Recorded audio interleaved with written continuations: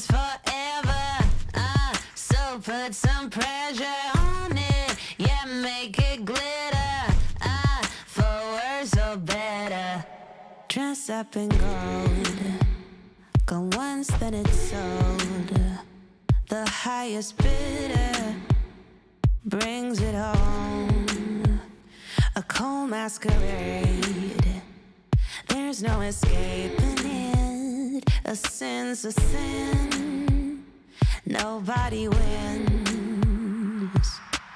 If there's a man on the moon, seeing all that we do, and say the time goes fast, but a few things last. Life short, diamonds forever. So put some pressure on it. Yeah, make it glitter. For worse or better. Life short, diamonds forever. So put some pressure on it. Yeah, make it glitter. For worse or better.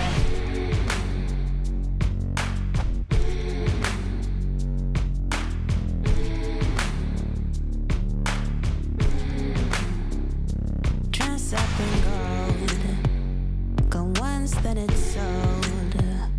The highest bidder brings it home. A cold masquerade. There's no escaping it. A sin's a sin. Nobody wins. If there's a man on the moon, seeing all that we do, and say the time goes fast, but a few things last. Life short, diamonds forever. So put some pressure on it. Yeah, make it glitter. For worse or better. Life short, diamonds forever. So put some pressure on it. Yeah, make it glitter. For worse or better.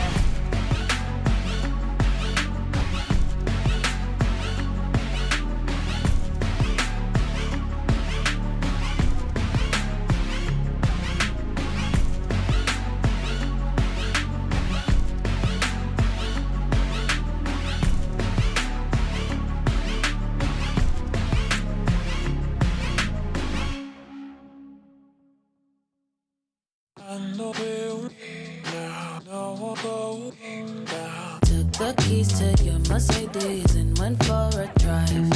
Never Dance Again was playing, I'm going 85. I taste the liquor on my breath now, I'm out of my mind. But you're the one who's burning bridges, so let's go for a dive. Got the gasoline, gonna make a scene. Standing on the edge of a cliff, I bet no one ever sees. You're dipping out on me, I got the receipts. I was hanging on the edge of the words you said, but I found your secret. Liar, liar, car on fire. You tried to hide her. Now it's your turn for you to burn. Look what you made me. Look what you made me. Look what you made me. Look what you made me. I lit a cigarette and burned a heart shape on my tongue. Starting to lose all the feeling for you going numb. Don't tell that shaky alibi you're way out of your mind. And I don't need your 2 cents, not a nickel, no a dime. Pour the gasoline on your off-white beam. I'm placing all my bets on the cards you've dealt me. My hands gon' beat you. You're dipping out on me. I got the receipts and all the things I let you get away with. You gon' find your keeper. Liar, liar, car on fire. You tried to hide her. Now it's your turn for you to burn. Look what you made me.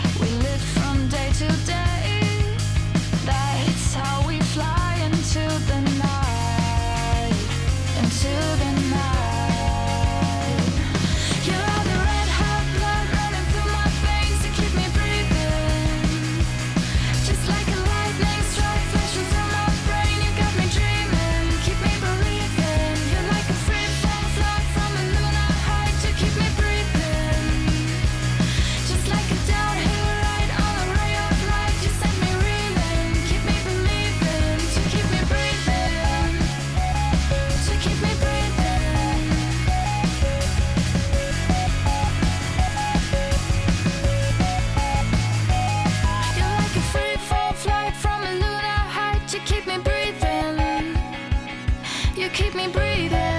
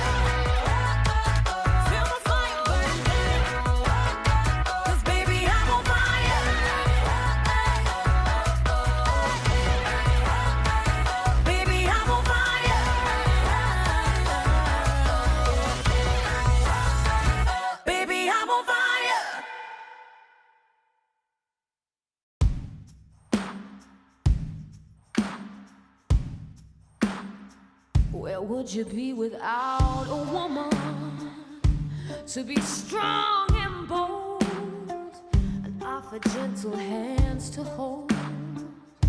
Could you have made it here? Where would you be without a woman? Would your feet be on the ground? Or would you even be around? Where would you be without a woman?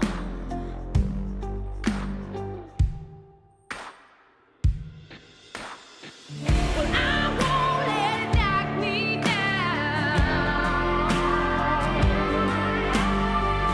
I'm a queen, I'll wear my crown. I'm not ashamed to live my life, and I know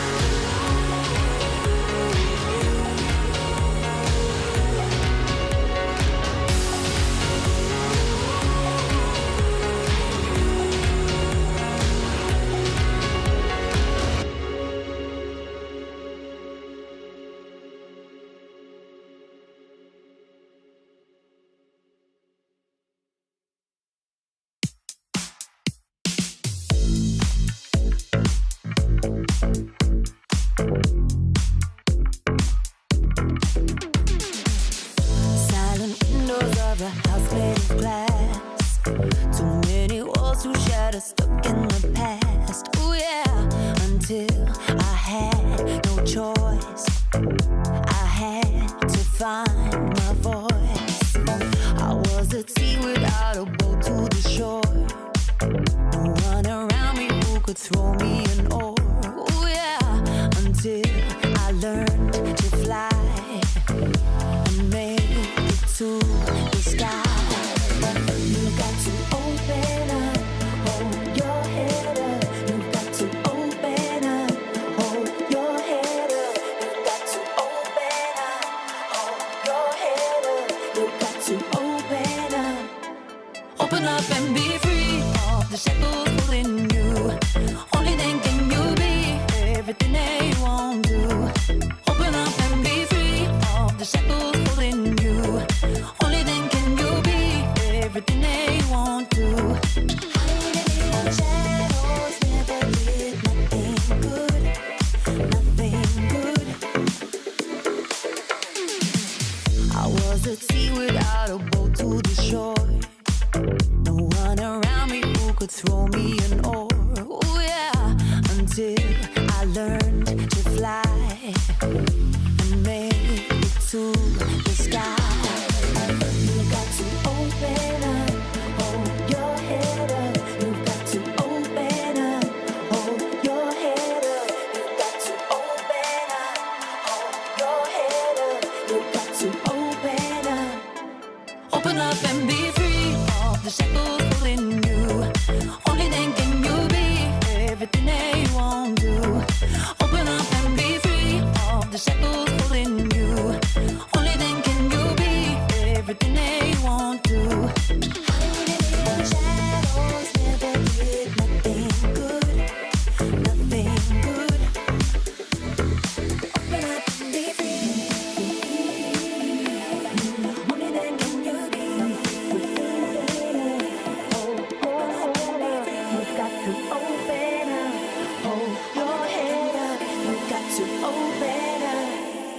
Open up and be free of the shackles pulling you. Only then can you be everything they want to. Open up and be free of the shackles pulling you. Only then can you be everything they want to. Open up and be free of the shackles pulling you. Only then can you be everything they want to. Open up and be free of the shackles pulling you. Only then can you be everything they want to.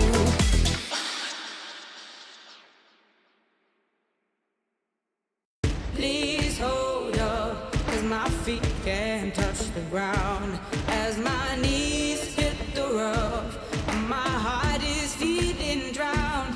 And I can't lie still, 'cause the tides are slowly rising. Just chasing surreal, and my prayers will fall to rest. It won't bring me down on this dry within this ocean.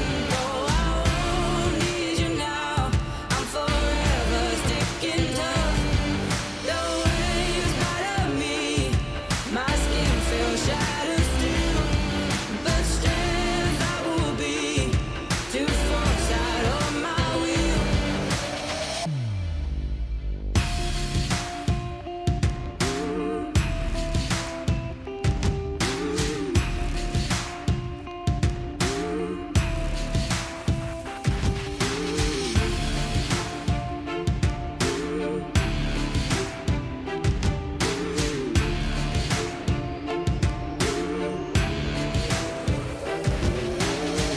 Please hold up, 'cause my feet can't touch the ground.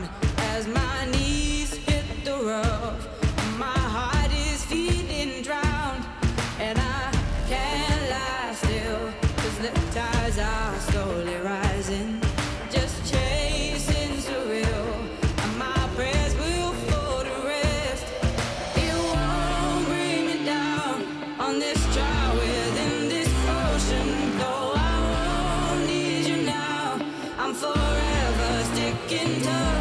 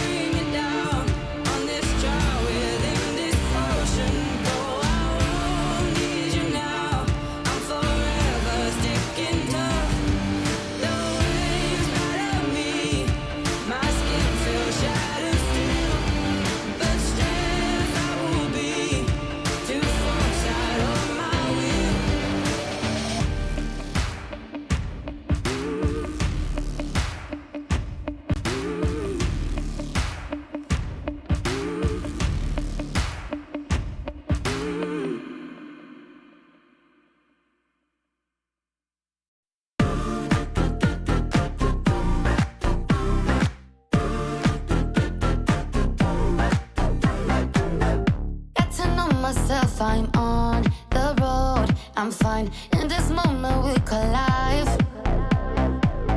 It took some time, but now the hardest part is done. Look who made it, I survived. You got the best of me, and I feel it coming right now. Baby, 'cause I believe that we're just getting started. So just don't turn it off, 'cause I didn't go through it all just for nothing. So come on, let's take off, 'cause I didn't go through it all just for nothing. I will always be the one who built it from the ground, 'cause I've never been the one who keep it in my mind. You gotta do the union, so don't you give it up. I know this is good for your soul, don't never stop, never stop. You gotta do the union, so don't you give it up. I know this is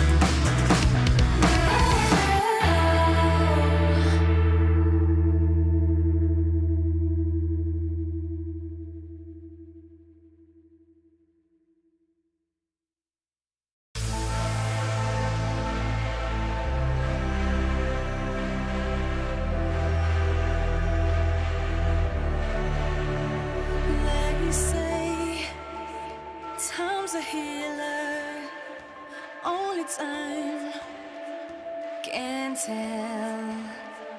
They say what doesn't kill you makes you stronger. I know it well.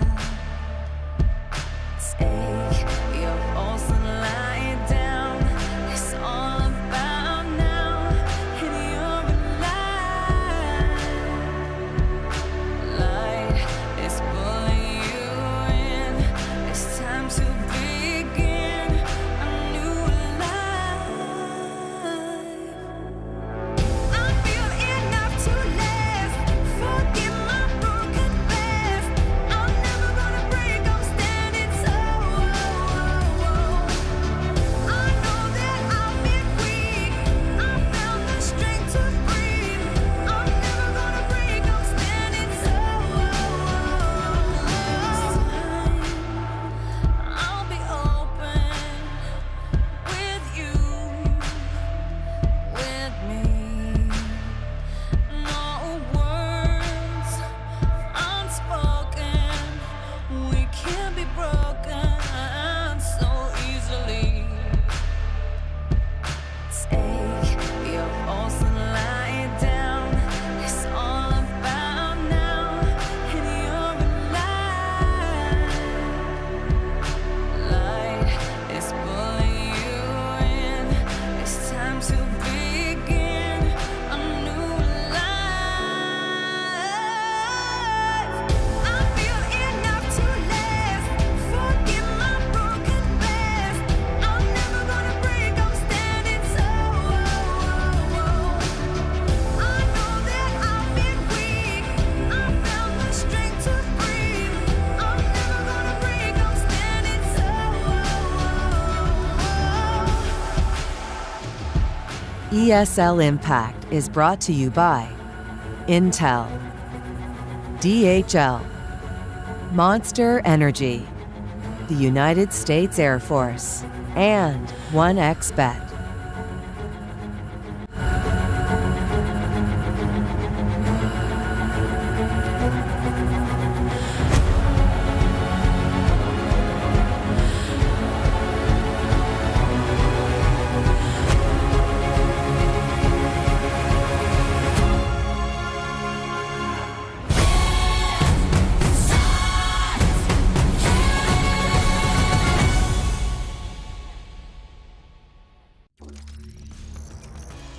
Hello everyone and welcome back to ESL Impact. My name is Lucy, that is Brandon. We're here for some more European action. How you doing, Big Brandon? Yeah, really good, thank you. Obviously, we had our game a little bit delayed yesterday because, well, Valve decided to release CS2 in the middle of the European segment of the show. But I can tell you that that game has actually reached its conclusion now. It got played at around about 4 p.m. between NIP and VP Angels. That one went to all 3 maps. It was a blowout for NIP on Ancient. They won 16-5, 16-6, somewhere in that realm. And it was 16-10 on Overpass in favor of NIP. So they won that series 2-1, completing a reverse sweep. I'll tell you what, VP Angels, really impressive. I actually almost thought they could have won that series. Even on Overpass, they were 9-6 up at the half, but could not get that T side going, at least from the looks of it. Didn't actually watch it, obviously, because it was off stream. But we watched the nuke game, and that one was explosive. That double overtime required the Ayaka 3K, the 1v3 to get that third round. Absolutely phenomenal. So VP Angels, really impressive, but NIP just holding on. Yeah, absolutely. And well, speaking of games, we can talk about the ones we're going to bring you on stream tonight. Obviously, starting off in Europe, you might have seen it on the bottom third. We've got Enigma Galaxy taking on Ent Athena. Then over in South America, you pronounce this way better than I do, but Glasser versus Divina. And then in North America, Team Karma versus EG. Some very, very spicy games on the broadcast today. Yeah, Glasser Divina should be interesting. Both those teams have been impressive out the gate, but it's that Team Karma game that I'm really interested in because I feel like, I was saying to you off stream before that I feel like that the winner of that EG Gold, the winner of that matchup will probably be in the best positioned and second in the group to me, in my opinion, just looking at the teams that are in that group and the performances so far, but obviously still very open because we're only in week 3. Yeah, absolutely. And also another game that's going to go on alongside this Group A bash we've got on the broadcast is Nine Pandas Fearless versus G2 Oya. And that is a really exciting game. That'll be on community broadcasts, and we will bring you score updates as and when we can.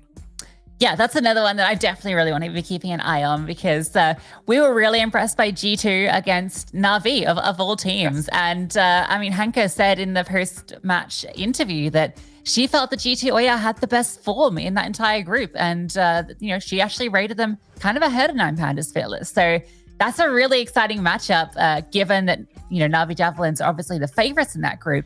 We don't really know who's going to be the strongest team against them. Yeah, well, that's that game. On this one, I want to know what Twitch chat thinks between Nigma Galaxy and Ents Athena. Hashtag NGX for Nigma Galaxy. Hashtag Ents for Ents Athena. Every single week, the hashtags get a little bit simpler, and it's amazing just to see, obviously, all of this investment into the scene. I will keep gushing over it because it is really special. And obviously, we're now heading into CS2, so hopefully that means some more organizations on the way. Yeah, they should make a hashtag easy, because it's easy for Ents, anyway, maybe not. Maybe Ents is easier to use. But yeah, this matchup, look, we both know it's very obvious that there is a strong favorite here. Nigma Galaxy, best team in the world. There's also another factor that's worth mentioning just before we get into the veto, and that is that there is, on the side of Ents Athena, a substitution. Zio is going to be playing instead of Missy, which that's a big change up going into this matchup, losing your IGL, and I wonder if that affects the veto because of that. It shouldn't do. I feel like if you're Ents Athena, you just pick your comfort picks. Banning out Ancient and Anubis, that's quite expected. If you're Nigma Galaxy, you can really kind of take this anywhere. I'd be really cool and excited to see if Ents Athena take this to maybe Overpass, because that's a very strong map for them. And I know Nigma Galaxy are pretty good on it, but instead they go for Mirage. Nigma Galaxy pick Vertigo, which is playing into their strengths and Ents Athena's weaknesses, especially kind of with the IGL. But they wouldn't have known that. But that's just kind of something going more in their favor. Decider could be, I imagine it will probably be, okay, Nigma Galaxy have the choice between Overpass and Inferno. Of course, they're going to pick Inferno all day long. Very strong veto for the reigning champions of ESL Impact. Yeah, I think the Mirage pick makes sense as well. Obviously, when you've got a change up, you want something that's a bit more easier to call on. And I believe Spirit, who was where Zio's from, I believe that was one of their main maps that they played on. So again, a map that she's going to be very comfortable on. Vilga, also absent, but she will be back. Anna, someone that's not absent in the flesh and in the server, with her AWP power as the best in the game. I don't know if she will be number one this year. Probably will, right? They've won 2 tournaments. I would imagine so. Yeah. And considering although IESF didn't go well for Team Romania, she was still performing incredibly highly at that event, despite them only being in the group stage. So I would imagine that would have a big ranking as well for her. I'm speaking of other players that have really impressed me. 23 is always a consistent in the server, but Kat and Tori, again, I feel like they've really elevated their game this season. And that is one thing that kind of gets you excited about Nigma Galaxy, but also kind of gets you a little bit scared if you're the other teams facing them on the other side. Because if Nigma Galaxy are raising their floor and everyone is now providing more impact and being more consistent, then it gets really, really scary. Now, I know they've only played 2 best of 3s, but the lowest rated player in Nigma Galaxy at the moment is Tori with a 1.29 rating. So that's something to consider. Now, Oxyset's actually a player I want to touch on because of Vertigo coming into the mix. She was so impressive on that T side of Vertigo in that matchup. Was it last week? Week before? Last week. Yeah. Looked so strong. And Milo as well, actually, on Overpass. These are 2 players that really stood out for me from that series, and I really want to see a bit more from them, but also the other players stepping up around them, because it can't just be that one-woman army. No, it can't be. Also, an interesting thing for maybe this game is Manka. Will she be AWPing this best of 3? Probably, right? Probably, yeah, I think so.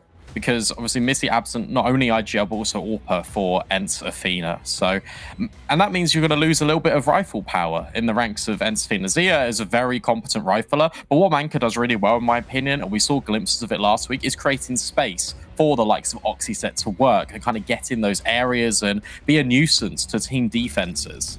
Yeah, let's see ups onto the AWP, but yeah, I guess it's a tough one. We'll see when we get into the server. I don't know who's going to be calling either. That's the question for me. Look, we're going to have the predictions, and look, we both know what we're both going to pick. I'm just going to say it's Enigma Galaxy.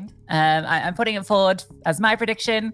Brandon, you're not going to challenge me, surely? No, I'm going to agree with you this week. It's quite clear. I'll be honest, I think this is going to be a 2-0 as well, just because of all the issues. And obviously, ENCE Athena are still finding their feet, not only at home with the organization, but just changing their structure. Because new coach as well. Yeah, new coach, and also just the way that they're playing. It felt like the AWP was the main point of contact a lot in Season 3 for Aces. In Season 4 now, ENCE Athena have got a much more diverse structure, so it's not just through one focal point, and that takes time to really build and integrate into a system. Yeah, so it's going to be a tough one for them. You know, at least in terms of the draws that you could get in the week that you don't have your IGL available. It's the match that you were probably the least favored to win regardless. I know that's a bad way to look at it, and it's not a good framing for the matchup generally, but I mean, it's just not in their favor at all. But you know what? Maybe Enigma Galaxy come in feeling a little bit too confident. We do see them sometimes getting a little cocky at times, and that can be punished if you are in that right zone. So, there is definitely the chance for upset, but it's a very minute one. Speaking of coaches as well, you've got Highski, and we touched on it when we saw Enigma Galaxy in the first week when they blew NOP Impact kind of out of the water. And it's the fact that that coach has now had a lot more time to get his values across and work and just reframe some of the little inconsistencies that Enigma Galaxy had in some of their game plans. And you can already see it going from strength to strength week on week. So all of these things make me very nervous. However, Mirage is one of those maps where you can kind of rely on your individual firepower. And ENCE Athena, what I want to see this game, from this map in particular, is them making it a brawl, making it uncomfortable for Enigma Galaxy. Yep. Throw convention out the window. Starting on the T side. See us starting with a bit of util, a couple of flashes, a smoke. The music was going hard. They're going to go hard up, straight through underpass. There is a dual Beretta set up here. 2 sets of dualies with armor in the hands of Enigma Galaxy's Kat and Anna. Play different parts of the map as well. Looks like they are going to be going over to B. And Vilga has got a flash to offset this as the initial hit is coming in, but with that being said, you currently have got a 5-on-2 on the bomb site right now. As you come into it, Kat's going to jump and potentially spot. Instead, it's Vilga taking first contact. Kat tucked down low by the van. Yeah, not throwing the flash, just sitting back, and they run overwhelm.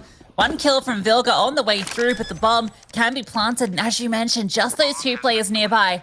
Rotations will come on through. No kit because of that investment. Oxyset up very close. Tori trying to bait out a shot, and, well, does work out. Oxyset swings. Milo's low, but Waldy's found the kill onto Tori. Now they know they're both coming through from this angle. Good swing from Waldy. She's just running them down.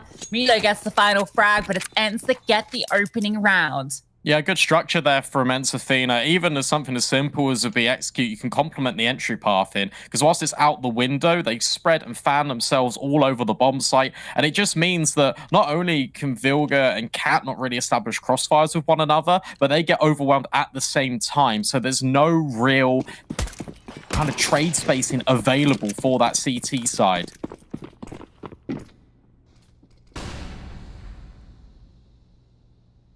And it's a full eco from the CTs. We've got a couple of flashbangs for Vilga. See, she's setting up for a bit of a poke in towards mid. Definitely a chance to catch some players here, but Zia might be too far progressed now for it to matter because they're going to swing and she can just basically cut them straight off at the pass and, come around the corner, spots them, the contact comes through, the flashbang comes on over, but as mentioned, she is not affected, gets 2 kills. That should be situation handled. The MAC-10, not a weapon recovered that could do a lot of damage, but I say that, long range. Kill comes through. Don't let this one get out of hand. Good nades to just kind of prevent this progression up connector. The smoke, though, is a little bit shallow. And what that means is the Enigma Galaxy can start to get involved a little bit more. But great spam out of Manka. Waldy chimes in as well with an impactful contribution. And now Vilga left completely alone. And I want to, just as we're kind of seeing this with USP try and get an exit, talk about, even in these first 2 rounds, how Zia is being implemented into Enzafina right now and whether this is going to be a trend that continues. I'm going to preface this by saying very small sample size. On the pistol, was leading the charge with the supportive utility over the top, throwing in the flashes, and got 2 flash assists in the kill feed. This time, went on her own a little bit, was the initiator, trying to create space with the MAC-10, trying to find out the stack. If she's being very selfless and allowing as much opportunity for Enzafina as possible, then this gets really interesting because you're then not really hindering your structure and your team environment if you're letting Zia kind of do most of the kind of heavy lifting when it comes to finding information and setting the team up. Yeah, it's, a good way to implement her into the mix. Straight into mid, the T's go. Good control being established. Tori gets flashed through, doesn't spot anything. And a full on back. Now, one thing to note is that AWP is in play from Anna. She's currently sitting passive over towards Ticket. Getting that one out very early on. And courtesy of that MAC-10 kill that came through. But it does mean utility very light, no kit either. So looking to win these fights when they find them. This is the biggest question mark for me with Enzafina is you've got mid control, but then what do you do with it? What's the progression you go for? Because mid is obviously a very focal point in Mirage, and you can grab that control, but we've now invested 3 smokes trying to just seize control of it completely. Another resmoke in towards window. Milo is the only player left now with 1 when the initial executes in. 23's pushed ramp. This split might be a little bit bare bones. Manka, though, charging on through, just runs down Tori, no head armor, Anna strikes. Flashbang over the top, but now she has to fall a bit more passive. Put on notice by the Palace player, but you still got 23. Mollied off now, so they're aware of her position, but no, she comes up behind it. There's space, but she can't convert the kill. Manka gets both to open up the round. Anna is sticking around, trying to find this bomb planter who's tucked on away. Can't see if Manka extends any further, but ends disciplined at the moment. That HE is great as well, straight to the head of Anna. Manka holding Cat if she decides to come through here, even with low HP. It's a powerful position. Yeah, wins it out. Fantastic round from her, and Anna can't get anything. Just 1 onto Oxyset before she's dealt with, an AWP to be collected, and a 3-0 start from Ents.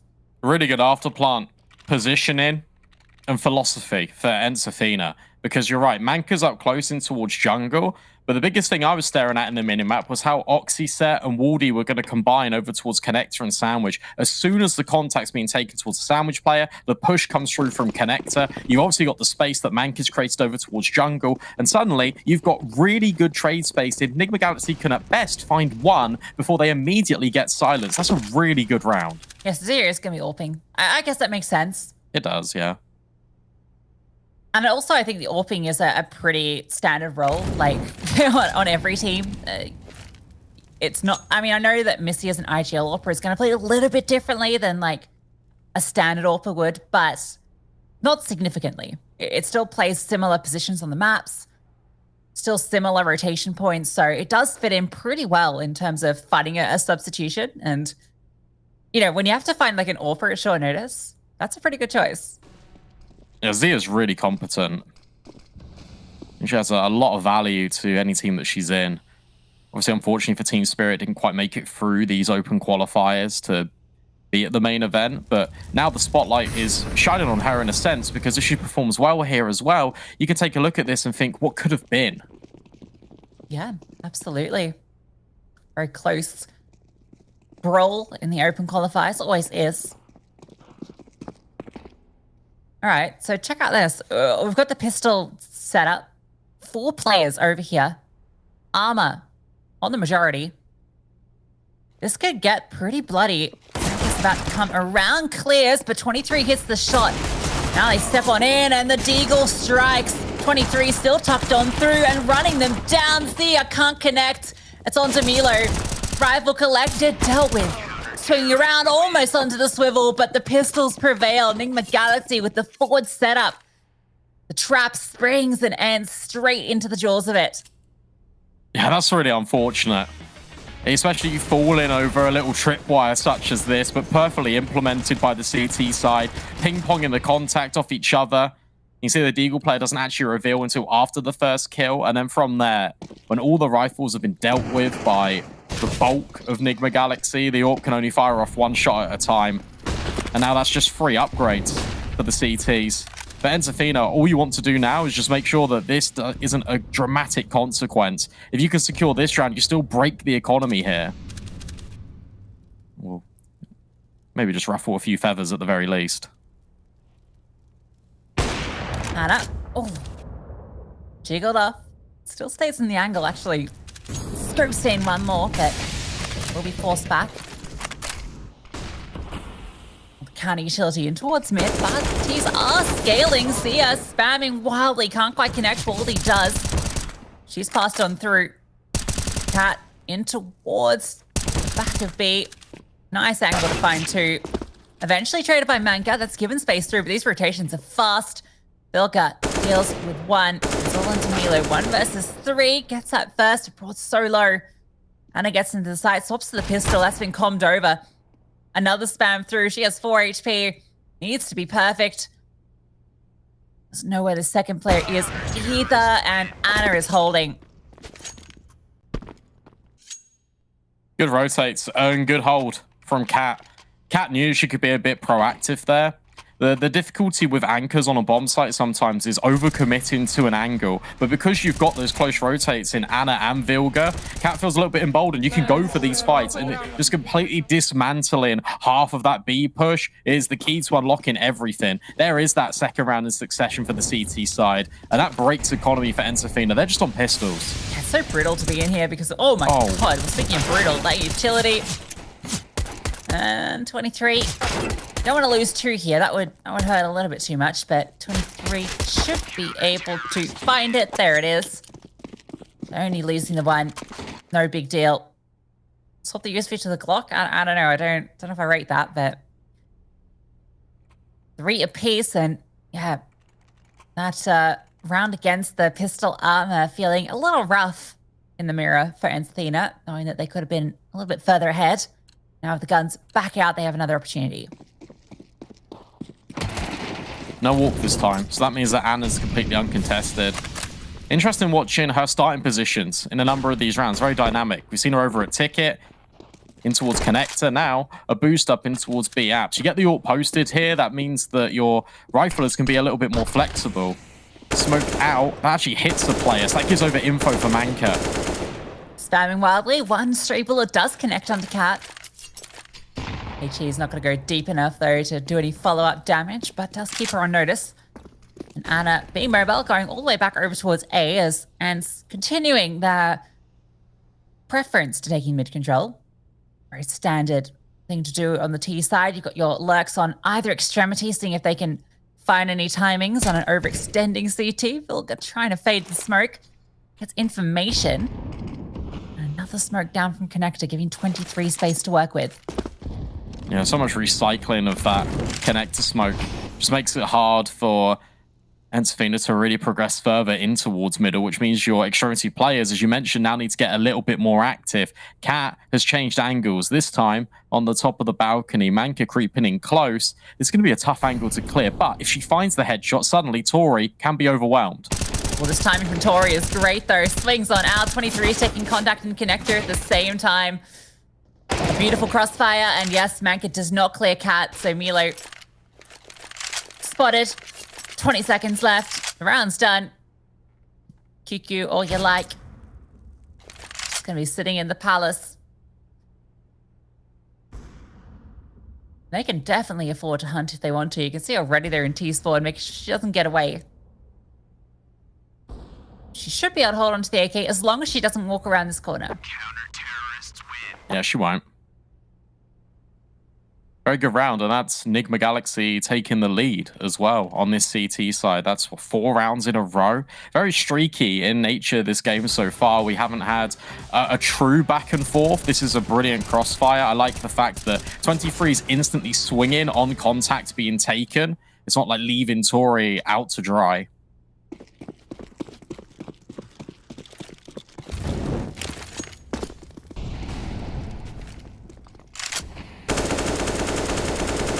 Bit of a half buy around that saved rifle. And looking straight out the gates, like we're going B. And Anna is here with the AWP. Steps forward, so she's in a little bit of a difficult position to get out of, but no, straight through the window. Jumps on over. HE lands in there. Feed Filka gets one. I thought for a second that was a blind shot, but no. I mean, it was, but from the rifle, not the AWP. And your plan to be pop has been popped itself. Cat. Careful. No, they're the ones that need to be careful. How did she find both there? Not sure. Again, Anna's starting position is everything with this AWP. Goes back towards B because in the previous round, she didn't fire off a shot. No one knew that she was there. So it's like, okay, I can probably go for this again. Gets ahead, gets the intel, and then jumps out the window. It baits the pistols in when they're on a half buy. Then the rifles just completely clean up.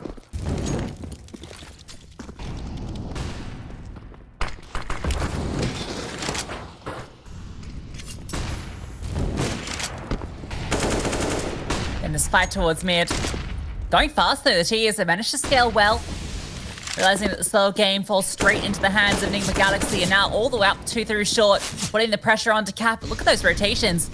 Anna's here, lining them up, getting that first kill. Cap strikes. Didn't even need the third player. Vilga's been sitting here tucked in the whole time. Oh, Cat. Not going easy on them. Milo does find one from short, and Zia's spotted. Vilga does eventually swing, and Milo, no chance. One before she goes. Responding to that fast aggression with all of the players they needed. Really good reactions. You see the smoke come down in towards Catwalk. It's a progression one. A lot of flashes being thrown in towards Connector. You kind of assume that the pace change is really on. So the CT side immediately just send extra players over towards B. They reinforce it well. I think what's interesting and what I've been looking at in this first half as well is the implementation of the connector smoke from Nigma Galaxy. They have actually been delaying it in a number of rounds. So before deploying the original one and then the recycling, they're waiting sort of 5-10 seconds to see if they can get a peek over the top, or just in case there actually isn't any mid presence whatsoever. Entefina have been mid-rounding a lot towards the guts of the map. So just by having an extra smoke, it buys more time and delays executes further.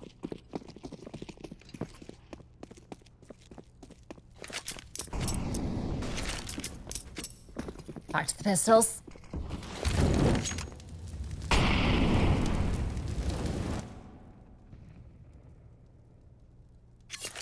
Milo as the Palace Lex had a bit of a rough one. There was that round where she basically just didn't leave Palace the whole time. Just look like they are going to be trying to utilize her as the late lurk. Anna is locked in on it as the rest of the team creeps on up. Anna's going to peer on around, gets a little bit of a whiff of what's going on. And now that shot comes through, but it needs to connect. Tough from behind. Zias does. A lot of pressure being put on now. Anna still stuck here, and there's 4 players jumping around the corner. She gets one before she goes.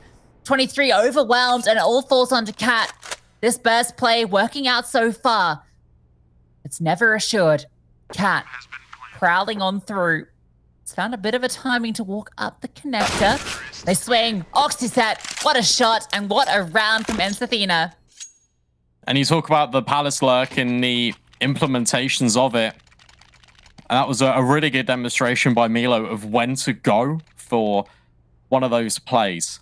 What happens is all contact is taken in towards middle. Anna's missed a few shots, which provides a lot of opportunity. Entefina starts swarming up connector, taking contact. That's when your Palace player can come out and blindside the players on site. A really good deagle headshot. Also dropping utility towards ramp in case the CTs have progressed in that part of the map. And it's a complete overwhelm. Lucas got a good angle to deal with Milo here, who was brought low earlier. There it is. Spots her just on the edge of that smoke. Rest of the team is now going to root back over towards A. It is only 23 here. Anna is all the way over on B at the moment. And Kat is pretty committed with her. So, if they've been able to find this entry path in. 23 spots a player, the bomb, and now, yes, she is under pressure, but the rotations can start to come through, and she's still finding fights. Still having time to throw her utility. That is unbelievable. She's getting away with murder. Daylight robbery. She takes 3 down. Zia's now stuck back into the ramp. There's even a flank coming through from Anna, who's running around, rapping with her AWP. There's nowhere to go. Nowhere you are safe against this team. Anna's about to hold her in, capture. Oh, the timing couldn't be worse. Really well done. That's expertly played on how to pick those angles and just remain so vigilant on the bomb site, getting information without completely selling your position. That was honestly a masterclass in how to hold down A solo from 23.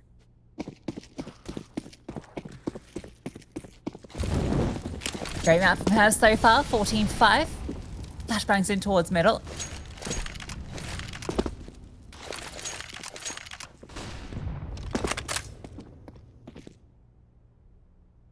This one's looking very spread out from Ents.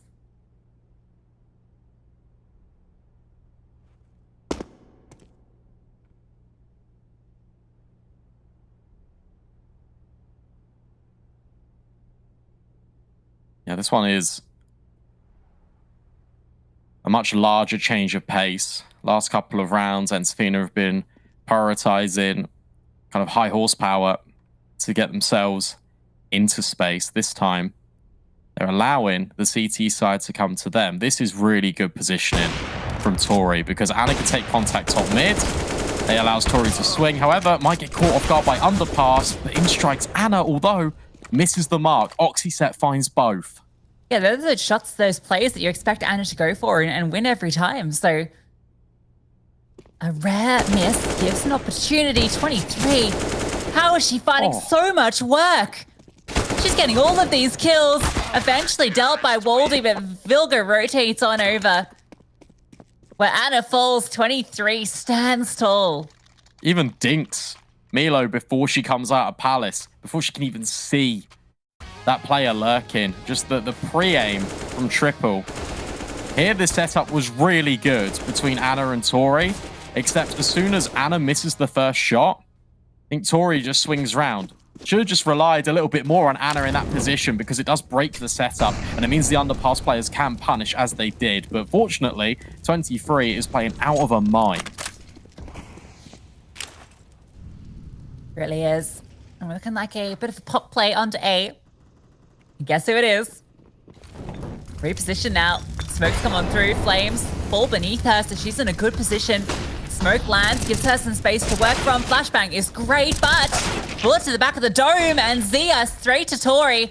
Gives an opener, a pathway through, an M4 that can be recovered.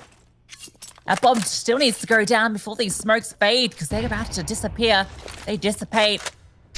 Now it's a little uncomfortable, because the utility can start to rain on through. Long range, the M4 doing damage. Kill can't be found, though, and Anna, she's dealt with. Cat's so low. Hence pausing, and now they do have the advantage, all of it. Vilga, the only one with health, looking for fights. She finds one. And the bomb does go down.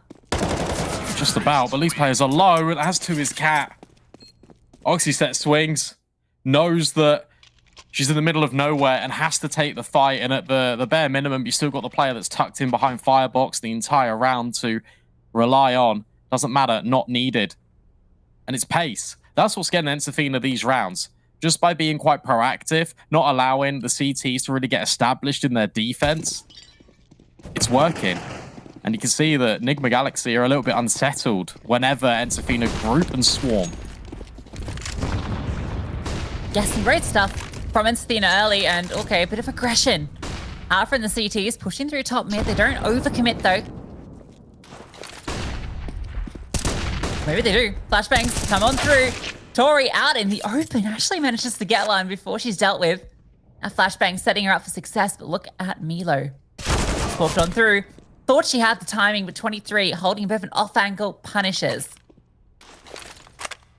the design is here for the T side. The way they're approaching the rounds are really good. It's just sometimes the execution is a little bit off. We can break that down in a second because right now I'm looking at 23, who's now being proactive in Palace.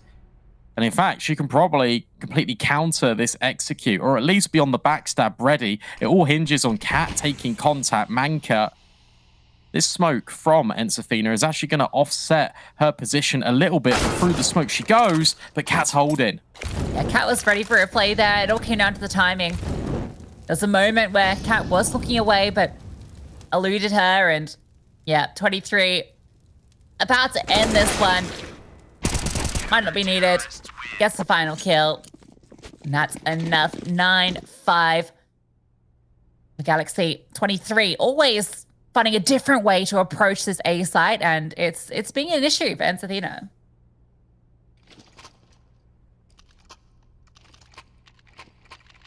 It has been, but I'll be honest, I'm still impressed with the half.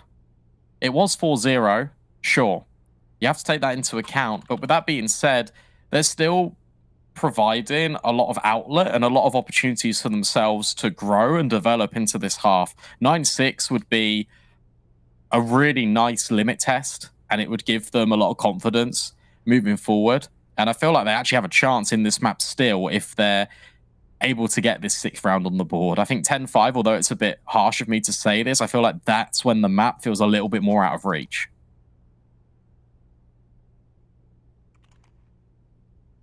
Also, Lucy, I've just taken a look at the other game. Right now, 9 Pandas Fearless versus G2. Oh yeah, that one's on Inferno, G2's pick. It's 8-3 in favor of G2. All right, interesting. I mean, we saw them looking so good against Na'Vi on that map. So, not super surprised to see them coming in hot, but very exciting. Would love to see Giuliano and Zaz on land.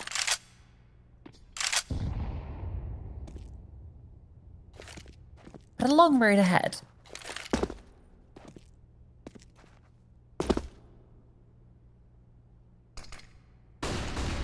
This one's a little bit of a fake. Got the smokes out at A and the creep B. Although Cat definitely saw these players on the jump and the spam. It's good. And Vilga can step in and collect these trades. Players are falling left, right, and center for Ensafina. Vilga, you can see, just tucked in, waiting for the kill to come to her. Oxyset revealed at the back of the bomb site, a swing, but a little bit of a miss. And now it's all up to Milo, 1 versus 4. Yeah, not a good position.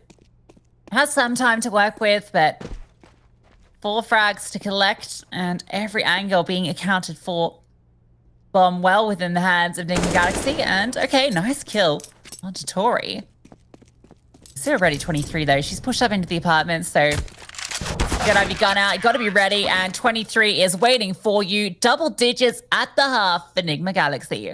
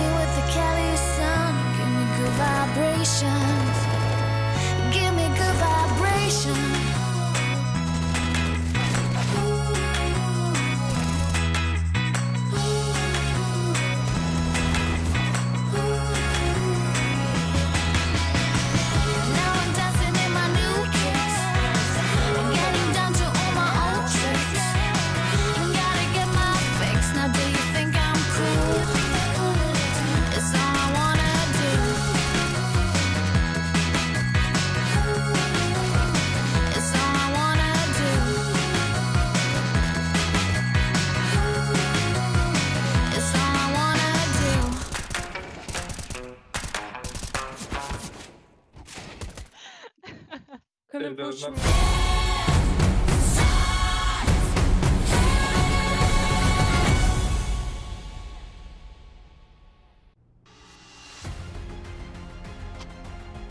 Dominant half from Enigma Galaxy on the CT side, and you can hear the mood in the camp on the break screen. Laughs all around for this now T side as they look to take Entafina's map pick away from them. I love the little laugh from Kat as it went to the it starts here. You know, it was just really nice the way it did that. Hey, everyone's here for the T side. Baldy's here for the CTs. You got to play in towards jungle, one in window. Zero again with the flashbangs, and there is a kit and smoke, so an opportunity for the retake. Smokes come on over, announcing the intent of Enigma Galaxy, and they're going to stream on through. This sort of setup, you can see that they're already intending to go further. 23, hopping like a rabbit around corners, taking control in towards CT. A flash comes on over, but she's dealt with by Waldy. Tori now goes in for her chance. Swings for one. So many players, though, and so many flashbangs. Manka gets a kill back, and they're split now. Caught between two, and Milo finds one. It's all under Cat, brought down low. A single bullet will do. And it's going to be Milo's. Oh, that was close. That was really actually quite scary for a second there, because if Kat dances her way around the box and finds Milo, then suddenly you can just tuck in. And the pressure's on Manka to try and defuse the bomb. Fortunately enough, there is kits in play, so it shouldn't have been an issue, especially with the HP. But you just think for a second, it starts to get a little bit dicey. That's a well-earned pistol round. It's something that Entafina desperately needed. That's both pistols, by the way, being taken in the map by Ents. Yeah, 2 for 2. Pretty decent. And I'd say a requirement when you're trying to pull off an upset victory. Makes sense. Enigma Galaxy off the back of the bomb plant, though, and taking it down to a 1-on-2 are definitely going to be keen for this force buy. 4 Galils and a Mac-10. Who needs an AK? Not Enigma Galaxy.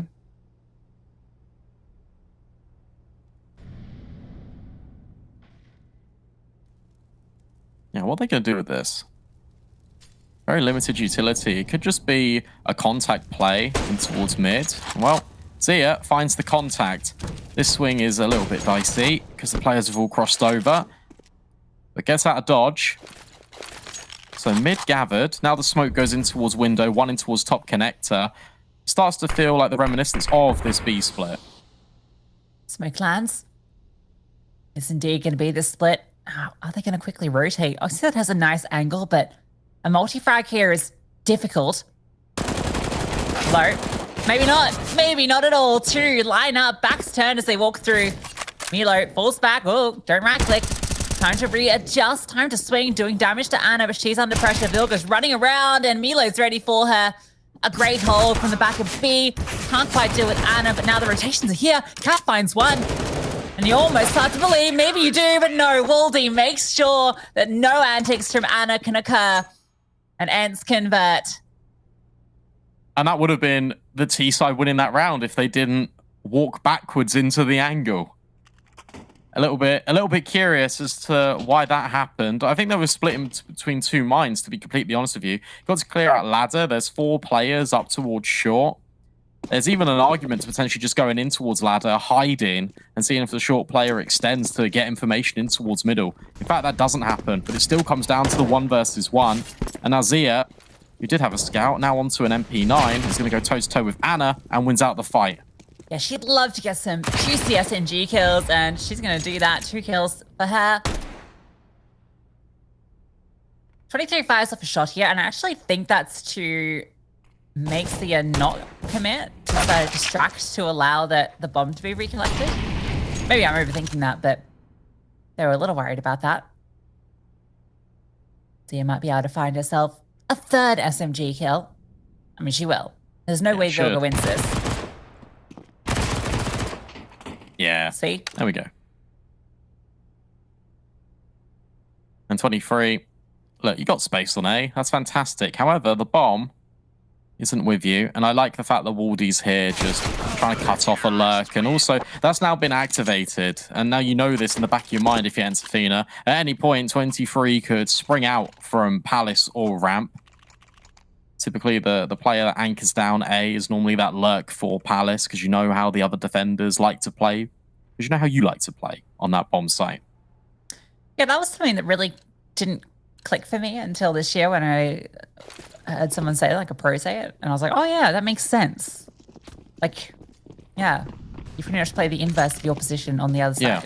So at home, if you play a position, play the inverse on the other side. Yeah, you're going to be really familiar with the angles. Who else is going to know best but you? Anna wants to get Aggie. Wants to find this fight. One flash draws a molly, so that's $400 profit. Peek about CS economy. Oh, and a nade. Stonks.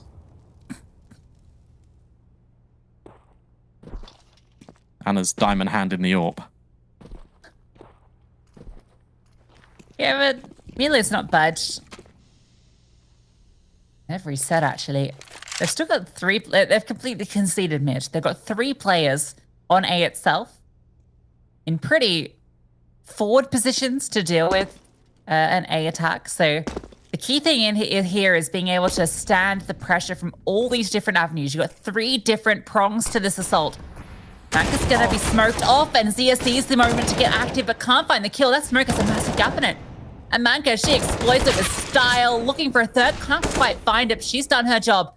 Baldy in the back of the site. Oh, felt like she had that one.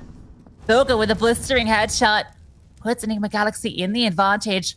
2 players in towards CT, Cat holding for them. A flash could maybe come over, but no, just going dry.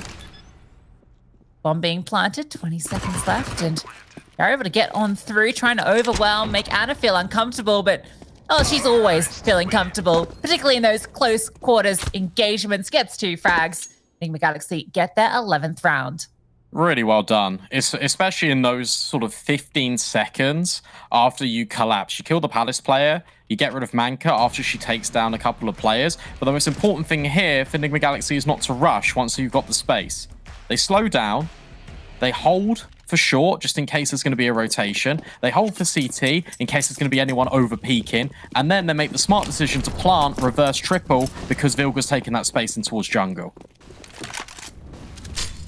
Anna going for a forward peek, but Flames do keep her at bay. Or maybe not. Maybe not. There's no way you can keep Anna at bay. You try and throw a leash on there, and she rips it with her bare hands. And off the back of that opener, they go straight into the site. Oxy said she is blinded. Nothing but white. Enigma Galaxy seeing red as they charge into B. It is a beatdown, and it's a 12th round assured. Yeah, it has to be a save. There's no money now. And Vilga, you can see that she's done her CS finance lessons as well. Oh, missed shot. But that confirms the position of the AWP as well. Tori holding for the cross. You've also got this flank coming in. Zia might find one, but then you've got to be so careful, because here comes 23. Zia trying to hold on. I don't think she's going to get out of here alive with this AWP. No. Spam through the boxes. Nothing saved over for Ensafina. Everything gained for Enigma Galaxy, and they're now in the driving seat. Yeah, that lack of saving hurts a lot. USPs. 5 of them. Means at 13, all but assured. Manka is actually going to get herself a deagle and a smoke. That is the extent of the investment.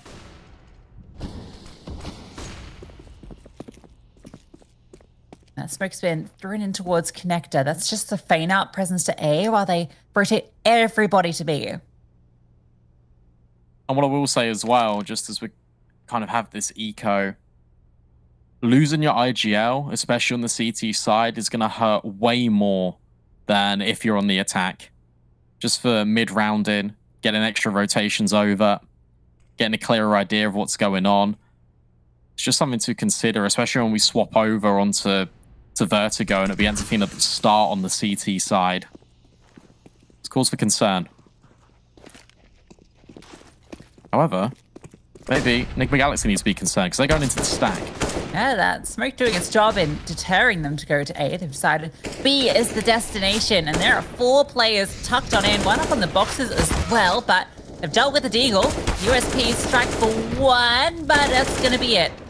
Oxyset picks up that Desert Eagle from her teammate's corpse, but then joins her shortly after. See ya. See ya.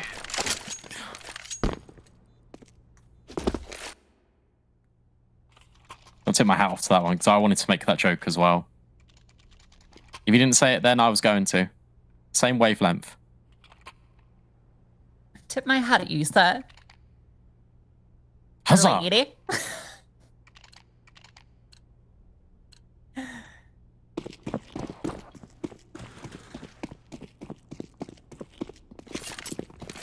This one's got pace to it. This is going to be a palace pop? Okay. I didn't expect this. I thought it was just going to be an A execute. See, Cat's lining up a smoke. That's for CT, just based on the minimap positioning. Well timed from Interfina. I doubt, yeah, the T's are going to not go through that. Okay, no, she's changed spots. That's for jungle now. Still looking like the Palachi play.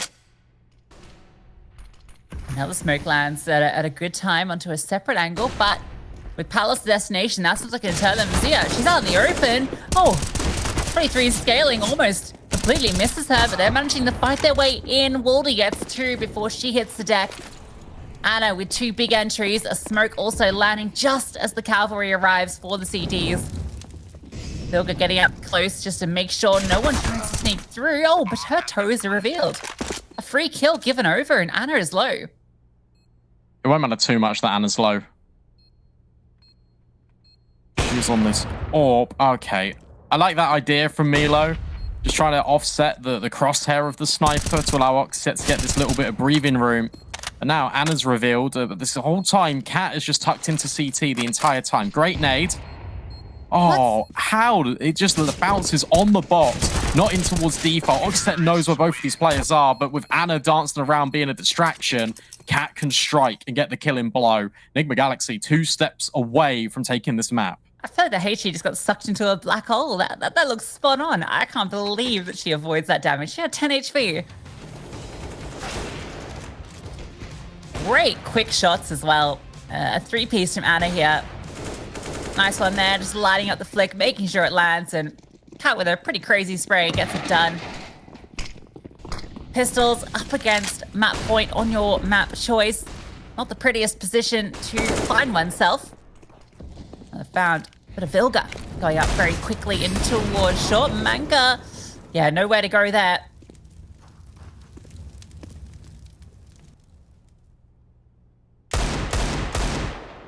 Ooh.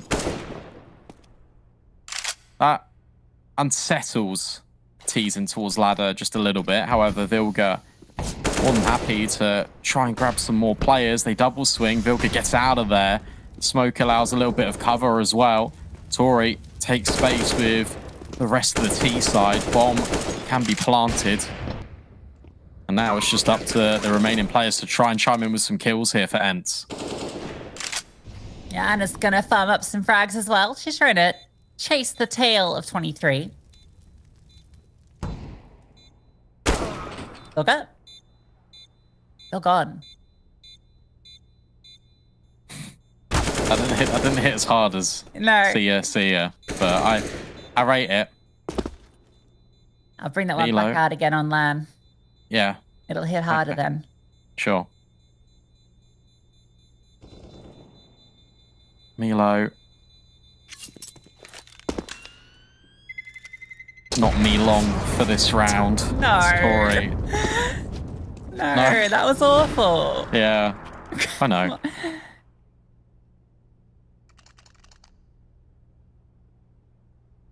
Talking about being called third one, and given the way they spaced them out in the first half, I expected this pause to be called a little bit earlier, to be honest. But despite that, Entefina now backs against the walls. 7 rounds in a row needed to have overtime as a minimum.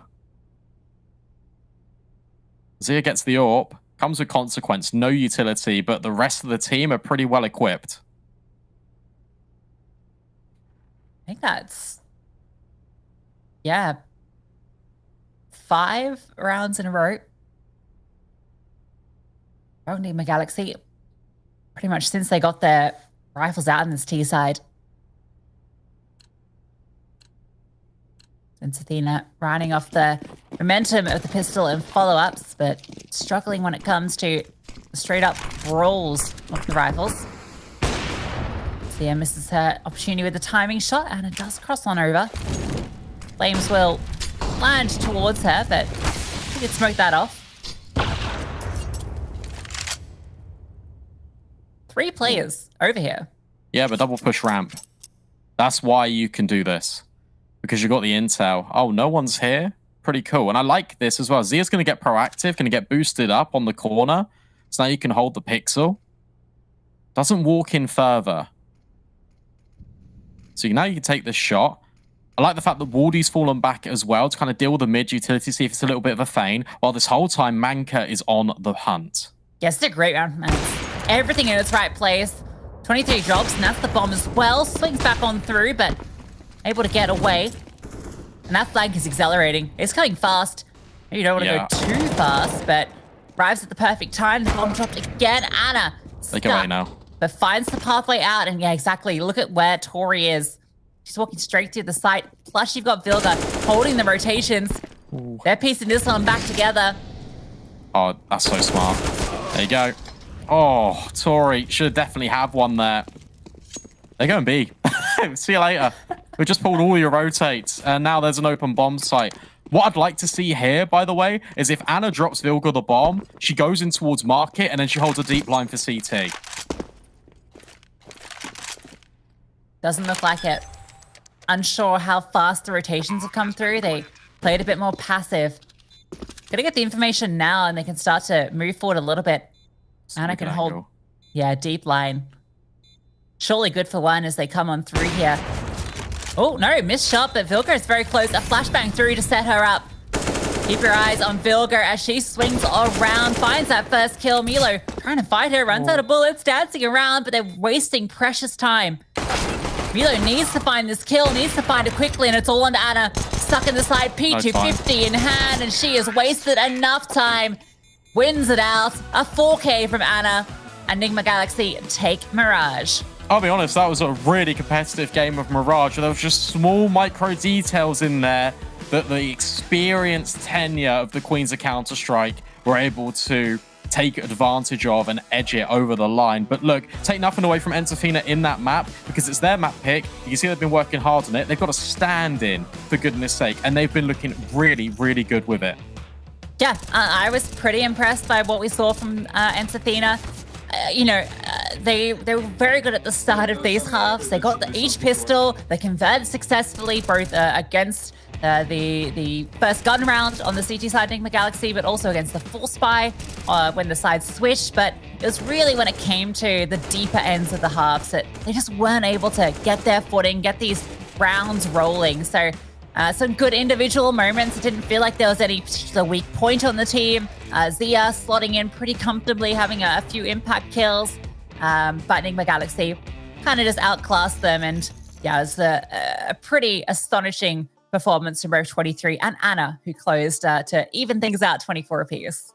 Yeah, really impressed. And we talked pre-game about how the floor of Enigma Galaxy is rising, and look at how tightly woven these kill distributions are. Everyone is contributing, chiming in with impact, and that's really reflected in the ADR as well. Also, as this game is finished, G2 Oya versus 9 Pandas Fearless, they've concluded map 1 as well, 16-6 in favor of G2. That is quite the statement coming through from G2 Oya. I'm very excited to keep an eye on that match, and it was the regular suspects, Giuliano and Zaz, kind of towards the top of the scoreboard for them there. So that's exciting. But I guess focusing here on Enigma Galaxy versus ENCE, obviously Mirage coming through. That was kind of the way that we saw ENCE Athena coming into this series. They kind of had to come through and win that map if they wanted to provide that upset. I look ahead to Vertigo. That looks a little bit scarier. Yeah, absolutely. I want to highlight one round in particular, though, from a player in particular, too, 23. We can bring this one up. This is a really good example of how you get not only mileage out your position, but you set yourself up with your own utility. Smoke towards Palace, playing a non-committed headshot angle to get the first, tucking in towards default here, just in case the players start to rush in. So now it's a different angle, goes back in for more, and drops this incendiary to isolate another fight. And the reason why you can drop that incendiary there is because you're not aiming to get sort of 2-3 kills from that position alone, but it's buying enough time to get your rotates in, get your teammates on board onto that site. But that is a really good example and one I wanted to highlight because I was so impressed with how she just maneuvered herself in that round. Yeah, which I think segues beautifully into our player of the map, which I think no surprises based on what we just highlighted, but 23, particularly on that CT side, on that A side, she was just a phenomenal anchor. It just felt like anytime they came to that site, she was getting a multi-kill. We saw a few occasions where she'd even, go aggressive through Palace, caught that flank time, which ended the round. So many different ways that she approached that side of the map, often when she was left there alone as well. So a lot of responsibility, but always stepping up to the occasion. It's scary when you got 24 kills, but your team average is 20. Yeah. I think that really kind of sells the idea about how scary this side is. And just when you think they can't get any better, they keep on improving. They are rising and matching the level of the competition every single ESL Impact season, but they're still elevating their game. And that's what you need to do when you're at the top. You need to keep finding new ways to keep yourself there and hold on to the crown. Yeah, because plenty of teams nipping at their heels. And, on that other stream, maybe one that will eventually nip on their heels. G2 Oya looking good. But yeah, Vertigo coming up next, Brandon. Is there much hope for ENCE going into that map? No.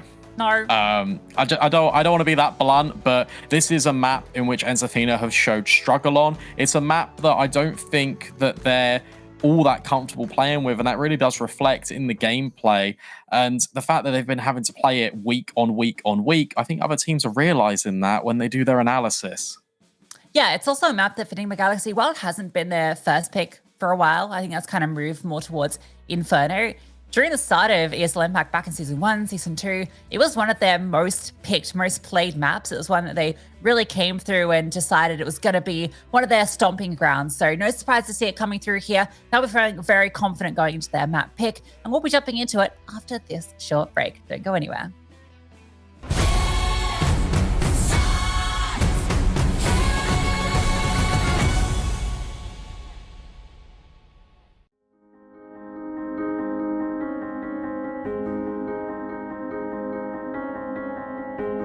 People say you're very shy. They don't know you can't be wild.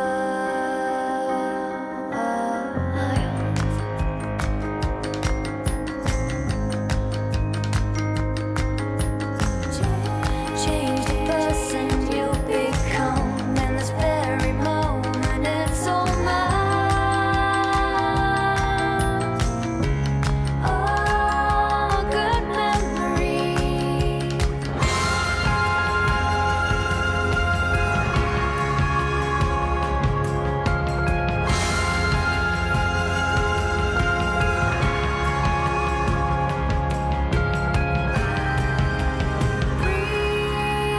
Pretty wild child, always on the run.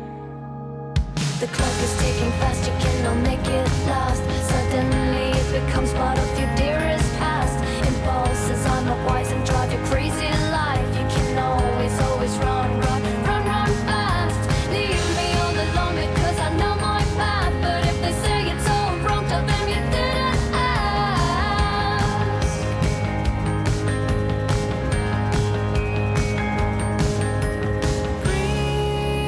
Pretty wild child, always on the run.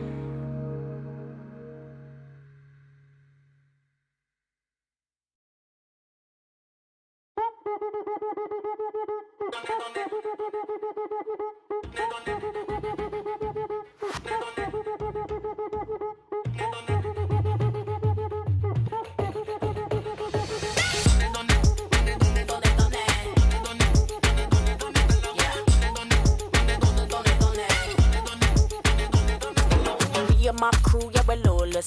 Got the man, them thinking that we're flawless. Yeah, mama told you that I'm gorgeous. Got a million tricks, can't deport us. I'm a flame in the star, call me gassed. Back foot slide, I'm slick to with the mass. Calling to the tribe, it's a revolution past. Present in time, no, we can't be masked. So you better rise up, collapse up, shout out loud, down before the time's up. So we better rise up, collapse up, shout out loud, down before the time's up.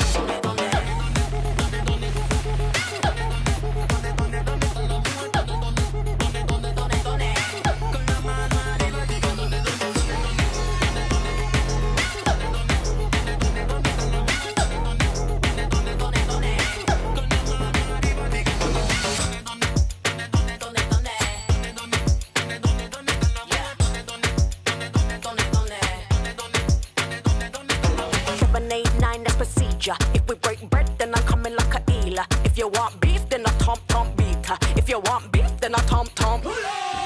789, that's procedure. If we break bread, then I'm coming like a eeler. If you want beef, then I tom beater. If you want beef, then I tom.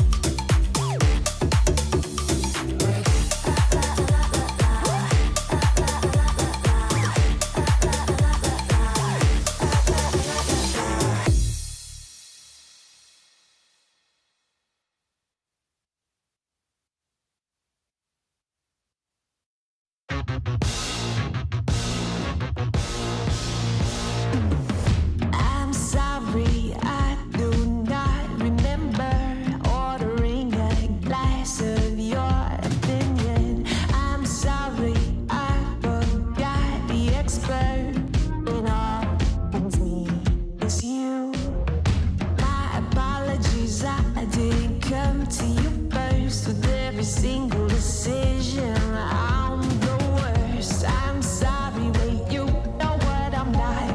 I almost forgot.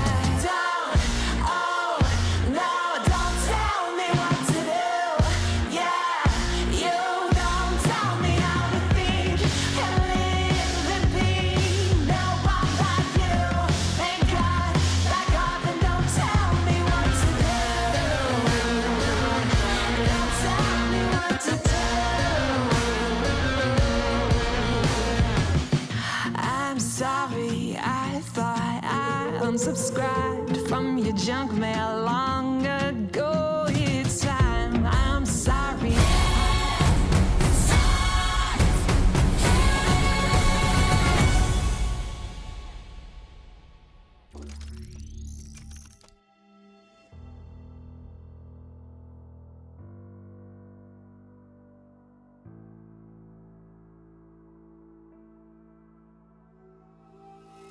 I'm here. Sorry about me. Hello. Just miming into. We always do this. Someone always does it. It was me this time. Yeah.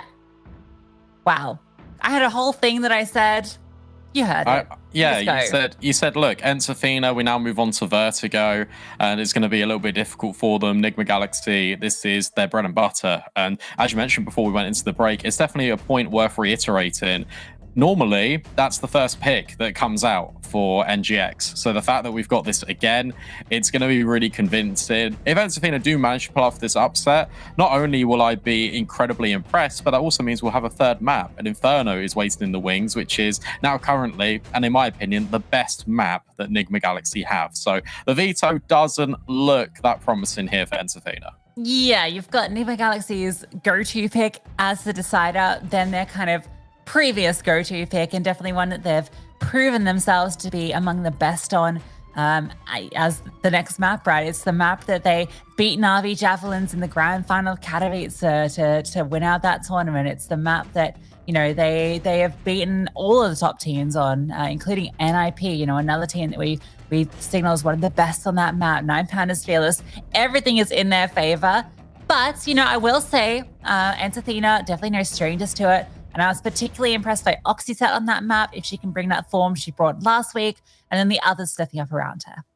Yeah, I want to see Oxset. I want to look at Manka as well for the amount of space she'll be creating on the T side. It's just whether the CTs even allow them to get in these positions, because I think like last week when we took a look at that game with Enterfina, there was definitely gaps that were being exploited and they were capitalizing upon. I feel like, especially after what we just saw Mirage, that's not going to happen. And that's what I start to get a little bit concerned about here for Enterfina. But look, this is now the third time they've played it in the ESL Impact Season 4 circuit. Let's take a look and see what they've got to provide us for here today. And no, I was completely wrong. Of course, they start on the CT side. It's not their map pick. Yeah. We'll see. It's an interesting setup on the CT side. 4 players hanging out over here. This is a read. You really know that this is where they're coming. You've got the bait set up as well. Vilka has a molly, but surely that goes to default. Smoke's going to fly in. Waldy can take these fights, but the flashbang's really good. Remember, the Zia is in this corner. Good strike onto the first. Now the overwhelm. 23 can only find one, but Vilga chimes in with another. And you know that there's more players that lie beyond the generator's smoke. Oh, Milo finds Vilga. Anna desperately trying to find something around double. There is a flank coming through, but Milo has put 3 to the grave. Tori is going to get on through, gets that first kill. It's desperate. And ends 3 for 3 on pistols. Good way to start the map. Yeah, really nice. Thumbs up from Milo as well. Understanding that the game plan works. That was definitely a read in.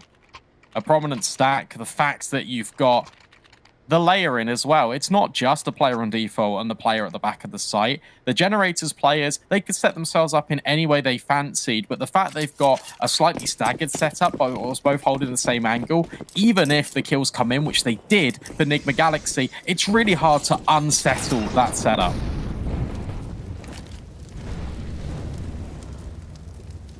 It's one of my favorite spots to sit on the B site. Get a good first fight onto a player walking around this corner, but if they decide just to run on past or run boost over, it becomes a little bit trickier. There's a run boost, but she spots the toes. Now she gets the information, can sit passive. Milo comes in to support. Handing on Manka. Oh, caught off guard. That's an opening. It is, and you know that there is going to be rotations coming over immediately. And in fact, an instantaneous double up and they run over the grating and walk back to give over even more audio. Look at how unsettled Ents are right now in the defense. Scramble players over. Now you start to look over towards middle a little bit. Well, in fact, I thought Milo was going to. Okay, she is, just from Elevator. This is classic Vertigo shenanigans. Smoke, but Milo has a nice line of sight. They managed to jump over her. Waldy is now feeling a little bit of discomfort. They're looking to find her in particular, and they do, but she takes 2 down. Bomb gets planted, and that's already a strong objective. You've killed 2, planted the bomb. Anything else is just a bonus. Maybe there won't be anything else. Smoke lands on through. Everyone survived. Bomb being defused, and yeah, just gonna lose the 2. Good round, though. Look, you've got a couple of SMG kills in the mix as well now. That's extra $600. It means that Tori, for example, can drop over an AWP to Anna, and that's exactly what's going to happen. Immediate purchase. Oh, wait. I think there might have been a little bit of a miscom. We've now got 2 AWPs on the T side. That's definitely not the case. More the merrier.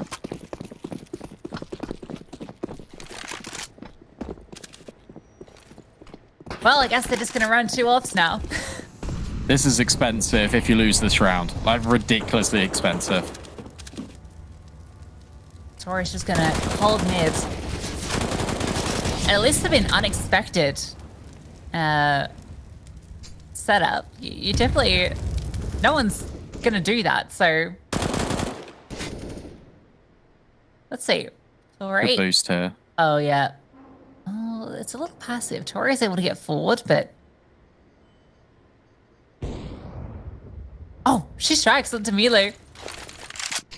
She did extend around us. So that AWP goes through. You got the nade stack, and now you're like, why is Tori on the AWP? Manka swings on through just for the 1, though.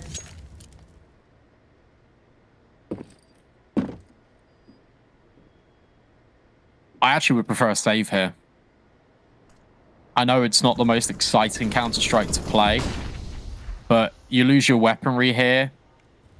It's not worth it. You're then bringing forward just pistols into the follow-up, especially because you're on first round loss bonus. It's a 4-on-2. Sure, there's 2 AWPs in play, but I don't know. If you don't find a kill in the next 5 seconds, you get out. Yeah, you just get out. There it is. Not the rounds that you want, but... No. No, get out. Run. Run as fast as you can. Here's Vilga.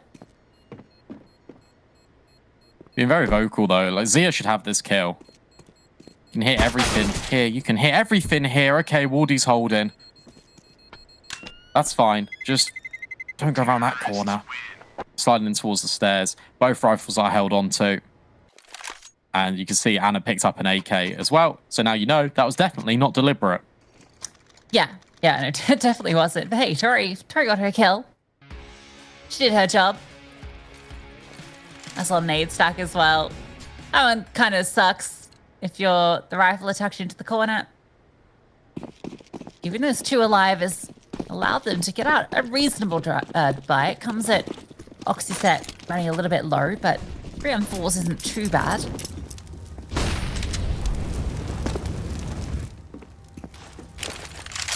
Good nade. And the follow-up as well. Oh, that hand's actually a little bit shallow. Oh, Manka gets revealed. Now the spam can come over. Cat and Vilga dispatch. Still got Zia on this angle.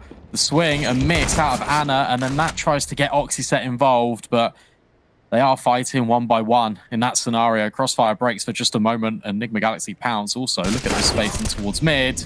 Waldy, make sure that it's theirs. Yeah, Waldy's been doing great. Finding a lot of big kills. And still more. Trying to go fast is Cat, and she's caught off.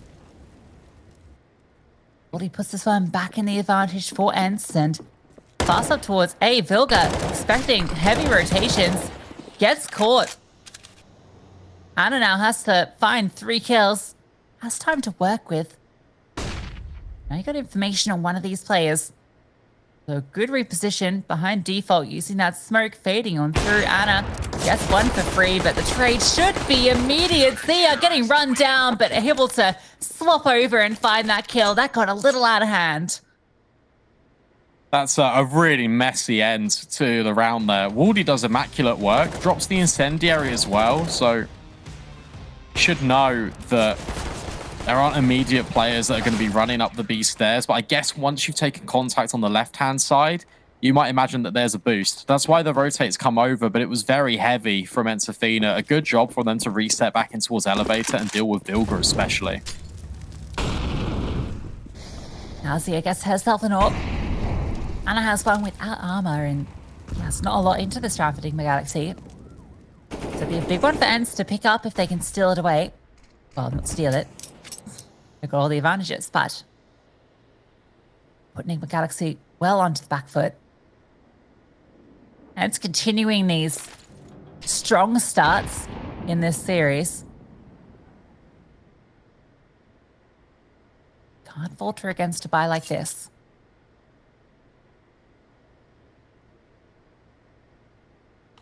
Isn't the place to kind of swap nades, but Banker still feels okay with it. Anna holding. You can clear this, and then actually, it might give a false sense of security of Anna posted. Yeah, Manka strikes. Maybe going for a boost as well. You got Oxyset close that can then swing on contact. Instead, Entafina are going to push forward and go together. We have flashbangs set up. No, a forward smoke. Anna though, just lurking around. Oh, a rare miss. Here's Oxyset that opportunity. Cat tries to find a fight onto the headshot angle, but can't connect it. Now you got players all the way out towards sandbags. They are overwhelming, taking control back. This one's not looking good, but maybe Tori can make a case for it. She has to be the one. Another shot with the deagle, all on 23. Takes up the plant, thinking they're going to try and run her down, but no. Oh, the Molotov as well. Couldn't have been timed better. Run down. Oh, maybe not. Maybe not. 23. Has time to plant. Just about gets it down, and it's got to be Waldy. She's on a very fast flank, and that might be something that 23 is not ready for. Although it feels like she's ready for anything right now. Check out this reposition, walking around. Waldy on the other side. Can't quite flick up. 23's heroics denied. That's Waldy bailing Ensafina out. Sure, take nothing away from 23, but they've basically given her those 2 kills and an option to convert the round there. The Enigma Galaxy. That was really rough to watch because look, you got 11 seconds. You put the incendiary down. There's no need to swing. Even if the MP9 wants to have a go, sure, try and deny that bomb off the back of the fake. But Zia swinging here, yeah, not a fan of it. Yeah, I think that's part of, when you've got a stand-in, right?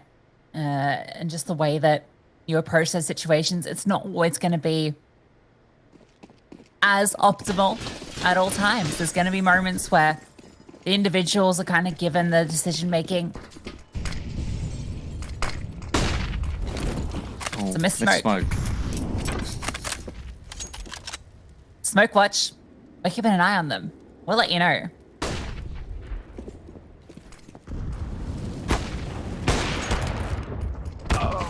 Is that? That's the bug, Molly. That's the bug. Is that allowed? I don't know. Not a question for us to know. No. But it gets the kill. And now they've got the space on towards B.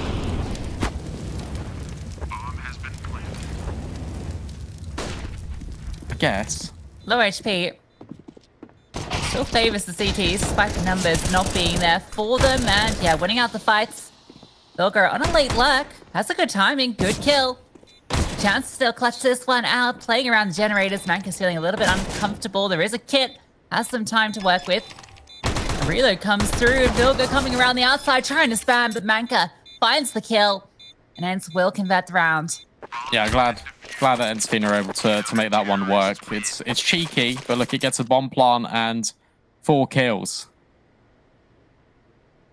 Ensafina now taking a pause. just because some of these rounds have been quite chaotic. You know that a gun round's about to come in. You know that Anna's going to be on this AWP. Just settle. Calm down a little bit. And make sure that you're all on the same page for the round ahead. It's so important, whilst you've got this advantage, to keep snowballing it. Because as we saw in Mirage, once Nigma Galaxy got a little bit more of a stranglehold onto the game, it was really impossible for Interlude to build back in. Two back-to-back rounds that come down to a 1v1 that ends are able to close out. Does mean that the purse strings are tight on their side of the server. Knowing that, this round has a lot of importance for the half for them. Gun rounds where they were struggling on Mirage, but they are finding the work here, getting it done. And going for a little bit of a look in. Over on 8. So I'm looking pretty defaulty for Nigma Galaxy. With mid, their main course of assault.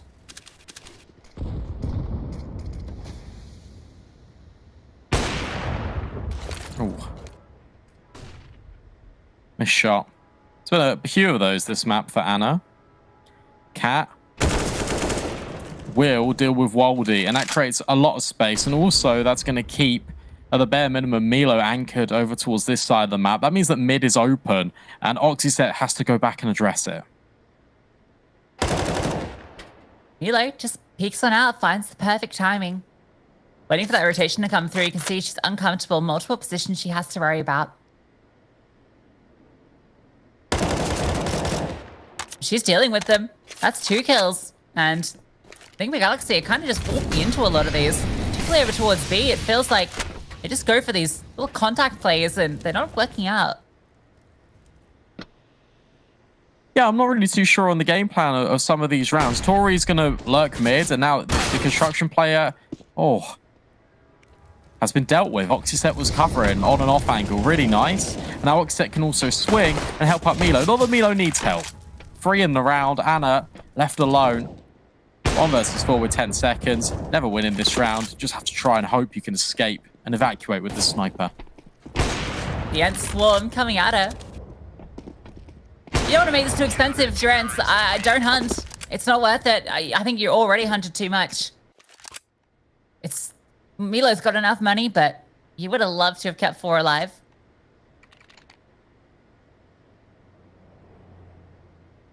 And yeah, tactical needs to come through because that is kind of what's been feeling missing here for Nigma Galaxy. Tactics, it just feels very default out, contact in, see what you can find. And I think the reason why they've been going for contact plays is especially to kind of react to what Entafina are putting down on the CT side. We saw a few rounds ago over towards A, where you had that multi-layer in from Oxyset, and I believe it was Manka, where they were swinging together, walking out beyond Crane, taking those peaks. It was all dry. It wasn't telegraphed or set up by utility. It was all based off initiative. And for Nigma Galaxy, they tried to do the same to try and catch out these players searching for information. But that can't work on a reliable basis. It's good for the odd round here or there. But it's clear that they are struggling here on the T side.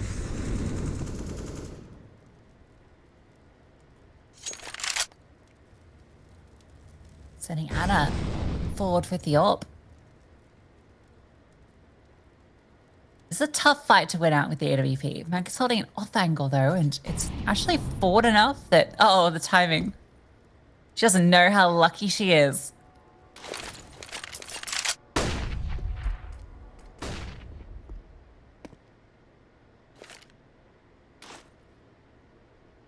I'm just seeing what this smoke is. Okay, yeah, that's nice. Slightly forwards to prevent the AWP getting on the deep line to look at headshot here. Another smoke comes in as well. That one's been thrown by the CT. So a lot of utility dumping has happened. But look at the rotate. You've also got a boost come up. Zia on top of default clears everything. This is good. This is really nice. Now, the T side are under a lot of pressure. Smoke dribbles forward, flashbang over. They are going to start to scale on through. Good damage being done. Barely a piece of utility left. Boost over almost rewards a kill, but Milo wins it out. Somehow surviving that. And that's that last piece of utility for the T side. In fact, it's just going to be a brawl on every single avenue. Anna with the AWP knows that she can get involved here, find a kill. Wardy is slowly coming in on the flank, but needs to time this well as the team comes on through. A flashbang over. That's given the space. She can start to walk on forward, looking for an opportunity. The tap onto the bomb, you can see it sends the T scrambling, and it gives her all of the space to activate. 2 big kills for 23. She might have done enough. The bomb being defused, the shot's going wild. She runs out, trying to find the knife, but can't do it. The defuse comes through, and the clutch is denied. Yeah, really, again, a scrappy afterplant from Enigma Galaxy. It's one in which they're all separated. There's only one player in towards Gap. Tori was holding, but a well-timed flashbang from Enzafina as they explode onto the bomb site allows this space for Wardy to walk up. She's run out of bullets. Must have. Great round, and I really like the fact that they're pacing their utility. And they're denying, they're making sure that the T side have to execute with really minimal time, which means you overlook things, such as the flank. Oh, you heard him. You heard the step, looking desperately for it. Woldy finds it. You're not ready for the second player, but she's already left. Anna can't quite unwrap the stack. It's a 1-for-1. Manka jumps away. Tori back onto the mid-lurk. Baldy is holding for any of these sort of movements. Okay, hold up. Where's 23? She walked through A. Yeah, because they're at Gap, right? Yeah, so this is a bit weird. Oh, this is a timing round. Backstab about to come in. Imminent. Manka's known as well. 23 finds both. That's unfortunate. Tori's deep positioning from earlier gives her the perfect spot to catch off rotations.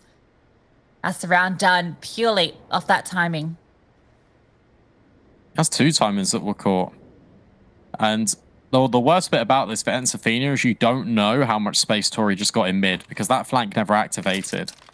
So now you can rely on this in the mid round. And I feel like that's always been the game plan on this T side to a certain extent because of the amount of times that Tori has been able to grab this space. But rather than pushing over the top at construction, she then worms her way through either in towards CT or elevator. And I feel like in the next couple, that's what we're really going to see a heavy reliance on to try and get Enigma Galaxy back into this game.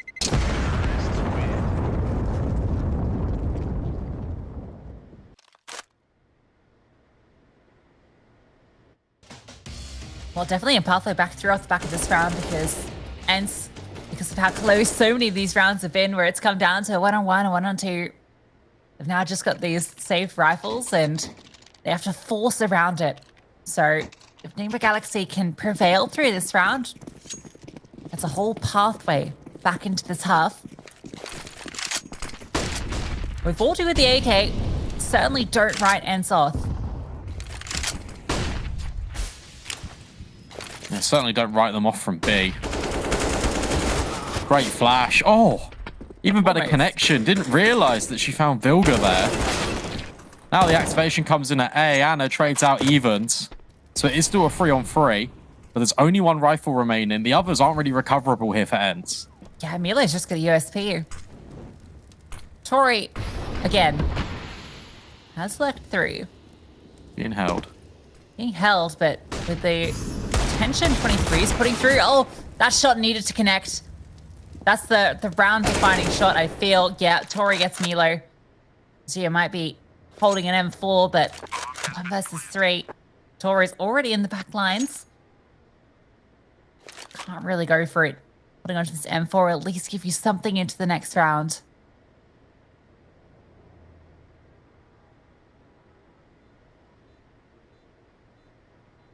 For a little score update for the other game? Right, go on. Second map, Anubis, map pick of 9 Pandas Fearless. They are winning on the T side, 7 rounds to 5. Oh, that's very close. Wait, is that the same veto that was against Navi? Possibly. I can't remember. That was last week. Lucas the Decider? No, different decider. Vertigo Decider. Okay, but similar veto.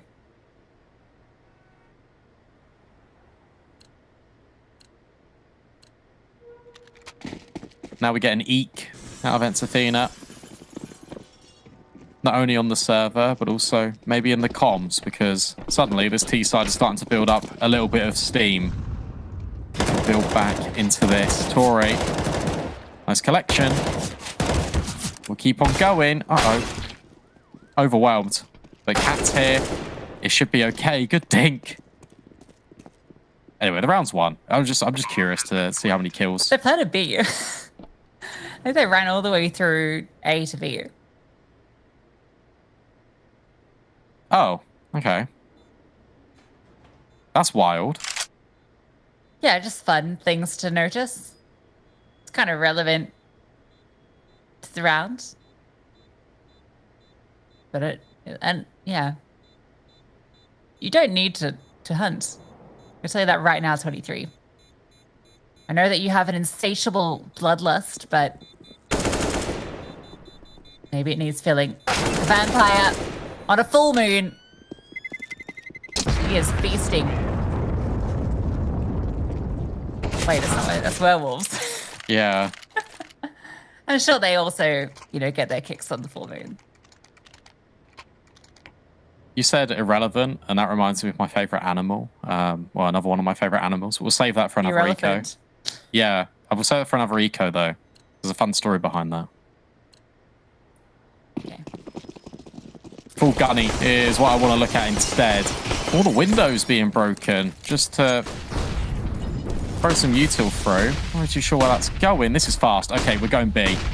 Util raiding over. Deep CT smoke. Flashbangs over the top. Generator player spotted alongside Default, Cat, and Vilga with big entries. That's the round over. Yeah, that was explosive. Didn't even give him a time to set up a defense. Just burst on through.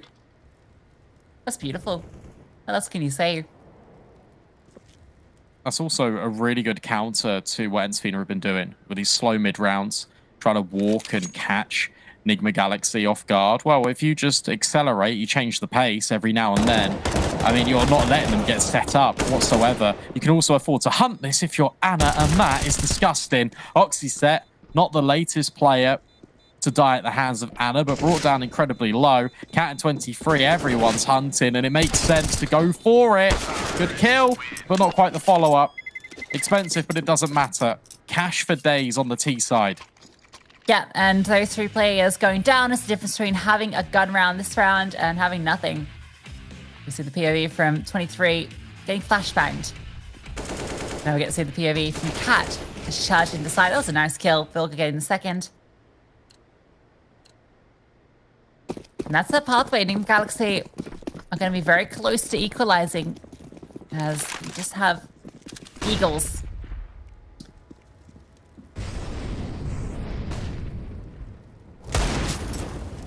Oh. Anchor went for the shot. Didn't connect. However, Milo is down the ladder. So much noise, though. Yeah. She did. Like a elephant. Oh. Oh. How? How is it like an elephant? Being loud-footed. They don't, Okay, they don't move quietly, do they? No, true. So boom, boom, boom, boom.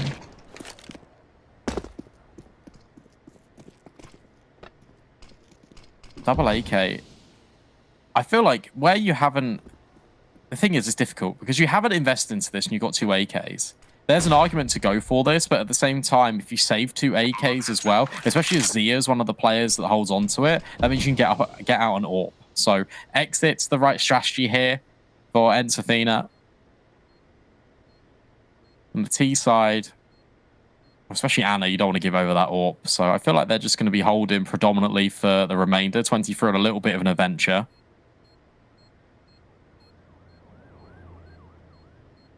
Vampire. But a stake through a heart from Zia. Oh! Oh. It's fine. It's fine. Oh, you better be careful where you stand. 7 HP should be fine from there. Yeah. Yeah, this isn't CS2. Oh, yes. You know the cash cups that are playing on this weekend are on CS2. I did. Yeah, I saw that announcement. That's pretty cool. Yeah, that's really cool. I want to see. I know NIP are playing in it. Yeah. So I'm very curious to watch. 30 seconds for Ensfield. Yeah, again, in a commanding position, even more so than on Mirage. And yet it's just slipped through their fingers. Lost their focus a little bit, but you got to give full credit to the T side for being able to build back in, the amount of varieties they've been doing as well. Fast B plays, allowing Anna to work and pick over towards A ramp. Now the rounds have come in quick succession, and the scoreline has only been reduced to 1 round now. That's scary. Yeah. So everyone on Athena has 10 kills. Except Zia, but she's about to get her 10, so...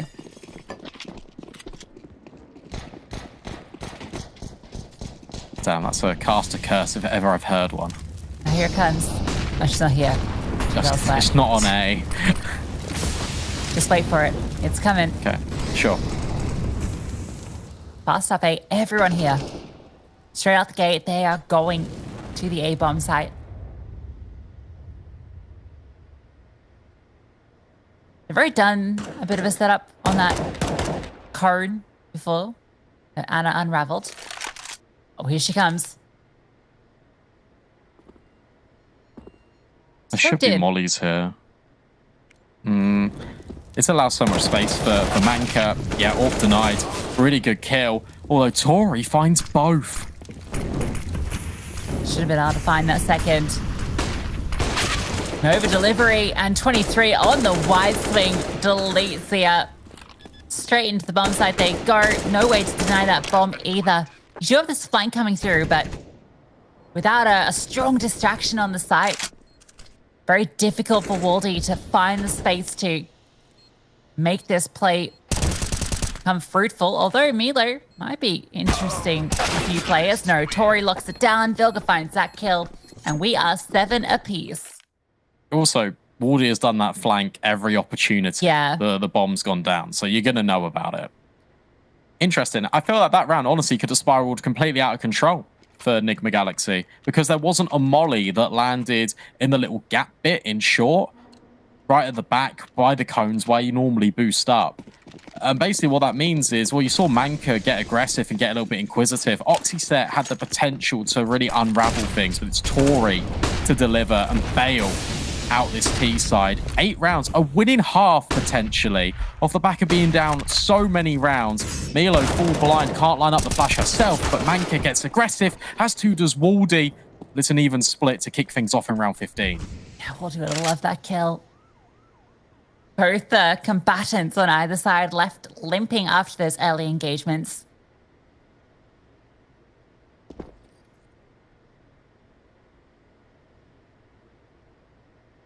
Kat is going to extract herself from the situation, and back towards A we go. Flash forward to get information as well, and that's going to allow one of these rotations to come back over.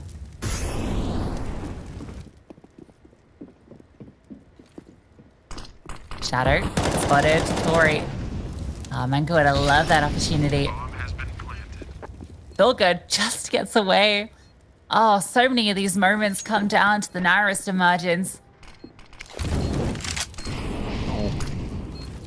That's scary. However, that's going to force the FAMAS into the AWP. Anna brings out a warning shot. More opportunities, although Manka deletes from default. And now Tori under pressure. Everyone is low apart from Kat. Vilga dealt with, and Kat overwhelmed. So in the end, Ents, after letting a few rounds slip on by, are going to close out the half. That defuse. It's fine. Okay, it's good. They had a kit, and now they have an 8th. 8-7 half for Ents Athena.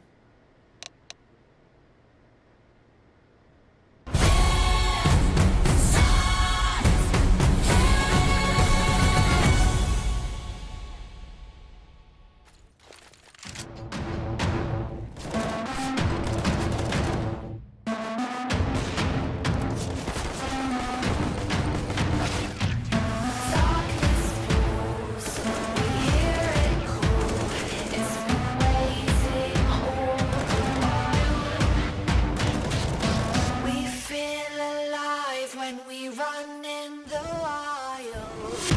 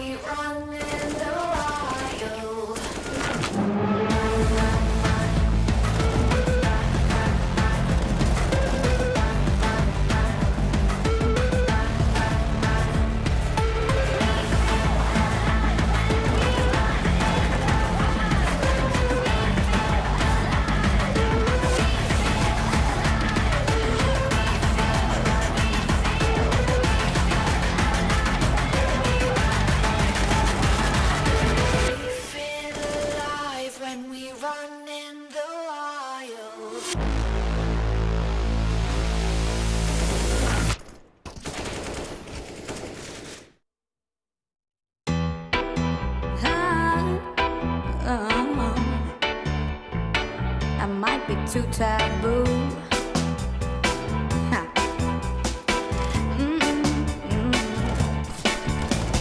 I have tried to be a girl with good intentions, proud to speak my heart without any pretensions. My words will never ever leave you in doubt. I don't see what all the fuss is about.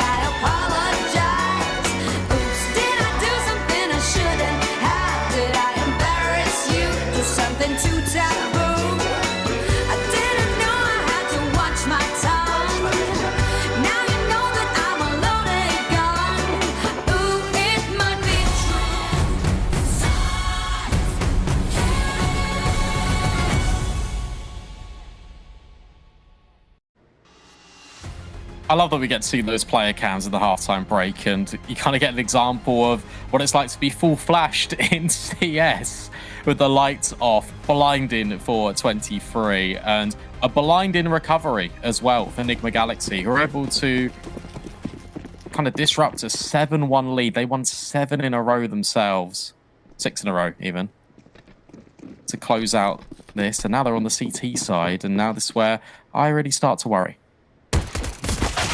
Tori dealt with, but Vilga and 23 find one of fuse. You still got Anna tucked on through, and she just eats them up. Don't even make it out the first hurdle at ramp. Finally, Enigma Galaxy get a pistol as well. That is their first of 4. That's a staggering statement to make. They're normally very good on pistol rounds as well. Credit to Ensafina. And now we get to see the fact they don't invest. They want the AKs out as soon as possible. Makes sense. Only a couple of SMGs in the equation here for the CT side. One of them not being on Anna, which I find curious.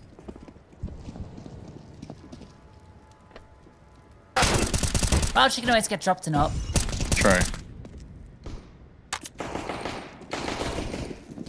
A lot of noise.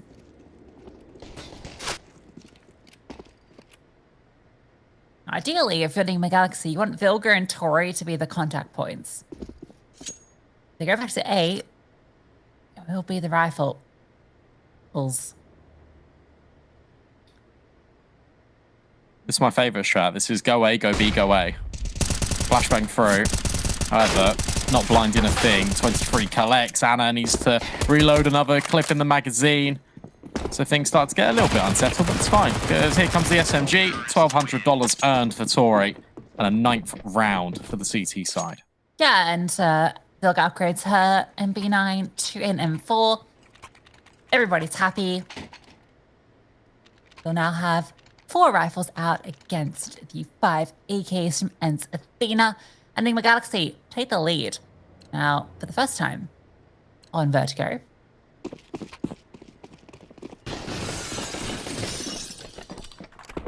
I will say I was quite impressed by the T side of Ents Athena at times, particularly over towards the A ramp and their ability to take it pretty convincingly, even when it was hotly contested. So just to see how that continues. Anna has managed to get down very deep, and she knew damage had been done. She wants to do more. Oh, swapping to the AK. Getting chaotic in here, and she's thriving.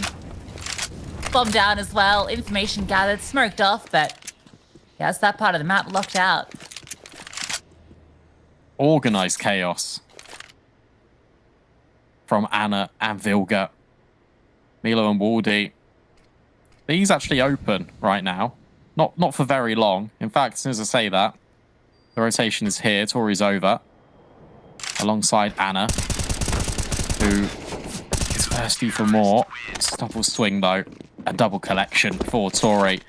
Makes it look really easy. That's double digits now found, and this is where, yeah, I was worried before because it starts to get a little bit uncomfortable, because if you don't have a good start into this second half, the game can easily run away from you if you're Ents. Yeah, I love the decision to get aggressive. And just a style point, something to the AK to get that kill. A couple of upgrades. A nice flawless gun round. And now we have just some deagles. You gonna tell me about the Elephant? Oh, yeah. This is probably a little bit oversharing for ESL Impact, but we're all family here. It's fine. I suffer a little bit from like overthinking quite a lot, like quite embedded anxiety. So one of the things I do is kind of give like my negative thoughts like a little I imagine it's gonna sound weird, a little animal saying them. So I've got Mark, who is the elephant, who says all of the negative thoughts, and I laugh at him and I go, "Ha, Mark, that's irrelevant." Brandon. Oh, Waldy, double kill. I'm gonna cry. That was so sweet. It's fine. I'm just gonna give you a little hug. It's all good. There's potential for more here as well. Although Tori stops that. Tori has been like the bodyguard and the chief destroyer, I want to call her, for Enigma Galaxy. Because whenever, if anything, kind of goes a little bit wrong, a little bit pear-shaped, she's like, "No, we're not doing this. We're not having this again." And she just destroys.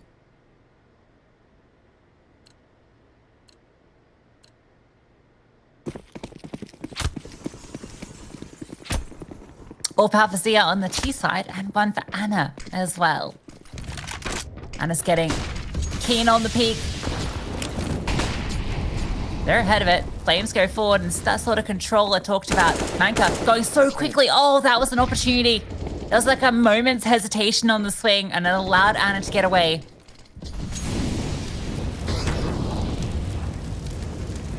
But there's an unusual fight towards B. You don't normally see it go that far. One little boost up as well. I'm not going to spot Manka. I think she did. So? I think so. You did say you think so. Yeah. I don't know so, but I'm seeing Vilga communicate quite a lot here. Oh, that's loud. That would have been heard by Athena. Anna is getting to a very forward position. This is difficult. Oh, spotted as well. Yeah, getting away from there is going to be hard. Can't quite do it. Flashbang is great. Vilga lines up 1-23. Tucking on in. Playing safe in towards the gap. There is a player walking up towards her soon, but they're fighting on the side still. Oxset scaling on through. She's so low, and 23 deals with her. The trade is fast. Thea, a leg comes through. Waldy gets one. And a 1-versus-1 now. Tori drops the smoke just to slow things down. Zia is being loud about her movements, jumps around, and Tori is ready for her. Yeah, that's unfortunate. I feel like if Zia didn't jump there, she actually would have had the jump, on towards Tori. But again, it's her constantly bailing Enigma Galaxy out of these tough scenarios where Enzafina had some really nice trade spacing in there. I like the late deliberate lurk as well out of Waldy, catching off 23. Just a little bit unfortunate that they aren't able to get a bomb plant, because that means really limited investment and limited money coming into round 21. Aggression. We saw it last round as well. The fight over towards B was so deep. This time around, actually, 1-for-1 might even favor the T's. No, Tori's here. Holding strong and dealing with them.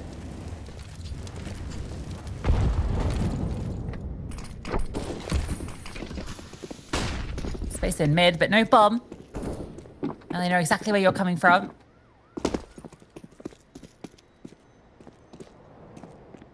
Yeah, good luck, I think, is the sentiment we all share watching on Azia and Oxyset try to make this one work. You have to get past Anna first, who's on the angle. Okay. Then you need to get past Tori. Okay. Oh, and the spray nearly connects onto 23, but Oxyset cleans up. Bilga drops a nade in, 50 seconds. This is still workable. Oxyset round the corner, hits the headshot. That's a 2 versus 4 that's claimed by Enzafina. What? How have they done that? Illustrated perfectly as well. That pick from Oxyset onto Anna was deadly. The Y swing with the deagle. Almost the double with the AK as well. And yeah, Oxyset just closes it out. That was beautiful. What a stolen round. That's what we're talking about. That kind of X factor Oxyset can bring to the table. See on Vertigo, it feels like she feels super comfortable on this map.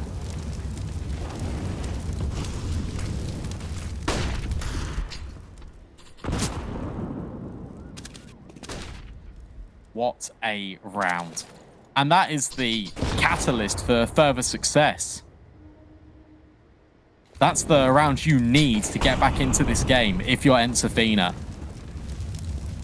You knock Enigma Galaxy down a peg or two, especially in this one. It goes a long way. Instant trades as the battle for the orb doesn't quite come head-to-head and scope-to-scope, but it still will result in a player being traded out.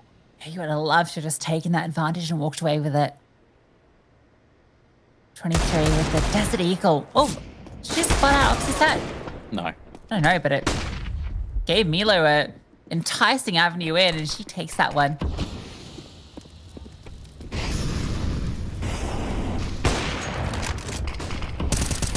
Everyone's here for the CTs. You're walking straight into the firing line, and Anna is not missing a shot.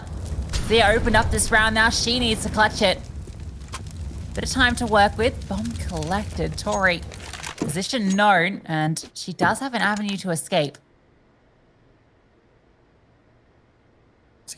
I don't think there's any benefit walking there because you've heard the drop. But I'll tell you what, fair play, because it does work. It's a foot race to be, one in which Zia will win, unless Tori can strike here. But no, doesn't go for construction, goes wide in towards CT. Bomb gets planted, or does it? Zia again, but there's no time. Cat knows this, can just hide in the generator. One by time expiry. Can't even collect Zia after time. Oh, that's devastating for Zia. You can see all the pieces working for her. That first kill, great. If she had a bullet in the chamber, that's all she needed, I think. And she would have been able to get... You can see this is... Oh, if she had the bullet. I know it's a hard shot, but she was in the zone. Could have maybe found Cat there. There was enough reveal to get it. Time, the biggest enemy of us all. And a timeout now used by Enzafina. They find themselves fully on the back foot. Yeah, that one hurts as well, because this 30 seconds is to talk about whether you want to invest in or not. Because with the loss bonus as it is, there's an argument for both cases. Zia can't invest a penny because she died after time as well. It's going to be just the partial investment here.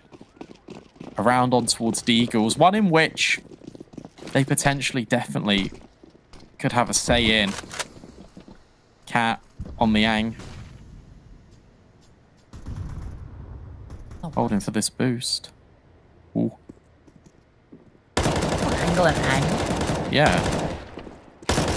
Not happening. Oh, was going to say neither is his entry into the site, but Cat does stay alive. Luckily, just against the pistols. Ooh. No. I was interested for a moment. And mayhaps I still am. Perchance. Oh, an opportunity. Nay. Not on this day. So that's why I use words like ang, because we've got a diverse old vocabulary, I think, in our casts. And to be more down with the kids, that's what they say already. Like, oh, check out this gnarly ang I found in CS2. That's like how in the recap video this week I said ponage. That's what the kids say. Yeah. I mean, I feel like they don't anymore. Yeah, you know what? I submitted it to ESL. Shout out ESL. Yeah, thanks. Shout out ESL. And, yeah, the marketing team said they cringed a little at it. Yeah. In a good way. It's okay to be cringe if you own it. True. That's literally my whole personality. Manka finds 23. He'll get... Oh. Knife. Oh, knife. yeah. Do it. Come on, no. She's trying to get more than one kill here. This is really smart. Has to take it because Manka backs up into her. It's not fun though, is it? No, but it's the right play. Ooh. So much damage inflicted by Cat, but the kill comes through. You still go A here, surely. Yeah, this is clever. You're just dropping the util, but you've dragged all of these rotates. No one is home on A for the CT side, so red carpet completely rolled out to Entafina. They got to go on it, though.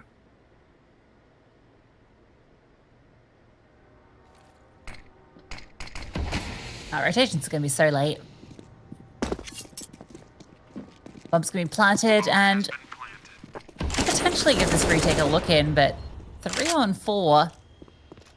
No money. Yeah, money's not the best. Despite feeling all the confidence in the world, you do have to call this one off. So double digits for Ents assured. And a little update. Yeah. From the community stream, Brandon. Do you want to update us? Yeah, I don't mind. Go on. Hang on, let me look. Okay, never mind. I have the update ready. I thought you I got also it. did. Okay, No, I got it here right now. G2 Oria, 9 Pandas Fiddus, 14-14 on Anubis, map 2. Yeah.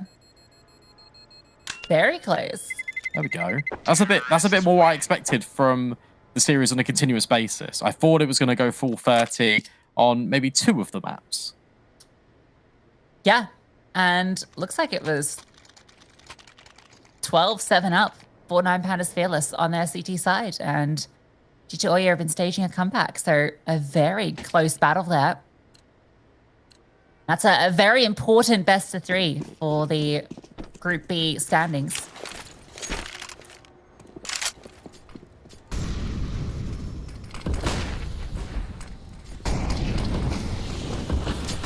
Ilka? Just doing it again. Not in the back lines this time.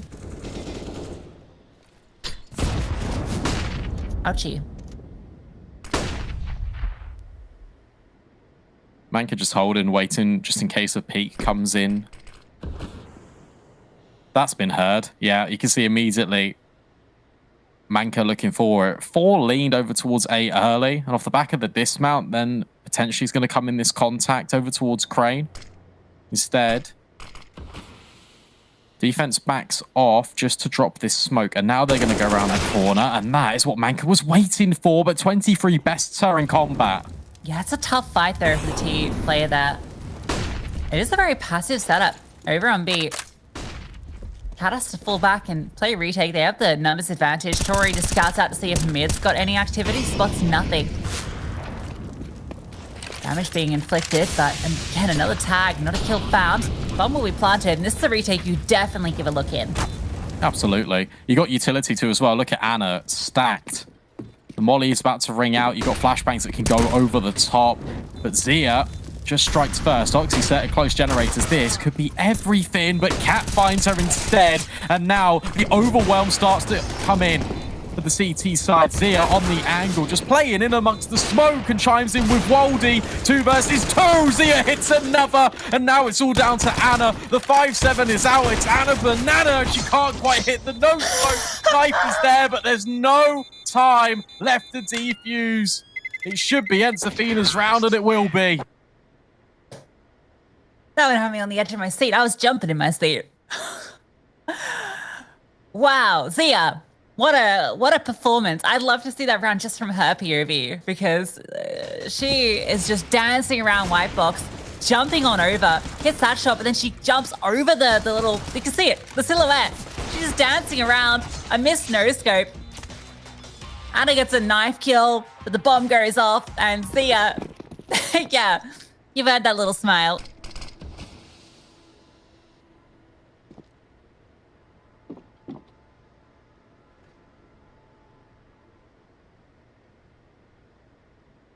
Wow, okay. That's another 2 versus 4, by the way. That's coming for Ensafina in this second half.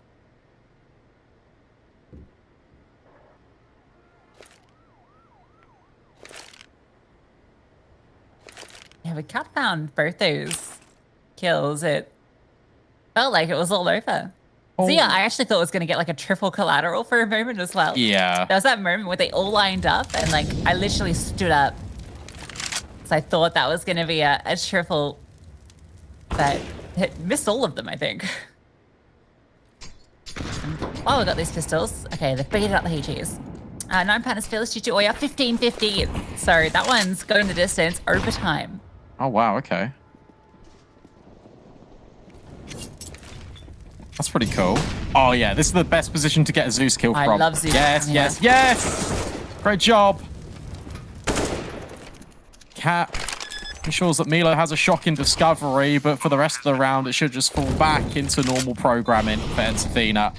14-12, by the way, we've got to talk about this. This is not their map pick. It's the map that I thought they were going to struggle on in the series, but they are making a very definitive case for themselves here.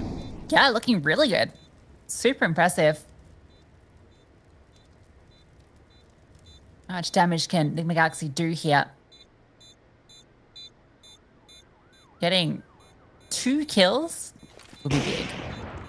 And 23 going down should prevent further casualties. Okay, Vilka gets 1.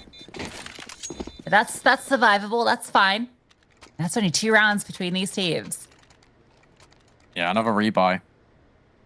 Think about it like this. Ensafina, there's 2 gun rounds separating them from OT at a minimum. There's 3 gun rounds separating them from winning Enigma Galaxy's map pick and forcing Inferno.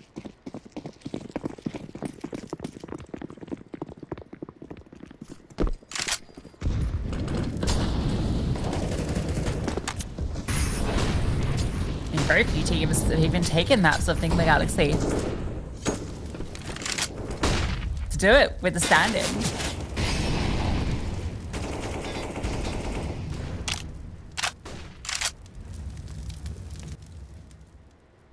This round could be defining for this series. 23 gets a bit of information on that swing. Mid is completely open at the moment. You can see they start to move back. So they've got 2 players committed B. Yeah, that's different. And that should really incentivize one of them in a couple of seconds to go for a push. And it might come off the back of this contact between 23 and Manka. Because you're being aggressive over towards B, you shouldn't have anyone overextending here on A. Actually, take a look. Cat has actually started to move forward. Gun barrel maybe not quite spotted. Tori in mid sees Waldy and takes the kill, but there's another element. Milo gets the jump, and now Anna needs to turn away. 23 involved in this fight. It's so crucial that the CT side wins this out, but it's trades even. Yeah, Anna's still here though. And Vilga. Oh, both have to reload. That is awkward. Vilga's dancing around trying to avoid all this utility, and maybe she'll just bait Anna. That looks to be the play. Time and issue. Cat's on the flank. Anna's found Zia. And she finds the final kill. That one felt like there was an opportunity that ends when they get that flank kill, but Milo goes a little bit too quickly. The team gets stuck trying to deal with Vilga. And Anna ever present, strikes down. Series point for Enigma Galaxy. 3 chances for Ensafina to do it. I'd like to see just a faster play. That was what was overwhelming. CTs on Mirage, potentially. Could be an answer for at least one. However, Anna finds the opener. 23 on a little bit of a lurk, especially with this one-way. Can peek out. Might be aided with a flashbang. No, instead, Vilga comes over contact. Manka's shoes not spotted. Backpack of Oxy set not quite revealed. It's very tight margins. Shadow spotted. Good trade. And another good trade. But the advantage for Enigma Galaxy. Oh, and hi, Tori. How? She's walked through mid. And catches herself a free Waldy. Zia now has to kill off a 1 versus 3. Bomb and a minute to work with.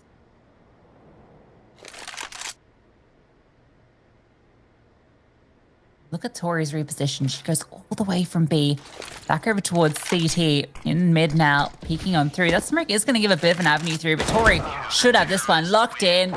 Denies Zia's clutch, and Enigma Galaxy take the series 2-0.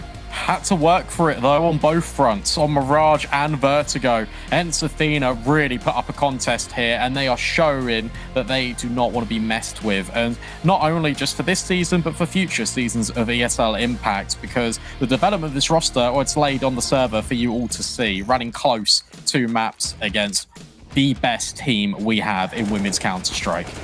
Yeah, almost looking more convincing here than they did against Bigger Keeper. And for Enigma Galaxy, after such a strong start to the season, it's a little bit worrisome to kind of struggle as much as they have here. I think particularly on the early starts to the half on the T side, it really felt like they were kind of running out of some ideas. It was a little bit flat, but eventually able to convert it and able to just get it done against a T side that had its moments of brilliance, a few fantastic clutches coming through, and we take a look at the scoreboard to see all those names up in lights. And again, doesn't surprise me at all to see Oxyset at the top for Ensafina. Yeah, Manka not far behind. I want to give 2 shout-outs to Ensafina, actually, because I was so impressed with Waldy's performance this best of 3. Felt like she really elevated her game, really brought it to the table here, but also shout-out Zia, because standing in, it's a hard job to do. Had some incredible moments, potentially could turn the tide in a lot of these clutch situations, especially the one in which they won with the bomb exploded onto B with that chaotic retake. 2 versus 4s, 1 out for Ensafina as well. A lot of credit to them. Yeah, a really impressive display when you're in a situation where you're playing with a stand-in, and not only that, but your regular in-game leader isn't present. It just throws everything out the window. You've got a new coach as well that's just come in this week. There's just so much new on the table to come in against the strongest team we have in the Women's League, a team that very few can even say they've taken maps off, let alone series, and to push them to this level, a phenomenal performance they should be proud of. Yeah, no, for sure. And for Enigma Galaxy, you just got to breathe a sigh of relief for the fact you're able to do that. I think if it goes 3 maps there, then there's even an argument that Ensafina can win the whole series. So the fact that you're able to rely on your individual skill to get you out of a lot of those situations, it definitely goes to show that sometimes when you are the best team, you don't always need to play your best version of yourself on the server, because you've got the skill to reveal and kind of take away the dreams, I guess, of Ensafina. We've got a player we can highlight for you, and of course, it has to be in that match, Tori. I mean, 28 kills, map 2. Yeah, phenomenal performance. We saw her on that CT side catching so many big timings as well towards the end, where she was able to completely unravel some of the chaos that Ensafina were trying to sow. And yeah, just a great performance, 101 ADR, consistent across the board. And like 23, Anna just a little bit behind her, but yeah, it always feels like the story with Enigma Galaxy is someone's going to step up and put on one of these insane performances. You're never quite sure who it's going to be, but yeah, Tori, 23, and Anna, this entire series were all incredible performances. Yeah, it's really good to see that you got that depth in the roster. And again, it's something that we were talking about pre-game, but it's important to now kind of round out. Now we've had the evidence in week 3. It's a lot of development in the right direction for Enigma Galaxy, and the fact that they're now embedding even more structure into their teamwork, the fact that the individuals are getting that much better and everyone is close together, it is terrifying for the rest of the teams in the group. OT is still going on right now between G2 Ouya and Nine Pandas Fearless, but we will update you on that as soon as we have the information. We've now kind of reaching the middling point here, Lucy, and I think, well, obviously we passed it now. But what's been the standout thing? What's been like the one key takeaway you've seen this season?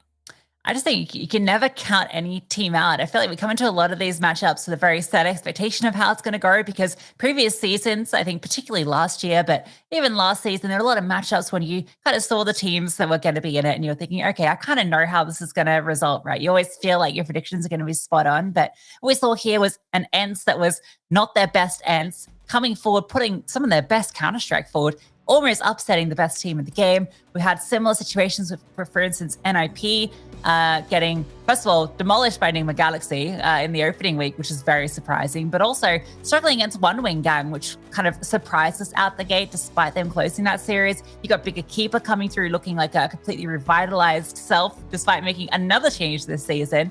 I know, it just feels like the level of competition, we always say it, it's just so tight, and I feel like we're now getting into that territory where you can see more upsets happening.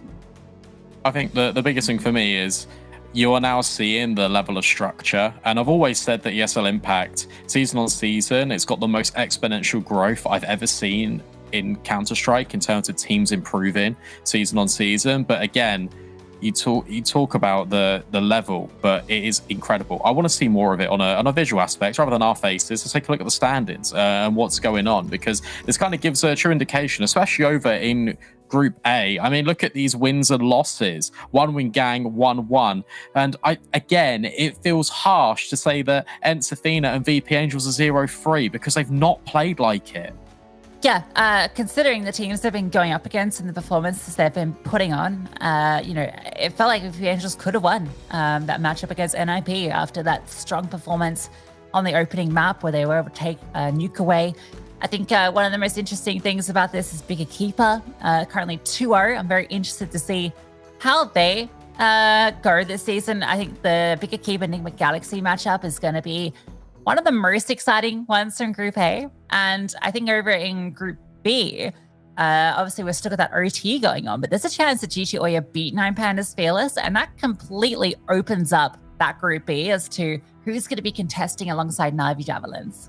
Yeah, and the current score is 18-18. They've just gone into a second overtime, Lucy. So you can't separate those two teams on Anubis. And what's important for that game as well is that G2 took map 1 convincingly. That means that Nine Pandas Fearless, the pressure's on them. They need to win these overtimes. And if you burn yourself out, you then take it to a third map. How much more kind of gas and capacity have you got left for the rest of the series? Yeah, absolutely. And, we kind of mentioned earlier how Na'Vi kind of suggested that they felt that G2 Ouya was the stronger team to go up against. So, I think it's really cool to see that project now finding some fruition, with all of the resources that's been put into it, obviously signing some legends of the game on their return back, and the change to bring in Ramson looks like a really solid move. We're really seeing Zaz returning to the kind of form we know her for, as well as Juliano. It's just been great to watch that team progress. And, I kind of touched on it during the cast very briefly, but the idea of that team playing on LAN again, that is such an exciting prospect.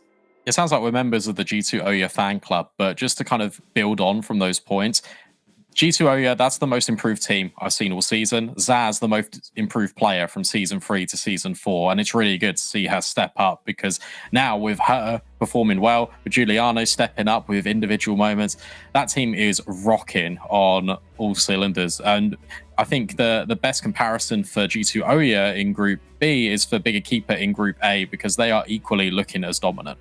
Yeah, absolutely. It's been great to see these teams. But another great thing is we have that phone ringing, which means we have our interview. It's Tori. How are you doing? Oh, good. Thank you. Perfect. I wanted to talk a little bit about that game because I felt like that probably wasn't the result you were necessarily anticipating with how close both, I'd say, Mirage was in the first half and Vertigo overall. Can you talk me through Vertigo? Because you started to struggle a little bit on that T side. I mean, Vertigo, I would say it was a bit unlucky. Of course, they played very well, but from our side, it was unlucky. We lost a lot of clutch situations. It was like 2 or 1 person was alive, like after plant, and I mean, we managed to come back anyway, so like I'm really proud of my teammates. Yeah, what was said in some of those pauses that you were taking? Because obviously you just hinted at it. You were down quite a deficit, but you built back into that first half, which kind of paved the way for you to win out on Vertigo. What was said in those pauses? Sorry, can you repeat the question? Yeah, what was said in the tactical pauses to get you back in on that T side? Will goes like, okay, guys, come on, let's, just don't be afraid, just take duels, let's just go and kill all of them. Just, some motivational speech from Vilga, like always, which help us.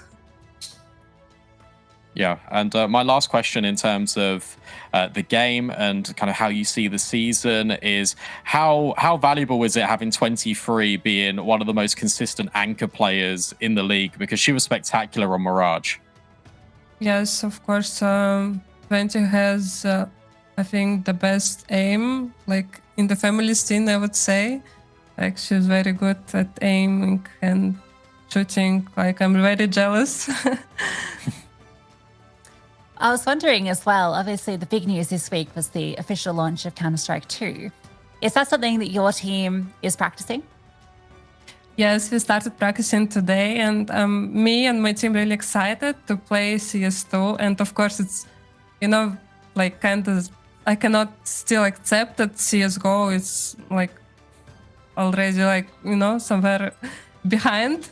And like I grew up in this game, but still, I'm very excited to start playing Counter-Strike 2. It's something new. It's like something modern. Everything looks so cool, and I'm really excited to play CS2.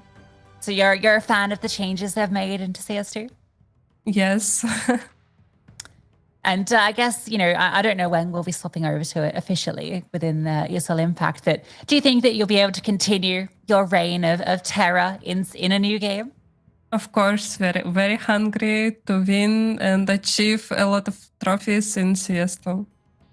Great. Well, thank you so much for joining us. Good luck on the win. Well done on the win today, and good luck with the rest of the season. Thank you so much. Thank you. Good to hear. And she's just like, yeah, we're hungry. And that's always kind of been my question for Nigma Galaxy. It's, you've won so much, you're at the top. How do you stay motivated? But I guess it comes down to the passion and the desire to prove yourself, and winning another one. I mean, it is entirely possible for that team. Yeah, I've always admired them. The fact that they've never rested on their laurels, even when, they've won competition after competition, every single ESL Impact trophy. Each one seems to mean the world to them regardless. The hunger never dies. And I think with the increase in competition, it only kind of feels that a little bit more, right? When you've got teams like Na'Vi Javelin sort of pushing you to the limit, I feel like that kind of just entices you to continue to just put your foot down. And I don't know what the final tournament of the year is going to look like, but, to end, CSGO as the best women's team, that is a great way to kind of end your legacy in this game. Yeah, and then potentially even start a new one. Obviously not sure what the landscape looks like for the immediate future, but proving yourself year on year, tournament after tournament, it's something very special that I don't think will ever be repeated in the women's scene as well. No, absolutely not. But yeah, that's going to be that game for today. We've got South America. That's going to be coming up next. It's going to be Kitas Grasa taking on Divina. So that one will be a pretty exciting one. It's got Fearless and Hedia taking you through that. So lots of puns on the horizon to get excited about. And obviously keep an eye on that G2 Oya 9 Pandas Fearless game that's going on in the community stream while you wait for that one to start, because I think that one's going to be a very exciting end. Still hasn't wrapped up in OOT.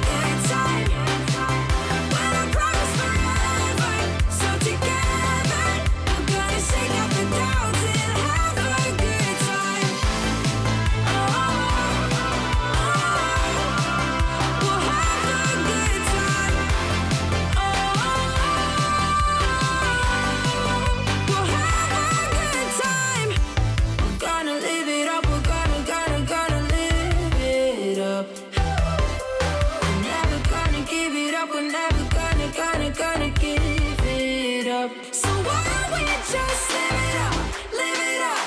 We're never gonna give it up, give it up. No, the clock won't stop for anyone, so let's just live it up. No matter where we end up, we're gonna have a good time. We're promised forever, so together we're gonna shake off the doubts and have a good time. We'll have a good time. We'll have a good time.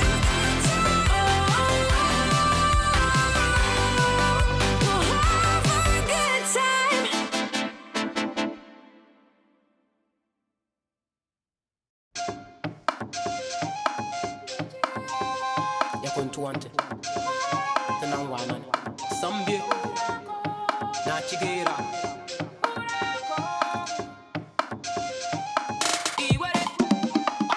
Nachigera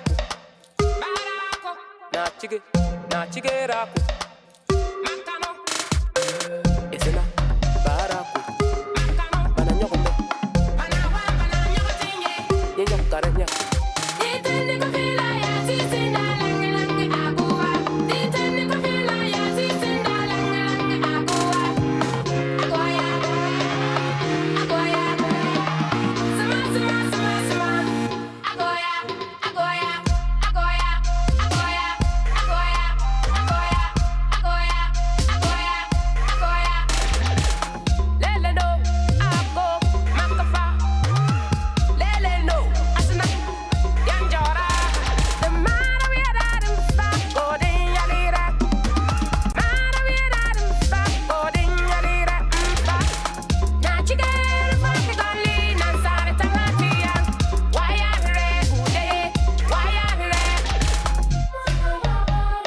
Yakuntuante Tanangwanan Sambie Nachigera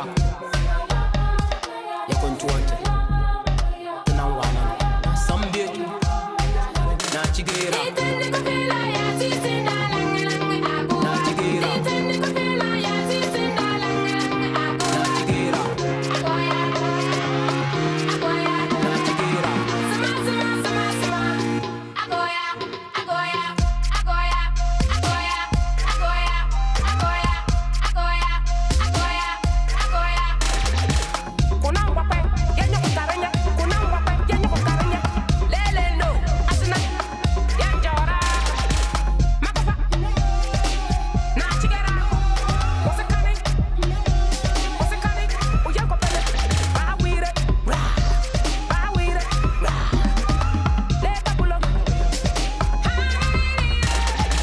Yanatuante Unangwanane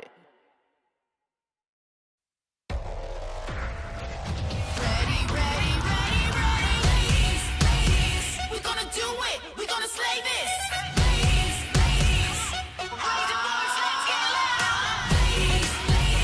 We're gonna do it. We're gonna slay this. Show it to the world. Come on. Show it to the world. Show it to the world. Come on. Show it to the world.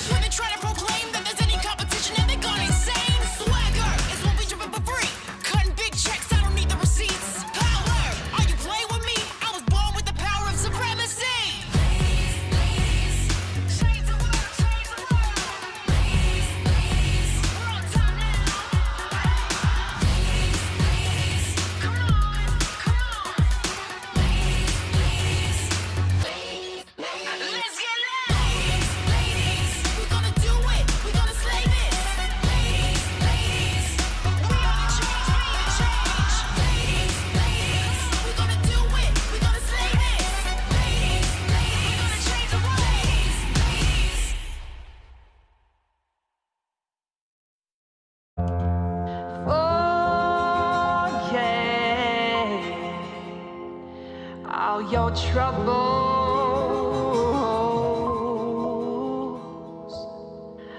and pour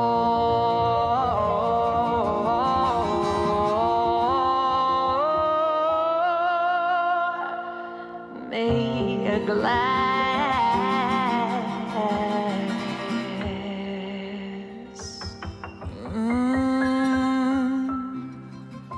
of them bubbles.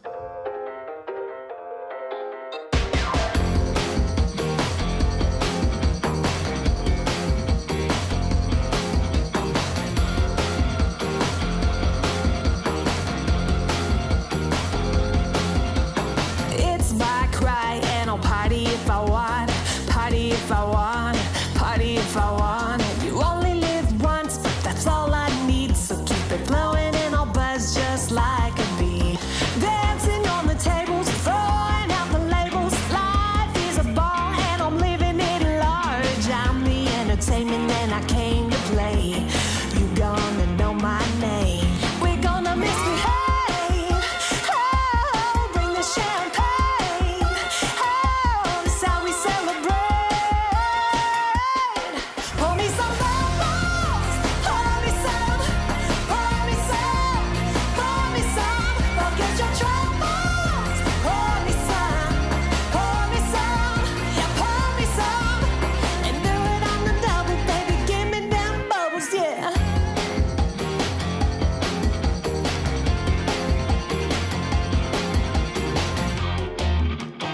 It's my night and we'll do it like we always do. Louis bag and Prada too. Show stop and make some move. You only live once before you turn to dust. I'm feeling fabulous. We're gonna misbehave. Oh, bring the champagne. Oh, this how we celebrate. Pour me some bubbles. Pour me some. Pour me some. Pour me some. Forget your troubles. Pour me some. Pour me some. Yeah, pour me some. Pour me some bubbles. Pour me some. Pour me some. Pour me some. Forget your troubles. Pour me some. Pour me some. Yeah, pour me some. And do it on the double, baby. Give me them bubbles, yeah. Sipping on them bubbles. Sipping on them bubbles. Sipping on them bubbles, yeah. Sipping on them bubbles. Sipping on them bubbles. Sipping on them bubbles, yeah. Forget all your troubles. Forget all your troubles. Forget all your troubles. Just one more glass. Pour me some bubbles. Pour me some. Pour me some. Pour me some. Pour me some. Forget your troubles. Pour me some. Pour me some. Yeah, pour me some. Pour me some bubbles. Pour me some. Pour me some. Pour me some. Forget your troubles. Pour me some. Pour me some. Yeah, pour me some. And do it on the double, baby. Give me them bubbles, yeah.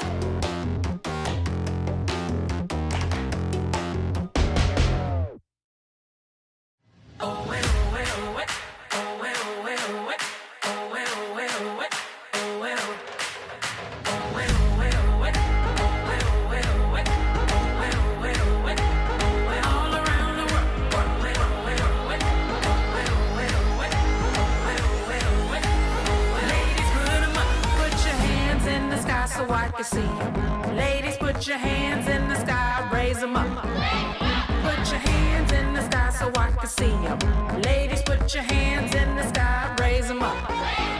Put your hands together. Put your hands together. Put your hands together. Come on, ladies, come on, girl. Put your hands together. Put your hands together. Put your hands together. Come on, ladies, round 'em up. Hey. We are a unit unstoppable. We are a unit of choice. We are a unit that's powerful. Nothing can stop the force.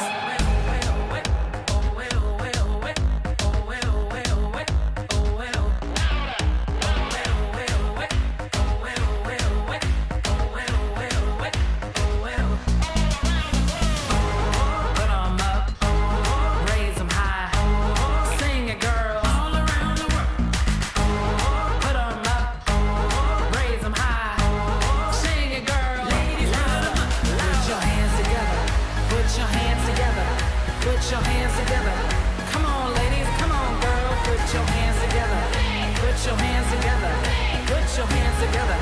Come on, ladies, round them up. Hey. We are a unit unstoppable. We are a unit of choice. We are a unit that's powerful. Nothing can stop the force. This is for my ladies round the world, all across the globe. For my ladies round the world, all across the globe, Put your hands together. Put your hands together. Put your hands together. Come on, ladies. Come on, girl. Put your hands together. Put your hands together. Put your hands together. Come on, ladies, round them up. Put 'em up, raise 'em high. Sing it, girls, louder, louder. Put 'em up, raise 'em high. Sing it, girls, louder, louder. Oh, oh, oh, oh, oh,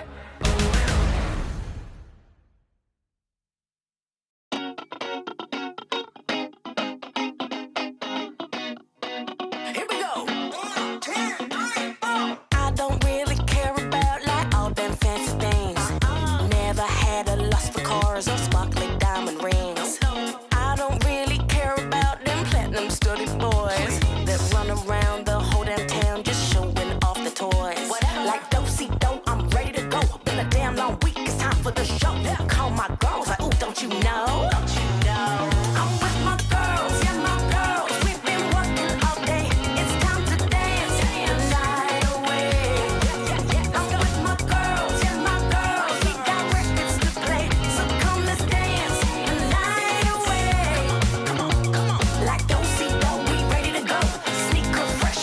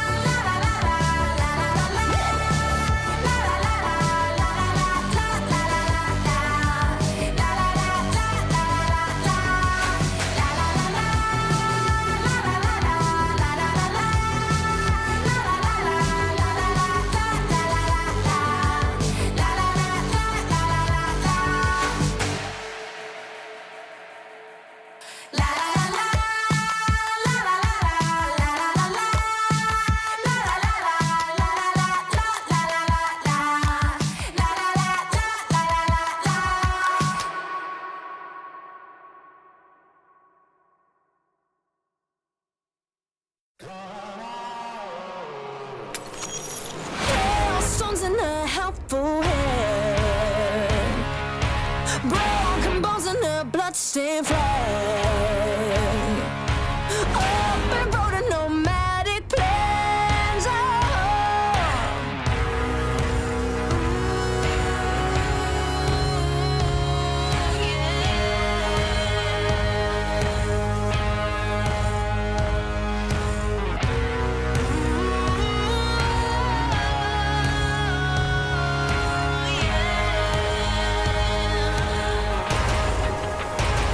I'm coming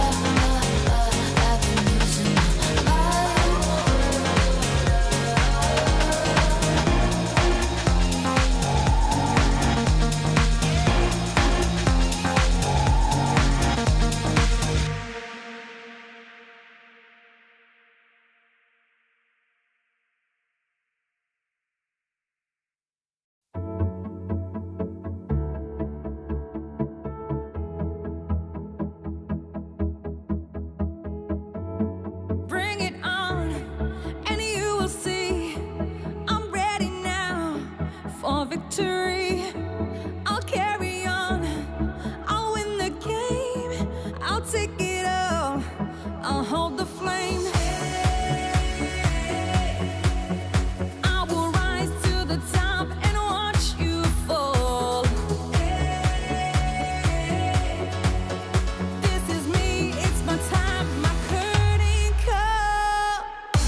I want it all, I want it all. I'll get back up again. I want it all, I want it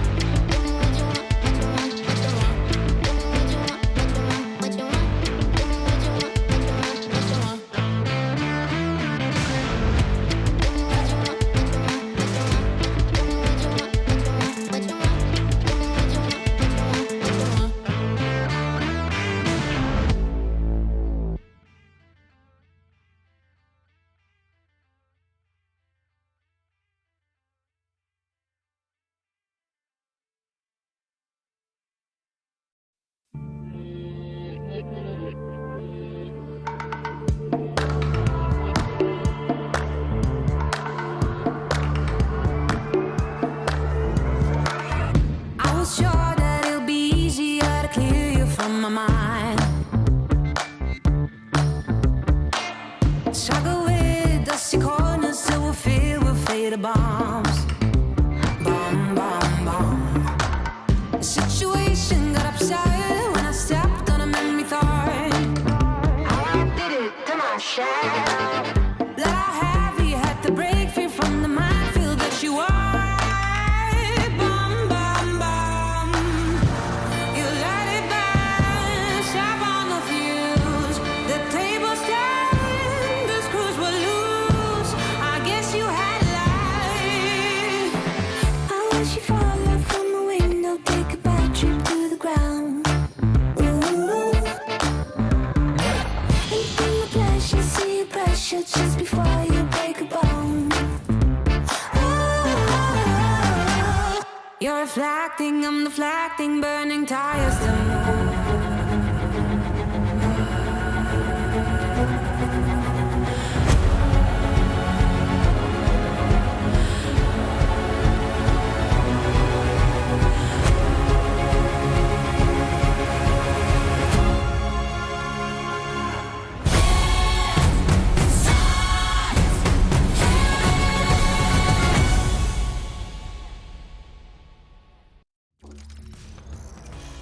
Welcome back, everybody, to ESL Impact, and right now we're moving on to our second matchup of the day. And Hege, we have the honors of taking us on a bit of a journey here in the South American region. Yeah, tonight is going to be very exciting because the two teams that we have on the menu, Kidsi Gracia and Divina, they are relatively unknown to most of us in the scene, so that one is going to be a very juicy one. Let's have a little bit of a look at the groups. Yes, I mean, South America, as we've been talking already about, is just very, very stacked. It's always a region that has been extremely competitive, similar like how in Europe has already expanded just a little bit, but perhaps South America could potentially also be on that road to be a very hefty contender. You know, the big names, more teams getting picked up as we go. And yeah, but everything right now being, of course, one big group, the stakes are going to be high. And right now, Hege, the warm-up phase is over. We've had the first 2 weeks finished, and now we're getting into the real business. Yeah, and I think that a lot of people have, I think we've had, rightfully so, had a little bit of extra focus on Furia and on Fluxo Demons, the two favorites coming into the season 4 of ESL Impact, but we can't forget that there is so much more on the line than just 2 spots at the finals.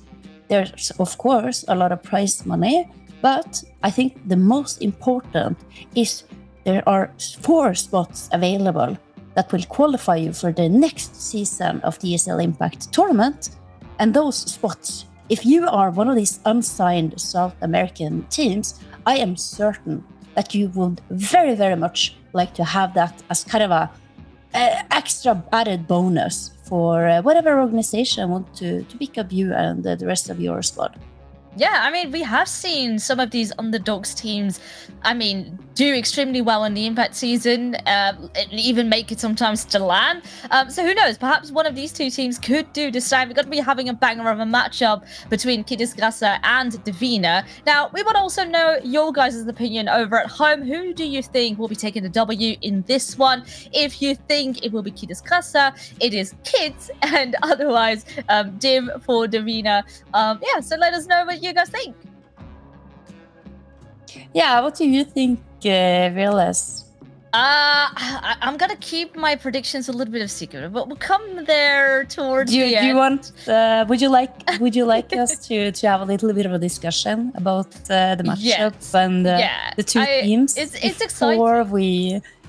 Before we actually make our prediction, it can be even quite relevant to have a look at the veto. And it looks to be ready right now. Vertigo gone, Anubis gone. Both teams perma vetoes as we know. And Overpass, that's picked by the first team who can pick it. Both teams love the map, so not a surprise. And we have an Inferno coming through here. Deciding map Mirage. Yeah, what do you reckon here, Virus? Both teams quite comfortable with the maps here.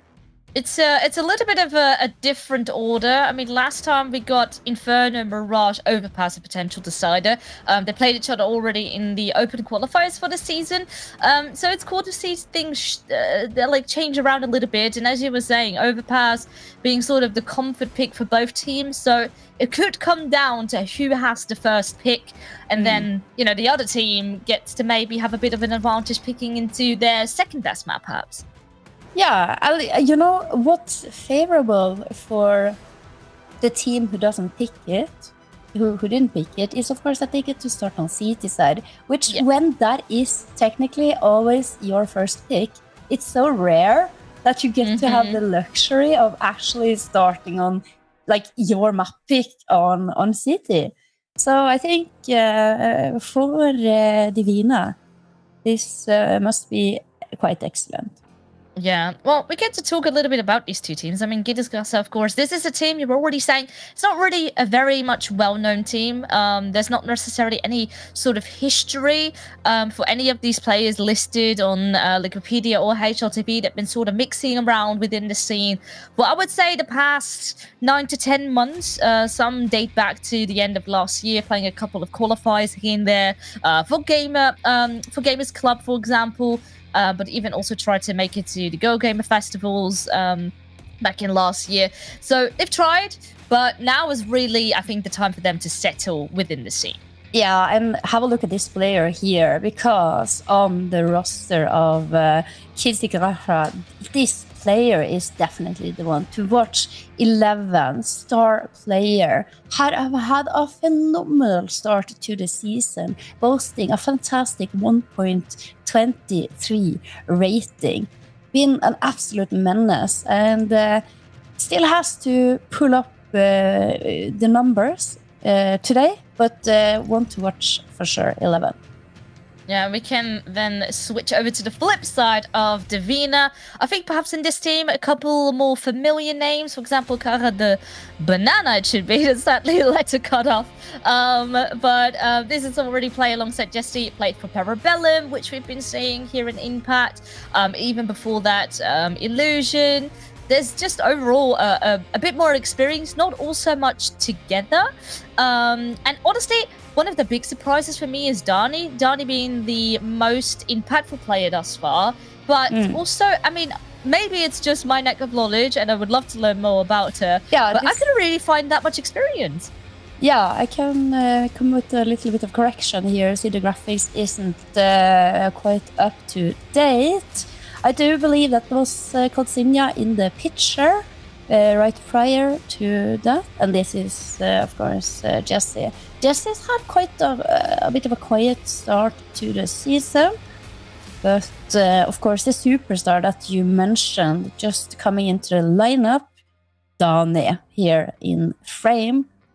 I don't think the stats. Oh, it's only the last map only. Yeah, but of course. If we account overall, four that we've seen thus far. Yeah, she is one of the stats leaders for her team. She has been phenomenal. And if we're looking towards 11, on CSGO's side of things, it's certainly Dani that we will be looking towards on Divina. And I am thinking we're going to have this as our kind of head-to-head that we're going to be looking at today. But Villas, the big question, you are kind of on the left here. So I think you now finally, after we've had this little bit of discussion, how are you feeling?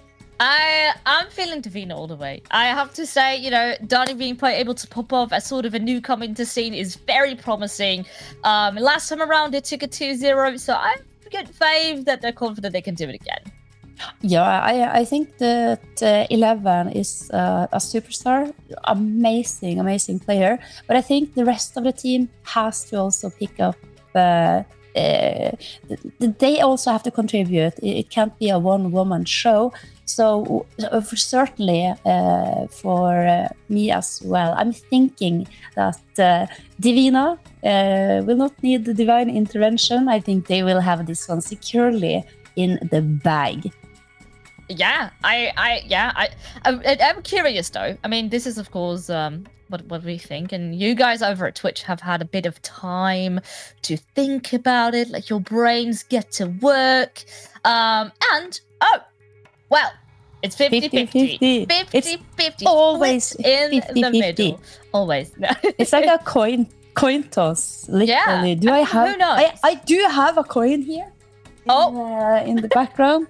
I've been remodeling. It's a DEFCON coin. Oh, but, it's like DEFCON on one side and nothing on the other. And then just blank, yeah.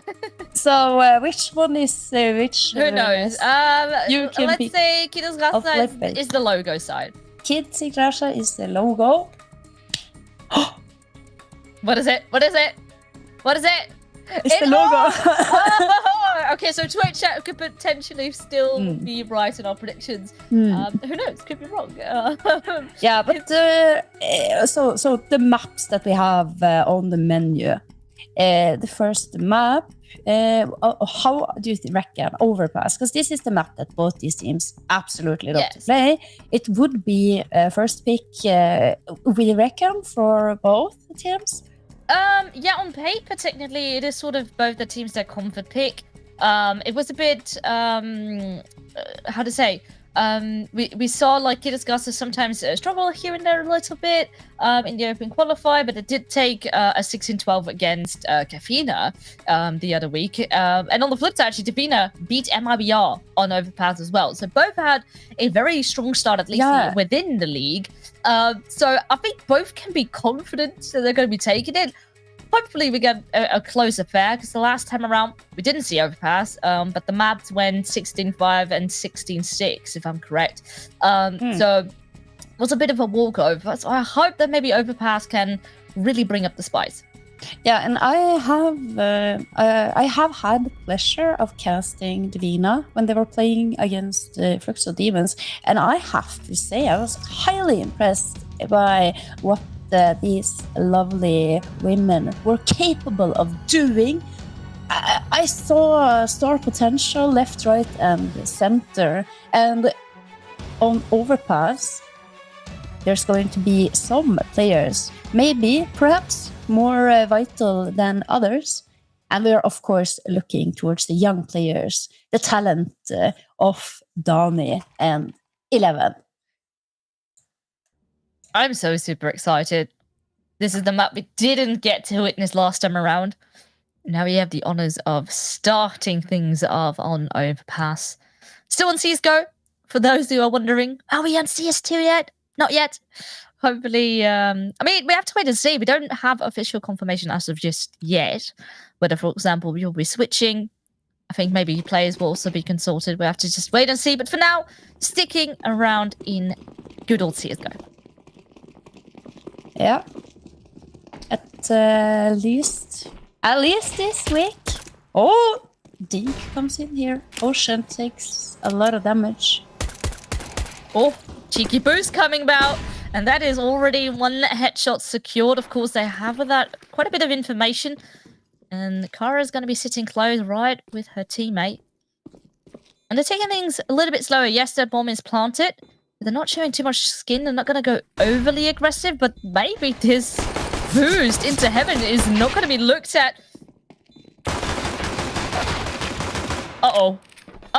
There was a team kill in the midst of all of that. Emma, unfortunately, killing her teammate right there, which didn't quite help out, but it was also the work of Cara Bananas, her doolies. 3 kills for her, and well, that's the pistol. Yeah, have a look at this. The boost, it's a cheeky boost. Emma doing damage here, but this is the Cara de Banana. That's basically a triple kill there with the spray down. With the unfortunate team kill coming in there. But it's excellent positioning and excellent pressure. My toolist doesn't do that anymore. No, it never does. But it's going to be a counter rush here. Kidisgasa hope to make something out of this, but instead, we'll just be giving all the eco frags right in the hands of Divina. So, relatively easy one, nice and clean, as you would like to see it if you're on the T side, winning the 2 rounds now in a row. But there is now enough money on Kidisgasa their side.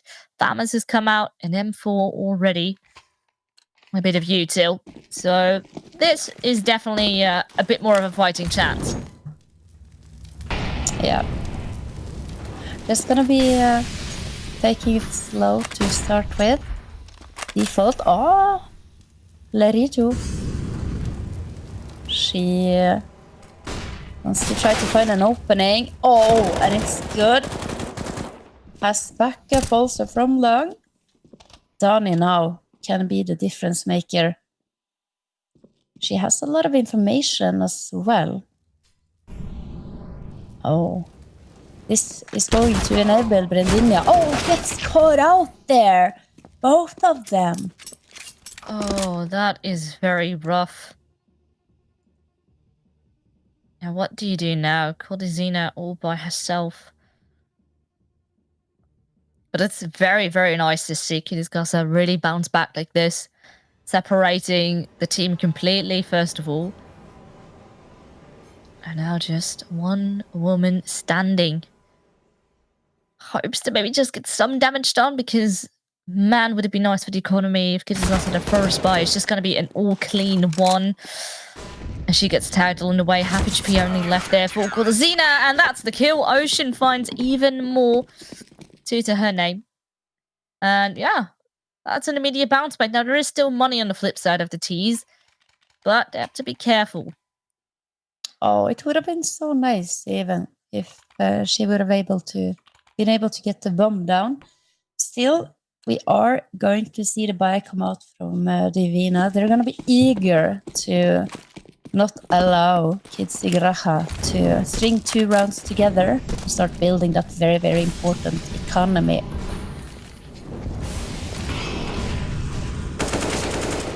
Oh, look at this. Aggression coming out of Kidisgasa here. Uh-oh. And it gets punished. That is a very big opening towards the B-bomb site. No one currently there to trade. Sure, some rotations will have to come in. You already see them sort of back off. They had some mid stands here, but unfortunately you can't really afford that anymore. But they might just sort of take things a bit slower. The bomb still dropped close towards the spawn. Divina, actually, with how Kidisgasa fell back, they might just abuse that and push A instead. Yeah. Not a bad idea, this. Quite common on Overpass. It's the biggest map that we have currently in the pool. And for the T's, it's taking so long time to rotate from B to A if you're going through T-spawn and all the way to Lung. Connector control is going to be so crucial. But gamble has not paid off. And connector control has also been established. Brendinia is going to probably hear the door. Oh, this is perfect. Oh, gets a couple. Doesn't stick around to try to claim the 3rd there, which is probably smart. She's low HP, but Emma, she's going to try to save. Are they going to allow it, Divina?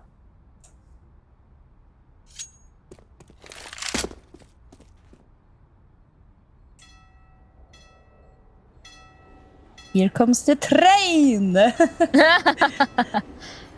Bit of a distraction. No, it's all good. Divina will go on a bit of a hunt. Now clearing out towards short. In towards playground. So I think maybe the biggest threat here will be Kara the Banana.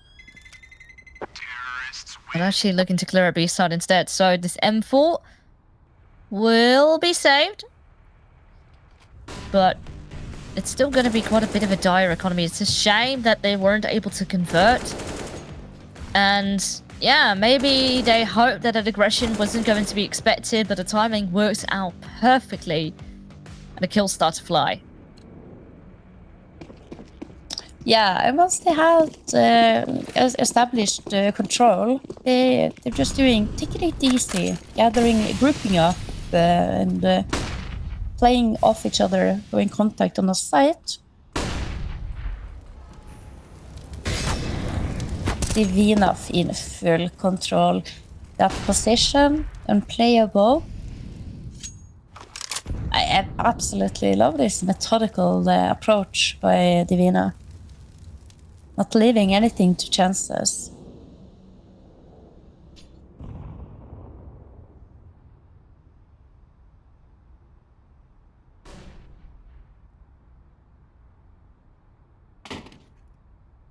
Quiet now. Just gonna establish bathrooms control. Perhaps simply walking up long is the solution. And the go-to here. Rotation is gonna come up, of course. Not any noise being made over towards B side, so no reason to stay there with 3 players. Bit of contact made.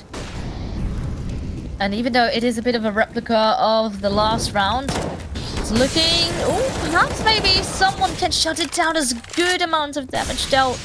But unfortunately not enough to stop that bomb from being planted. Oh, Rodinia here does go down on that flank, so maybe there needs to be a bit more aware of bathrooms. But there's also 2 players down there. Uh-oh, and now is the point where things get tricky. 2 of them, I think, 1 spotted. Uh-oh, and now it's all on the shoulders of Dani. Half HP, does spot the first head, but they need to be super careful. The bomb not planted right there, and it was simply with the 2 of them swinging wide. And this time around, they come back. They bounce right back, and even though last round it's a bit more tough, they keep it close. Yeah, they do keep it close, and still not many players surviving there for Kisigraha, meaning that this game is still going to be going back and forth. We're not going to have an eco until one of the teams is able to get 2 in a row. So, once again, I believe it's the normal default here. Very important that the first one smokes that Molotov, so the rest of the team doesn't take too much damage. Oh, Emma. She's out on short. She has backup. And last time around to deal with that aggression a lot better. Right now, they get away with it. And even that Molotov is not doing anything. Emma can just sit tight right beside the sandbag. Maybe needs to move out, but actually, it's just got to be chilling. Teammate right beside her. So nothing to worry about. It is a bit more on the lower side. But who knows? I thought maybe peeking with the 2 of them, but Dani is simply already enough. Bit of a tag. But makes things a bit more competitive again. 3 versus 4. Yeah, on Overpass and on any map, really, 3 versus 4. When you're on T, you're gonna have the capability of trading here. Oh yeah, though, good positioning. Ocean, you're playing at bait and switch setup to perfection. And Cara the banana, we saw her do quite the bananas things with dual Berettas in the pistol round, but maybe this one is going to be a little bit too tough. She's looking at the camera. I think she's trying to communicate. Clear camera. Cara the banana. I don't know. I can also imagine a cat sitting there on the edge of a desk. She was looking at that, for example. Yeah, I love she has so much stuff in the background. Yeah, it's like a whole workspace, books and posters, you name it. Yeah, it's exactly like kind of like my setup. Like I also have like a big bookshelf behind me. But this was really nice. Maybe last time around aggression was expected, but Gittles was like, you know what? Let's do it again. Have the timing just a bit sharper. Yeah. But that it is a scoreline all tied up, 3-3. And on the banks of Divina, it is definitely looking a bit more shallow. A couple of pistols. There is, of course, an AK. Well, I say of course, but it is always a bit risky. Can you make it work? Dani at least gets one with the deagle. There comes the follow-up with the AK.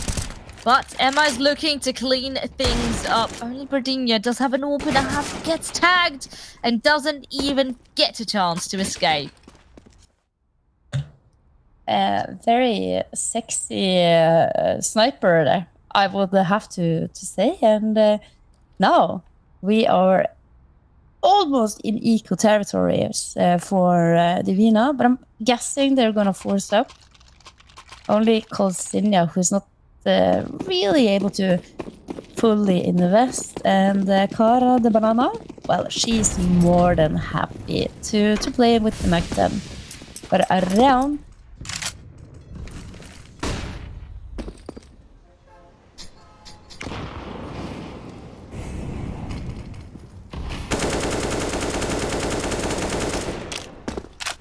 right ideas are there. But on the flip side, Divina, of course, is also very much aware that once the door is open and the smoke is there, could be a potential spam coming right on through. But we haven't really seen too much connector control actually come out of Kidiscusser. So right now, Divina looking to abuse that. And there's not that much bathroom control either. It's just 11 sneaking now from long, who's sort of in charge of the position. Does strike at the perfect moment. Now has to back off. Maybe it gets caught. Well, Zena had an idea. I don't want to stick together. Bomb also still has to make his way towards the site.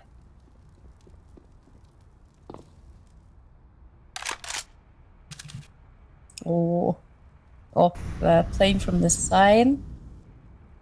It's kind of a risky position when you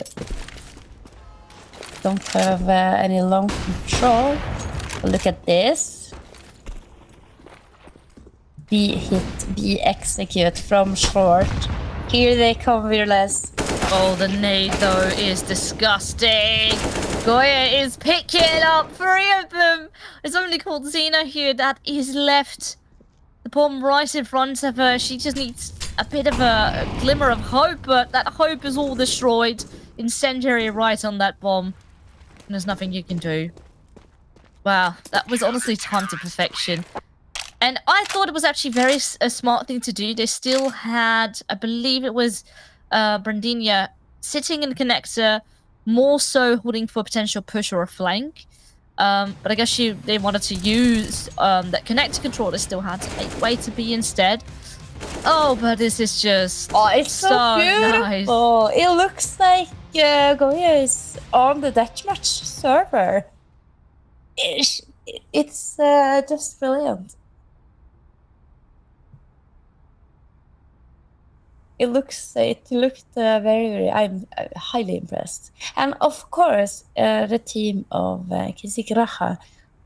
We don't really know so much about them. So what I was hoping that we do throughout today's broadcast is to try to, maybe dig a little bit into our brains, into the archives, into the library. Go look them up in the lexicon and see if we can't find any fun facts about the players. Because, we've seen Divina play before. Oh, the boost! Oh, goes for a repeat and gets the second shot. Lucky to be alive though with 19 HP, but that's 2 openings, and sure, for the majority they are on pistols. But that is surely one way to deal with it. Yeah. Oh, cheeky little flash. But the Banana with the block trying to spearhead the attack. Dani, she's good for 1. That's all she wrote. Yeah, with that sort of eco round, Divina do have cash again in the bank to buy up. Because right now, Kidiscus is definitely starting to warm up. And yeah, even though, Divina starting things off on T side. We have seen a relative close affair, 16-14. Was one out by Davina. It was a close one. So I'm sure they definitely have what it takes to fight for this. But, oh, hold on a second. That was a big Molotov. So much damage dealt. Now Emma, completely blind and stuck sort of in a corner, like a chicken in a cage. Now, immediately a follow-up onto Ocean. 2 players that were low are out, and the start is certainly here for Davina. No answer here, unfortunately, by Goya. Had a good chance. There's 2 players low. Still, no kill just yet. That setup there, that patience from Davina, as they have 3 players inside the short pipe, just waiting for the player to rotate in and prepare the flash for them. That was just amazing. And then you see they're not rushing it. They can hear steps right next to them. They know that there are players, CTs lurking right around the corner, setting up. They know exactly what's going on. Just waiting for the flash to pop. And how easy then it looks to rack up the frags and find the bomb site, to find the round.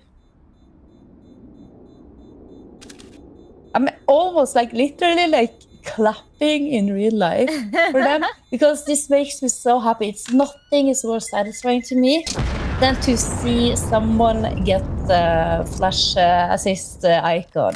And to see it so perfectly well executed as well, with the patience. Oh, phenomenal Counter-Strike there from Davina.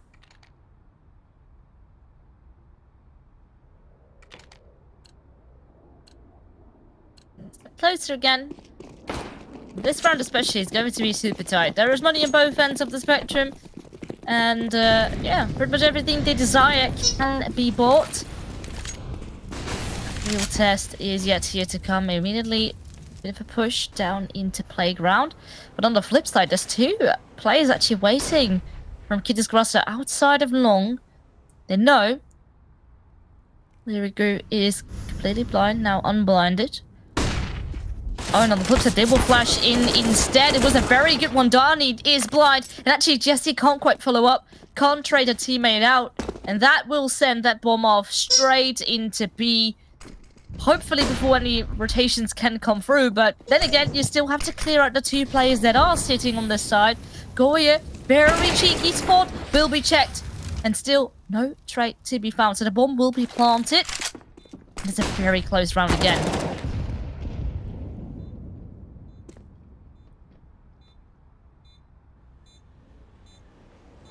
Well, it's quiet before the storm. It's a well-known expression, and here they come. It's a tornado. It's a hurricane of Kitsigraha players, and the sound lyrics are going on in the background. That's cool. My Labrador celebrating by chewing on the squeaky toy. Oh, that was just the perfect timing for it. Oh, love it. The dog is a paid actor. Anyway, yeah, well, Kitty's Grosser definitely are like, well, Davina, you want to come back? Not in my book. You know those videos that you had when it was COVID, where you had like the babies or the kids or the dogs and animals. Oh, in the background. Yeah, yes. and these 2 meetings. That's what this is like. Yes. Yeah. And when we're heading into the, it's only 4 rounds left here. Soon we will head into no. I'm sorry. Fearless, can you just cast her? I will do my best. I hope I'm not too distracted because it is kind of funny. Oh my god. Anyway, Davina on her way towards B, bomb sitting outside the monster. totally not crying laughing at him, but Virginia gets the opening. One more. There is definitely a big shot. I think the Shadow got spotted. No, instead, Ocean does take the kill slowly. The time is getting lower, and surely this guy will know what is waiting right around the corner. Ooh, a leg shot. But eventually, kill is found. Jesse finishes off Emma. Only Ocean is stuck sort of by herself in graffiti.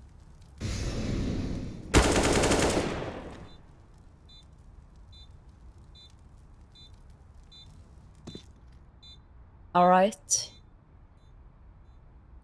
I don't think there's a chance for them to retake this.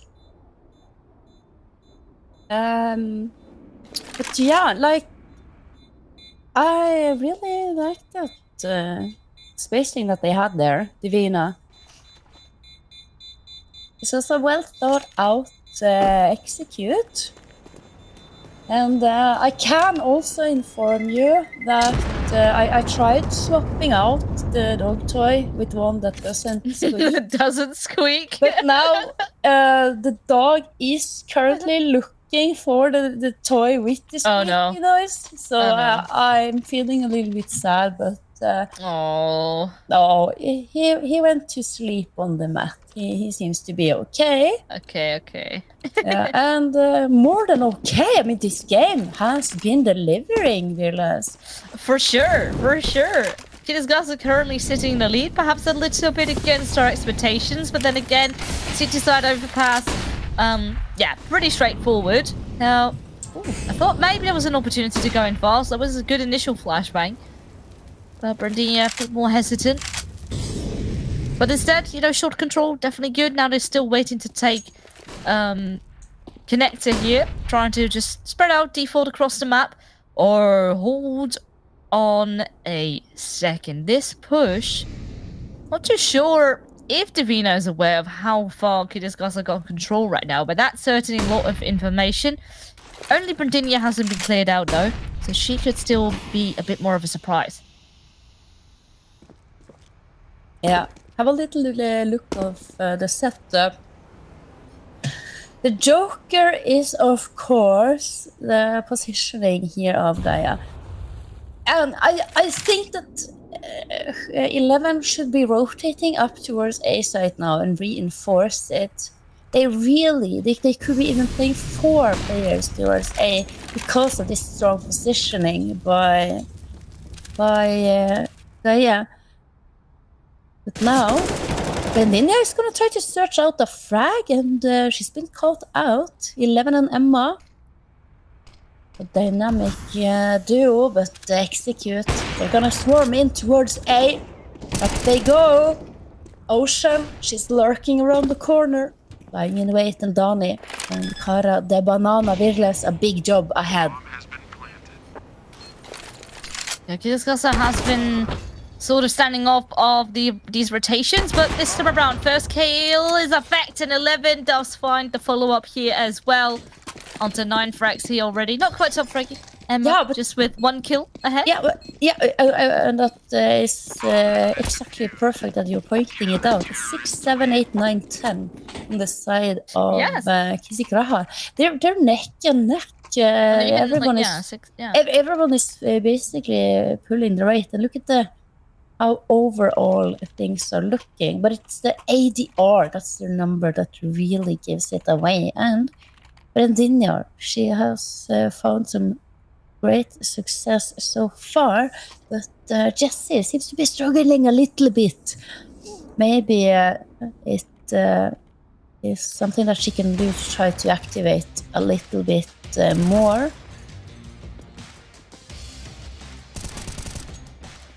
Yeah, this is very, very nicely played. Oh yeah, because Cara de Banana means banana face. That's why she put the note in the background so that we could know. I see. Yeah, banana face. The Kidisgasa here already have that lead confirmed on 2. Definitely a bit of a roll. Looking very strong against the team right now. Look at this. Once again, aggression will be punished. And then this time, could sort of dance around the smoke a bit, distract, and then find the kill.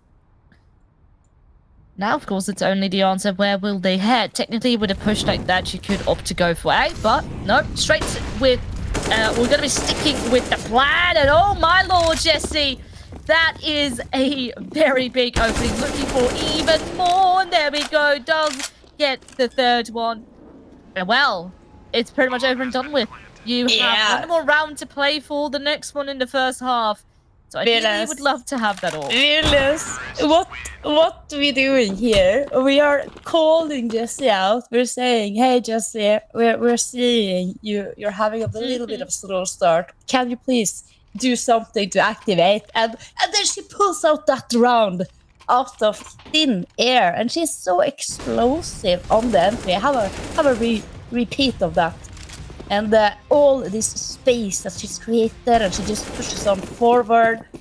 Gets the third one to just the cherry on the top of the ice cream.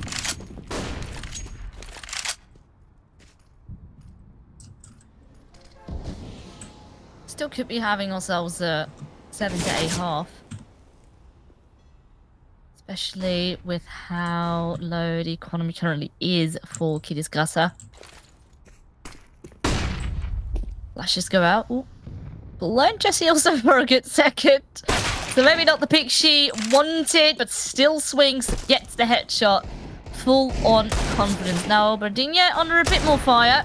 11th. Ooh, very cheeky kill. Or on the flip side, hopes to even get a follow-up. That won't be the case. So the numbers stay in advantage here for Davina. Yeah. Had she managed to secure a second one there, that would have been 11 for 11. They have to settle for 10. Last round of the half. And yeah, this retake is as good as impossible. Because then putting down that smoke too, this is surely not doable. Just has to be on the back of a godlike flash. I mean, they're trying to flash here, hoping that they can come out, but it's a spray fest, and honestly, the time just ticking down as well. There we go, final bullet in the bag, and Jesse gets it 7 to 8. It's an incredibly very close scoreline. Let's find out what happens after this break.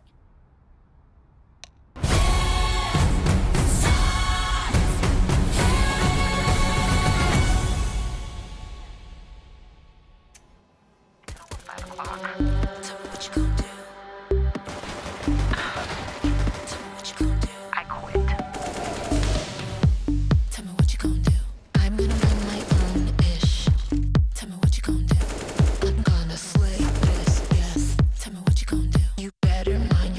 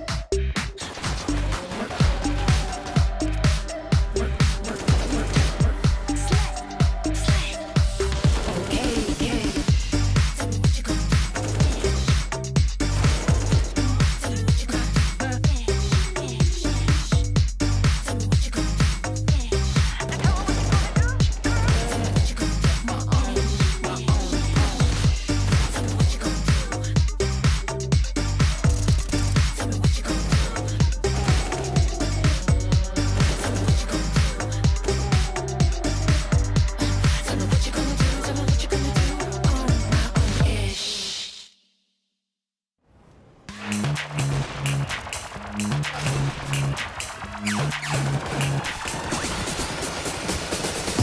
your body moving. Don't underestimate, let's go. You know we really do this. Let the energy take control. Gonna keep improving. Hold tight, gonna really get some. Got my confidence oozing.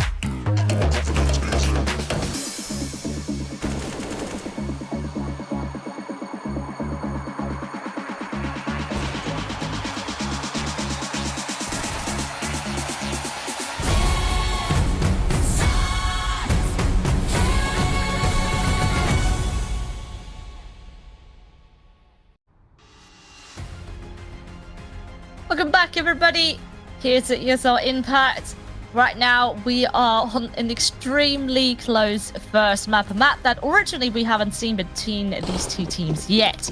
But it is certainly delivering here, 8-7. Yeah, what a phenomenal start. And I am thinking back to some statistics that I dug up for last week. And Overpass is in South America, quite T-sided, so this could actually bode quite well for Divina, of course. Have to win the pistol round. It has to start with this one. Brendinia, she's got some players. Oh, great push here. That's the entry found. And look at the cities here. Look at the minimap. As this Grada is entering the A bomb site, Divina is all around them. They're sneaking up and extremely close, trying to use that smoke in their advantage. First kill is a fact, and they keep that advantage going. Lerigo might say no, though. It still remains close, especially with that bomb still ticking. Lerigo finds another. Oh, and it is raining here. Coldazina, 1 versus 2, has a smoke, has a flash.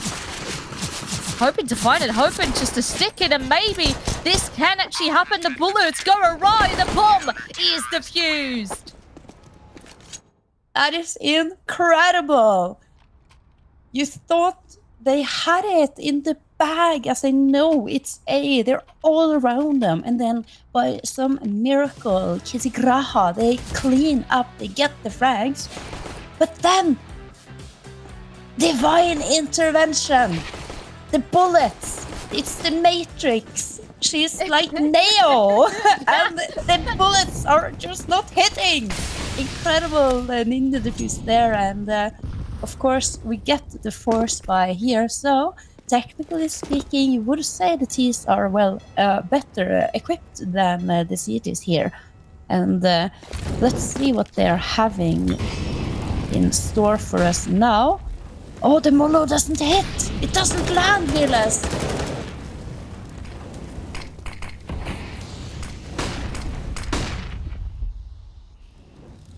Lots of flashes. This positioning of 11 could be so deadly. He's trying to get the timing right. That's the first headshot. Now the smoke won't be up for that much longer. There's a tiny bit of gap. Oh, and it is perfect. 11 making an extremely big play. She's just keeping all these players busy. The rotation on the way towards B. And this is just one player. The bomb is on the way towards the A bomb side. Unfortunately, 11 can't really get that much more done. But I would say the damage has been done. Now, it's a bit of a shame that Kitagasa weren't really picking up the pace. So rotation still is there, but Virginia not quite hitting the shots. Kara does get one. But it's only killed Xena that is left. Yeah. Not even sure she really should go for this.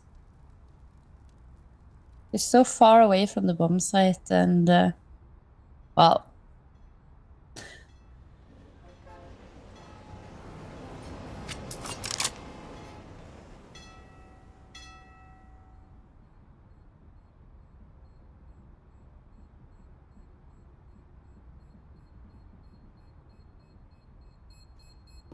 I like that she is still, very patiently, very carefully clearing out the angles.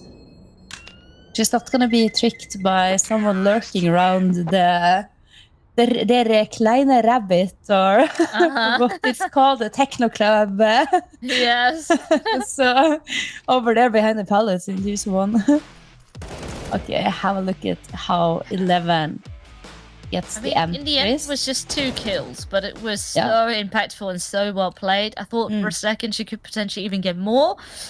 Bit unlucky with the Galil, not quite hitting the taps here and there, but the work was done, and it was a big power play coming out of Kidisgasa. So, even though with Divina making it even, they are now in a bit more trouble. Money's looking very dire. And they're going for a bit of a quick push here. Kidisgasa, the punishment comes on through. Might need to be careful, because now they're just like, okay, we're not going to be stopping. Yeah, and the worst part is that's bomb. And they know exactly where the last remaining players of Kidisgasa should be playing. It's a B lurker and the connector player. Guy is able to find one. But of course, as we can see, Kolsinja and Dani, remaining 2 players of Divina, they're camping. They've pitched their tent over in the playground area where the bomb is located. And do you know how long it takes for a T to run from this park over to a bomb site? I believe it's about 15 seconds. So they can hang on to this for a little bit longer. It's not even going to be time to get the plant. Oh, Emma tried to shoot at her teammate. Oh, they must have been some weird reflex. Maybe she hit something on the desk. Anyway, good aggressive round from Divina, and once again tied up here, 9-9. It's incredibly close, and we were hoping for a bit more of a competitive one. This is sort of both the teams their first pick when it comes down to Vetos, usually. Now the pick by Kidisgasa, but Divina played equally as much. Ooh. Steps being heard, but on the flip side as well, an 11 therefore holds off the angle, gets the first kill. That's actually very nice, because there is a limited amount of weaponry coming out here for Kidisgasa, so anything you can pick up off your enemies is a big bonus. Uh-oh. That step's being heard. They're going wide. Oh! That was a flashbang supposed to help out, but instead it blinded Brandinia, and the city side is just falling apart. Yeah, only Kolsinja left here now. 1 versus 5. How it all fell apart and so quickly. A little bit strange, but of course, I think like very split up defense. Just look at the minimap, look at the radar, see where the players lost their lives. It's so far apart from each other. There's no trade potential. And of course, Kidisgasa, they don't need to really pull out any big strats here. Just hitting the headshots and making this very costly and very painful for Divina. It definitely goes a bit back and forth here. Every time the team that's not supposed to win wins the round, and therefore the other is on a very dire economy. But we've seen now a couple of rounds that these pistols, these SMGs, they can make it happen. So who knows what Divina can still pull out of the bag. They have an AK, they have an MP9, and even a bit of util amongst those pistols. Going for an aggressive push down short. 11, once again, here to hold off angles like this is definitely very much aware, but these pistols, they continue to tear. I don't understand. How many rounds have it been back and forth here now where the team on the echo or the team on with the low buy manages to to pull something crazy out of the hat.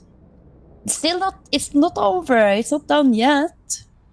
But we have seen how deadly Rendinia, Cara di Banana, and oh, this is so smart too. She just wants the information. Doesn't want to give up the advantage, the player advantage.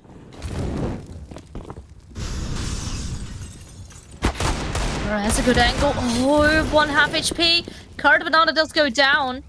And right now, it is an extremely tricky situation. Davina did have the initial openings here. Now is in a very tricky spot. You still have that 8k, and unfortunately, Rendinia can't quite make it happen this time around.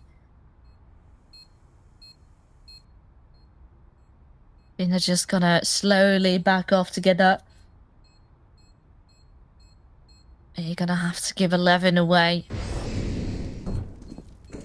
Yeah, that was such a clean entry by Goi. She's not necessarily the player on the team that you are looking to pull up the best stats. 11 is clearly the superstar of the lineup, and Emma, I think, is right behind her. The score doesn't necessarily detail that on the map so far, with Emma being kind of a little bit in the middle of the pack with the rest of her teammates, and 11 clearly ahead. But they're all having their moments. Oh, Dami. Oh, this is your moment. At least hot and heavy. Emma making a little bit of noise on the ladder there. Doesn't want to engage any further. Opts to just put down some defensive smoke and try to fall back. Now here come the long push. All the eyes will be turned as soon as they hear those footsteps. And even though there's a trade, still a bit of trouble here for Cordetina now all by herself. Actually, no, backup is called. Actually, a long push as well. The CTs putting a lot of pressure on this part of the map. Rendinia finds a trait there. Dani finds a kill with the pistol. And once again, yes, players are low, but it definitely tears apart Kitty's here a little bit. Now, they have at least cleared up B. But with this push that is to come, Davina is going to make a very quick move to follow right up. Yeah. How does it look on the utility side of things? See one Molotov on Rendinia, that can be crucial. I want to use it now to flush out one of the most common afterplant positions. Maybe towards heaven, maybe here in water. At least if they are able to trade each other out, is a kit here on Rendinia too. Oh, Goya almost has it.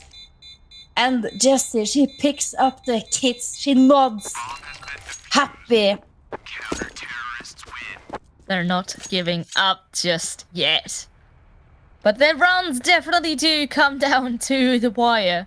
It's extremely close. It's extremely tight. It asks a lot of both sides, their economy. It's looking a bit better for Kitty's Grusser now with a few rounds, but the scoreline is still tight. Anything could still happen. And honestly, if there's something we know, we have learned here in ESL Impact, it is that this map actually is called OT Pass. Exactly. We have coined the term, and it rarely disappoints. Oh, look at this. We have a little bit of a standoff. Patience. This is such a heavy stack towards A here. What a gamble. Divina. With that noise being made towards B, they know that they have lost control over B short. And thus, starting to move forward. Surely, yes. Rendinia, she's got the defeat there. That's the upper taken out.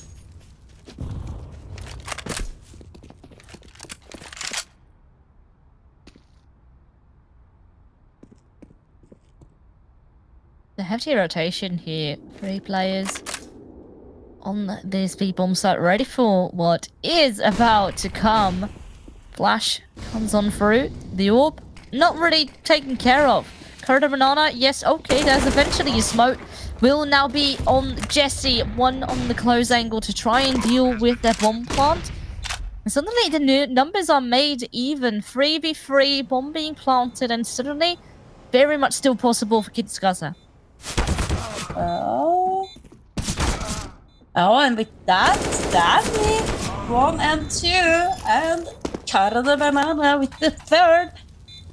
Brilliant retake, and I don't know how many times I had to say this throughout the game, but we are tied up. It is. We have been seeing it a bunch of times, and it just continues to be close. So, technical timeout here. Actually, we haven't really seen that much timeouts here being called at all. Sometimes it's just so in the flow, you don't feel like you need them, but now that it is getting very close and you feel that you can possibly take it, might as well be a good time to call one. Yeah, certainly. You have them, they're there for a reason. They're there for you to have a little bit of a breather if it's needed. And yeah, gotta have a little bit of a discussion because what went wrong there? I think they were not expecting the long push and mid push. I don't think they realized there was a gap there, so that Brandinia was able to push up into playground. So surely gonna be having a little bit of a conversation how to tighten that hole, and we'll see. Brandinia is going to be quick.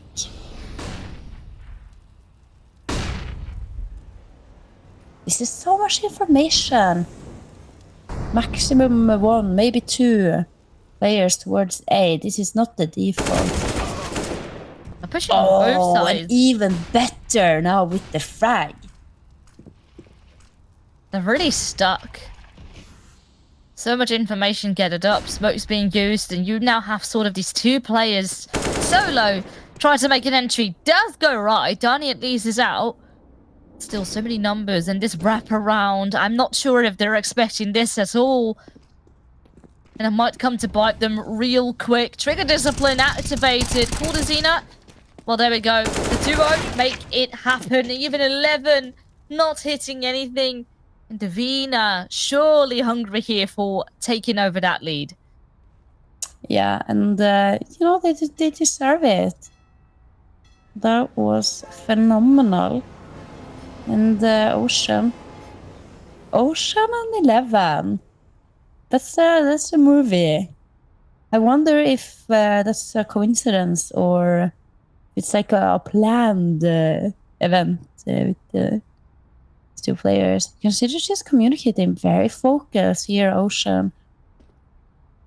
She is swimming through the map, through batons like a shark. But of course, I'm not certain if she's going to be able to do anything. Look at the bomb; it's a million miles away, and just going to be saving. Counter-terrorists win. It's extremely tough right now. Another time I'm actually being called here. Kidiskasa are feeling the heat now that they were in the lead, and it's sort of slipping away here, perhaps.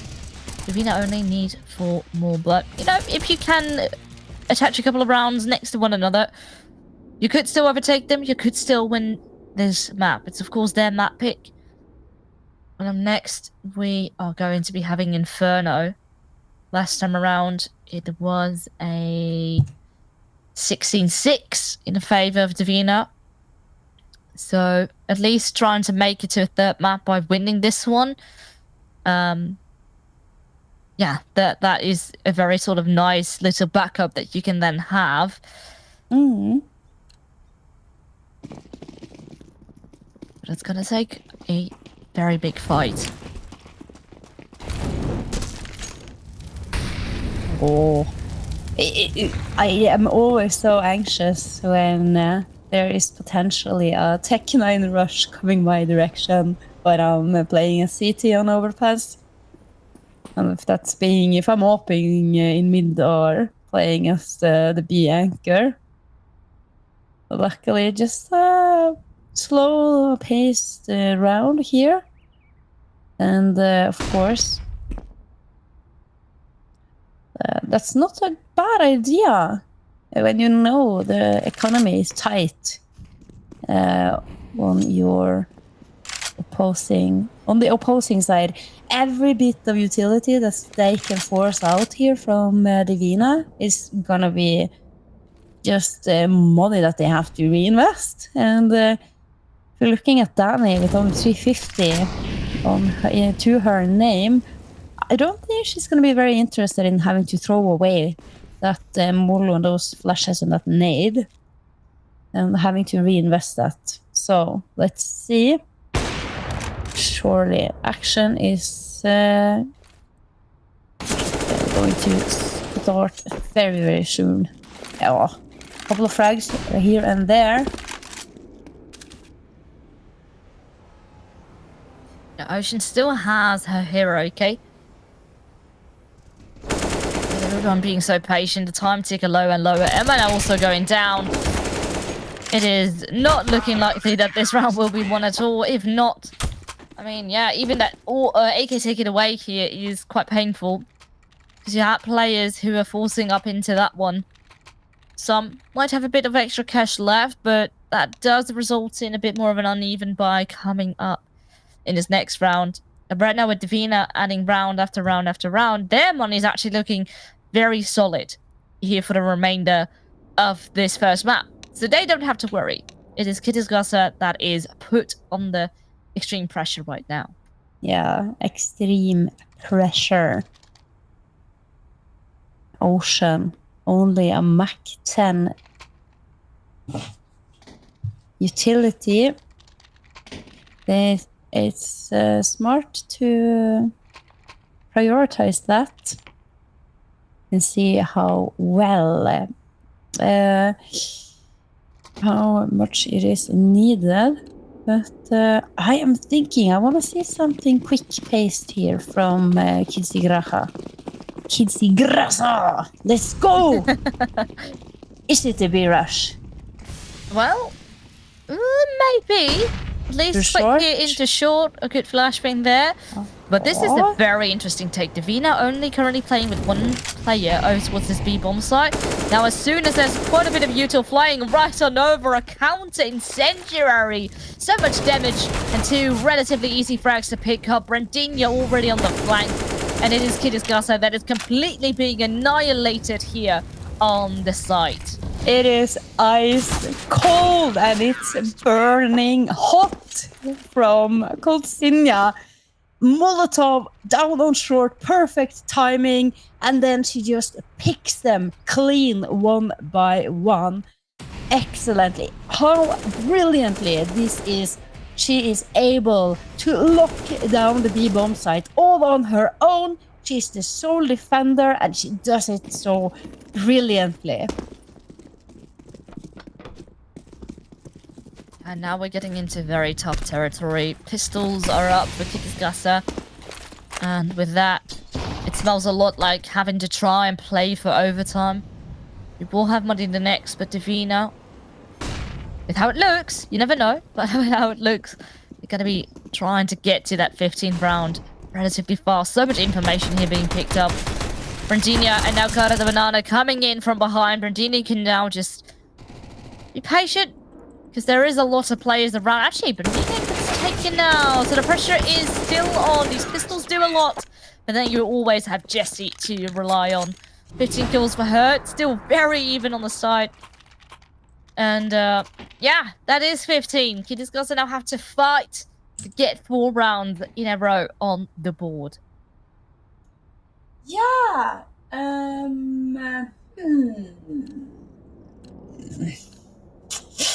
Map point. It was back and forth so long. It was 11-11. Divina at the end of it. They've been dominating.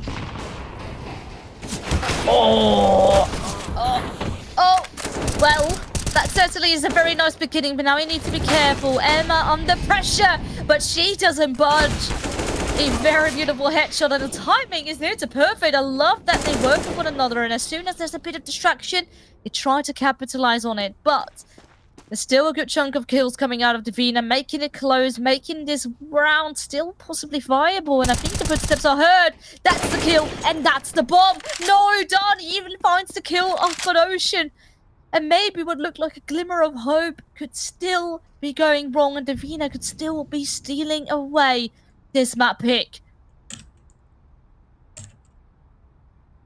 Yeah, stealing away the map pick, and perhaps also with that the match, as we all know, we are heading over into Inferno, which is Divina's map pick. If 11 can't clutch it out, he can't find one, can't find the second. Brendinia there closes it out. It is 16-11. Absolutely insane. Divina, they really crawled there to moments that are extremely tight, but they definitely perform extremely well under that pressure. And it was honestly a very nice treat to watch. It was close, would have to say. And definitely above my expectation. I thought maybe Divina would go and walk over again, but absolutely not the case. It was an amazing fight. Absolutely amazing fight, and look at the smiles all across the boards. I have to give a big props here to the lineup of Kissy Graha, and I think particularly 11. Oh, we do love you, banana face.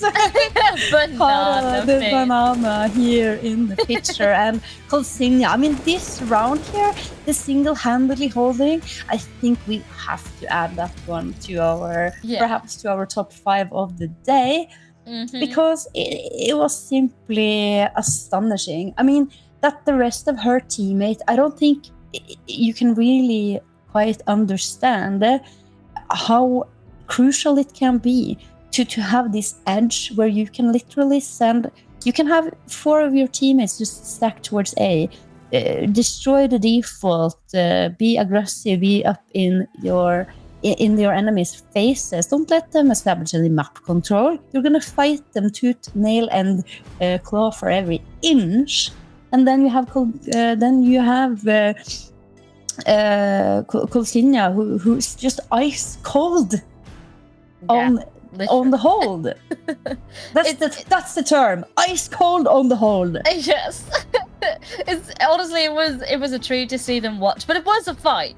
Grasser did honestly very, very amazing. That first half was incredibly close. They were leading it for a very large chunk of the way. And it caught me a bit by surprise because, I mean, we were talking, yes, 11 once again here did top frag, but I did feel like this was a bit more of a team showing in comparison to, for example, what we saw when they faced each other in the open qualifier. So it is good to see that it's not just the 11 show. Even Goya was doing incredibly well, who actually is sort of usually bungling at the bottom of the scoreboard. So it's good to see them just come online, get on fire. This time, not quite enough. I think that towards the end, they were struggling a little bit with the economy, getting the rounds online and getting the conversions to pay off. But it was close, and that definitely leaves me with a bit of hope for potentially Inferno to come up next. Yeah, I think Inferno is going to be quite interesting, and well, I did promise everyone, all the viewers out there, that we were going to do a head-to-head. I did get the information on the ear that the stats might be a little bit paused here, but I did take inspiration from good old friend Newt, and I think I'm gonna just stat it out with a little bit of ADR stats here. I don't know if you can see the shiny 80s. 80 versus both 80. 11 and Danny throughout this map on Overpass has managed to have an average of approximately 80 ADR, which you're doing 80 damage every single round, and it's quite good, I just have to say. On the side of Divina, I think it was Kodsinia who ended up having the most ADR, but overall, I'm very impressed. And 11 and Danny, I'm sure they're going to continue on Inferno when we come back after a quick little break.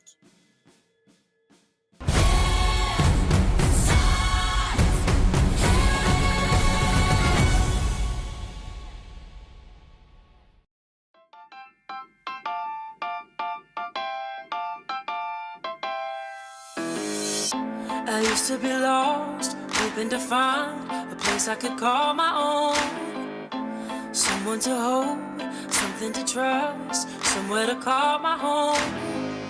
Shut out the rain, make me happy again, something I could lean on. But when I got lost in the dark and forgot how to love, all I needed was to take a deep breath and be reminded again that come too far to give up now. Gonna let it all go, 'cause I've come to know nothing means more than to be happy. To be happy and free. To be happy. To be happy and free. Oh, oh, oh, be happy and free. I look at myself, I know I'm enough, I know I can make it through. I can be strong, I can be brave, I can be brand new. Shut out the noise, gotta find a new voice and let the light in. 'Cause when I got lost in the dark and forgot how to love, all I needed was to take a deep breath and be reminded again that I've come too far to give up now. Gonna let it all go, 'cause I've come to know nothing means more than to be happy. To be happy and free. To be happy. To be happy and free. Oh, oh, oh. Gonna be happy and free. I'd give it all just to feel the sun on my face. I would let it all go now that I know the feeling it brings. Oh, oh, oh. I've come too far to give up now. Gonna let it all go, 'cause I've come to know nothing means more than. Oh, oh, oh. I've come too far to give up now. Gonna let it all go, 'cause I've come to know nothing means more than to be happy. To be happy and free. To be happy. To be happy and free. Oh, oh, oh. Oh, oh, oh. Gonna be happy and free. Oh, oh, oh.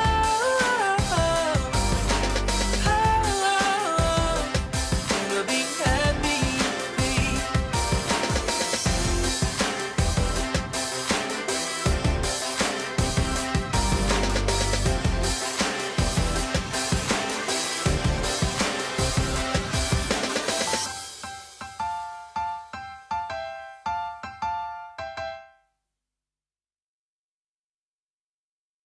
I ain't going down, down with you. If you're going downtown, get you someone new.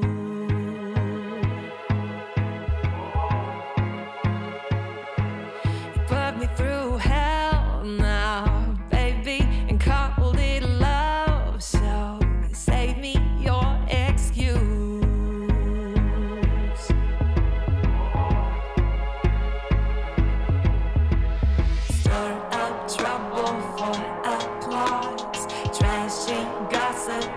my flaws, break my wings, but I have flaws.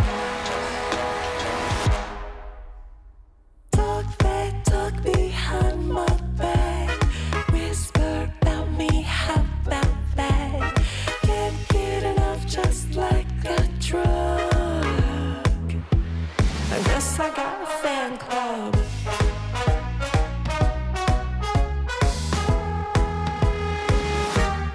I am feeling way too pretty to even try to deal with petty little things like you. Go ahead and stir up drama, spill the tea, my friend. Karma's listening to you. Say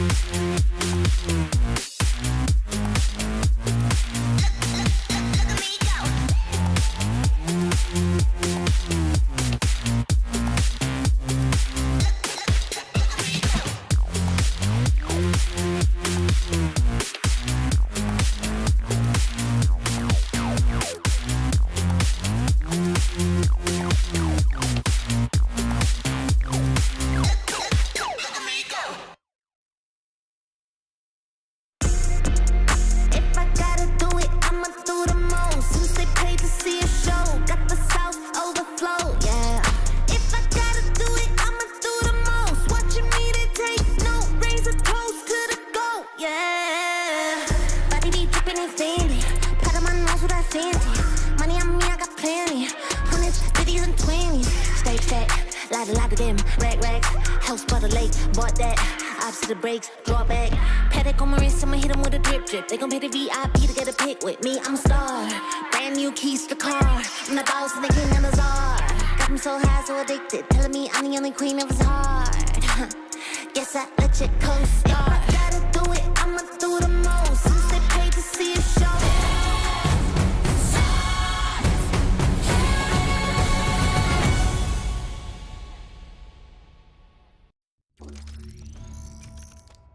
Welcome back, everybody, to ESL Impact. Once again, I'm here with Hege as we're about to jump into map number 2. Already map 1 really delivered, but definitely above our expectations. It was great to see actually both teams really fight it out. And now we have Inferno coming up next. We were already wondering, you know, is this going to be sort of equal as of a fight as Overpass was? What do you think? Well, I think it's gonna be a little bit scary for. We haven't seen one of the teams have the best success versus Ravens on Inferno. That was 16-14 loss, and Kitsi Gracia. They really needed Overpass if they were going to have any chance here tonight. I'm sad to say, but I think Divina, they have this in the bag. But of course, nothing would make me happier than if Kitsi Gracia could surprise us. Something like a pistol round could definitely help. Really get the confidence going. Right now, Divina slowly going here through middle, uncontested. And have 2 smokes pulled right up on that side. One to really disrupt if anyone were to be on pit. And now they do have a 2-woman set up here on the side, but it is simply not good enough. Too many heads you need to be clicking. And with that, it's a bomb planted. A retake scenario for Kitsi Gracia.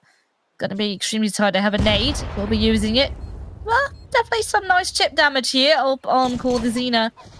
So you need to find so many kills. I'm at least here with the foes, but Goya is traded in the meantime, and the bomb is definitely ticking very low. So is the HP of these players, and Dani looking to finish it off.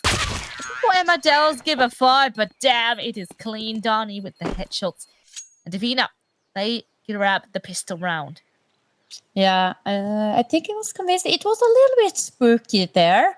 Emma did a lot of damage. Hit some pretty sick headshots. But in the end, they lost too much HP, and as they're pushing onto the site, excellent swing by Dani. And minimal investment here by Kitsi Gracia. Oh, that's a money nade.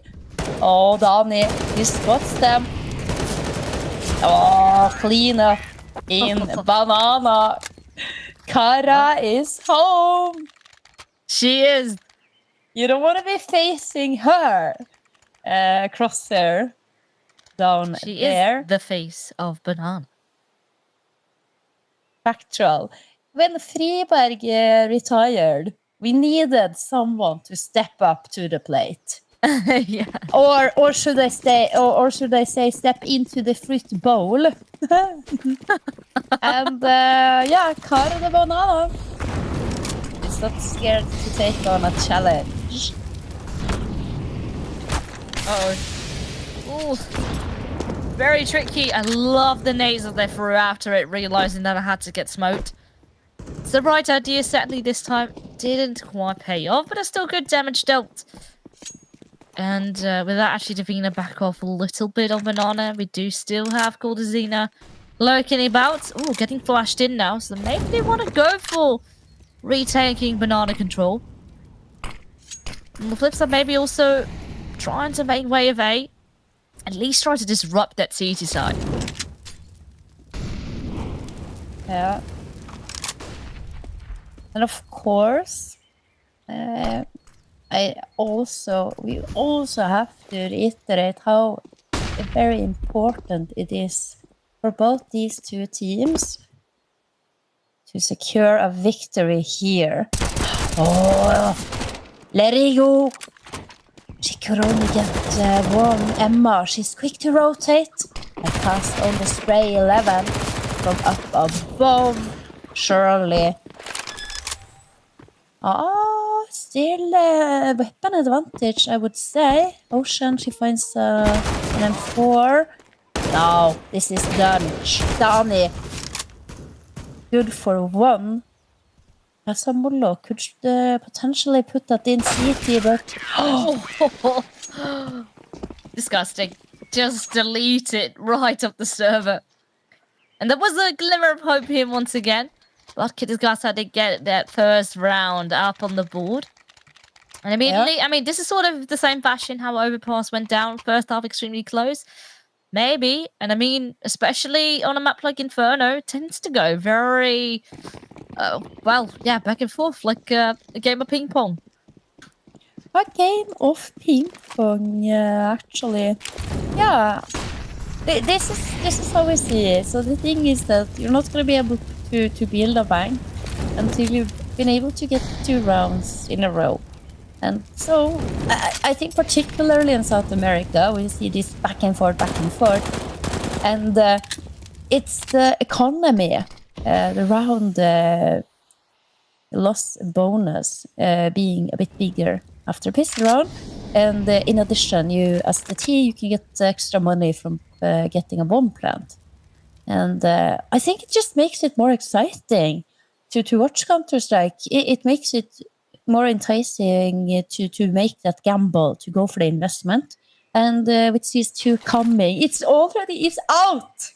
I know. It's MR12, and Emma, she is going to swing out of this flash. Oh, it's a perfect retake of Top Banana.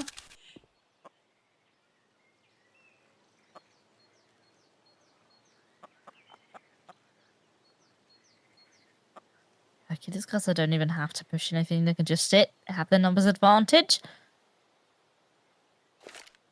Davina, with 30 seconds left on the clock, they have to make a move. Actually, you're looking to go a bit back.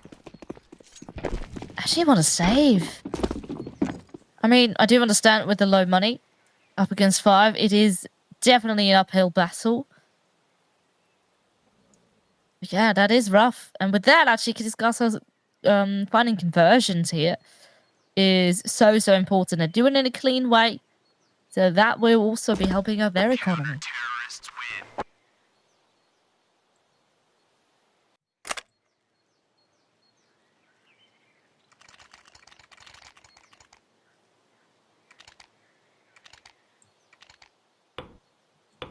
And Hege, just like we were already saying before, it is all tied up.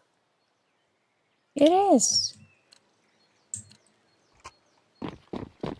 I'm just pondering. It would be kind of cool, something cool for social media to be later.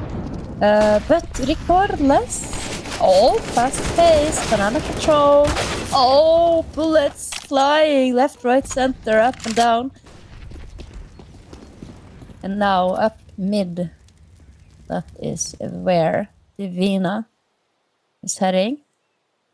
Boy, could be the Joker here, the difference maker. Takes out Brendinia. Now the gig is up. But perhaps not, because Divina, clever little girls, they have not been making any noise here. And on the flip side, they heard the drop down from Goya, so no, she is around pit. Now spotted. On the flip side, of course, she spots them. Oh, and what a juicy nade! That could help if you have a Famas in your hand. Sadly, though, no shot connecting. With that, the bomb will be planted. It could have been the life savior. At least trying to get 1, maybe even 2 kills. But this time around, Kids are in a bit more trouble. But the looks of it, will be saving their rifles.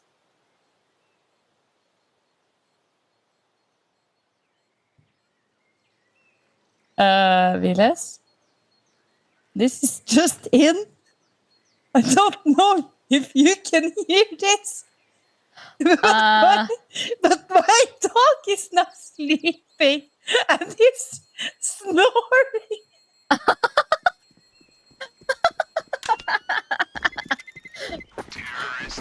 Oh, your dog really is a paid actor here today.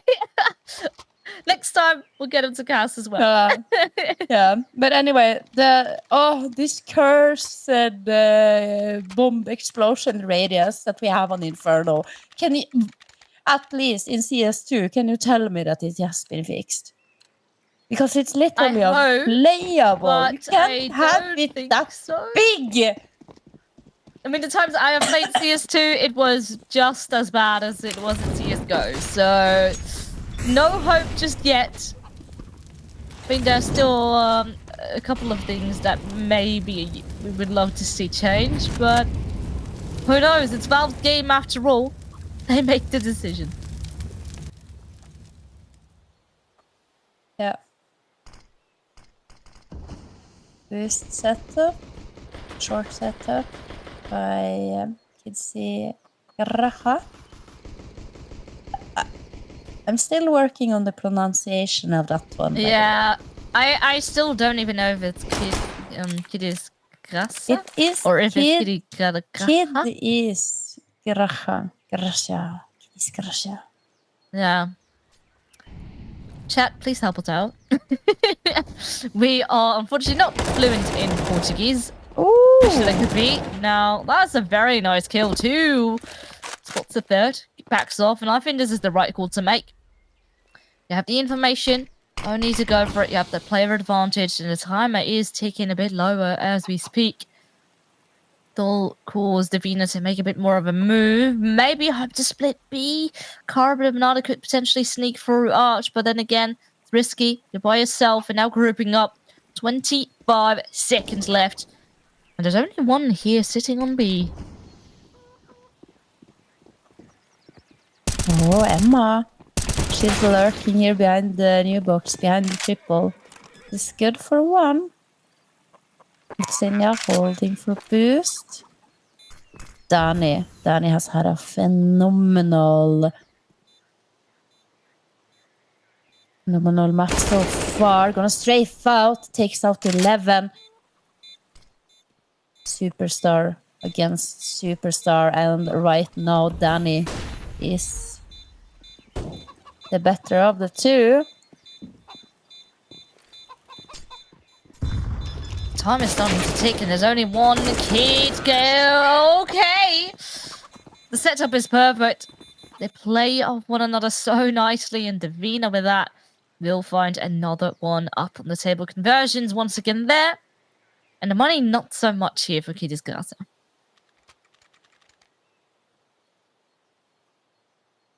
No, and that's exactly what I was talking about. The 2 rounds in a row, forcing now Kidsi Graha to have an eco and Divina. Oh, look at the spawn here of Carde Banana. Danny lining up the banana flashes. Mid. Quick.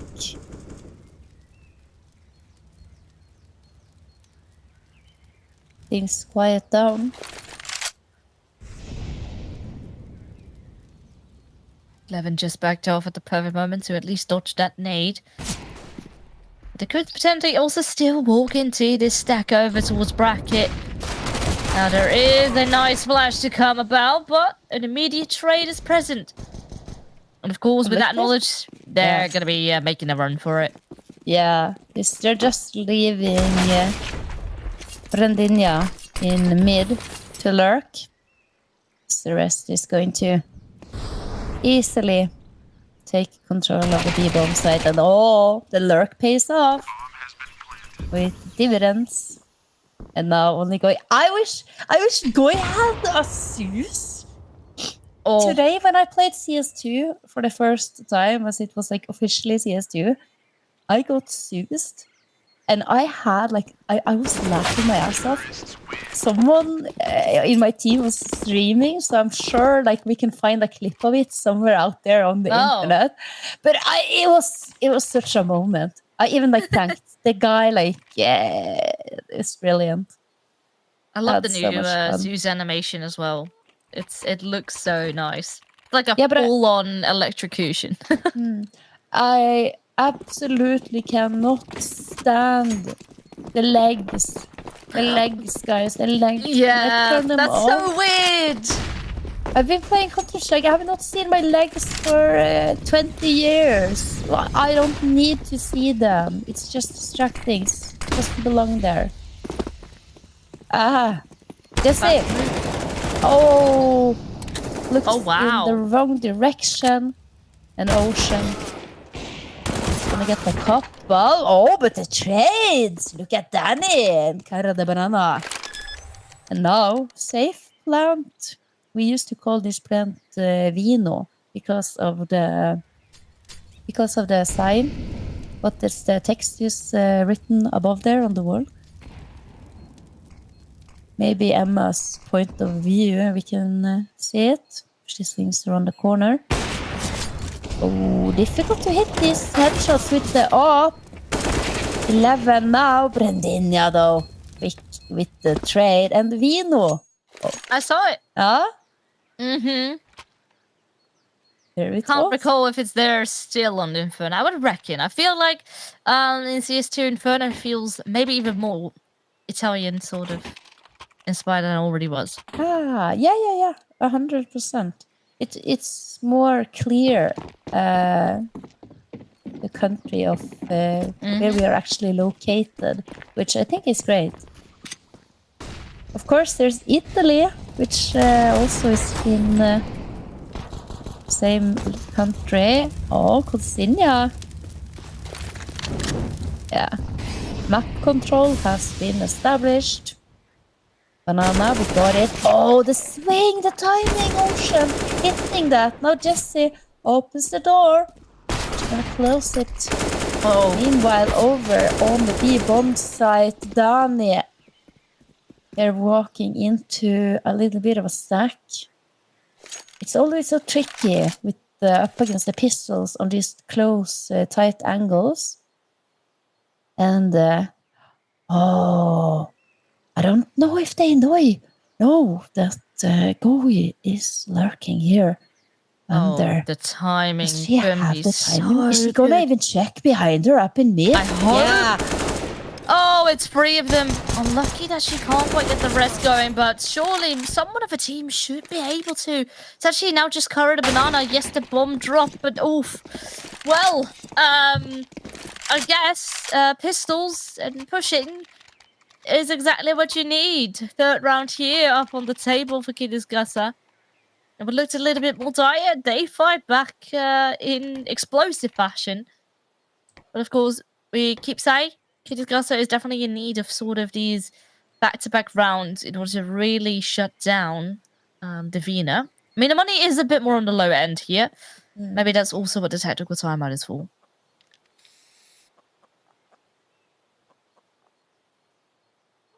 Well, earlier than what we saw from them on the overpass.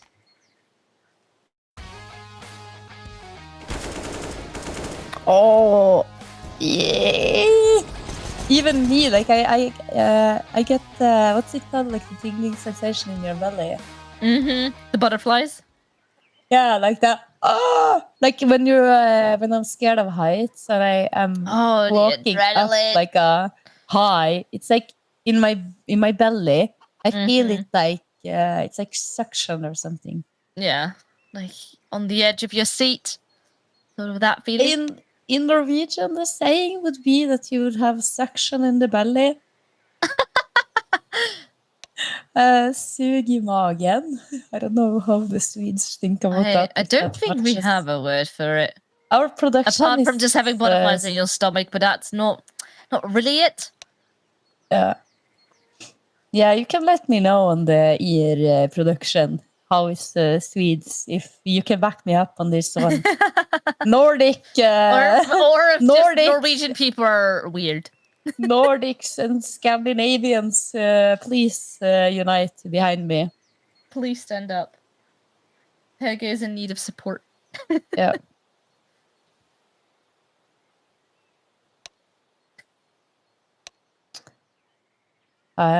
We always need the support players. If you think about it, like I absolutely love playing support because I feel like in real life as well, I'm kind of an enabler. Mm-hmm. Support players are just so crucial to your team, often overlooked. I mean, if you were to just casually play CS or CS2 right now, you definitely notice when a team has so much util and everything timed to perfection that it's very hard to play up against it. So yes, the support players, vital part of a team. And yeah, definitely the player you would love to rely on. Now, right now, already a bit of banana control trying to be taken, and there's a bit of a deep smoke, but Cool is seen that already in front of it. Need to be careful, teammates are burning. So they're separated. I think they want to wait for that incendiary to fade, group up, then burst out.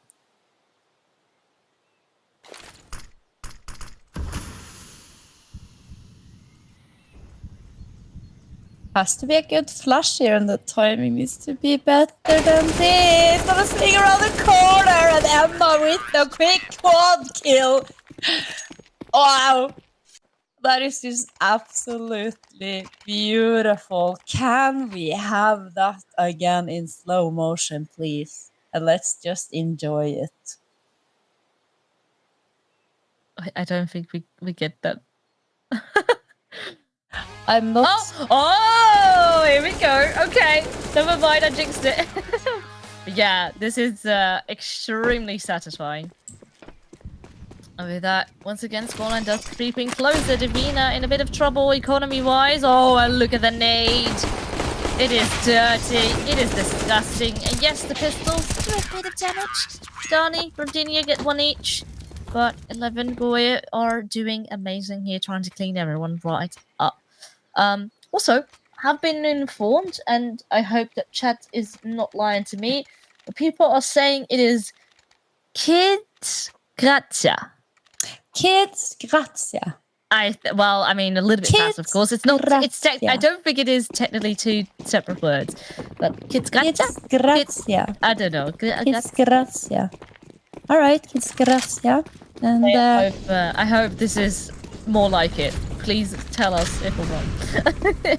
Yeah, but Kids Grazia with the quick cleanup there, and now Quick is coming out from Divina, and Quick is also what happened in the other game of the evening, which was Mokreas, also a kind of difficult word to pronounce for us.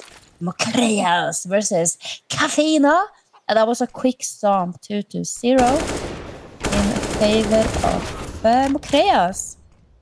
Just so you know.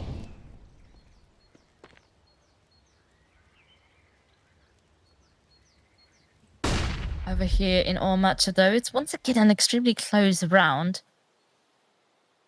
3v3, and it's only Emma who's currently anchoring on this B side. The one with the most frags on the board for Kids Grazia. Oh, well, that at least was a clean one.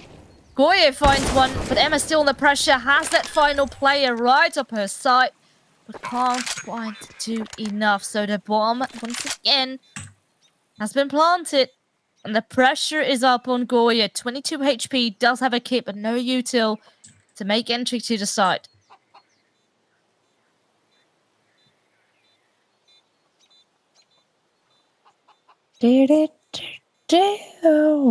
One versus one.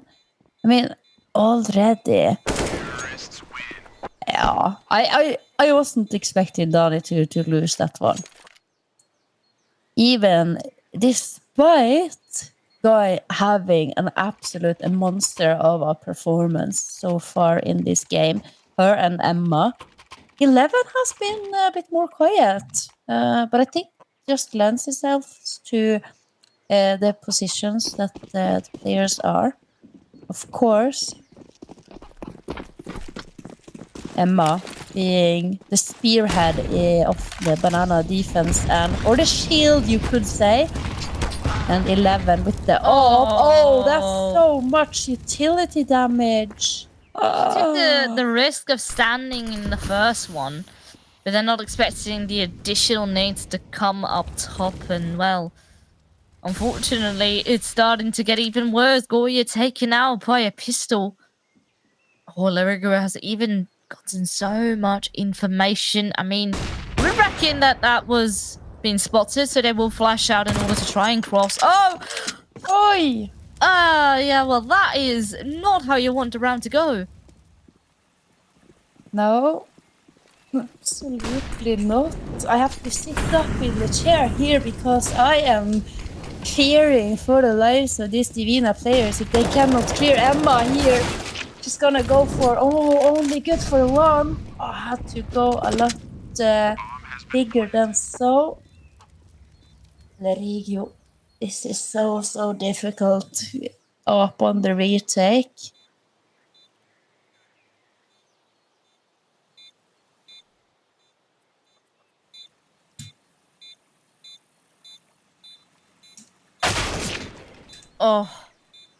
Cordizina, so clean, deadly.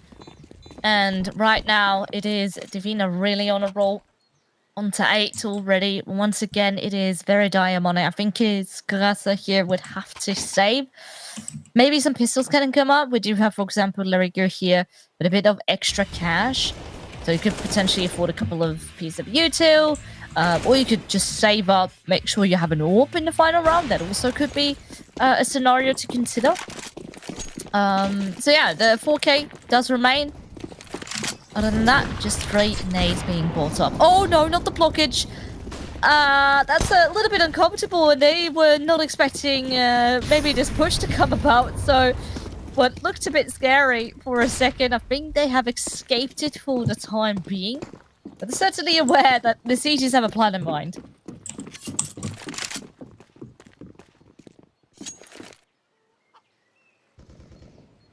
Danny is so deadly. Oh, Brendinia too. Her spray control has been out of this world.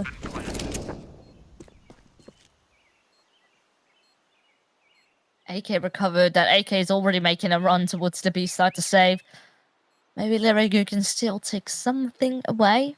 Bit of extra damage wouldn't hurt. A chance to still recover an AK, maybe even an AWP. Yeah. We all know what the bomb radius is of Inferno, so if you could deal just a bit of damage, could be the difference between life and death. Wow. Does she have the kit? No, she's just gonna try to do some damage here to the his players. No saving for you. Oh, yeah, wow. So close. Yet, good attempt so far. Yeah, at least one weapon being taken out of the hands of Divina. But you know, it's the last round, so really not going to have the biggest impact still. If she had managed to take out the AWP, I don't know if they would have necessarily been able to reinvest. So, final round here, and surely this has to be one that Gracia will be able to get in the bag. The Girio here are very offensive with the AWP. Goya has been an absolute beast from this short position.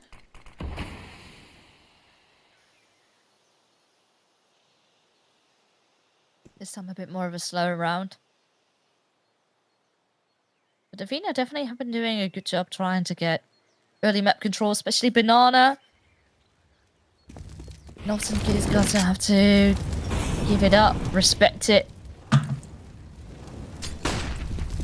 To Essentially have to be aware. Oh, there we go. That's a very good count incendiary. Will at least cause delay, if not change the game plan here for Davina.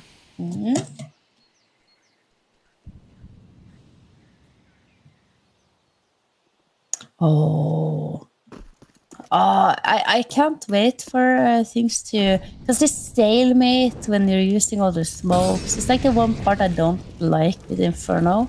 All these choke points, the narrow choke points that you can just forever. Oh, but now swings out. Boy is good for one, but she is now stuck. Still, she has another smoke. It's only 15 seconds here, though. This is an extremely tough situation. Good damage dealt up onto Caldezina to still have to get the bomb off of the site. Cara the Banana, yes, does get a kill. But is that bomb gonna get planted? It will, but the kills are near to immediate. And with that, Kiddisgasa will make it to 6. There's still a bit of a gap to work with, Davina in the lead. But let's see if Kiddisgasa can come back right after this.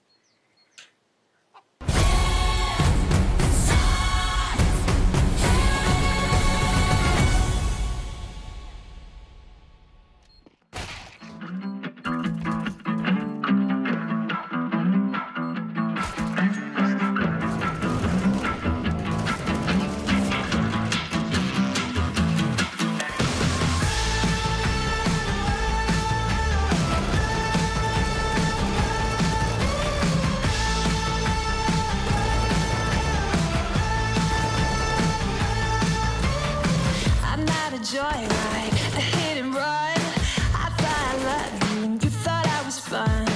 I'm moving on down the road. Watch me as I go, watch me as I go. Should I look both ways before you cross me, baby? 'Cause I don't break for boys. I'm moving on. I'm moving on. Got nothing left to say. Let's be on my way. Best of luck. I'm moving on. I'm moving on.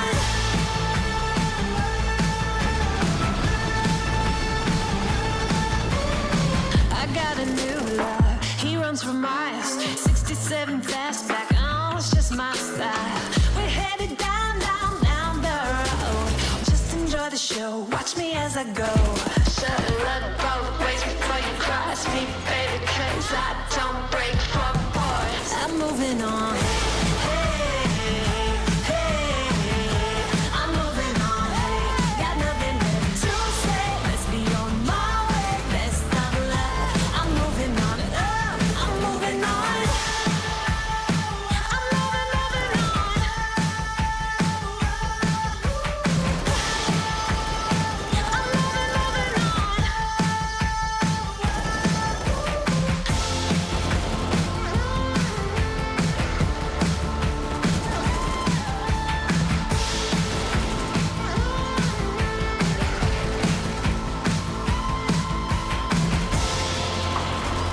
I'm moving on.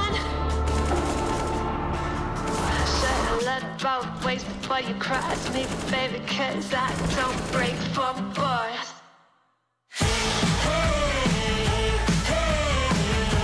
I'm moving on. Got nothing left to say. Let's be on my way. Best of luck. I'm moving on. Got nothing left to say. Let's be on my way. Best of luck. I'm moving on.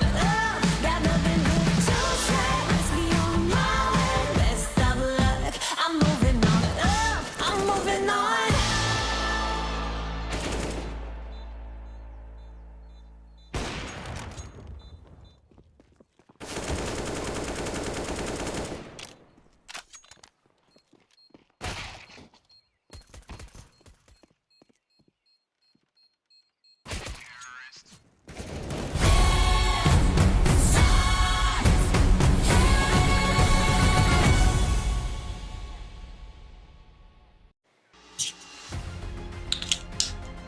Six to 9 is the scoreboard currently here. Oh, yes. Nice.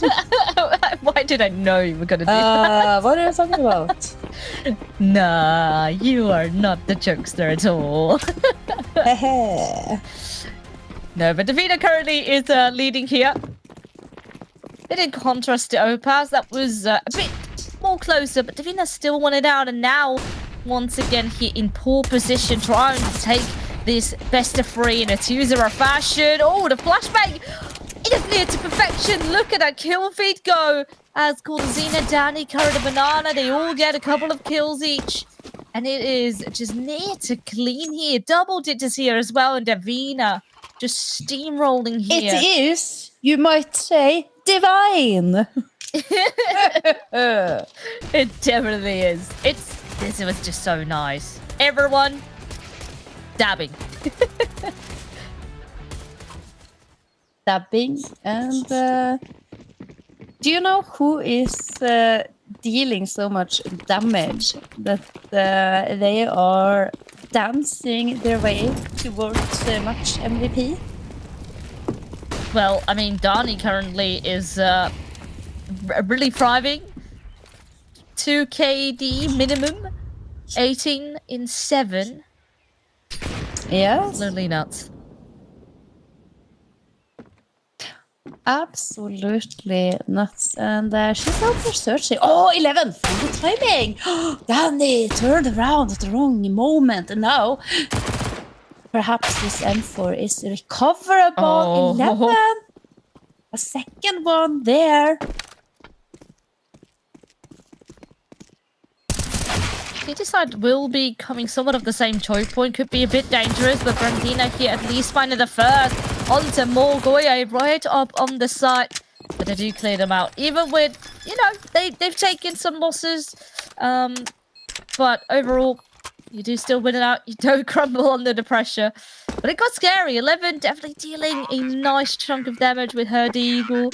And once that bomb is planted, you never know what can happen. We've seen these pistols take rounds so many times over an overpass. That was sort of what disrupted the entire flow of the second half of that first map. And I thought for a second maybe it was going to happen again. But this time, Davina do shut it down. Yeah, they do. And, well, I'm sorry to have to say this, but Chris Gracia, there's no thank yous unless you are somehow capable of winning and securing this round, because 12 on the board for Davina. Without a bomb plant as well, it can be very, very dicey. Goldinia, though. Goldinia only surviving with 2 HP. That is ice cold if I've ever seen it.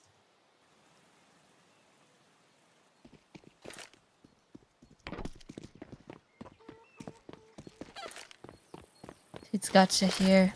Just waiting. Oh, but a counter flash. It's gonna be actually... No! Emma not blind. Emma still alive with 11 HP. Not anymore. Current Banana still here. But under fire. Needs to be careful not to die here. She's currently by herself. She has to give up the site.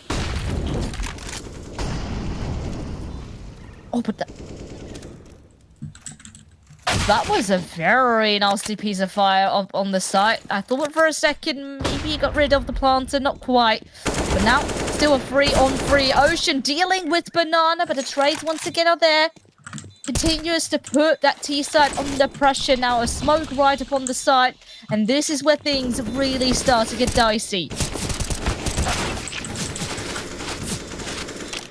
And she's sticking. And she got it. Oh, and she gets killed right after time. That is unfortunate. But Davina, even when the odds do not seem to be in their favor, they get away with it. And this is extremely tough. It's Davina now doubling the scoreline of Kitsgata here.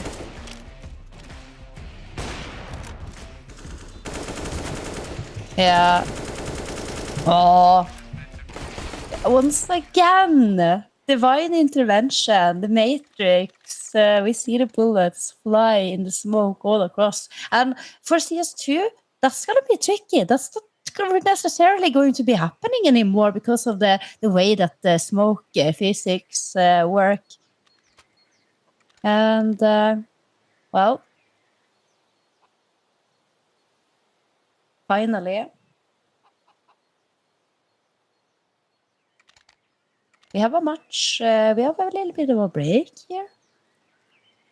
Yeah, this So- smells like a bit of a tech issue, unfortunately. Yeah. Hopefully, nothing too serious going on. But you never know. You know, it's still on CSGO. And it's all a little bit tricky. You know, you have to sort of work around trying to still play CSGO. But it is possible. It's not this special gift that we got from Valve. It's everyone can play it still at home. But I do wonder for how much longer and when they actually pull the plug. Yeah.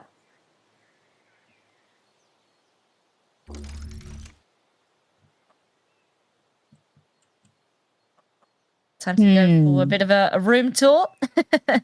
Yeah, setups. I'm also thinking, try to find a solution to a problem.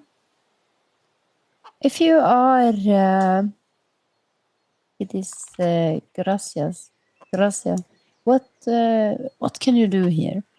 I'm certain that something has to happen with the banana control. Yeah. I mean, we have seen them take Banana over on City side, but towards the end of that first half, they got a bit too passive, a bit too scared. Counter-aggression seems to be just really on point, and Davina, maybe it's just a bit sharper. So, Kitty's got to really need to find that confidence back.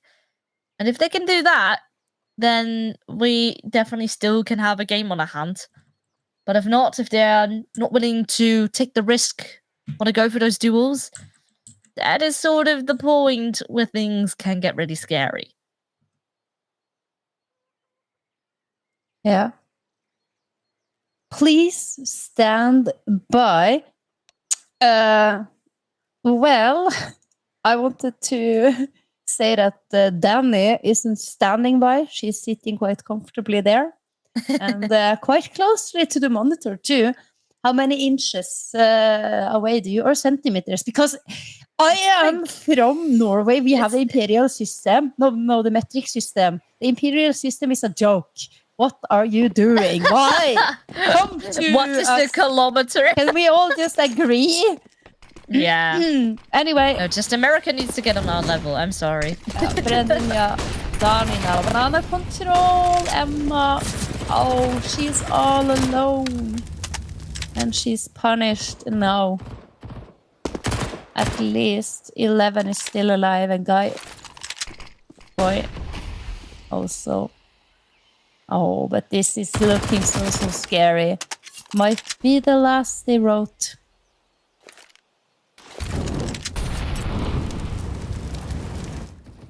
Further pressure. And that will send Kitty's here away from Banana into mid. And we do have, once again, an 11 into set. Take that control, but the traits are there. Dani, this time positioned an archer. I like this change. Davina deal with it actually very nicely. Smoke into pit. They're prepared for every scenario. Jessie, even still up on the side, can do so much. The backside turn. She's good for a kill, and Dani there with the trade. Larigu now all by herself. This boys know that she is up on the side. It's just faking. Waiting and seeing if someone's going to be right around the corner. And yes, there is. Oh, on the flip side, the nade is perfect. So much damage already. And Call the Xena works with that one perfectly.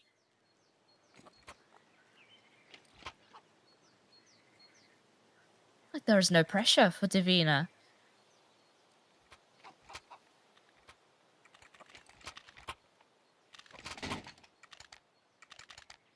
The gap just becomes bigger and bigger. And the money also lower and lower here for Kitty's Garza. It is extremely tough. You have an 8k, you have a Mech 10 pistols. It's sort of a halfway here, at least trying to keep some reserves in the bank.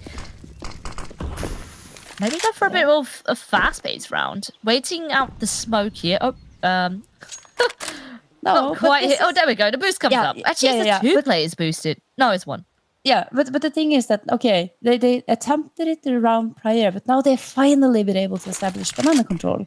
They had to put almost every single player towards it. But I think the Kisigrasha, had they just had a little bit of a better buy here. Oh, Kotsinia. She's gonna throw out the Molotov. Oh, a little bit cheeky here. Gonna do the side smoke. Gonna come a flash here towards CT. Trying to bait out utility. With a change of plan, Kotsinia. Oh, and Dani from the boost drops down. Can't do anything more. And now, look at this. How quickly the tides change. And the money is actually a bit on the low side for Davina, so I wouldn't be surprised if they actually go safe, but getting into CT, who knows? Who knows what they can do? We've seen the confidence really pop off big time. Slowly, all getting into church. Actually, two of them. There's a pre-fire, but it doesn't quite work. Goya is mollied out. This is just all going awry. It is so well done. The util near to perfection. The double swing in church. And this is how you retake, ladies and gentlemen. Yeah. 14 rounds. And when we look at this... Oh, what a retake.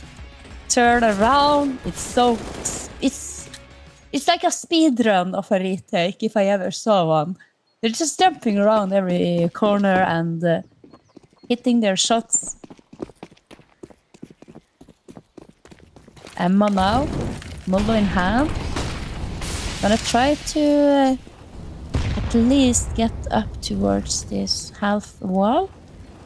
It's super interesting. The observer is doing a great job because you can see the utility usage that she's putting out, which is something that, well, if you wanted to play, you could probably use something similar in CS2. Cara the banana from the boost, fearless. Oh, blind. But there are traits. One kill over towards A, one towards B. An immediate rotate will come into effect, but I do wonder what's going to happen because these guys still have that bomb in T-ramp.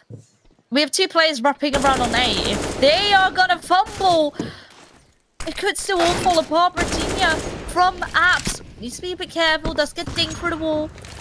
She escapes, and her team is already here. Now they've made sight. Full HP. Davina technically once again have a player up in this situation.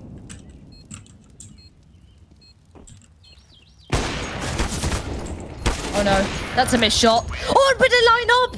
There we go with a collateral on the orb. Oh, that is so satisfying. She had me speaking Norwegian there, reacting in Norwegian. I need to see this one again.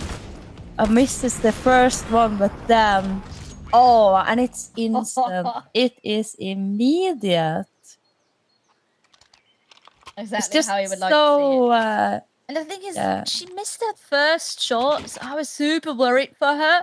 Her teammate luckily tries at least, or tries to do her best. She gets that one kill, and then they just line up. Yeah. Very flashy, very, very, very nice. So perhaps Chris Gracias does want to prove us all wrong here with cracking the code on how to handle Banana. The business in Banana. They've been able to string a couple of rounds together. And now not the very best of buys on the side of Divina. We want to see Cara the Banana do something absolutely bananas with the up though.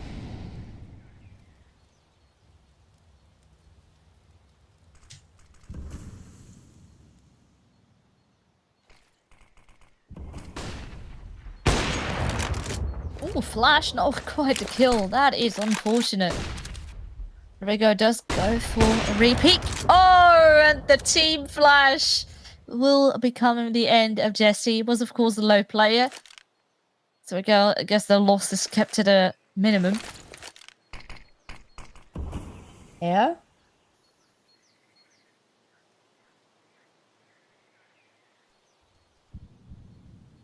Oh, there's gonna be a meeting in apartments. And Guy, she comes out victorious. Oh, but Dani with the deadly deagle! Of course she and does look at it. this, look at this! No! Oh! No! That could have been the opportunity. Someone's already pushing up. Another one that misses a little bit of a tricky situation. So much damage dealt on Kara. The bomb will be planted, and she's sort of stuck into so many different angle spots. The player. But then again, there's someone in dark. There's someone in the CT. Teammate's still a bit further away. She needs help desperately. Larry go out. Aimed completely. But unfortunately, Kara the Banana not quite hitting. But baby Dani can. She does turn around, but 11 this time. A bit quicker. And there is, once again, another round up on the table for Kidis Gaza here. And a very much needed one, so. This is such a nail biter, really is. Because with every round that they keep inching their way closer to that 10th one on the board, you know what happens with the mentality of a team once you let your opponent get to double digits. Oh, yes. Oh, it's just crushing. Here now. Full eco. This is surely going to be 9. Unless this flash timing is godlike. And it is! Oh, wow. This is exactly as you would like to see it. That's an AK and an AWP recovered. And who's this on A side? It's Jessie. She's gonna be playing for pitch. She's gonna go for the frags. No She's way. gonna find one. Boy. Doable. This is extremely doable. The only problem here is that there's no kit, so we can need to get these kills relatively fast. Bit of a rough moment here with the smokes, but there's a bit of a gap to work with now, so who knows? I think they've spotted Ocean towards the pit. Oh, the tricky part is here that Kara should be flying in here. Oh, okay, they're gonna save. Of course, they're gonna save. I mean, they have a lot of rounds still to work with, so I understand you have a free AWP basically here that you can pick up. So, but I would have loved to watch them.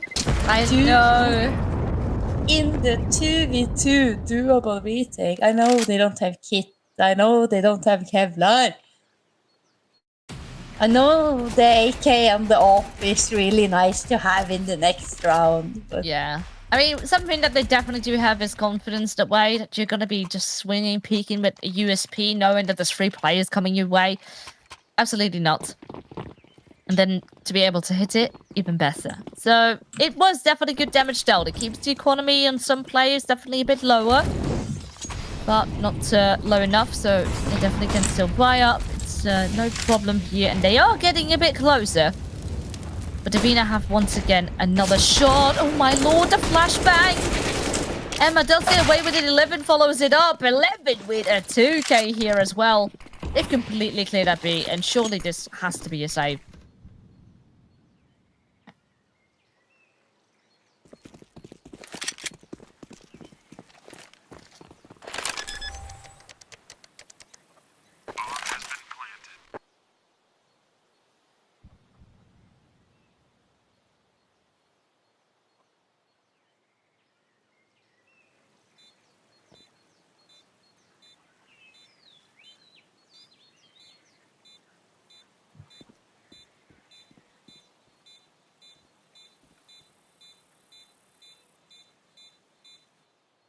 another save. I think on Inferno, I feel you always have this like lengthy save rounds where because of the setup of the map, you get the execute and then you have the action, and if it's ending up with an easy bomb plant like here, he will have the full bomb timer, 50 seconds, where we are just sitting and watching players save. But then we have to be a little bit more entertaining.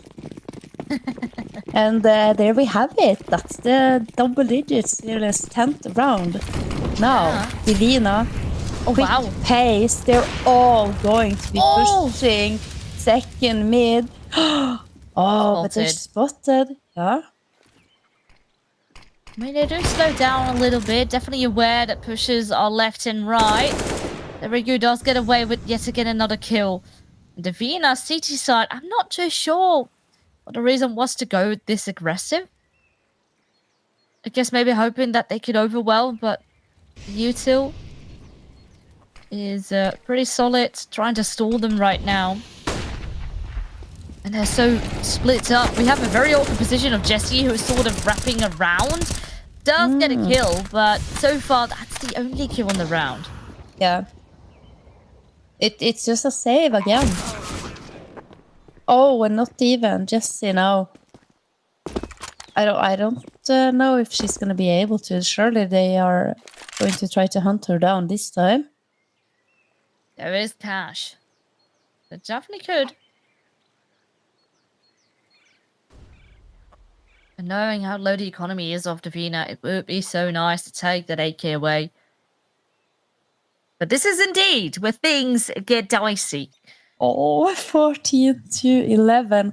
How many rounds has it been in a row, Fearless? I'm just gonna be checking. Since round number 16, What's the 17, score? 18, 14 to 20. Oh, the scoreboard. Since... 1, 2, 3, 4, 5. 5 rounds in a row now. Thank you, server. The MVP. I was starting to count, and I was my math wasn't mathing like it always does. Yeah. No, it's not difficult. And look at Danny now.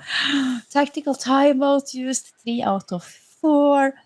Danny has been sort of stuck on this amount of kills. It's stuck on 27 kills. Oh yeah, sorry, Danny. You're not pulling your weight here with. I mean, only she 105 ADR. I mean, people like Berdinia here and even Zena. I'm sure they're struggling a little bit. Yeah. I'm sure, Danny, they're now gonna set her up for something spectacular. But it's Jessie who's gonna hang on to the AK, of course. She has. Oh, okay. Banana is at least the plan. Danny now swinging. Is she gonna check wood? Has to check it. Has to clear it. It's the one that gets her. Emma is out, but look at the reaction here now. Brandinia, she's gonna bait for Jessie. This might be the best play of the day. Brandinia trying, connecting the shots here. Now Jessie. No. Number 2. Not 3, because 11 is working so hard. 6 HP, and it's 11 who has the bomb. She has to be able to get it. And oh my god, no.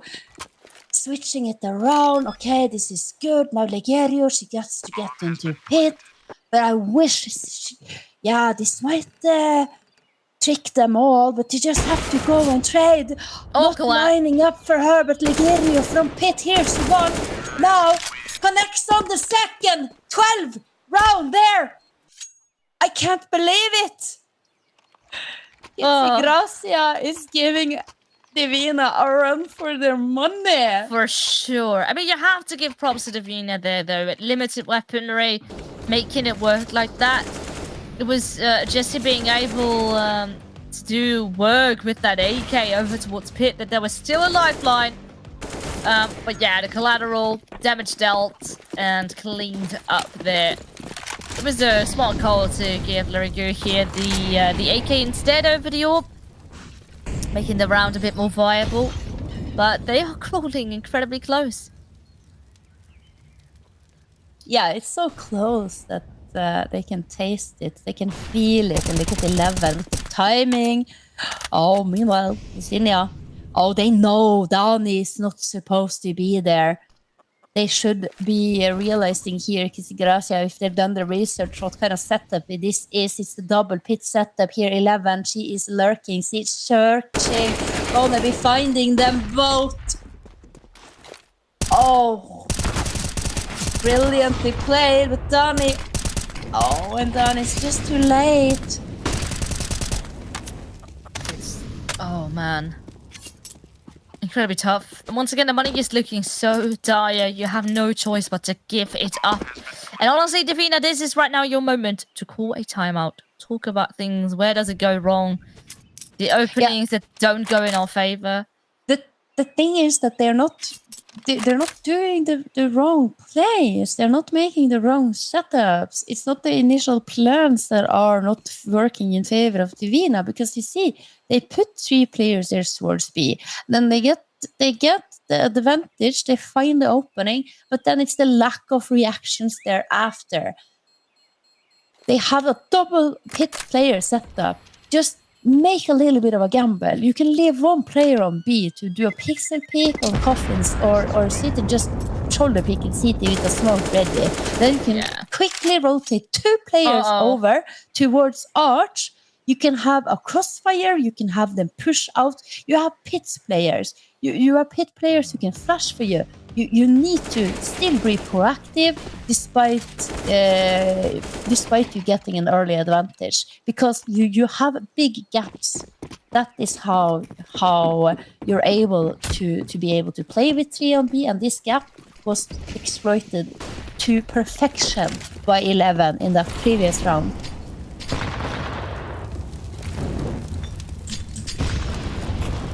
Maybe we don't have an OT pass. Maybe we have an OT Furno.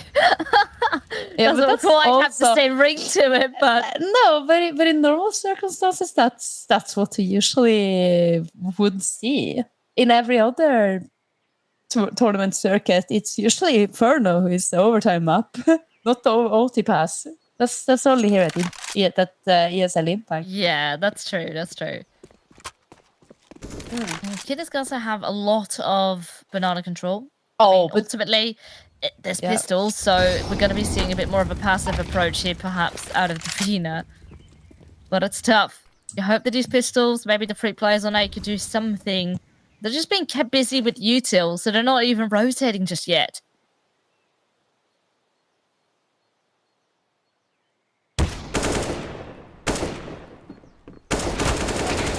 Yeah, Ocean will be doing the work here.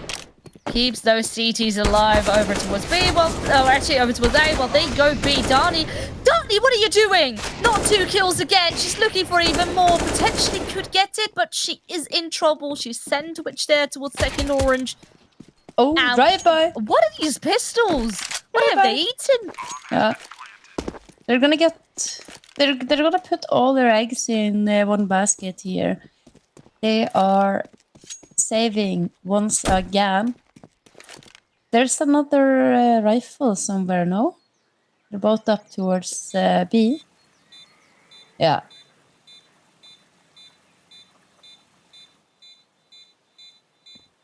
I don't understand why Jessie isn't playing closer towards Gara now. If the point is to save, why are you not? Yeah, you play can this easily. One? I mean, you have. You should play this one together, and then because listen, if someone comes in banana and Kara kills them, then there's a weapon to be had for. Very true. Jessie.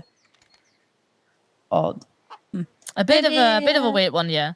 Yeah, it doesn't matter. What matters is these last 2 rounds of ordinary so time. Much pressure. Yeah. Full buy for both teams, which is great, because then you know nothing in this round is left to any sort of superior weaponry. Oh, the run was... It's beautiful. Oh, but good Mullo utility usage there. What kind of smoke is that? Oh, that's for the wagon. Here they come. Ups, push. It's a rush. It's a quick one. So fast. And currently a very good haul. Jessie with a 2k. Virginia finds another as well. Sure, she goes down, but the damage has been dealt in Kitasgasa. The bomb lost. And a very tough spot now to be in. 11 hopes to get a kill over towards that B side. It can open things up, can definitely result in a cheeky push. Yeah, the bomb though. Surely now Divina don't have to throw anything away. The bomb is dropped there under all the dead bodies down towards short. So just gather up. It's even on top of the wagon. That's even better. Well, meaning that it's going to be super awkward and clumsy. They have to jump up there to get it. Legerio has a Mundo though. She can Mundo out at least half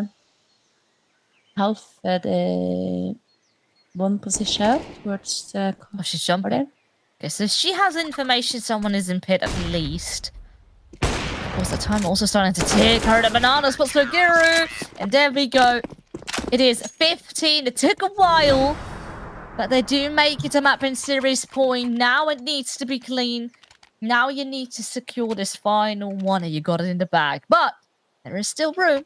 Kiddies Grasso have fought and they could get OT going. Yeah. Oh, me, oh my. OT going. That would be incredible. I mean, it's still... It's the same kind of story, and now 11. Very fast here. Boost. Are they? Oh, that's heard. Surely that's heard. Well, I mean, one is spotted, but they don't go for more. But it is an opening, and you might as well just take it and leave. Ocean is then the one here to perhaps once again keep these A players busy. Is by herself, but no! Dani, Brandinha, they get a kill each. And with that, a player advantage switched now in favor of Divina. Oh, Jesse lining up the smoke. But they might even try to attempt the B-split here. Oh, 11 takes out Dani. Uh-oh. 30 HP, but the cross is there. Jesse halts her off. Once again, a player advantage.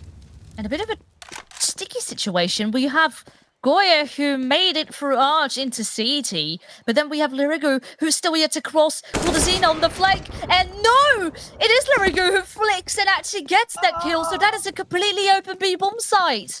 I don't believe my eyes. I'm almost peeing my pants here in excitement. Because now... the retake has to happen. It's retake time, baby. There's no saving in this one. Brandinha and Jesse, they have to go for it. They have kits. They both have it. It's a clean headshot. Jesse is not ready for the close player, which is Goya. And we got it. It's overtime. Overtime, baby. 2.5k for everyone in the bank. Buy what you want, buy what you desire. Money won't be too much of an issue. The pressure surely will. Divina couldn't close it out. Kids Grasses still have a shot.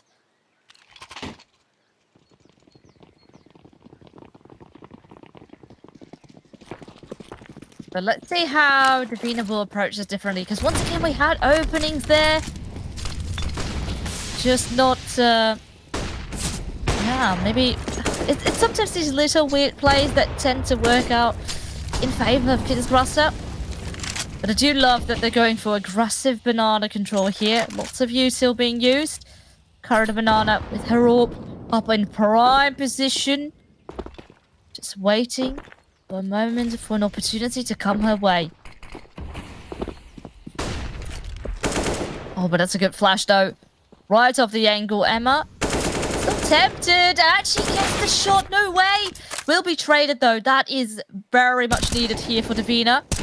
Dani now spots people going her way in Arch, and she holds her ground. Yeah, Dani just keeps on delivering. Another double minimum in the round.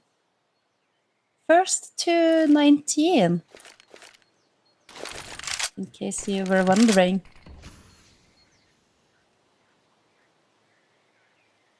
Ocean has sadly not been able to stay afloat.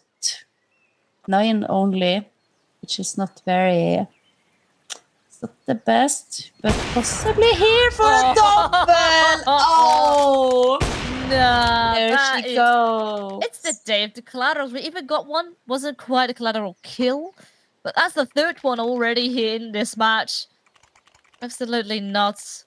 I mean, we've seen it now on both sides happening. But Dani as well here. The 2K stand down over towards Arch. This is just a nice cherry on top.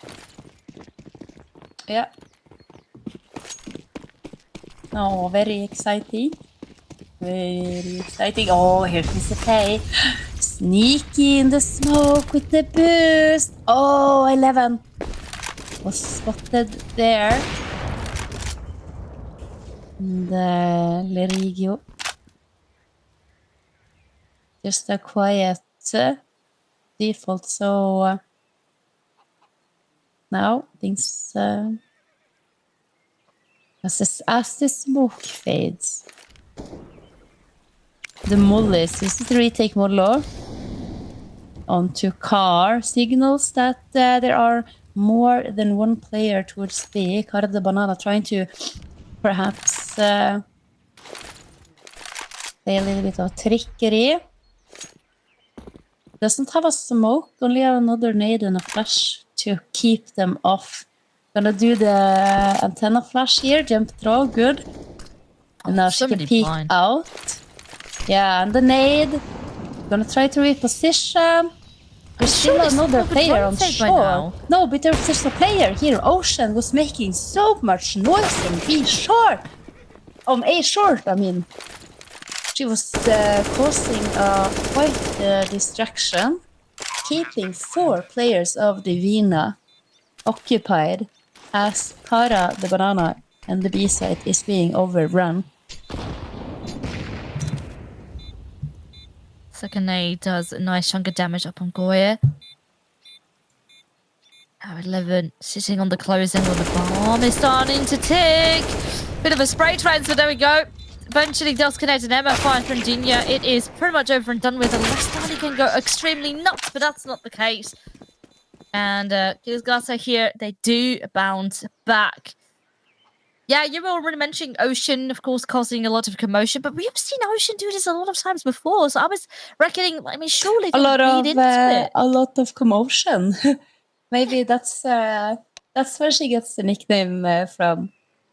Because it's so clear to me, like we are watching the point of view of Cara the Banana, so if you're not paying attention to what's happening on the minimap, then you don't have any idea. We are just watching her throw all the utility that she's got, even peeking out, spotting players, being under so much pressure, and there's no backup anywhere near. They're all towards even the pit side of A, not even anyone in CT spawn or long.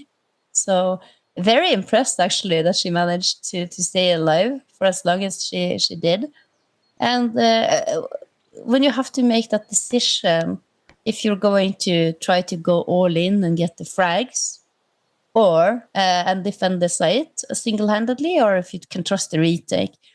Clearly, she selected to go for all in for it, and she did take out 2 players, but because the rotations were so far away, it was pretty impossible to retake it then at that point in time. And the double swing from Church didn't quite work out here in this case. It was 11 still sort of being able to get both, even though, it was just a bit of a messy situation there. So far from ideal, but of course, it is overtime after all, so that means endless cash. But last round here before the switch. At 16-16. Yeah.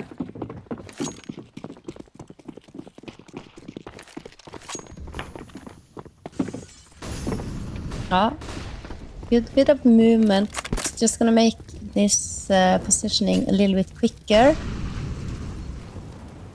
Heavy up in apps. Ocean. Jesse though with the trade. Oh no. And because it is Ocean, it's not Ocean who was killed there. They should know there's a second player in apps. How are they not ready for this? I guess they just assumed they've backed off. No, it's clearly 2 players that's been spotted. And Ocean being, probably thinking they backed off. You're correct. Polazina does still have a bit of util left in the bank. Even an incendiary were a push to come down her way. It is a bit scary. Super close up in the smoke. And it takes, for example, just one flash. You can be taken out. But aggression. Ooh, love this. Covered a banana with that. That is Ocean dead. And surely right now they must know. I see Adani already getting into CT. And yes, there is fire. It does deal a bit of damage, especially up on Emma. But it is still tricky. Players do cross to the side. 22 seconds. Dani is extremely close. But by herself still. She can't stop the bomb from being planted. Needs to wait for the team to come. Yeah. Patience here. But soon. Oh, it's such a good afterplan setup too. And Emma, she's gonna go up on towards the high ground. Trades come in back. And Dani now against Ligreo. And it's Ligreo who takes it. We are going into second overtime, Velas. Switching sides. Second half, I can't but believe it's close. Yeah, it's so close. 17-16. Kidisgasa once again in the lead. I can smell Mirage. I definitely can. This is actually a very nasty choke that we see come out. I mean, not over just yet, but Defino, who were in poor position for so long, couldn't close it out in regulation. Right now, struggling here a bit in OT. Even with players' advantages at time and time again, they've really got to have played there. Oh, and that was a shot. Perhaps should have been hit. Not quite there. And Kidisgrasa get away with it. It's I wouldn't even say that it's a choke because Divina has been playing it as good as they possibly can. There's just small mistakes that's being made. And it's been so costly. I think Dani has a timing. And Dani has the timing. But now 11. Look how spread apart Divina is. But despite that, this situation favors them. Davina have made up their minds on the way towards B, and that is definitely the right decision. 11 only there, and half HP. So out of all the scenarios you could have had, this is definitely the most favourable one. Smokes line up, and 11 tries to get ahead of the situation. I can understand why. But this time, very quick shot by Cara the Banana, and the site is theirs. Yeah. And now, with this being the first round of OT, I mean, with the best of 12 format, don't you think it's gonna lend itself to having more OTs too? Maybe Legrio has timed out here. It could be. It could definitely. Yeah, we're gonna see a technical timeout here. Legrio is Lerigio a bit has timed out. Yeah.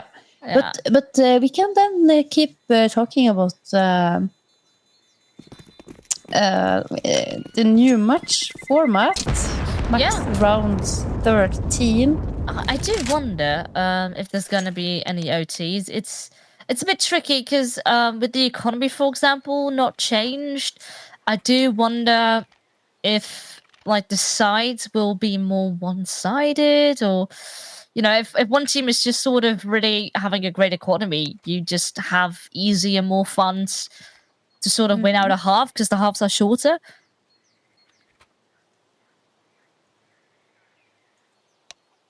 Yeah.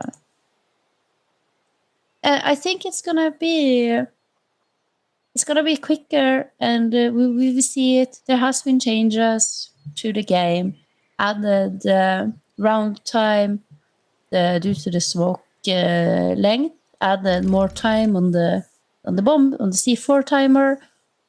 And this has resulted in, if you are playing and watching a best of 3, like we are this fine evening, you may end up having to watch quite a marathon with 3 hours, 3.5, almost 4 hours being quite common with the breaks in between and technical timeouts, tactical timeouts, and all this, or technical pause. Tactical, yeah. Technical breaks, tactical pause. Whatever. Yeah. But the situation that we are currently finding ourselves in. Oh, look at Consigna with her jersey in her chair there. Hey! Little flexing. It's like she hears us. Love to see that. Oh, yeah. And who? Oh, wait, what was that? That was a little like a swoop swoop. I'm not too sure if she What was happened flipping there? us off there. Yeah. Anyway.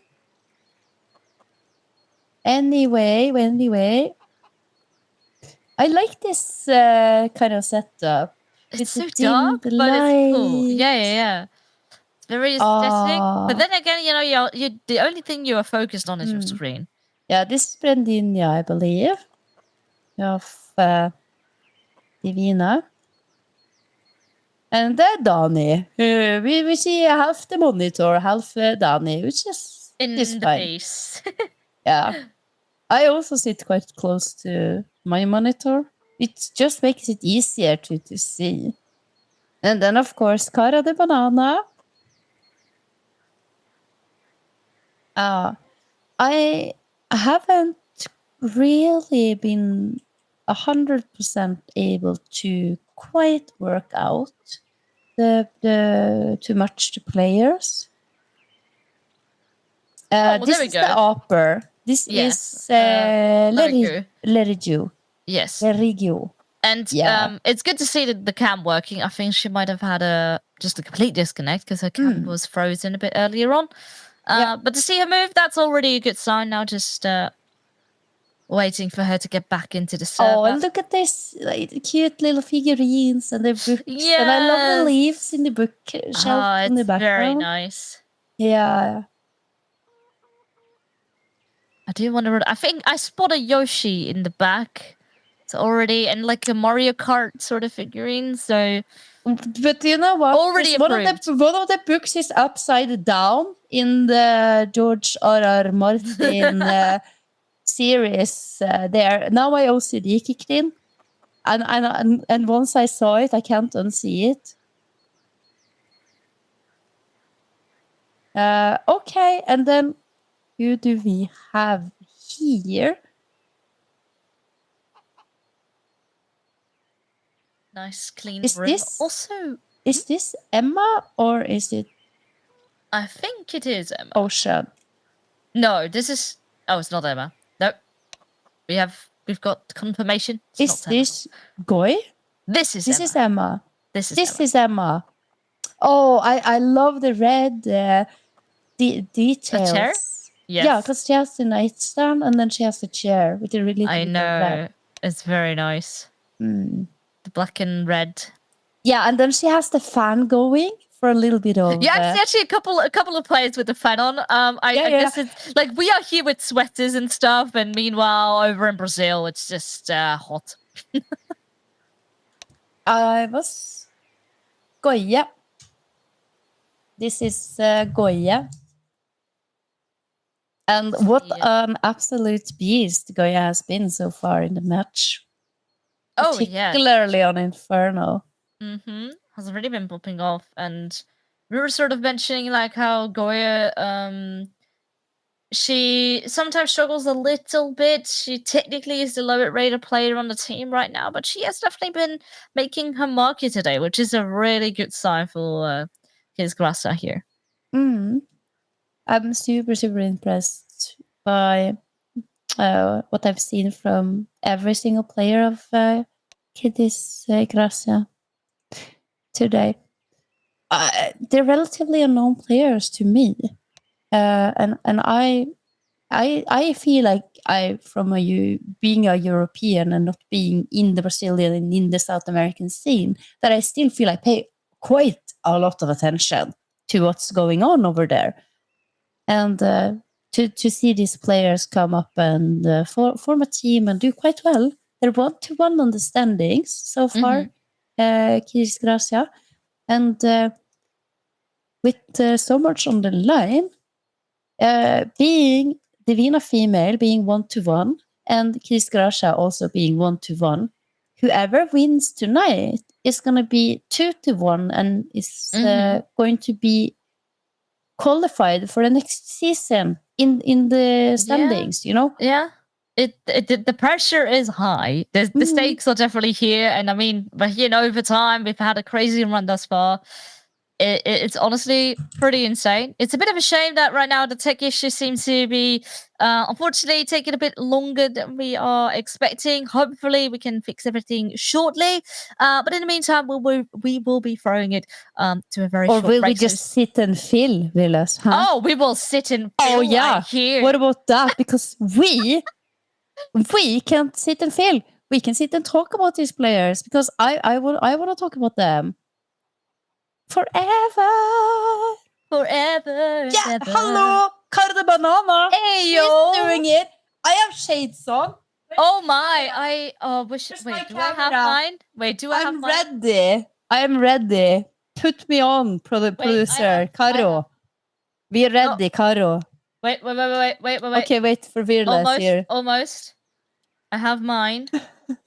We're gonna be throwing it back to last season of Impact. Yeah, but we can do a break, but if it goes through us.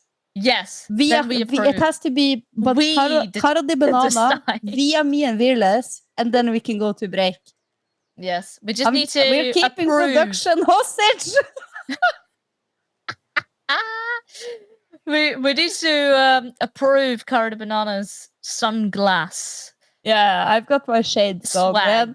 I got my fast glasses. There we go! Oh no, but yours are like way better. Yeah, I'm ready to go quickly to a break now.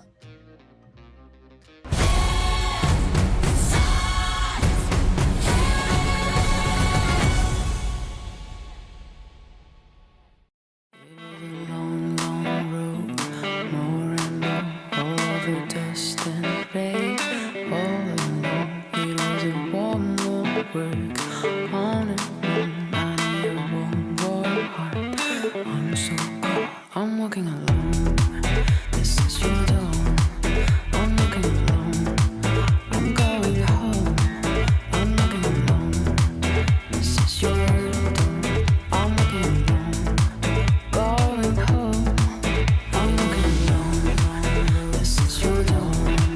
I'm walking alone. I'm going home. I'm walking alone. This is your door.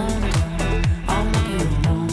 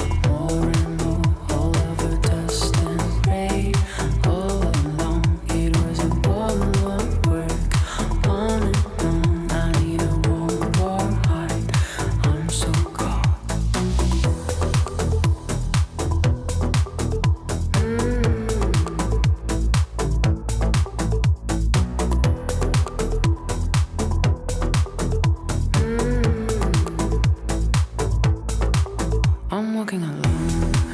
This is your door. I'm walking alone. I'm going home. I'm walking alone. This is your door. I'm walking alone. Going home. I'm walking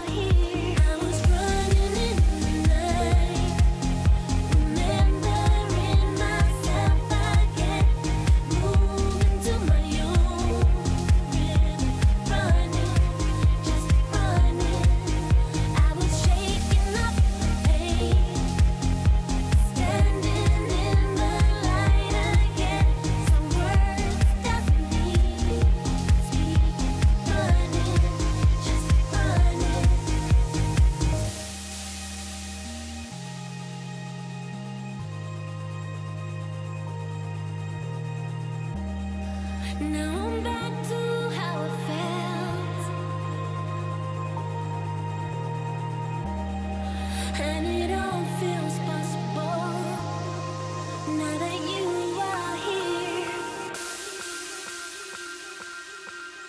I was running in the night, remembering myself again, moving to my own rhythm, running, just running.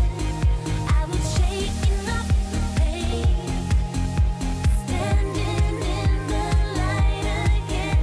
Some words definitely speak, running, just running.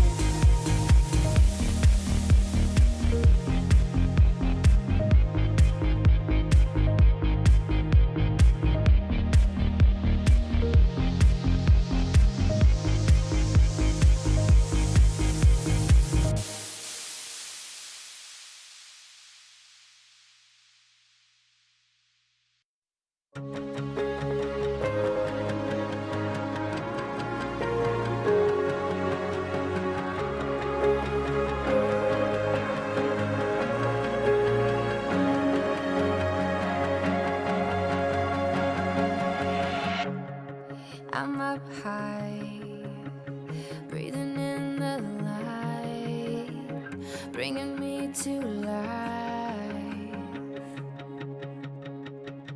And I feel like a satellite, round and round I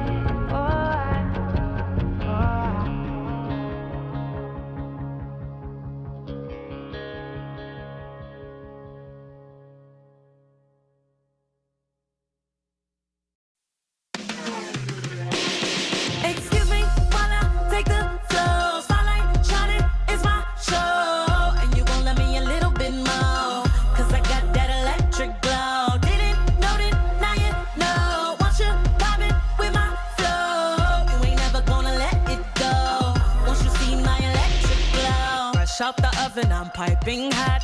Get too close and you might get shocked. Told everybody sit back, just watch while I climb all the way to the top. Oh no, no, I can't just pass by, cause my electric glow, it shines too bright. And everywhere I go, I catch all eyes. They must have never seen a goddess in plain sight. Ooh, want too much for you. A whole lot of power in these high heel shoes. Ooh, shining how I choose, cause I rule the world and my girls do too. Too much for you.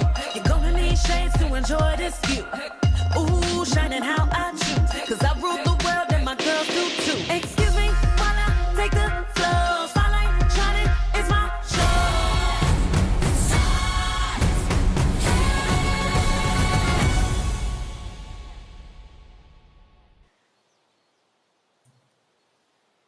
All right, everyone, the tech issues are resolved. Everyone is back into the server, but we still got this incredibly close game on our hands. A bit of a delay, but the excitement is still there, Hege.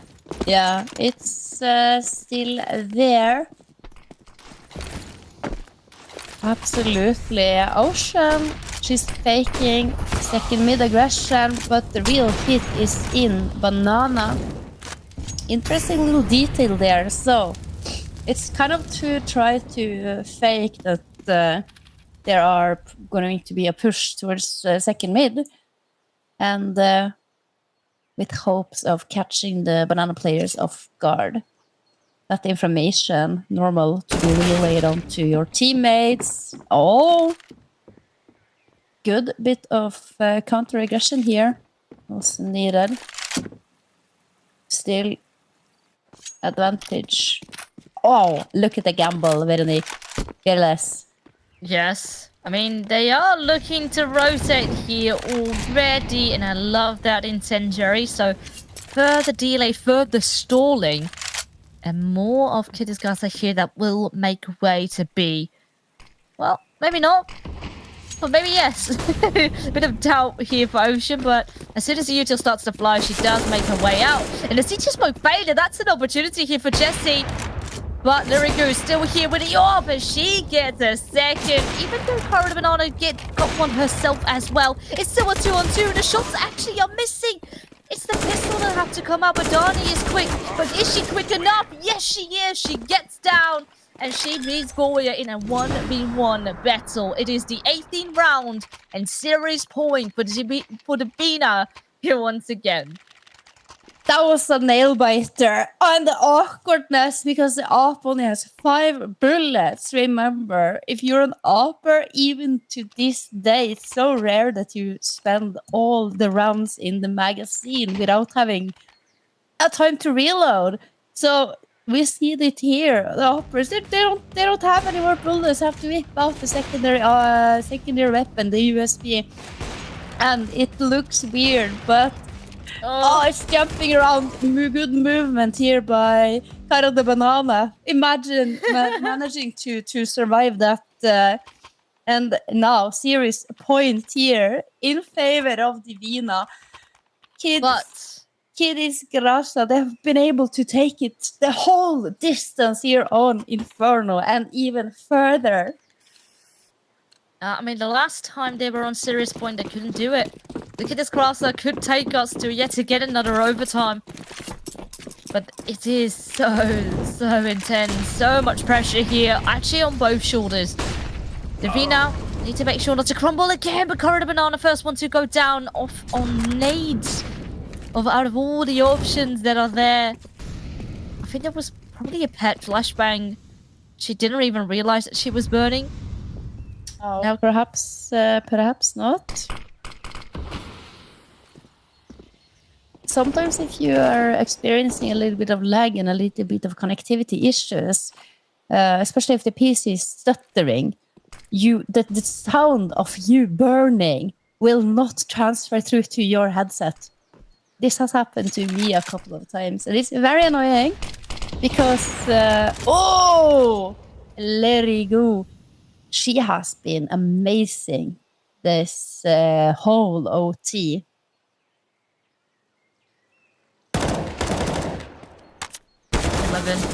Finds even another Dani, maybe hit a 1 on 40 frags, by the way, to try and take it back, try to still make something out of this round. At least B-side is open.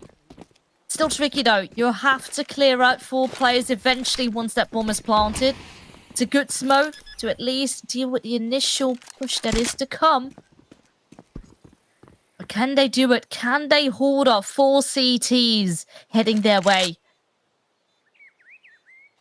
Yeah. Oh, it's a hard one. But if they are able to hang on to this after plant, they have done it. They have secured the match victory. Surely they know now. Good flash.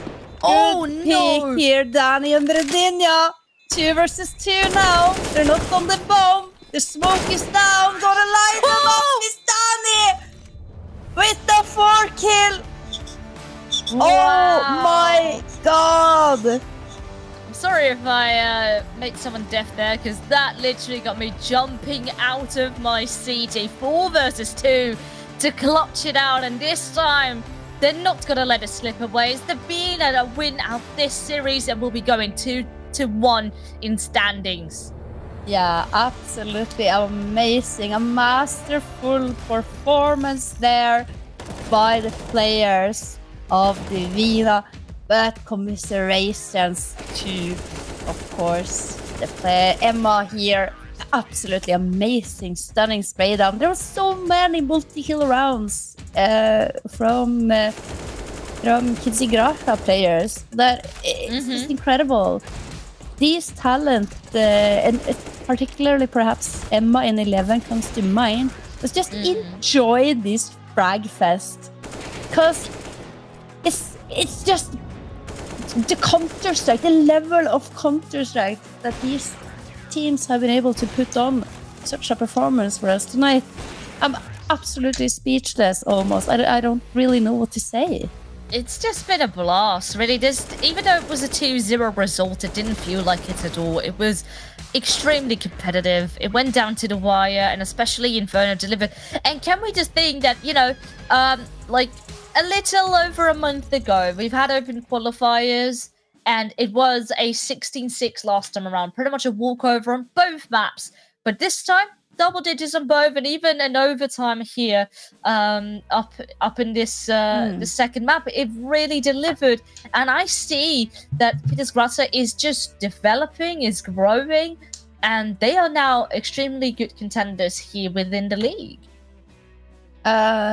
To win the league? No, they're contenders within the league. Oh, within the league. Within the league. Sorry, I heard contenders to win the league, and I was like, well, Fearless, they're good, but I don't know if you've been seeing what Furia and Fluxo Demons have been cooking up. That is true. Yeah. No, but absolutely, certainly, you are correct in making that assumption. They are contenders within the league, and. We still have a little bit of an technical error on the side of the stats, but I have not given up on my stat it out. So, production is telling me that we are now moving over to stat it out. And if I can have my pen work here, we're going to have a look to see how it turned out in the head-to-head between Danny and 11. 110 ADR on Inferno. Above that, both Danny and 11. 11 ending up in the end with, I believe, 38 frags, 115 ADR. Absolute masterful performance. Fearless. Insane. That's just pretty much the only one I got for it. I think Donnie ended with 43, maybe even more. Like, it's actually insane. And yes, we went to OT. It was a long game, all the rounds, but it is nuts. And she has been consistent. She didn't just pop off here. She popped off on the first map as well. Yeah, she's just popping every single game. And that is precisely why we have our match MVP. It's none other than Danielle Paola. She got 44 francs. 44 even. Oh, 44 was the answer. GG for all here, ESL Impact. Congratulations to Danny. You are an absolute deadly, destructive, beast, dangerous, delicious delicacy, and the frags she's been serving up for us tonight has been amazing. Yeah, and of course with this one, this match is now all wrapped up, and actually the other match was wrapped up before we even sort of got halfway through this one. It was a quick 2-0 there as well. And with that, standings are updated. It is Furia, Fluxo, the ones still a clean sheet record. But the Vina then coming up close, 2-1. Yeah, Cafina. It's looking dicey, but so remember, the top 4 player placements, top 4 is guaranteed to have a spot in the next season of ESL Impact. Yeah, and with 4 of the 8 teams who are playing currently being unsigned without an org, without being represented by an org, looking for homes, looking for a club to play for. I mean, who wouldn't be wanting to have their jerseys showing on this show when perhaps even on the LAN finals? It's a deal. It's a bargain. It's spicy. It's good to see that a lot of these ladies are getting more love, and they are definitely popping off big time. They've shown incredible results here today, and even though Kiddis Grazza, who that wasn't quite it, but they popped off. They made a mark, and there's plenty more, of course, to come here. We're only sort of halfway through, and there's more to come here tonight as well. We have EG Gold to take up Team Karma. But, of course, that is coming up right after the break. So don't go anywhere. We'll be right back.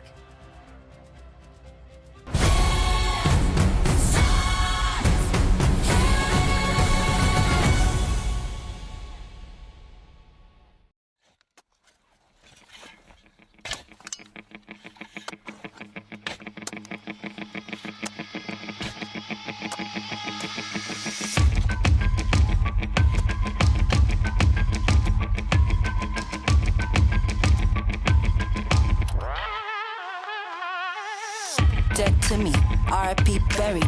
무리들이 몰려온다 사죄해라 미리. Dead to me, RIP buried. 무릎 꿇고 고개 숙여 반성해라 피리.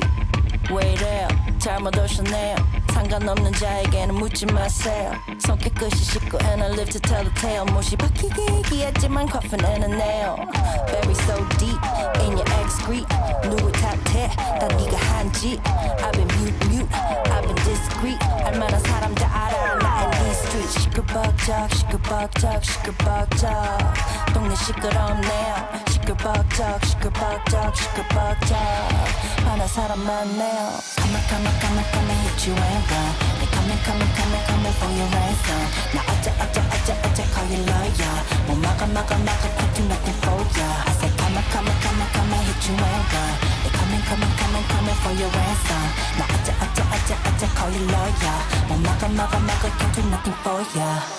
Dead to me, RIP buried. Angry mom coming for your pitchforks ready.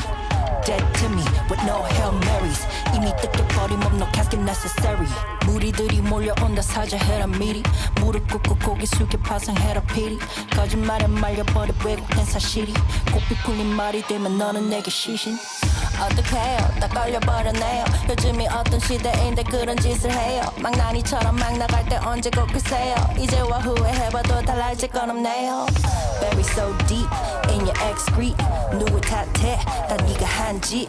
I've been mute, I've been discreet. 알만한 사람 다 알아 나 in these streets. 시끌벅적 시끌벅적 시끌벅적 동네 시끄럽네요.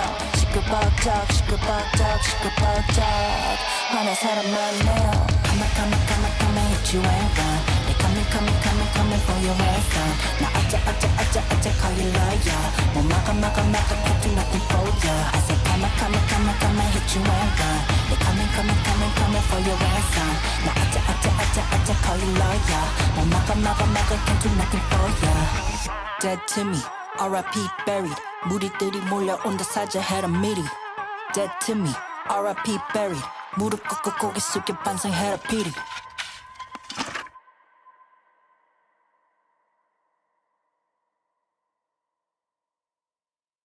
La la la la la la la la la la la la la la la la la la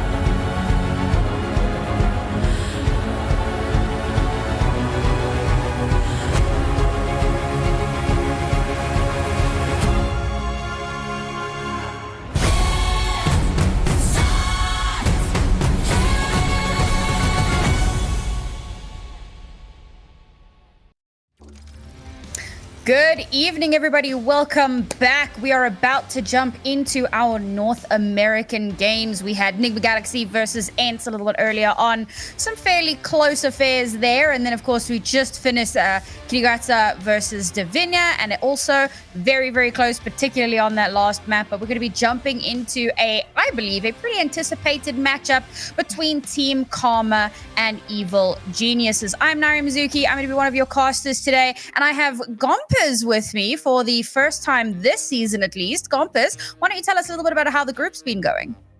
They have been going tremendously so far. To be completely honest with you, I felt like today we thought we would be able to see a banger of a best of 3 match, but maybe it's this series, to be completely honest with you. Obviously, in North America, there have been some pretty impressive stuff going on. I know EG versus Cherry Bombs was one of which happened. I believe it was last week. So that in general, there was a lot of impressive stats going through there.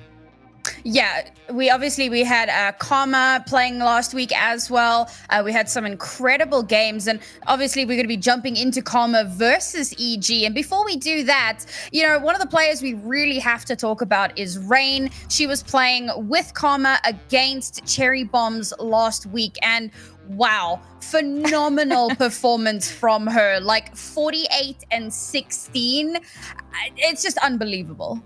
If there's anyone that can do it, it has to be Rain, right? It's not even under this title either. Under other titles that I've gotten to see Rain really shine and perform in like a competitive series, it's always Rain that's there to be able to have that impact. And I guess that's like a funny dad joke because we're here on ESL Impact, but it makes sense for the time. I'll be honest, that's going to happen a lot. Impact kills, impact rounds. It happens all the time, and we try to just glance over it. What we're not going to glance over, however, is the teams. And I really want to deep dive a little bit into Karma here. This is a team that I've really been looking forward to seeing. And chat, let us know who you think is going to come out on top of this one. #TK for Team Karma or #EG for EG Gold. Please let your voices be heard. And if you're not too sure, let's give you a little bit of a rundown on it. So Karma, Gompers, what are the big standout names here for this team? Karma, I feel like everyone is pretty stand out. Like when you're looking at the team, there's Emily, Ellie, Rain, Bungie, and Olya, which everybody has their own individual set of history that I feel like really shines above the rest. I mean, obviously Emily and Rain, let's talk about that for a sec. These two players have been like tremendous all the way back in 2017 to 2021. And they are finally back after like a 2 to 3 year hiatus. And I'm pretty excited to see it. Well, we're jumping straight into the map Veto now. We've got Vertigo and Anubis off the board. I personally am glad to see Vertigo not in the pool today. Very sad that Anubis isn't going to be available, but we're going to be kicking things off on Overpass and Inferno, and we're going to end things off on Nuke. Gompers, what do you think how this is going to go today? Oh, man. I feel like if we're looking at the picks and bans, I mean, it kind of does make sense. Vertigo, Anubis down in that first-hand ban. It's not very popular within both of these teams, but a popularity pick being Overpass there for Team Karma. I'm excited to see Rain pop off again, if that's the direction that we're going. Yeah, I'm looking forward to seeing these veterans coming back in. But of course, Evil Geniuses, another team with some crazy prowess. We know that a few months ago, they brought Sevenlicious onto the team. And she's been such a great addition to the roster. Really helped them out. They finished 3rd, 4th in the last Impact season. So this is a team that's really putting in a lot of work. In fact, the only reason they didn't make it to Dallas was because of FlyQuest. So you know that this is a strong team with a lot to prove. And now, we look over at EU, we look at G2 Oya, we look at Giuliano and Zaz, and also veterans of the game, but they haven't had quite the results that they were hoping to have since coming back to CS. So now as we look towards Karma, what do you think? Do you think that's going to be something kind of similar, or do you think they've got a bit of a leg up here? Oh man, for Karma, I guess it's also like, just the fact that there's so much history in this team as well in CSGO, and they do have that competitive experience. Yeah, it's been some time, but I genuinely do see, despite EG being this really, really strong roster that you would call the big dogs, I guess you could say, I still do see Karma really running through with some of these games, just based off the fact that a lot of these players put in a lot of time and work just to come into this game, into ESL Impact, and again, like bring something new and exciting to the table. Yeah, I'm really looking forward to this one. I was really glad that we were going to get to cast this one. Oh, we have the esports forehead cam. You know, the classic. It's not an esports broadcast without it. But yeah, you know, as soon as I saw that Emilite and Rain were coming back, I instantly thought to myself, I cannot wait to see this team. And more than anything, I just want to get to cast them. So when we saw that today was going to be our day, I was incredibly excited. And then, of course, seeing that their opponent is going to be EG. And I don't know if you agree, but I feel like this is going to be their first real test in Impact. I'd have to say I believe so as well. This, I think, is probably one of the most exciting games we could see out of NA as well. In my opinion, obviously other people might have different opinions, but for EG and Team Karma, these two teams have been really busting it down in groups. So it is exciting. It is a bit scary. Do I think we're going to a third map? Absolutely. I feel like that's like that. This is like one of the games that I feel like will be on the closer sides for sure. Yeah, I have to agree. I think this is going to be a much closer affair. You know, a lot of people might look at Karma and go, oh, you know, the veteran players, there's so much experience there. This should be fairly easy. But you look at EG's record, they've just recently beaten Shimmer. And Shimmer is like a top 2 team in NA at the moment. So that is no easy feat. And when I look at the teams that Karma have played up against recently, Cherry Bombs and Hyperion, they are newer teams with kind of newer players, newer, like, you know, fresh blood in the Impact scene, not necessarily at that same level. So I really feel like EG is going to be the first real challenge before they find themselves up against FlyQuest Red next week. Oh, gosh. And let's get that rematch going, shall we? Jeez. Okay, we're heading right into like the tension. I feel like the anxiety is coming back. Oh, my gosh. Gonna get some PTSD, all right, well, but... Now I'm really going to put you on the spot. It's time for talent predictions. So, Gompers, who do you think is going to win this matchup? Oh, man. Okay, put me on the spot. That's fine. Listen, as much as I really gas up Team Karma, and as much as I really do think this team can run away with something big, I'm going to have to stick with EG here just because this team has been present for quite a while now, and they just know the scene to a T. So... You know, normally I would agree with you, but I do like to have a little bit of spice on our desk. Okay. So you know what? I'm gonna go with the underdogs on paper with Team Karma, just to show a little bit of support there for the ladies. And yeah, hopefully they'll be able to make some magic happen here today. At the very least, like you said, I'd like to see that map 3 coming through. But we're gonna kick things off on Overpass. All right, Twitch chat 50-50. No one's quite sure what's gonna happen here. Still a couple of fence sitters there. But as we head over onto Overpass, our first map, what are really our expectations here from these two teams? I think more so for Team Karma, playing against EG, you really just got to know what this team wants in the beginning and understand kind of like the play style of what they're looking for. There could have been some studying going on behind the scenes. There could have been something that they're bringing to the table now, some surprises. But I think for EG, they're so well, like they know how to adapt to every single possibility that it's going to be really hard to try to get past this team at all. All right, well, let's jump straight into it. We are here in North America. It's Team Karma versus Evil Geniuses Gold, and we're kicking things off here on Overpass. Team Karma, this being their map pick. Evil Genius is going to be starting on the CT side and looking to make a statement beginning run to the map. The first game and the most exciting one yet. Looking like there's already tons of space being taken up here when you're TK, but again, having that defense prepped and ready for Julie. If you're Julie right now, again, information being brought about, so we're seeing a slight rotation being brought. Still slow work up. Holia has such a good position waiting around right now. Headshot, 2 players already coming down on it.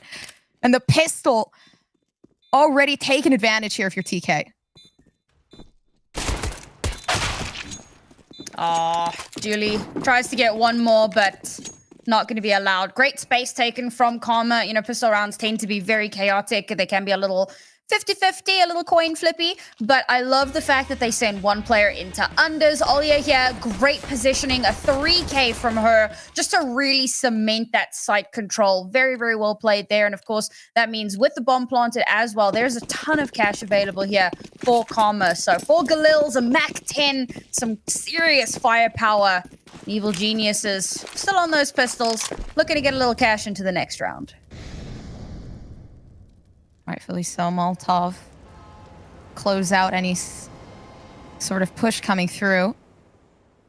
Seems like that's not what they're looking for. EG keeping that patience that they kept in the last round.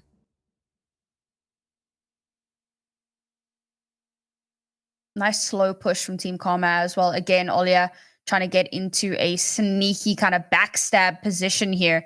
This is something EG are going to need to clock very, very early on, because early doors, it's not the end of the world. But as the rounds go on, these backstabbing flanks could be seriously detrimental. It could really unravel a lot of these CT rounds. I'd have to agree with you. The indecisiveness, not really there for TK. They know what they want. Seems like that's going to be B site, but so many players left here down on EG. Luckily, again, gun advantage there. They pretty much shut it down in seconds. Here, if you're TK, that's got to feel really good moving into that third round. Oh, geez. Another 3K round for Olia. I mean, she's going absolutely ham here. Actually, I think that was a 4K round. Unreal. Yeah. Just absolutely that flank coming in, denying space, and obviously completely unchecked, completely unsuspected, which is really funny given that she literally did it the round before. So you'd think that that would be something that they might be, you know, on a little bit of a watch for. Now, however, there are some weapons available for EG. It's not great. It's for Masters. They did sacrifice weapons for that extra bit of utility. I like it. It makes a lot of sense. But now, are they going to be weary for a potential flank? Oh, I like the approach there from DK. Taking in a sneaky route. Moving up towards mid. Actually, EG always finding themselves in pretty much the same destination.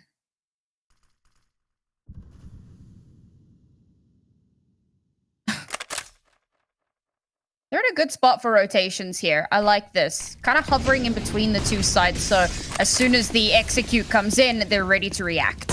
Yeah, it's a great one so far. Already Smoke's creating that coverage, but there's not a lot to do. Molotov thrown back, but Sevenlicious honestly finds a pretty perfect opening shot. The site not completely cleared up yet. Of course, bomb being planted. Still has a lot to do here. Ellie trying so we can find another one, but it's not a good position to be in here for TK. Oh, it's difficult. Emily, though, on the run down. Managing to take out the one. Still left on battle. Olia left on site alone, but still 2 players left alive. And Emily with a dream. Unfortunately, not having the weapon out. Wow, what a turnaround. I mean, that was looking like another Team Karma round, but Evil Geniuses managed to stabilize incredibly well. And such low HP across the board as well. Managing to get that defuse without a kit. The timing had to be impeccable. And it was. They snatched that round away from Karma. Now, Karma did have quite a bit of cash left in the bank. And what I'm loving right now is we have a round 4 AWP on Emilite. And, I mean, it is a T-side AWP. So it can be a little bit more difficult to get the full value out of that. I'm very curious to see how this is going to get the space they need. Emily's just on their revenge arc right now. I think it's time to reel things back in here if you're TK. I feel like, though, for EG, they're in a pretty comfortable spot. Taking in a 2-1. Confidence still trying to level out whatever's going on here.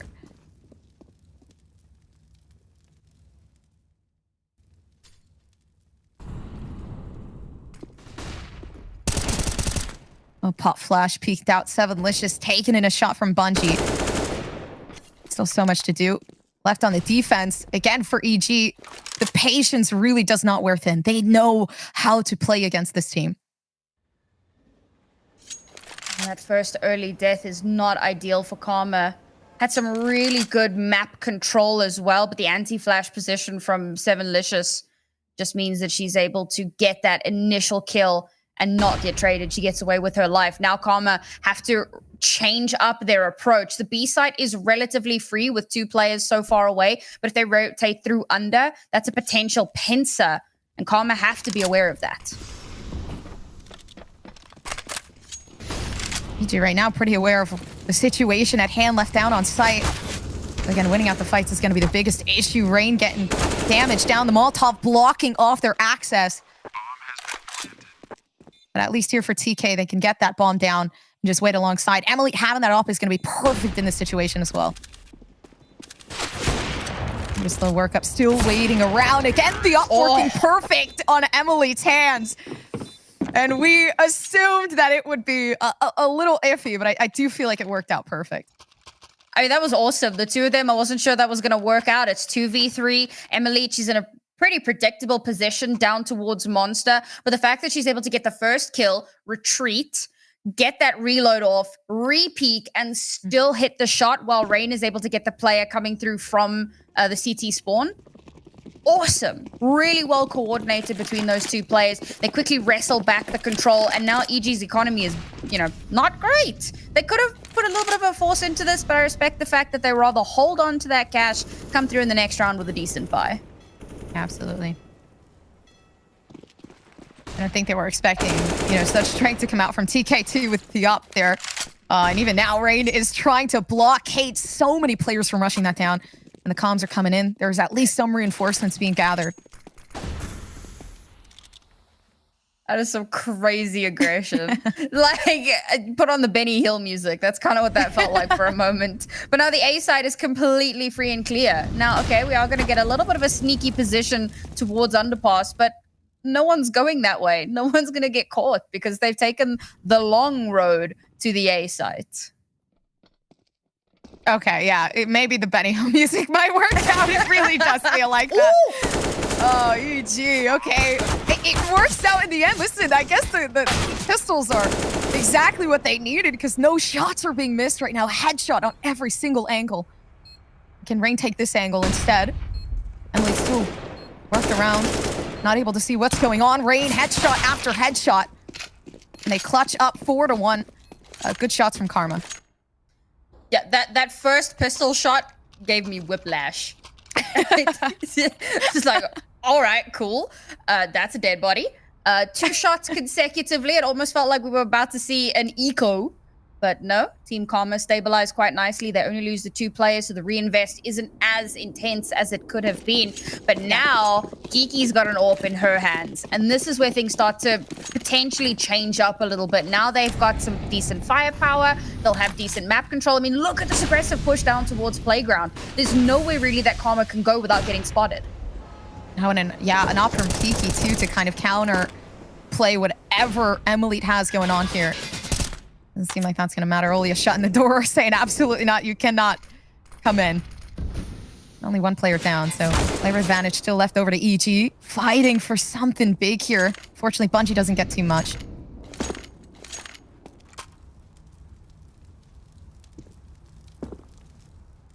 Ooh, can hear the potential boosts, the jumps. Bungie's just waiting for somebody to show their heads. And it was a boost, in fact, that managed to take down Rain.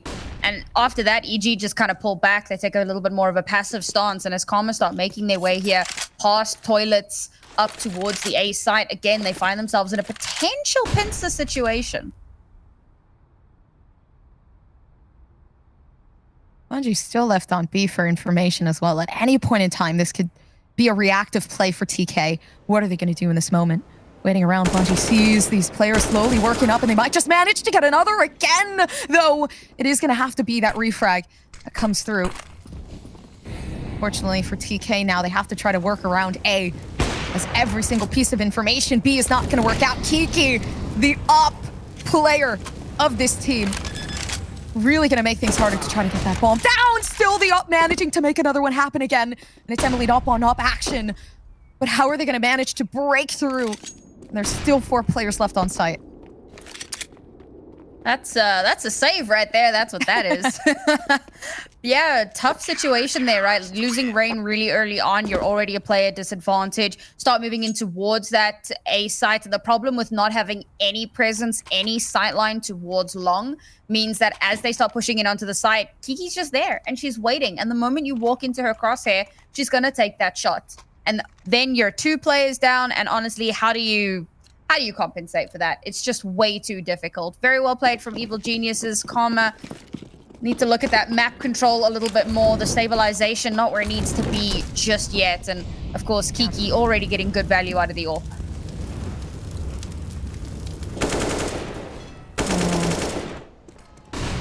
Shots already being fired down in Monster, but Kiki still holding that defense strong. And I like these cheeky angles that we're seeing this team play here from EG. It really is just their own sort of play style, their own quirky thing that they can continue to do. But TK starting to get adjusted to it, which obviously starts to show that punishment coming through.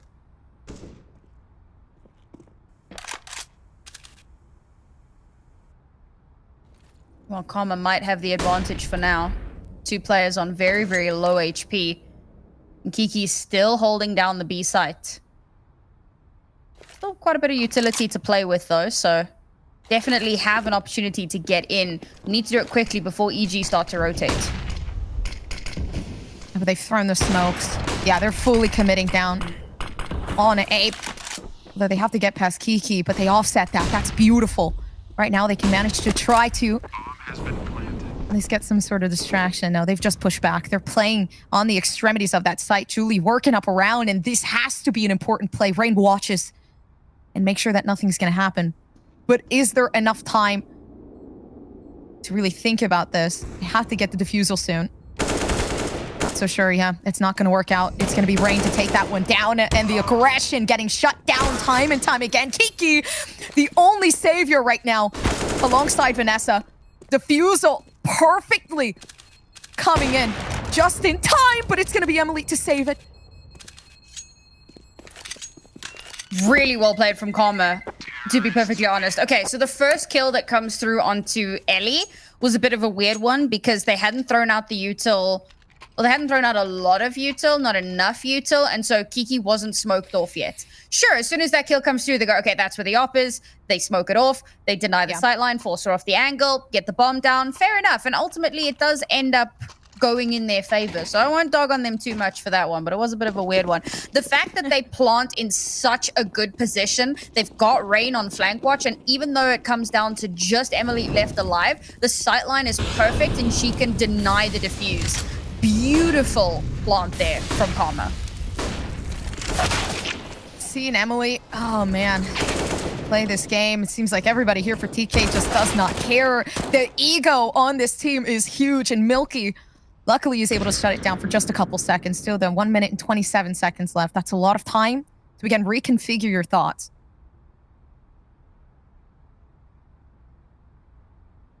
The bomb's still chilling towards their spawn as well. Rain is just kind of on an exploratory mission here. Looking to see what information she can find. Maybe draw a rotation if she makes a little bit of noise. As it looks like bomb is going to start heading over towards A. But again, they do need to be weary. Kiki is still chilling there with the AWP.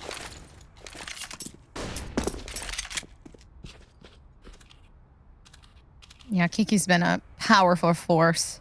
I feel like every time we've seen, you know, some sort of aggression come in from TK, but Emily has been one as well. Oh, you have to love the angle holds, waiting for someone to peek around the corner, but Piggy Kiki just pushing themselves all the way in that back hand side.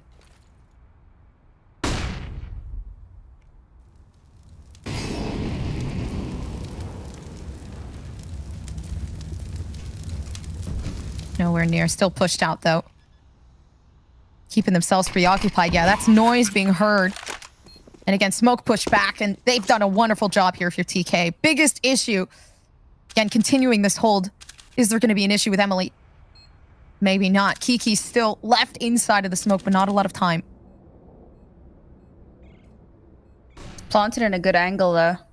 This is definitely holdable. Nice. Yeah, nothing too worrisome here if you're playing for TK. Got Julie left alone. Taking the op with her. Best case scenario at this point. I mean, these post plants from Karma have been so good. The perfect angles, amazing utility usage to deny sightlines. I'm really impressed. I mean, this is their T side on Overpass. Can we just take a moment to appreciate that? This is looking incredibly solid from this team. And we kind of spoke about how, you know, EG, one of the top teams in the region, how are Karma going to perform as a relatively newly formed team now facing their biggest challenge so far? And honestly, they've stepped up to that challenge. Now a timeout's going to come through from Evil Geniuses because, well, money's looking a bit busted. They did manage to hold on to the AWP, but that's just about all they're going to have into this round. And Karma 2 rounds away from winning the half. 6-2. Man, that's got to be risky business if you're playing for EG. I think at the same time, they weren't like, I feel like I wasn't even expecting Emily to really pull out that op so early here on T side. But listen, if it works, it works. And I feel like that's what's really offsetting this team. Honestly, the aggression as well.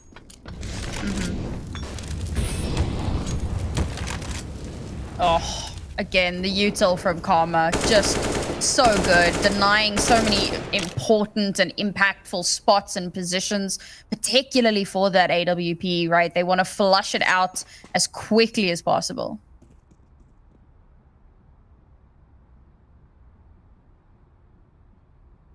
But speaking of that, I haven't seen like any outright aggression being pushed from EG. We're seeing a bit near bathrooms, but overall, there isn't necessarily anything too concerning that we've seen change. Some information being pushed outward. Now Rain again fighting Monster, but at this point, there's no push to be let out. EG are keeping their respects to this team. And to be fair, Karma also showing a lot of respect here. Like, they suspect they're probably going to come through in an anti-eco, but still giving that space, low and slow, baiting out what little utility EG might have, not committing to anything until they actually have the information. Now they're waiting. Molotov getting set up by Emily. The push commencing. It allows them some time, some space here, but Bungie needs to win the fight. As they start to work around, Ellie getting a nice flashbang out, and again, it works to a T. It's up to Piggy Kiki to try to fight this down. Not a lot to do with pistols here. Rightfully still left up to Julie, but a back off there. I mean, all things considered, they spent nothing, and they took 2 guns away. It's going to force a reinvest. Not terrible. The big issue, of course, being that Karma's on a serious runaway at the moment. Just stringing rounds together consecutively. No space given over for Evil Geniuses. Looking a little... Oh, what's the word?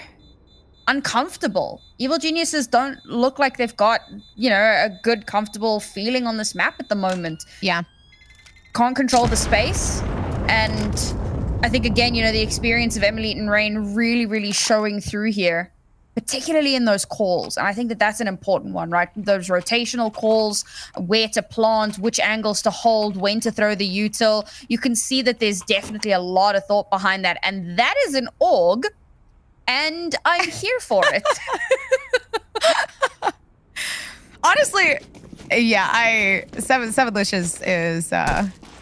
They're just doing what feels best at this point. But yeah, I feel for EG though. I mean, I guess like I completely agree with you here. This overpass isn't necessarily that first map pick that we see, but I guess first pick looking good on Kiki. Already coming through with the op, and that's the aggression that I wanted to see. I wanted to see that push out to make TK feel that uncomfortableness that we got to see from EG time and time again. Losing their player so early on is not the ideal situation. Oh man, the attempted boost v boost, the timing, no one's spotting themselves out. They hear the footfalls. Okay, counter footfalls. Everybody's jumping all over the place. Everybody knows where everybody is. I love foot comms. Amazing. They're letting everyone know. But Bombing isn't even there as well. It's kind of just roaming around in its own spot to figure out what's going on, as information being kind of lured out by Emily as well. Still waiting around down in bathrooms here. Piggy Kiki watching alongside Seven Licious with the op. Oh, Emily up on op action. Who gets the first shot? But reaction time there. Again, having assistance here might just be the best thing they could do. Bomb now down. They have so much information just led to themselves. The rotation coming in quick. And again, so many flashbangs being led through. Bungie and Ellie working as a team to push this forward.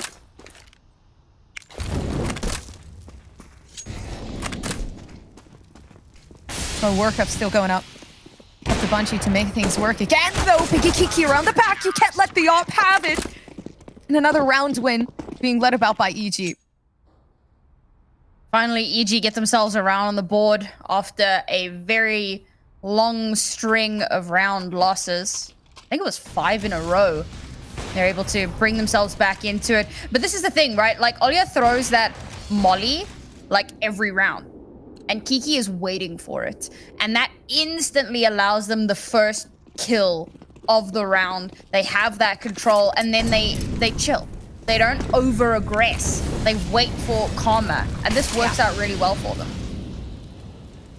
I think it does. I did like seeing Kiki pop off those first couple seconds pushing up the op, but obviously Obedience seems to have a better name in the game here. Oh, Julie. Punishment laid out flat for this team. And losing Julie might be a huge detriment, but they have to figure out a way to work around this. It's so cool seeing how the teams react to one another's preferences, right? Like the molly kill, or the molly throw, and then Piggy kills, and then you had the boost where Rain died, and then Rain gets the kill onto the boosted player a couple rounds later. It's really cool.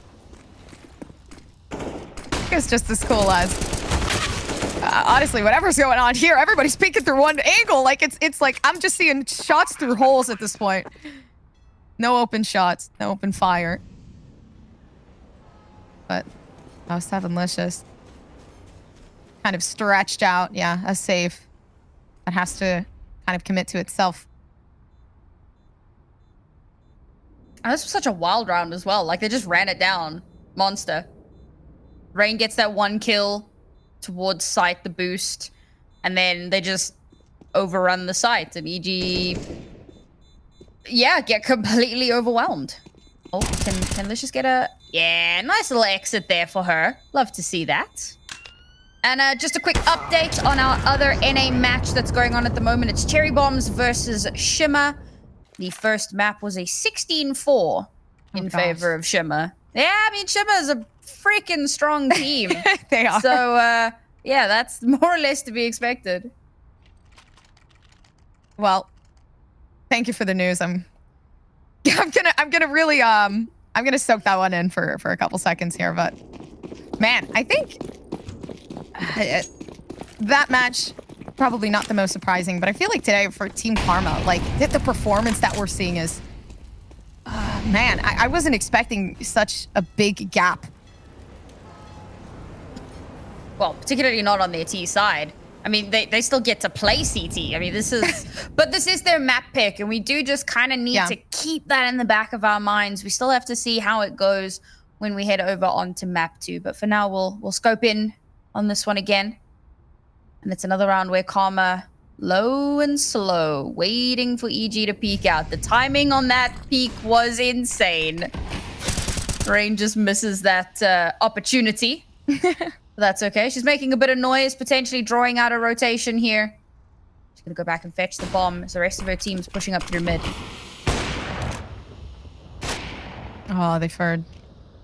7licious is like the most confident player here, and op shots happen like that, and shots through the smoke. But trades coming through, so at the end of the day, there's no player advantage. Bungie is slightly low, so there could be some sort of potential there if you're EG to come through.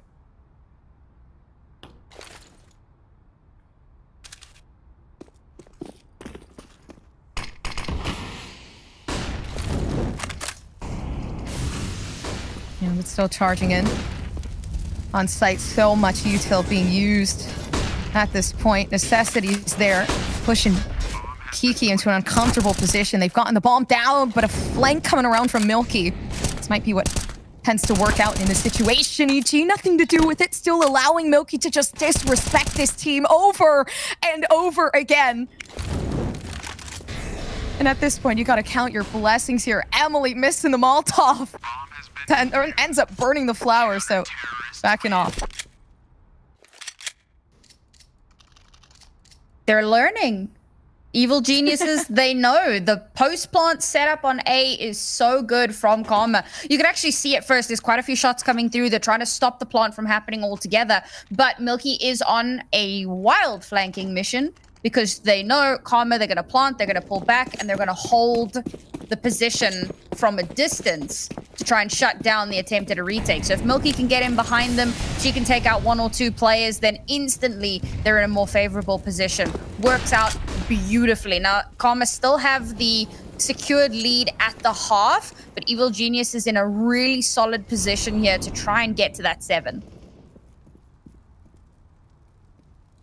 Yeah, for EG to bring it up like this is honestly quite impressive. I'd say really just goes into how this team communicates with each other. That adaptability that we talked about in the beginning is always there for EG. They know how to read this team. It might take some time.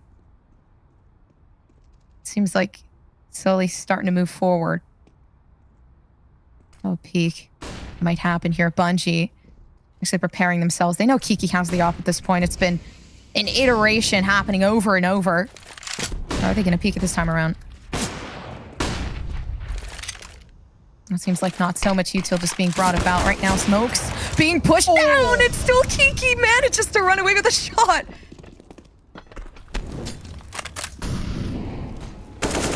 At that point, that's unforgivable. There's no way you can run away with something like that. EG running off of a high that seems like it's not going to die down anytime soon. Up to Milky. Vanessa's still watching the angle as well. And again, I love the teamwork.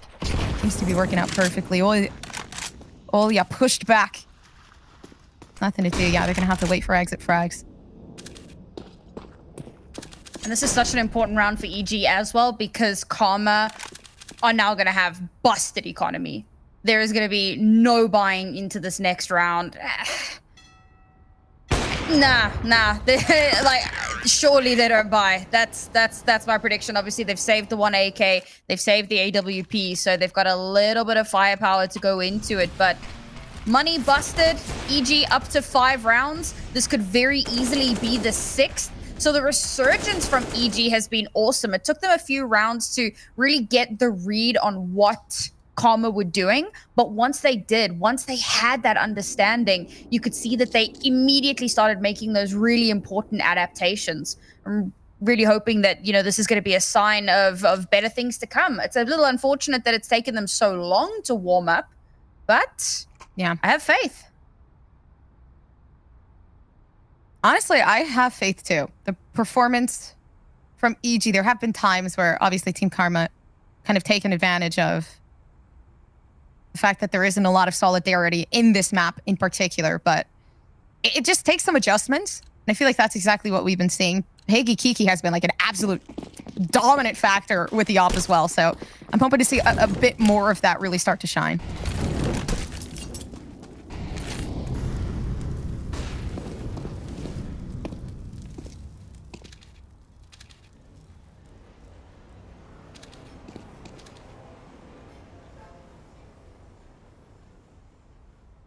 Bit of a death ball making its way up into mid. Oh man, and this position that Kiki is holding could be absolutely devastating. With these weapons, you don't want to go up long, and Kiki is 100% aware. Oh, they know, yes. Absolutely they know. I think best part about that is already 2 coming down. And EG, they've gotten themselves another round of the board, quite possibly. Rain picking up an AK. Is that going to do much once that smoke dissipates? I mean, there could be a big disaster waiting to happen, or it's going to be Emily to pick things up. Again, relocating themselves with the op, but it's Piggy to take that one down. They get no space here from EG, and it's up to Rain. But again, a 1v5. A slow workup. Licious watching, but again, they're slightly distracted. I mean, you have one player there. They understand that there is a possible refrag to come, and it's Kiki to shut things down once again.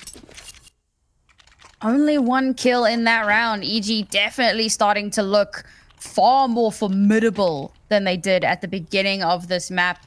Last round and a half, yeah. Evil Genius is looking to solidify themselves that 7th round, and now it's Karma, who are looking like they can't find an innings. And unfortunately, their economy is busted going into this round. I mean, you got 2 Tech 9s alongside the Galil and the 2 AKs. It's not ideal by any measure.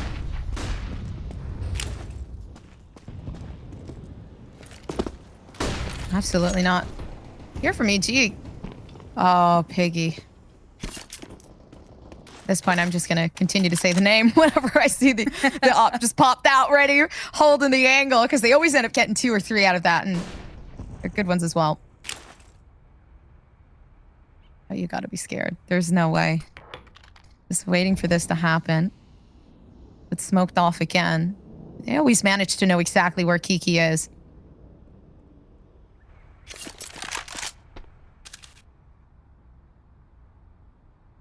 Oh man, they've gone all the way up long without being seen at all. But now it is telegraphed. They're big on it too. 7 Licious. Jiggle peeks coming in left and right, but they try to stand themselves up on truck. I mean, listen, if the high ground works, it works. But it seems like right here in this moment, EG are just desperate for some sort of reassurance. Not seeming like that's going to come there from Julie. Unfortunately, Milky slowly wrapping around down in bathrooms, but back themselves away after that first pick. Reposition is going to be huge. Unless here, no, they're just waiting for the defusal. They know they can play this 1v2 here, especially with Emily having that up, keeping that angle on standby. Freaking love Tech9s, man. Who doesn't at that point? Oh, a nice bait from Milky. I feel like there's potential now. Too much time being wasted at this point. Bungie with the timing. Oh, a nice play from Milky. Oh my goodness, the defuse coming through from Milky. That is the half, folks. We'll see you back here in just a few minutes.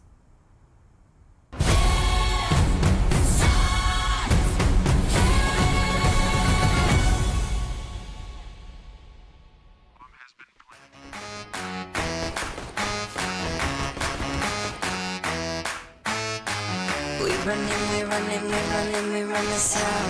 We run this town. Street lights, east side, all day, all night. We run this town. We run this town.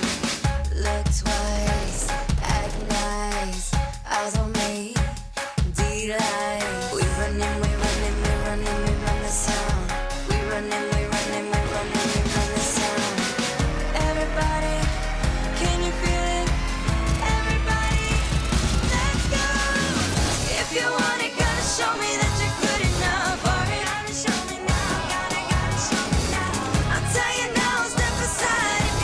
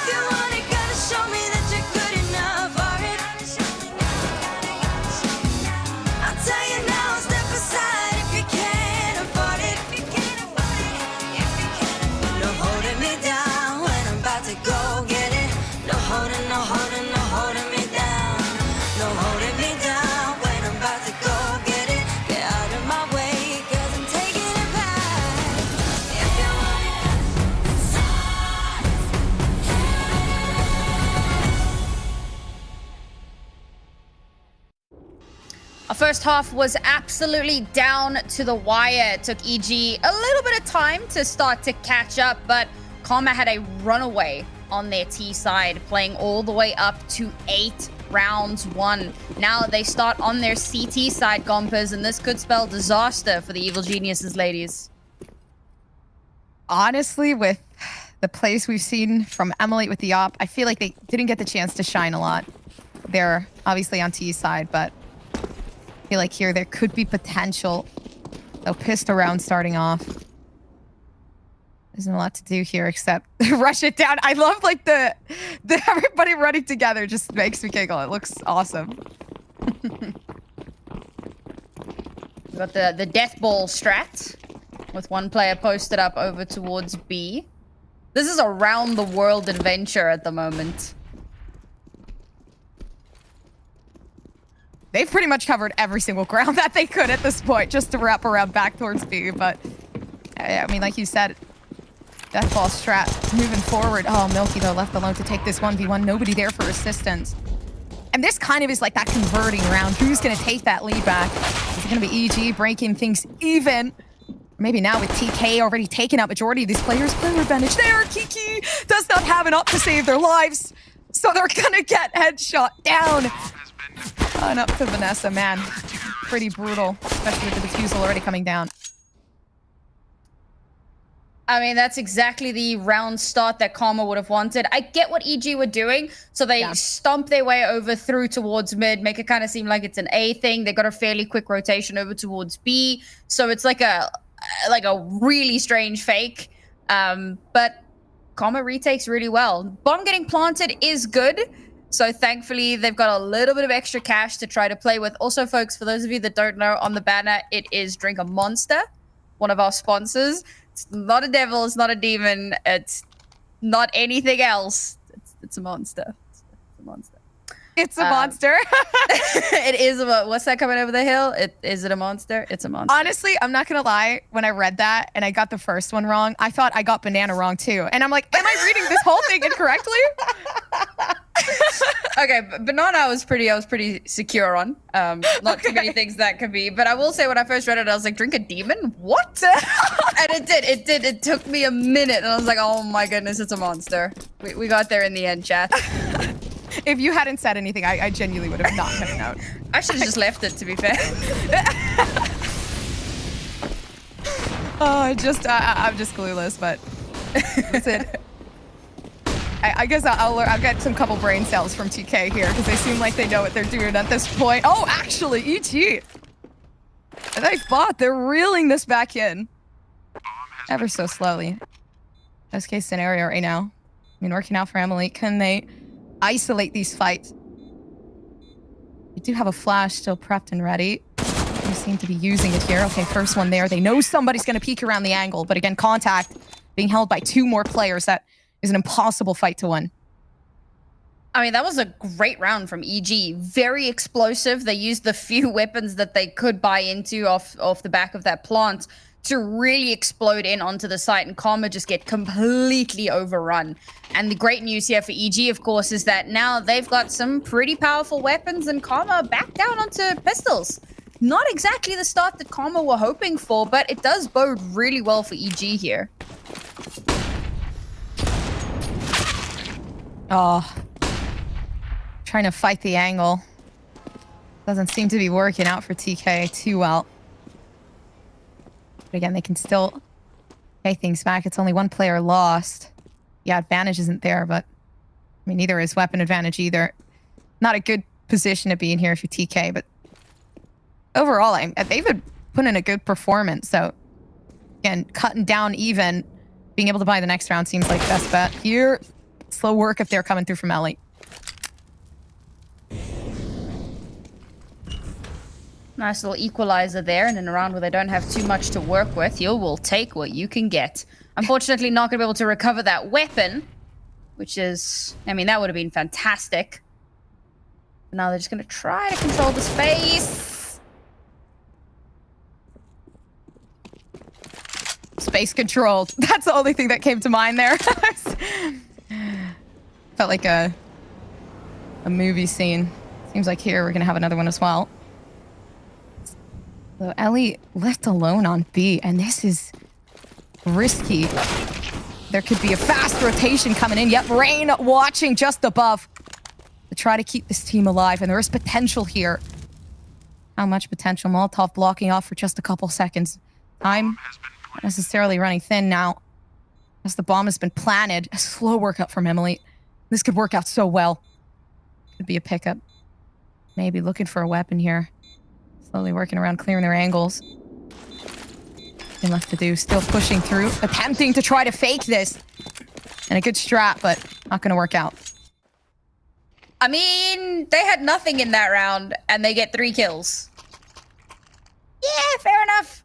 When you have a round where you've got literally nothing, doing a little bit of economic damage is probably the best case scenario. Unfortunately, there were a few upgraded pistols in that one, so of course it is the double eco, or consecutive ecos, or however you want to say it. So they still don't have much, and EG have now tied up the score. One more round here, they hit double digits, they take the lead for the first time in the series. It's been a great resurgence from them. Karma really need to start figuring things out. I think once they get guns in their hands, it might be a different story. Oh, they've shot it down. Okay, Julie. The only thing that comes to mind is that song that's like, hey, Julie, heard you got that drip. But Julie does, in fact, have that drip.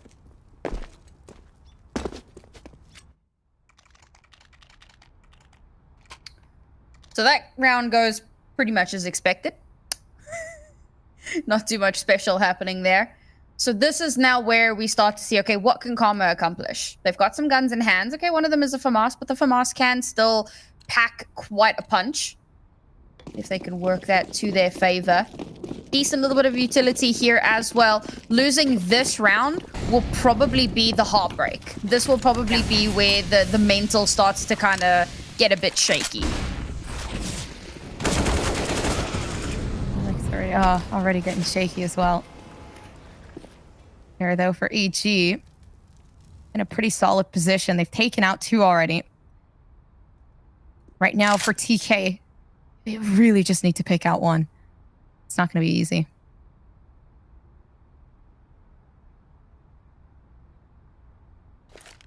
Slow workaround, though. Keeping things quiet down on B. And the moment they explode, could be the time where things start to work out. Bungie wrapping around. They don't know this yet, though. This is going to be such a perfect play if they can manage to play with the time here. Really throwing down a nade to try to get some damage. Doesn't seem like it's going to work out. Bungie, though, not watching and staying attentive. So leaving Ellie in a very uncomfortable position. Overpass, T-sided map, question mark? This has been great from EG. I've been super impressed. I think that one of the issues here is that Karma is struggling to deal with some of that aggression. It's not like over-aggression. It's not in-your-face aggression, but they're taking very aggressive angles. And it almost feels like Karma are kind of getting in their heads a little bit too much. Trying to read a little bit too much and not really feeling the flow of the game. I don't know if that makes any sense whatsoever, but it really does feel like there's some overthinking going on here. And I think if they just kind of take a step back, there you go, timeout coming through. They're going to take a moment, just rethink how these executes are going, and hopefully they'll be able to come up with an answer.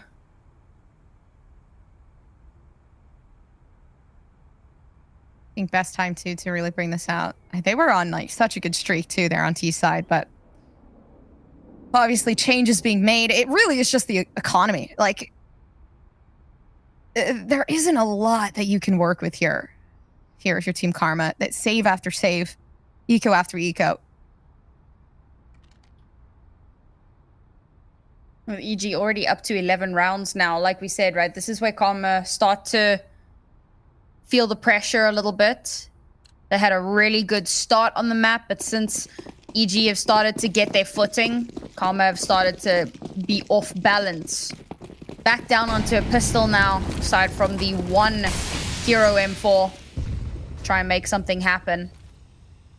Stacked up towards mid. I think the only real thing that they can go for here is couple of frags if they can make it happen. I love that stack, that 3-player stack. I don't know how much it's going to get done, But I always love to see that come out.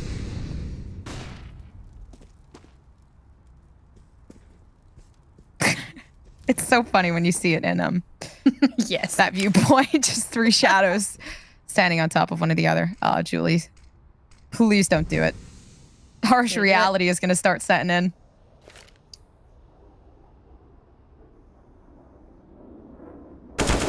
Oh, they've seen it. Ellie gets very lucky though, pulling through at the end for TK. I guess this is a biggest conversion they could find, but it seems like no, it's turned back around there in hopes of EG. Ellie, the only hope there. I mean, 2 players, like, you could tickle them, blow them over with a feather. All right, the stack is dead.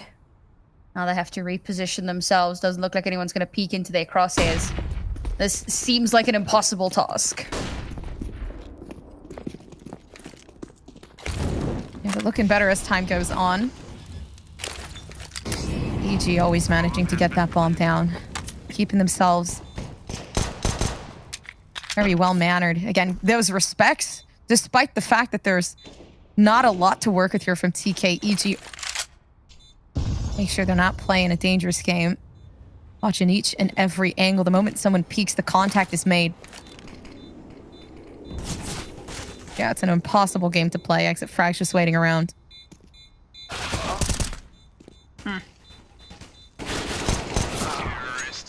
The attempt was made for a couple of exits there, but unfortunately not going to be the case. Just gets shut down and put out of position. I must say, like, Kiki has been doing really, really well. She's sitting on 22 and 9 at the moment. She really activated. We spoke about Emily with the AWP, you know, activating, getting opportunities to really shine, but it's Kiki who has gone huge so far. It's always been Kiki too, yeah. Oh, man. Yeah. Although I do feel like, speaking before too about Emily and the fact that we didn't get to see too much of that op really take presence, I do feel like now is the time. Playing on CT side, having a bit more leeway here.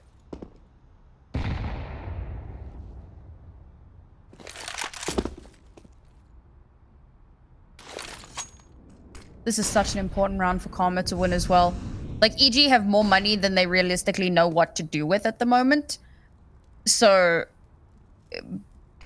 getting kills is irrelevant. Karma needs to start putting rounds on the board, and it needs to start happening now because EG are a mere 3 rounds away from map point. And this, I mean, for Karma to have only been able to pick up 1 round on their CT side, it's unheard of. Yeah, they've been having a lot of trouble so far.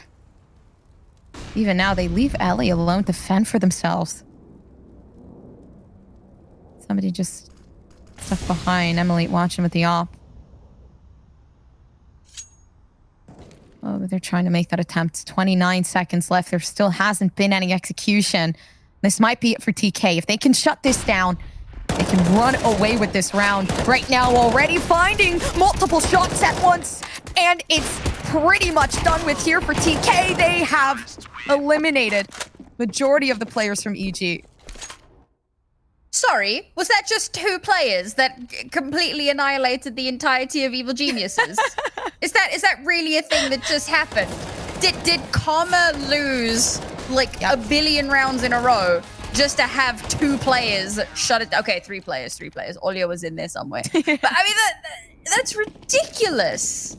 It was such like an overbearing push onto the site, but the util usage from Karma was fantastic. Really good flashes, you know, forcing them out of position, taking those trades, swinging out. Like, where was that for the last 7 rounds? Okay, like 5 rounds, but still.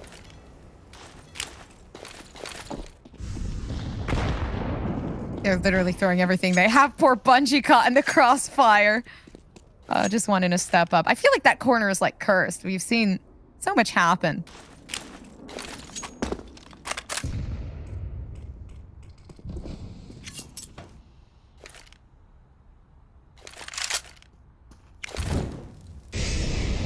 I like Karma's positioning.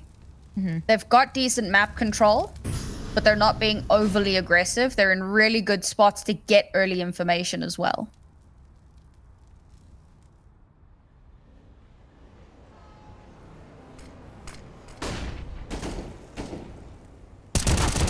Kept themselves pretty obedient up until now. Ellie, they've taken one out. At this point, it's not too big of a deal, but again, it really is left up to Emily. But having the op at this point in time makes it harder to keep themselves intact. EG, they've worked around TK as if they own them. That boosted position really was Emily's undoing. Now, player advantage for Evil Geniuses. They've swapped up where they're gonna head, and it's just Olya all alone here on site. Shots being fired. So working in favor here of EG. Brain has a dream. Seems like it's going to be harder to commit to 15 health left. Right now, the only possibility is, oh, Milky there with the timing. Nobody peeking through. This is perfect. They still managed to run away with one. They have at least some coverage here. Oh no, pop flash being brought through. Okay, well. Oh, that's heartbreaking. That felt like a round that was absolutely clutchable. Would have been a difficult clutch, but it was definitely doable until an errant nade just shut that dream down in its tracks. Karma now at a 3-round deficit. And despite the fact that EG are doing so spectacularly well, all things considered, they've opted to take a timeout. And I must say, like, that's always weird to me when a team is on a streak and takes a timeout, because I've found that very, very often they actually end up breaking their own momentum. So hopefully that's not going to be the case here. Hopefully it's just one of those moments where they go, all right, guys, let's not get overconfident. Let's not start playing silly and giving over unnecessary, space or opportunities. Let's see if they can close out this map for themselves. Karma still have a little bit of cash to work with, but they have spent almost every last cent into this one. So losing this round puts them pretty much back onto pistols. Which can be great for the time being. If you're on the side of EG, wanting to really shut things down here for TK would be the biggest detriment.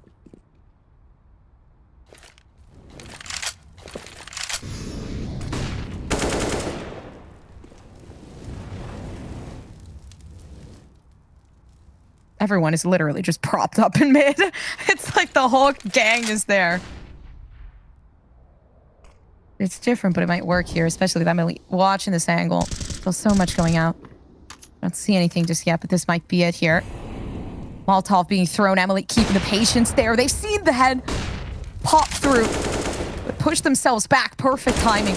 We cannot let anything happen there, Julie. Don't seem to let this team have a break.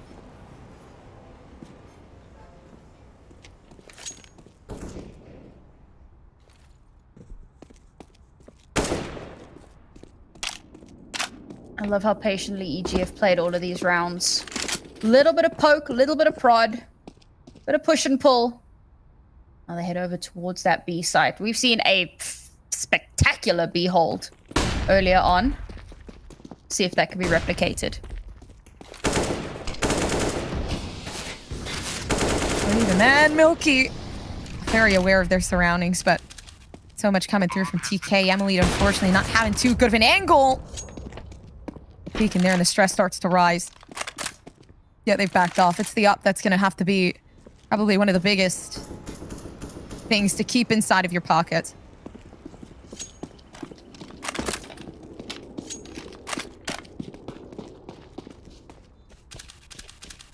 Dire straits here for Team Karma. Things have just not gone their way. Nice little shot there from Emily to save her teammate, but they're not going to get too much more done here. Looks like EG are going to try to hunt this, though.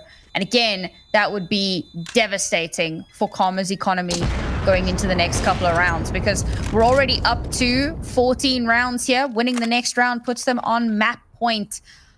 And I am flabbergasted you know, the Karma had such a runaway T side, and I thought, oh man, they're gonna come onto CT side, and that's just gonna be GG. But no, Evil Geniuses have stepped up massively, looking a lot more confident and a lot more comfortable than they did in the first half. And again, I kind of want to chalk it up to warming up isn't the right phrase, but just getting to grips with the enemy team. And I think this was something you had mentioned a little bit earlier on, but like a team like EG, there's so much tape on them. There's so much anti-stratting and planning that you can do for them. Whereas Karma, being such a new team with phenomenal players, like you'd like to anti-strat them and see what they can do, but there's very, very little tape. And I think that, you know, for EG, it took them a few rounds to get a feel for how they're playing. But once they did, those adaptations came so naturally. Mm-hmm. Yeah, definitely for EG, this team just knows how to read each and every single individual player. And I feel like biggest thing too, yeah, bringing into account that their T side also looks pretty spectacular. It's not like they're trying to push for one thing. Individually looking for information. Right now, sticking to a group. Around in Monster, Olivia trying to fight. Now Olivia. Oh, Olya running into the depths. Oh, yeah, now the flash coming through, but still manages to get some sort of spray down. Olya backing out. But managing to make another one work. Okay, here for TK, it's gonna be a huge play to keep this team together. 2-for-1 trade. Karma take that every day of the week. EG now have to kind of stall out a little bit, rethink their approach. Losing so many players so early on, not the ideal situation here. And Karma trying not to get overly committed to anything. That Molly did not go where it was meant to go, but that's okay. Nobody saw it. Don't worry about it. The Molotovs just don't hit right. That's okay. Bungie, though, in every single angle, every single headshot they need. Right there, another one brought down. And hopes there from EG slowly crumbling, but that's big off TK. They really needed that. Stay of execution. The important thing I feel like for Karma right now, and I say important, it's not like it's the end of the world, but to keep EG at 14 means that you won't go OT. So if they can string these next few rounds together, they're definitely going to be feeling a lot more comfortable and a lot more confident. If EG win a round, not only is economy for Karma absolutely in the gutter, but EG are on map point. And there's very little chance of recovery. So Karma, every single round counts now. I think they understand that too. And I'd like that Molotov to kind of push back any refrag potential there coming through from EG. Biggest thing is now TK starting to read into this team as well.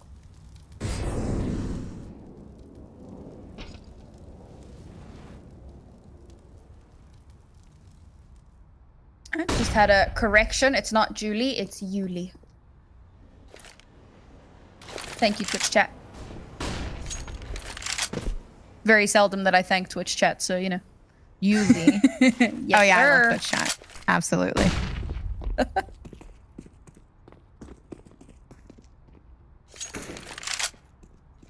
Another round where EG lose a player very early on, and now they have to take a moment. Figure out how to restabilize. Gathering a little bit of information. Bomb is in Narnia, and it's headed over towards B because they've got Vanessa here in a pretty decent position to try and hold off some of these angles. They could pincer in. I'm still watching around in two. Shot after shot rain. How can they just let this go? Up to Vanessa to run down. Okay, yeah, the excitement really starting to rattle here for Karma. And a timeout, perfect timing. EG, man, 2 rounds in a row where Karma just destroy them seconds in time. Oh, last timeout as well for EG here. Mm-hmm. I love seeing teams actually use their timeouts. It happens so often where they just don't. And it's such a frustration. But I think that EG are in a lot of trouble right now in terms of their cash. A few rounds back, I was saying they had more money than they knew what to do with.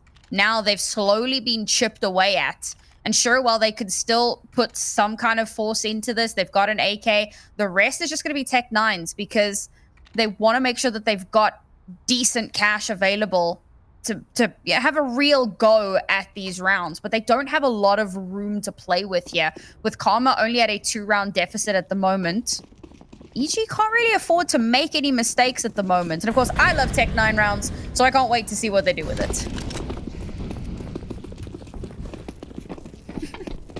I'm gonna stay quiet in suspense just to see what's gonna happen here.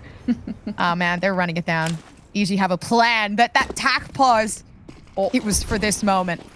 And this time right now, just waiting for the buildup. Oh, they've pushed everything away. They know the tacks are coming out. They're scared here if you're TK. That would be as well, but still again, keeping that suspense there. It manages to work itself out, and I'm kind of surprised by the result that we're seeing. Still, the 3 players left alive here from TK. It's going to be the op from Emily. Doesn't actually get a shot down. They know what's happening here. They're still keeping it together. The whiff very, very close to discomfort there. TK, you still have player advantage, but again, watching and playing for that post plant could be the best thing that they could do here, waiting for that bomb. Waiting for everything to happen here. Emily again getting caught off guard, but still taking players out one by one. Unfortunately, the AK not going to work out for Julie. I love watching the way that Rain and Emily play off of each other. You can see these are ladies that have played with one another extensively over the years because the Tech 9 rush almost works. And what's terrifying is that once the bomb has been planted, Karma don't want to get into close quarters. Yeah. Because that is where that Tech 9 is going to absolutely shrek you. So there's so much emphasis on Emily maintaining that distance to be able to get those shots across. And she gets spotted out. She has to back away. And as the player that sees her pushes out, Rain swings, gets the kill onto her, right? Like it's beautiful. It's a symphony. And it's 13-4 now. And okay. That happened.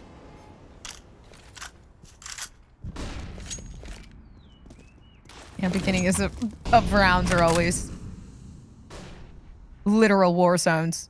Like there's no forgiveness at all. Unfortunate for TK. Emily was like feeling good about that one though. I gotta give them that.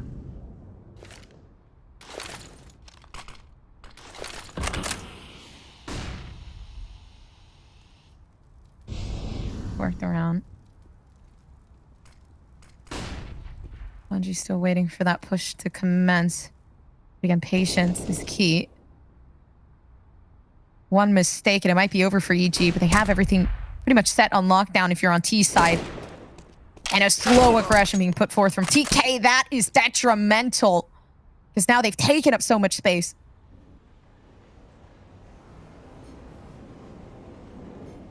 Oh, this flank from Ellie. This could be everything, but the timing has to be perfect. Seems like non maybe here. Rain! Perfect opportunity. But shots missed. The flashbang seeming to work out in favor here. Bungie just gets lucky, knocked out completely. Oh my god. In another life, they're reincarnated now. There's nothing else.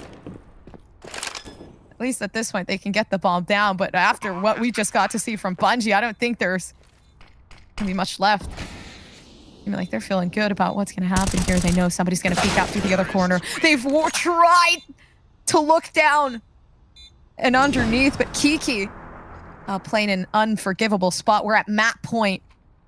I don't know, Nayori. I'm feeling a little nervous here. I mean, that round, that monster play was something they've done so many times. Perfect flashes coming through, spray down coming through, 1 or 2 kills, getting an advantage, and this time,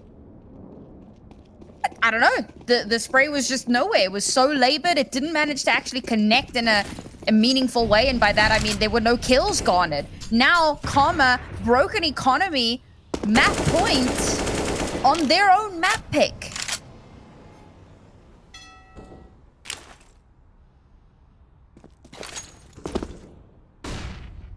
Beginning was looking so good. I don't think they were expecting this out from EG. Vanessa. A second one was possible, with so much damage already being made to TK. Taking out one of their biggest fraggers as well. That's gonna hurt.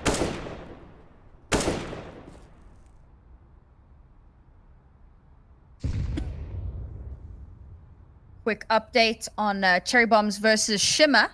Mm-hmm. 16-2 for Shimmer. They take the series 2-0.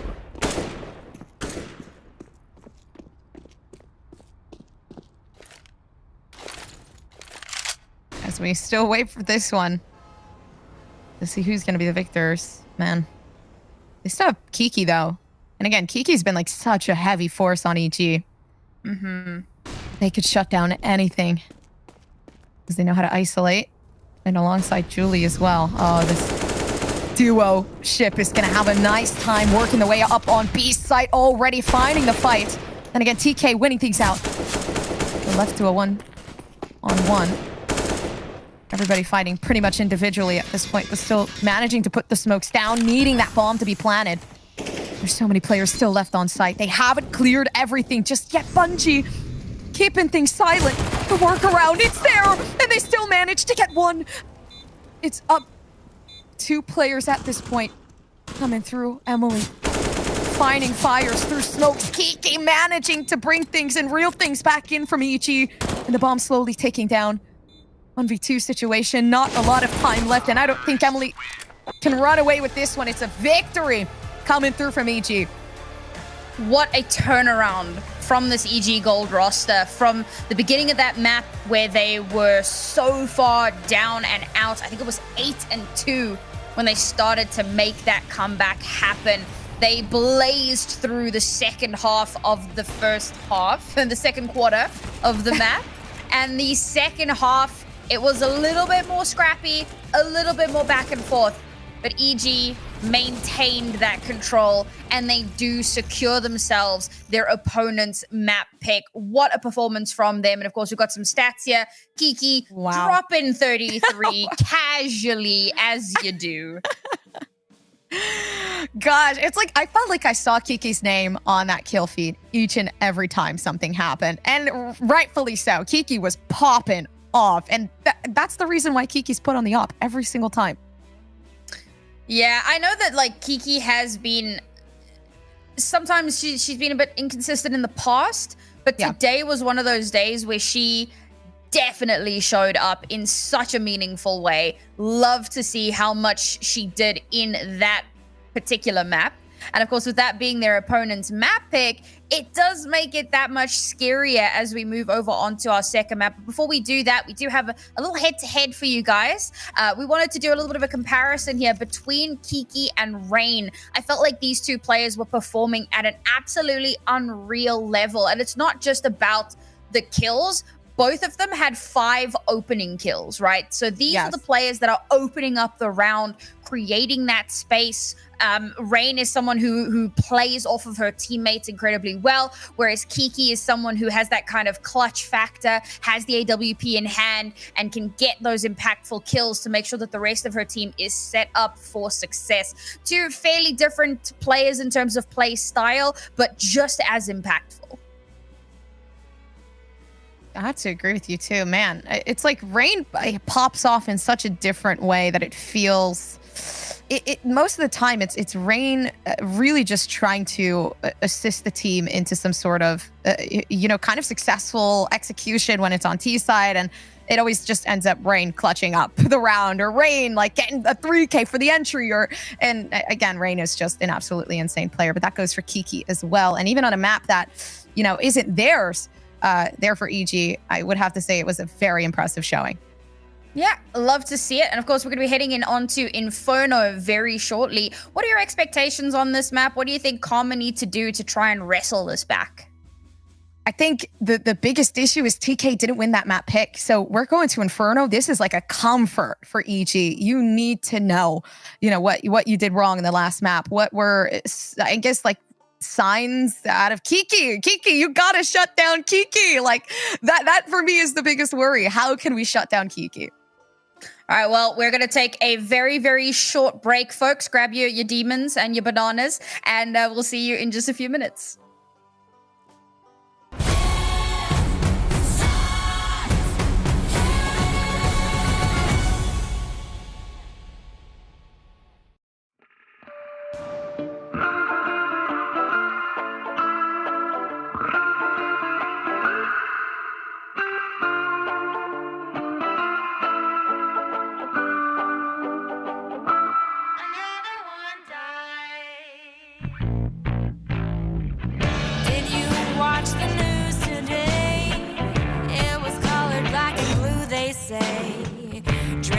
coffee from your favorite cup, but you're still not waking up.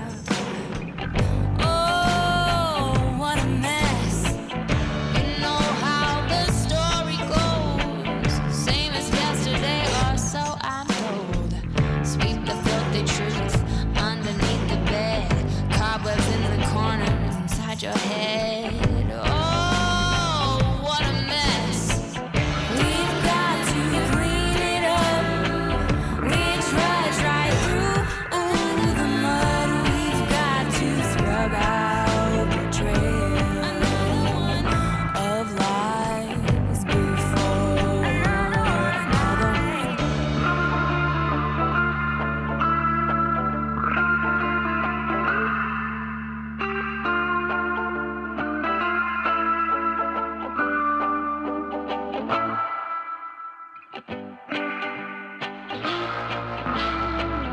The world is a wreck we've built, made of fear and hate, complacence, guilt.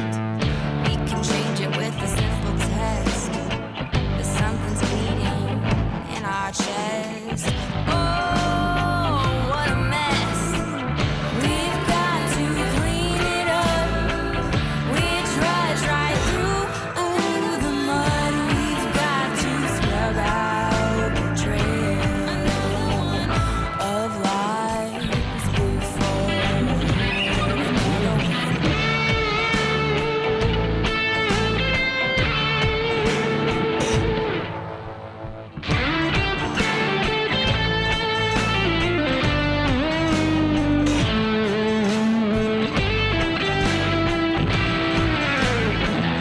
We've got to clean it up. We trudge right through the mud. We've got to scrub out the trail of lies before another one. We've got to clean it up. We trudge right through the mud. We've got to scrub out the trail of lies. Oh, what a mess.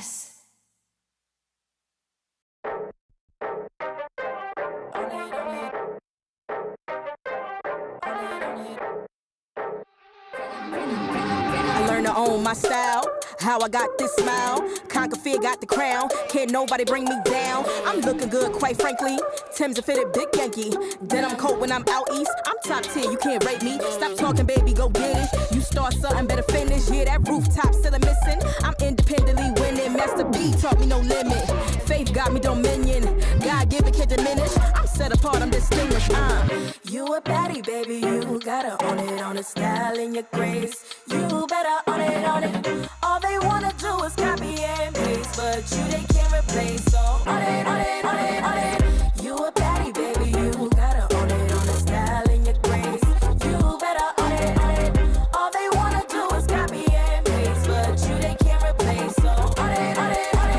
Next turn when I walk in, got them all hot like she back again. Then I'm fit, I'm far from plain. Sugar and spice, I can't be lame. Tried to hate, but my God stopped. You got blocked, but it's tight in. Motivated like them high school plays. I know you remember those tight ends. Everything ain't always black and white. I'm still gonna get it going with in spite. Shining bright, can't dim this light. Diamond in the rough one made me tough. You stuck on luck manifesting. I say my prayers count blessings. Flashy, flexing. My own style is impressing.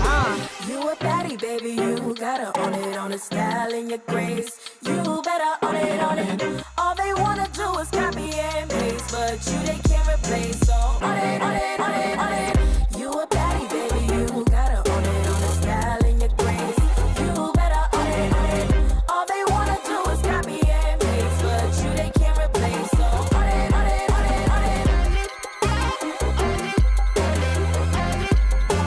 Pop them tags, pop them tags.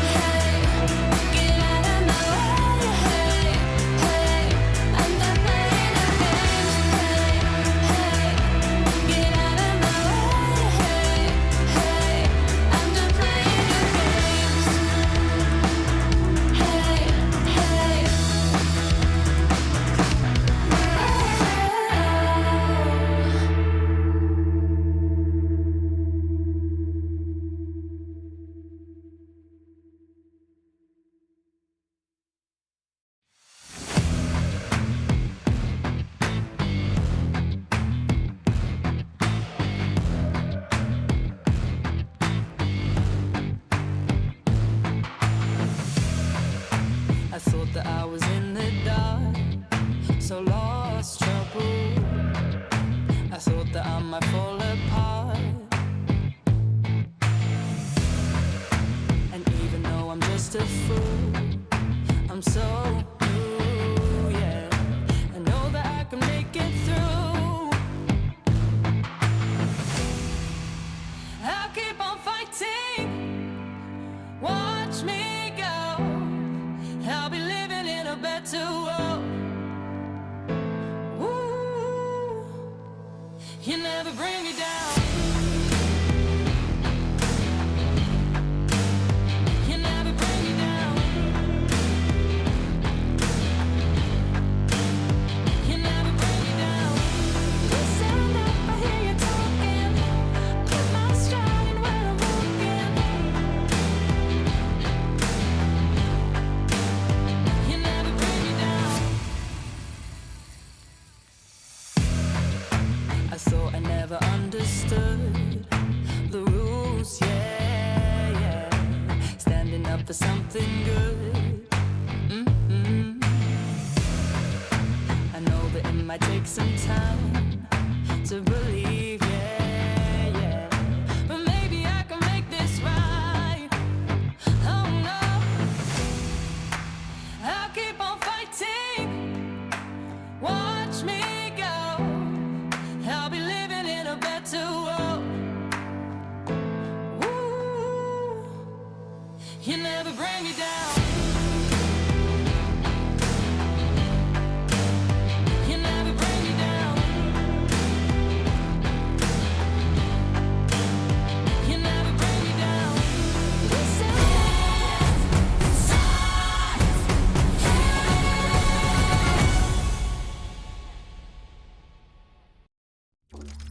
Welcome back, everybody. It's ESL Impact North America, and we are right in the midst of Evil Geniuses versus Karma. The first map did not go in Karma's favor, despite it being their map pick, despite a very, very strong start. We're going to be heading over onto Inferno very shortly. It's Evil Geniuses map pick, and Gompers, we had some concerns about the previous map, so what are we looking at into the next? What do Karma really need to keep an eye out for here?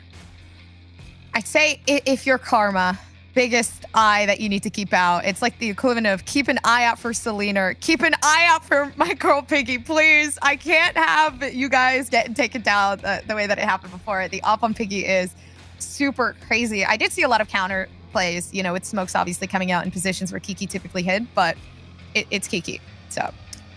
Yeah, you know, we're heading into Inferno, and this is a map that is very familiar to a lot of, like, everyone. Now, do you think that that's something that could potentially play in Karma's favor, the fact that it is such a well-known and well-understood map? I really do think so. I mean, it wasn't like a first-hand ban, so it's not like they're uncomfortable with it to the point where it's, you know, something that might be an issue. In terms of, you know, obviously the familiarity, yeah, again, like, this team has a lot of, I guess, history playing this game as well, so you know, it's not like they don't know anything. So at the same time, they did manage to get, you know, some stress out of EG. Yeah, I'm really looking forward to seeing how the util usage is going to come through. I felt like we saw some really shining moments from both teams, some really cheeky nades coming out as well. And when it comes to that banana control, that is such an important and imperative thing to constantly be keeping an eye out on. A lot of teams like to take very, very aggressive control there. You want to shut that down as quickly as possible. Now, one of the things that we obviously also need to keep our eye out for on this map is the AWP. And it must be said, I don't know if you agree, but Emily, it feels like she was a little bit quiet on Overpass. It kind of did. I didn't see a lot of, obviously, the op plays come through. I do think they were shut down, like, immediately from Piggy a lot of the time as well, because we did get to see a lot of op 1v1s, and isolation didn't necessarily work out. It was just a lot of wide swings with not a lot of util. So I'm really hoping here we get to see a bit more of those executions be timely and well-assisted so that we get to see more frags come through. And, you know, there were a couple of players who were kind of underperforming when you compare them to the rest of their roster. I'm looking at, like, you know, Ellie as well. Her and Emily were having a little bit of a rougher time on Overpass. And even on EG, like anyone who wasn't Kiki was having a slower day at the office. Not that they were underperforming, but Kiki was just performing that well. And I think it's really important to note that, like, at this level, teams really do need to be able to pick up that slack, so to speak. Sometimes a player is going to underperform. They are not robots. They cannot be perfect 100% of the time. We may even see Kiki bottom frag on this map, not because she's like a bad player, but because sometimes it happens. So hopefully we'll get to see some of that, some of the other players have a few more moments to shine. I'm curious, what would be your favorite part of Inferno? Like, what are you most looking forward to potentially seeing here? Oh man, put on the spot again, eh? I'll say, honestly, I'm not gonna lie. I feel like for this team in particular, I didn't get to see a lot of Bungie, and I really do want to see Bungie shine on this map. I know Bungie is an extremely well-mannered player. They are very respected in other scenes as well. So I think this is the time. Again, a familiarized map. It's something that everybody is pretty comfortable with. I feel like here for Bungie, like this could be their moment. I'm really excited to see the AWP control, particularly towards mid. For those who were with us yesterday, watching Kaede with her AWP just shutting down any sort of positioning in towards mid, it was devastating to behold. So hopefully we'll get to see a little bit of that, or some counter play. I find that sometimes one of the big issues is taking duels without the backing of utility is probably the nicest way that I could put that one. So I'm looking forward to seeing how these teams are going to kind of cope with that a little bit. Sorry guys, we do have just a little bit of a delay at the moment, so you're just going to deal with us talking nonsense for a little bit, and as soon as the map is ready, we will dive straight into it. So we've spoken a little bit about Kiki, we've spoken a little bit about Rain. Were there any other players that kind of stood out to you on that last map?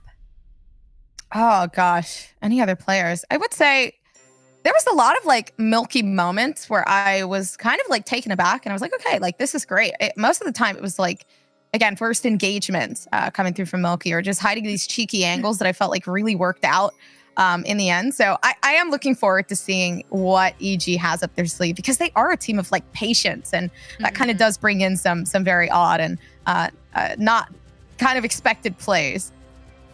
Yeah, I love seeing an IGL that can frag. One of my favorites, particularly in this region, is of course Goose Breeder. We talk about her a lot on this broadcast just because FlyQuest have been such a strong presence in the region. And looking at how EG have been playing, looking at how Karma are playing, these two teams along with Shimmer are kind of touted as the best competition for FlyQuest. So of these two teams, do you think that one of them might be able to topple our reigning queens in the coming weeks? Oh man. Oh man. Okay, hold on.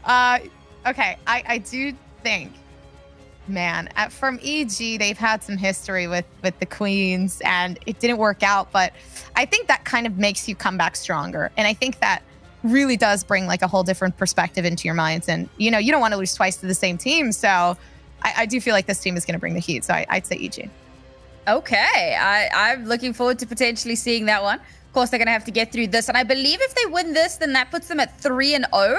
Like, NA was one of the regions that had like the craziest, like everything was 2-0 or 0-2. And we had our first like 1-2 yesterday, where a team finally, got themselves a lost map. But I find that the gap between the top teams and the up-and-coming teams is a lot wider in this region. So it's great to see that we've got some really strong talent returning to the scene to potentially, put up a little bit of a fight going forward. Hopefully we'll be jumping into the map very, very shortly. Yeah, not gonna lie. Just thinking about this next map has me really, really excited, because we did mention it for like half a second a little earlier. And here we go. We're jumping on in. It is Inferno, the perfect timing. And I was going to say, right, like the fact that this is such a well-known map presents such an amazing opportunity, I feel like, for Karma, who are so familiar with this game, but are kind of re-finding their footing coming back into it. But we're jumping into it now. Second map of the series, Karma versus EG Gold. Thank you for bearing with us through the slight difficulties. And now we're going to kick things off with Evil Geniuses on the CT side. Whose game is it to pop off? Biggest question yet to see right now. Only 2 players left on A, but there's big potential for a hold here. Smoke creating coverage. Milky can actually isolate some fights. Oh, they have good contact, though, as well. If you're looking at EG, best thing that you can put together is just, oh, man, hitting the shots, but already 2 players taken down. TK tend to be really good at these rounds, though. Well, bomb already planted. So that is a huge boon for them. And now it's just a little bit of cleanup to try and get these last 3 players off the board.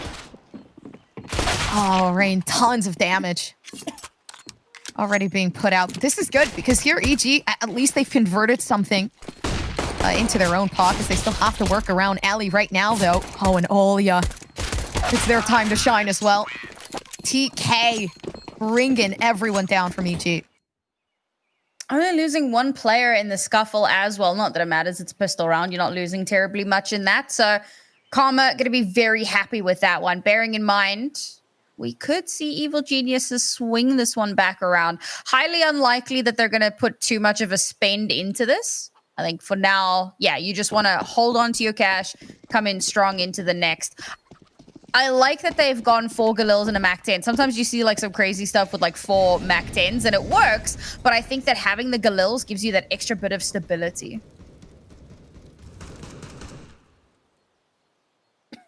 Can't have to agree with it as well. They've actually stuck themselves on one site. I think it like guarantees them a bit more though here too, because if Holia peaks, oh, there's so many players just watching. There has to be a gut feeling. Oh, there isn't. Still so many players left there. But again, comms can come through. They pick something up as well. Shot after shot. EG, they played this so well. Can they continue? Seems like maybe not. Yep, Emily on a tear. Just coming down through mid. Okay, jiggle peek after jiggle peek. It's heavenlicious, that smirk on the face. I must say that started very scary for our Karma ladies. They didn't adequately check brackets. And so you swing out, you check one side, and you're getting absolutely schmeckled from behind. It was Evolicious to be getting an extra kill there, picking up that Galil, right, doing some serious economic damage. Remember, next round should have been a bonus for Karma. And the fact that they're only going to be able to take 2 guns into that. And if they decide to run down Banana to exit the site, they could end up losing, like, another gun. So this is very, very expensive. Okay, no, it looks like they're going to opt to go back towards their own spawn. That is the right call. It means that, obviously, Sevenlicious is going to be able to yoink one of those Galils for herself, but it means that the reinvest isn't going to be quite as huge as it could have been. Still quite big, but a little more doable.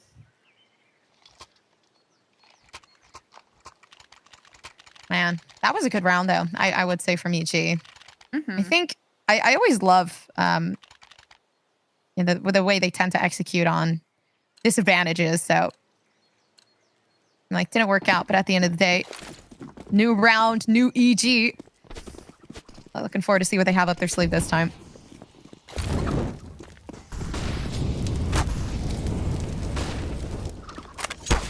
There's that banana control that we spoke about. So much utility coming out from Evil Geniuses now.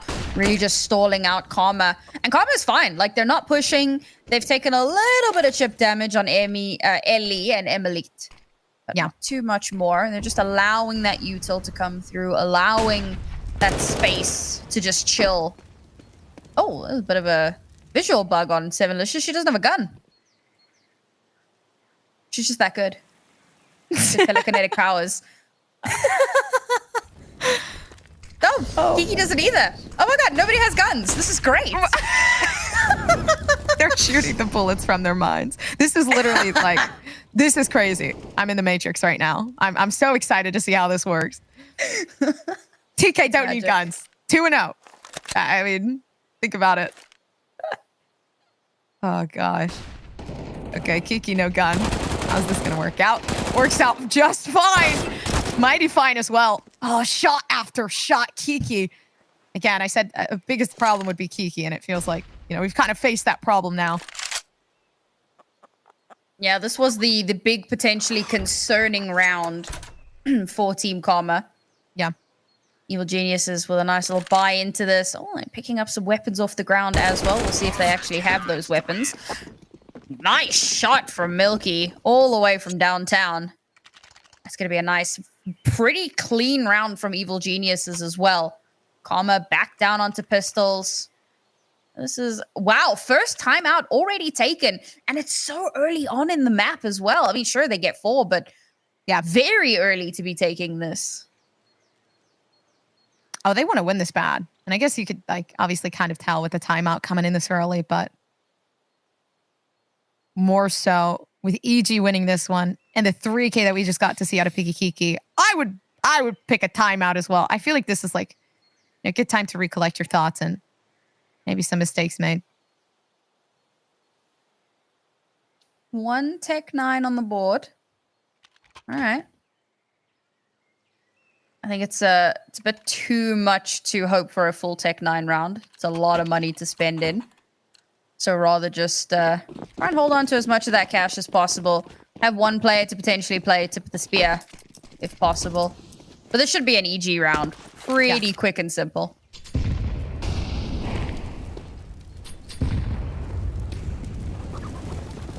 Yeah, they're not making it quick, though. They're keeping them back. Here from TK. Wanting them to stick around. Sticking together. 2 players left on B. Oh, they could actually execute off this really nicely. I think they're actually prepping for something, too. Yeah, Vanessa having Molotovs ready to be pushed up, but Smoke's pushing Vanessa back as well. 7 Licious by themselves. They could try to spray through Smoke, but then again, 1 and 2. Left down to it. Vanessa with a possible clutch and bomb down as well. Doesn't matter. This team of TK didn't have the best advantage, but still managing to fight that one before. Only 1 kill, unfortunately. Didn't expect too much more, given that they really didn't have anything to invest into that. It was very much just an EG slaughter spray down. Now Karma gonna force into this one again. 4 Galils. Quite a lot of utility, however. That might just be their saving grace here. They're going to need that to crack in onto the side. EG extending this bonus as far as they can. Make sure that they've got some cash going in. But remember, folks, this is EG's map pick. And they did get to start on the CT side, with Karma having chosen T side, interestingly enough.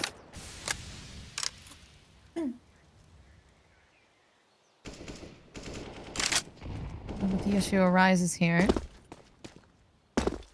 If you're TK, you're 2-2. You can't even push through right now. So many smokes. Covering each and every angle, but a slow workup towards A. We found nothing in Banana, but they might be able to find something down in mid if you're TK here. Smokes.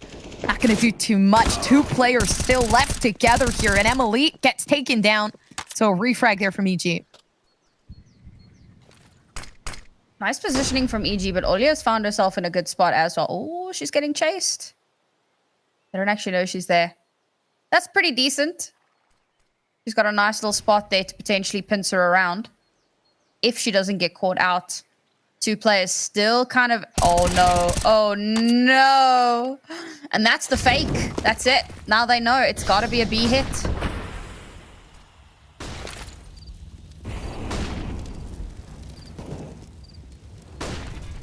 So now Vanessa actually in a very good spot. Nobody knows. We don't even check the angle. TK taken down. Of course, T side winning out the round again. EG, it makes sense as to why this map was picked, because they look incredibly comfortable. Yeah, I mean, this is such a stock standard map. This is one that, you know, Tom, who I usually cast with, he always says, this is a map that every team has to know how to play. Like, if you don't know how to play Inferno, what are you doing? So, for For EG, for them to not only know how to play it, but also be so comfortable on it, they pull it out as their map pick. Excuse me. It's a little bit of a concern here for Karma. Back down onto pistols. Looking to try to make something happen. A quick spray down for damage coming through from Julie. A good read, too. With the amount of players that are surrounding this from EG, but it seems like, oh, Julie focused on the wrong thing at the wrong time. Working through from Milky. EG, they are attempting to, again, stop this aggression from TK, but it doesn't seem to work out. Everybody well connected. This is so holdable.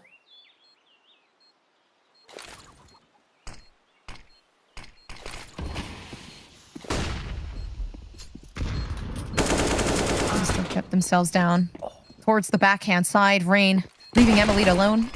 No potential there. Even then, not having anything to work with. Refusal coming through. They don't know! And they can't get it. The smoke there for coverage, clutching up. But at least an AK there in the hands of Emily. Oh, that's heartbreaking. Yeah. She started shooting a little bit earlier. Might have actually been able to stop that if she'd pushed. But of course, you don't know. Pros don't fake. Except when they do. So, you never quite know if it's actually happening. And that was holdable. I find it very funny that it's the player with the pistol who very nearly clutches that one out, while the players with the rifles just get absolutely shut down before they even have an opportunity to do anything. EG, 2 rounds consecutively. No, actually 4 rounds. My mistake. 4 rounds back to back. And they're taking a timeout. And I love how seriously they're taking this. They don't want to get overconfident. They don't want to make any mistakes. They don't want this to be close. They want it to be clean. AWP out for Kiki as well. Looking to make this a statement win against Karma.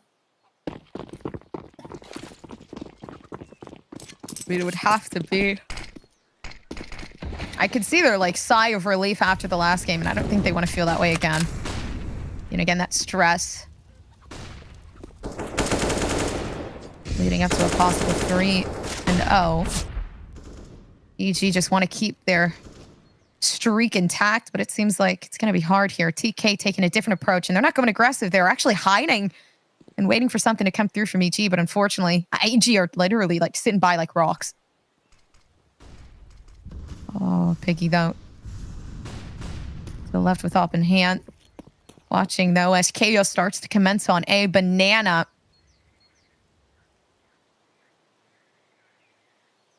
Oh, Ellie's just waiting around. Waiting for time to strike. A good way to keep things going.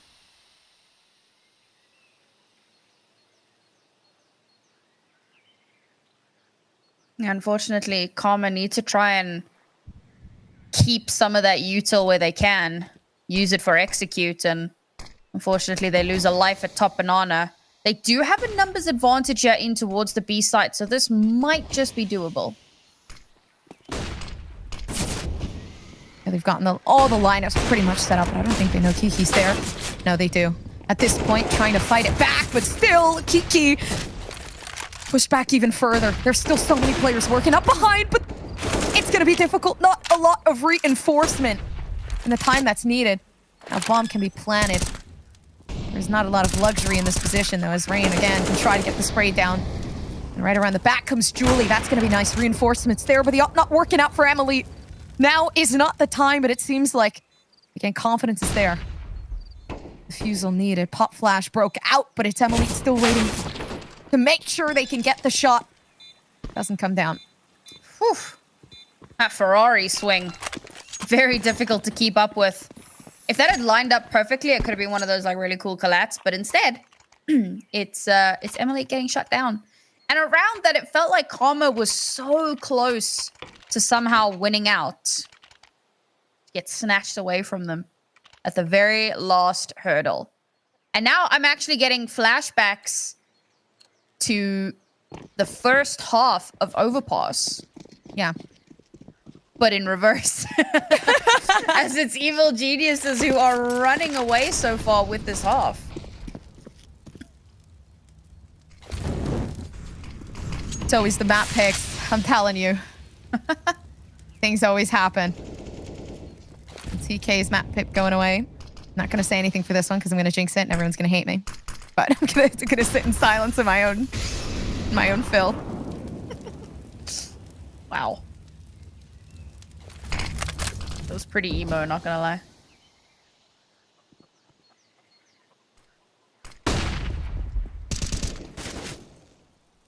Solid utility here from Evil Geniuses. Trying to create themselves that opening. Trying to make Karma uncomfortable. They already have Ellie down to 1 HP. Yeah. So she's already in a very, very tough position. Has to play a little bit more safe. Karma playing super slowly here. Not committing to anything just yet. There's a definite lean towards A, but Bomb's looking towards Banana.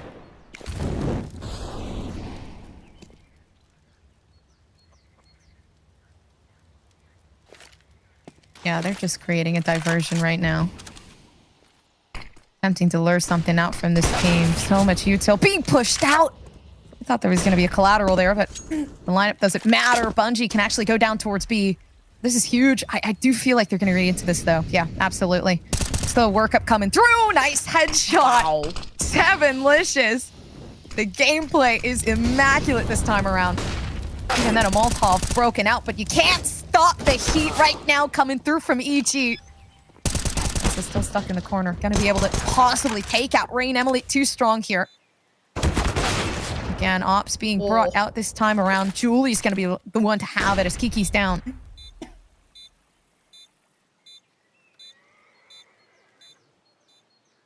Oh, slow workup. Rain.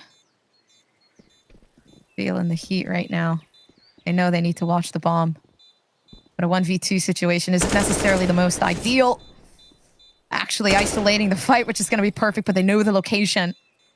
Getting the defusal. Timing is an issue. Not right now, though. See? Pros don't fake, except when they do. Rain reads into that very, very well.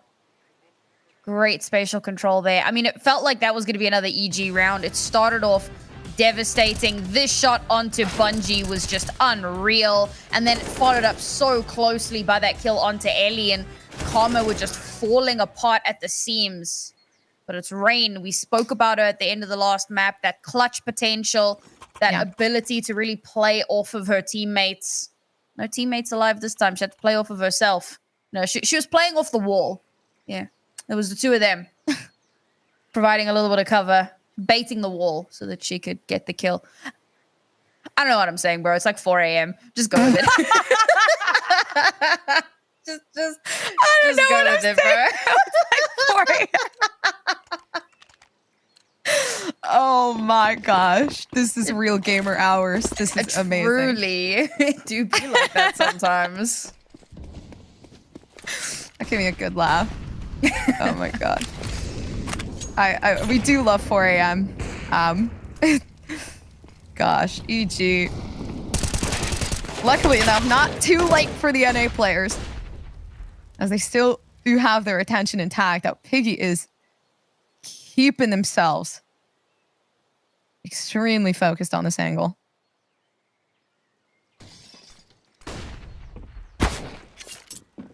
Oh. Prediction there. Very much on point. Doesn't quite connect, but like they knew. Yuli getting that first kill is huge, but obviously traded out very, very quickly. Trades tend to favor your T side, and now instantly Vanessa being pushed off of that angle. She has to call for reinforcements, and the rest of her team is on A. This could be a pretty quick and fast, same word, execute onto the B side. I mean, they cleared that up like there was nothing there from TK. They're slowly working back up. Again, the deja vu kind of hitting a bit too hard, but Emily... even then, shots fired, but they keep missing! Up goes down!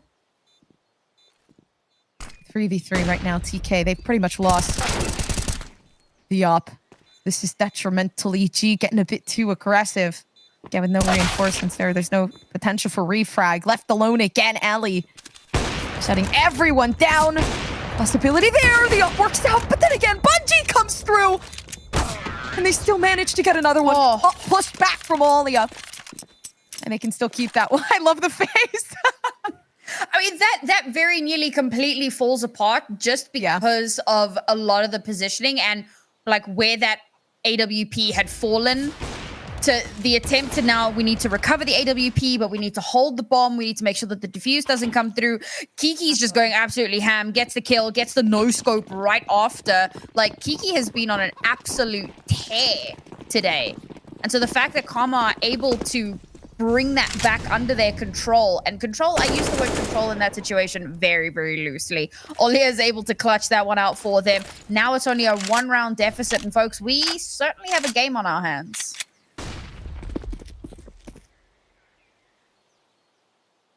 Gonna be hard to come back from this one, EG. Okay, never mind. Maybe they have something going here, but they've been read into like a book. Brain is just spraying down the angle. I'm watching everybody come in one by one. Aggression could have worked there from EG, but unfortunately doesn't. EG didn't even recover the rifle. They still can, but they're like hesitant. There you go. Rifle recovered. Vanessa gonna hold on to that. Kiki might try and go for a sneaky exit here. I doubt she pushes too heavily, but I think she kind of holds it off angle and sees if she can maybe yoink one more weapon. Realistically, that's kind of the best case scenario in a round like this. The fact that they were able to get one kill. One kill is not huge. It's not massively impactful, but when you look at Karma's economy, it's definitely still going to keep a dent. And of course, the fact that they're able to save one rifle into the next round means that it's a slightly lower invest. So it does help them out immensely. Oh, Kiki. Nothing to be found. She's just going to die to the bomb. Great round from Karma. I love this. I was a little bit worried. We got to 5 and 2, and I was like, no ways, fam. EG about to just run away with this map. But Karma are keeping it as close as they can. Yeah, it is extremely close. I'm enjoying the performance we've gotten to see so far, though. Yeah, adaptations pretty much being made left and right. Like, a lot of the time, I mean... There's smoke out down towards mid. The Molotov pushed up Banana, so again, you can't necessarily do anything. It's like, it's just fire after fire down at Banana right now, despite the fact that we've seen 4 already. They don't care right now. Milky, though, standing on top. There's another one left down.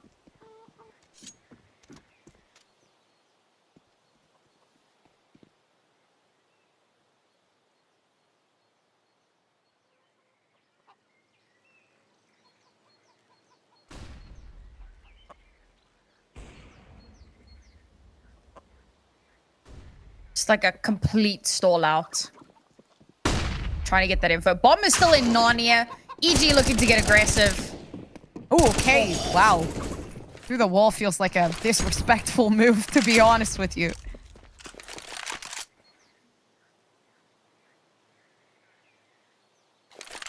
Sometimes you just gotta get a little loose with it. Just gotta get a little, little cheeky. Perfect. I love cheeky. Yeah, Julie's like the definition of cheeky right now. God, op shot. Julie's like, nah, I'm gonna chill back here. I'll wait for this to happen. I think Emily, at this point, doesn't know Vanessa's there as well. So this is perfect positioning. Oh, Bungie saw it.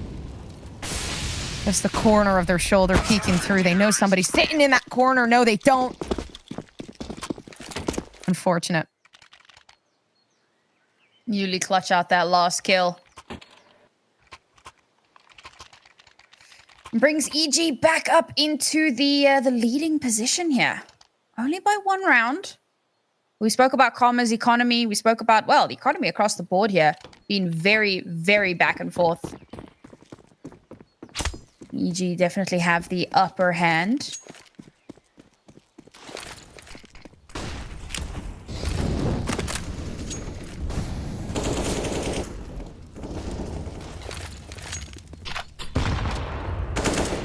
Continuing their stride, though. Oh, man, if you're TK... like round after round, we're seeing a lot of repetitiveness, that back and forth that leads us to pretty much an even playing field time and time again.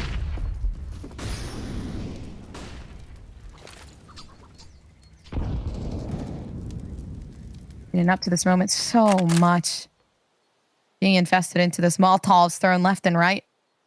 Still a site left unoccupied by bomb as well.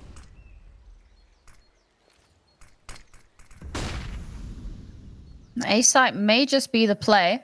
Seeing a little bit of util at banana as well.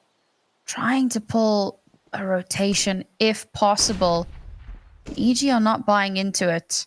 There's good space taken from TK. No, now they're going to pull back. Start heading back over towards B this time around.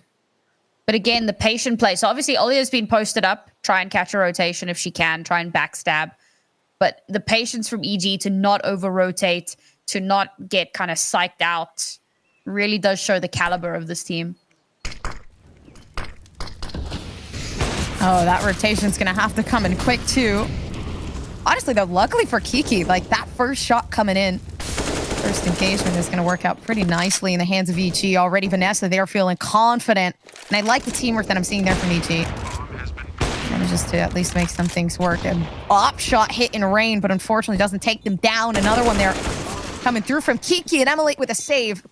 Or an attempt to. At least we've seen a larger lead now coming through from one of these teams. EG only have a 2-round lead at the moment, but it's very likely to be extended up to 3. Yeah.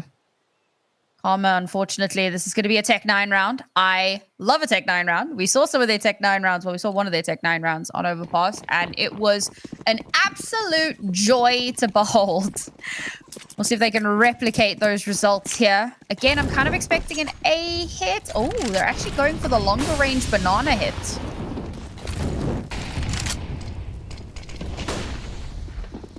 Oh, here we go. Aggressive, but insane Vanessa. Okay, even then, like, through the smoke is an impressive play. Doesn't even matter. TK, they can try all they want, but it's not going to work out the way they think here. Oh, man. I do like the persistence. That was painful. EG kind of expecting, you know, likely going to be a lowish buy.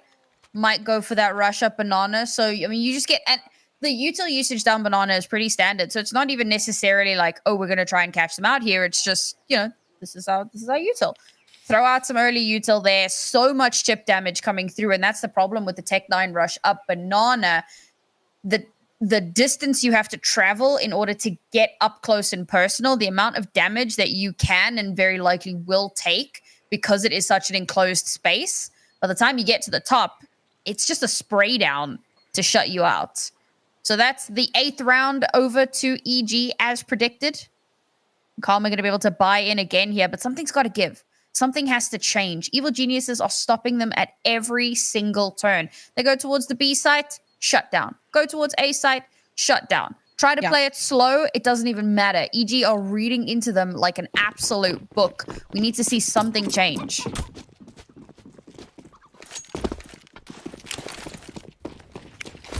I do want to see more. I guess like mid isn't necessarily not a lot happening around there, but maybe more fights peeking out down towards banana because there's been a lot of patience there from TK,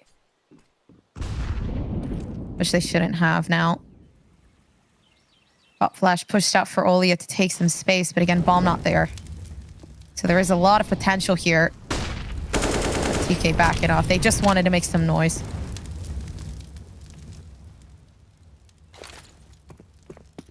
That's interesting. The swing out shows them that there wasn't really anything happening there, but then very close thereafter, you see some util coming out. So again, EG are like, all right, we can't overcommit to anything just yet. They've got Milky playing that kind of roaming spot in the CT spawn. Not quite committing to anything just yet, waiting to see where the push is going to be. But they have an inkling that it might just be a B hit. And there's very little utility left here for Karma. So if they're going to hit it, that utility has to be absolutely perfect. Yeah, they've gotten shut down so many times on this execution too. Pretty much sticking with you. Especially when there's Sevenlicious holding that back angle, the infamous angle. But they tend to hold extremely well. Now Milky coming in as that reinforcement. They know Sevenlicious is there. They tend to hide there every single time, but a 4v4. Still left there. Teamwork coming in to try to get that high ground there from Milky and still running away with 2. Olia left alone. Trying to find for themselves, but not a lot to do there when Emily can't even play off that contact. TK, they've tried again. I do believe they can do it. Still waiting along. But that push coming in way too hard. I mean, the fact that she lives as long as she does is kind of nuts. Not able to actually clutch it out, unfortunately. 1v3, that is always going to be a tough ask, particularly in that position while trying to hold the bomb, knowing that your opponents know exactly where they are and they're just going to push you. Very, very tough position to be in. And Emily just cannot make it happen. Evil Geniuses not only confirm themselves the lead at the half, but now we are in the last round of the half, and they could very well hit double digits here. Last chance for Karma to hit that golden number of 6.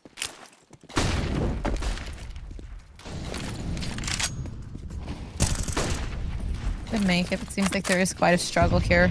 Especially now that EG has pushed up a bit more towards Banana. Yeah, TK always passive. You know, that first engagement.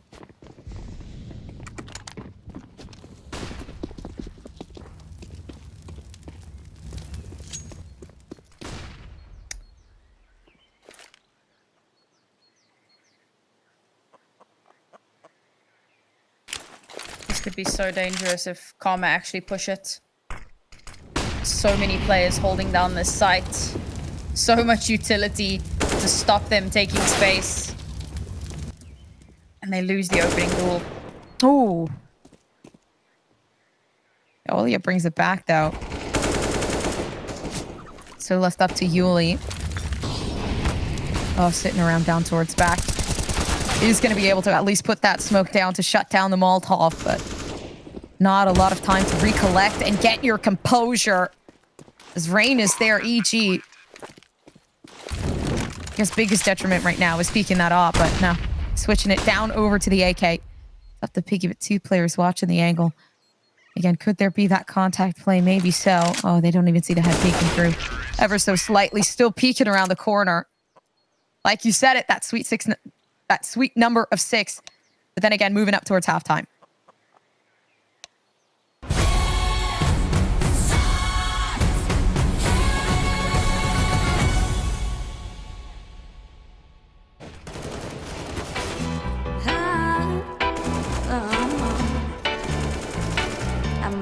Too taboo.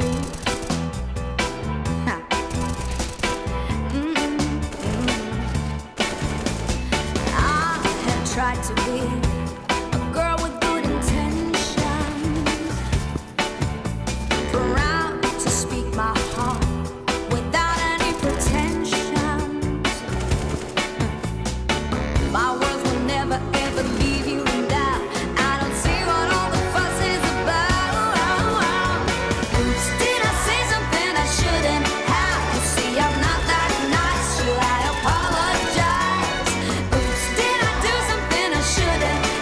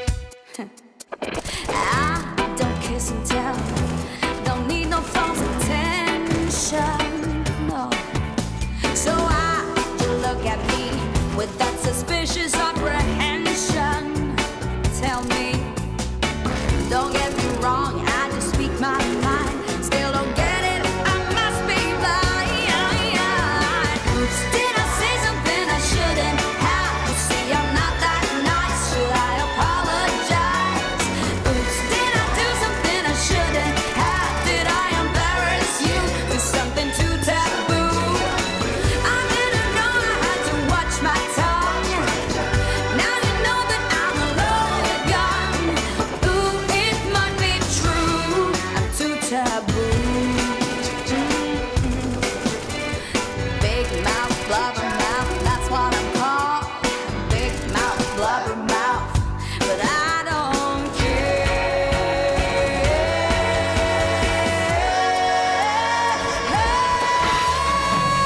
Did I say something I shouldn't have? You see, I'm not that nice.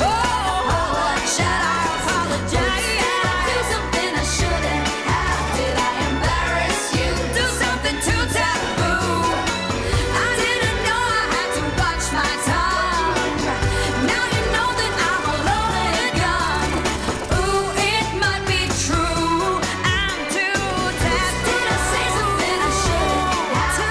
I'm not that nice. Should I apologize? You know I'm not that nice. Did I do something I shouldn't have? Did I embarrass you? Do something too taboo? I didn't know I had to watch my tongue. Now you know that I'm a loaded gun. Yeah, you know it's true.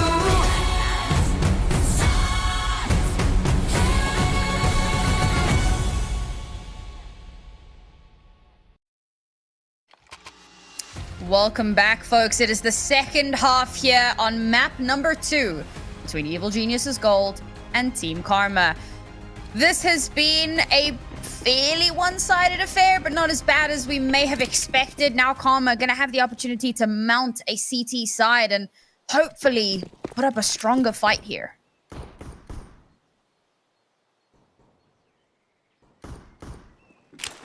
Hard game to win, let's not forget.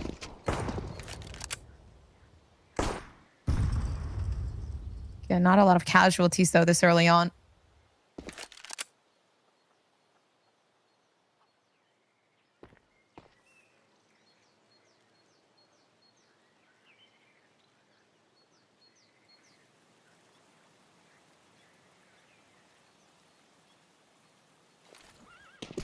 Low and slow for a pistol round. Yeah. Oh, but I guess it works in the end there for Ray. Oh, Dooley's brought out long distance to Bungie. Feeling themselves. Seems like certain shots missed. They're still going to try to, again, reconvert that to something else. EG getting the bomb down, but seeming like it's not going to be too much of an issue. TK, they've attempted the retake there, but not seeming like it's going to work out. Karma really needed that pistol round. Would have been such a difference maker. Now, unfortunately for them, it's going to be EG, who have so much cash to play with into this next round. It's going to be a very solid buy from them. Double Mac 10s. When it was Karma, they only bought one Mac 10. Now we have two. So a little bit of extra firepower to back them up. As Karma, well, looking to just get run over in this round, let's face it. It's pistols. Yeah, pretty much.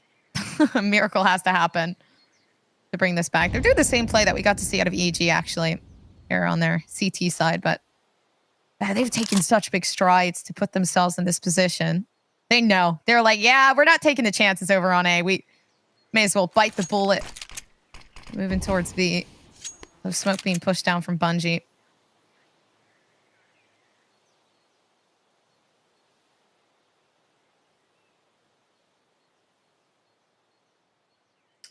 Bomb is still in spawn. Not in spawn, but, you know, really far away.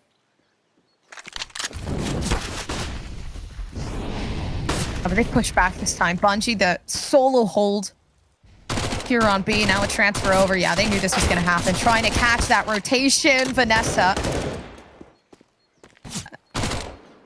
Best case scenario seems to be working out so far for EG. They haven't lost one just yet either. Flawless round possibly coming through. Especially here as Bungie just starts to wait around the back. Bomb has been planted.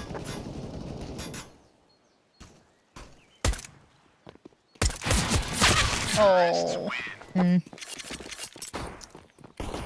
Cheeky little 3K there for Vanessa. Holding on that Apps position. And as you said, a flawless round for Evil Geniuses. The bonus is strong. The reinvest is minimal. So there's definitely some comfort and confidence coming into this next one. Yeah. Karma gonna have a little bit of money to spend into this for Masters, MP9. Potential cash farming weaponry. Of course, the shots need to connect. And it's not just about the cash now, as we understand. With EG being so, you know, over the double-digit line, Karma need to start stringing rounds together.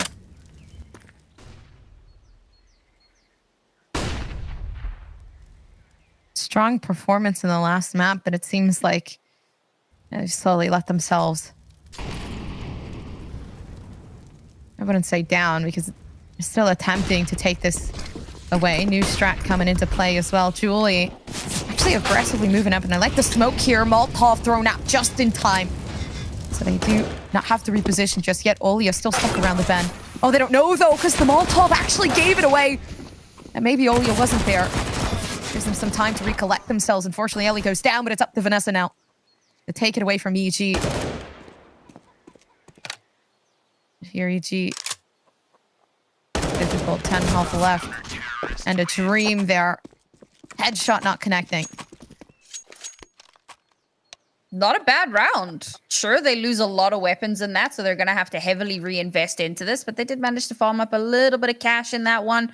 Managed to win the round, take down all of EG's players. Unfortunately, EG have quite a lot of cash banked up, so reinvest for them is not going to be an issue. The fact that they got through the bonus with all 5 players still alive and did not have to reinvest in the third round means that they have a stupid amount of money. So this reinvest is going to be super easy to get through for them. And unfortunately for Karma, losing this round is going to do a ton of damage to the cash available to them. But this is a good kind of yardstick or litmus test, I suppose, for how this half might go. Karma already had a really good gun round for themselves. They need to try to replicate that if possible.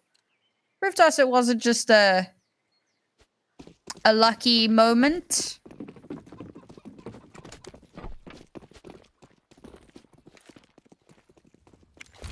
Maybe not. Oh gosh, this is kind of like that deciding moment too.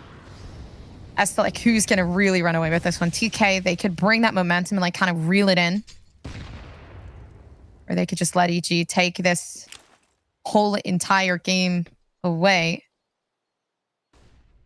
Maybe not though. Banana fights starting up, waiting for the perfect moment to strike with Util. Their Rain gets pushed back despite getting the one. So at this point, 1-to-1 ratio.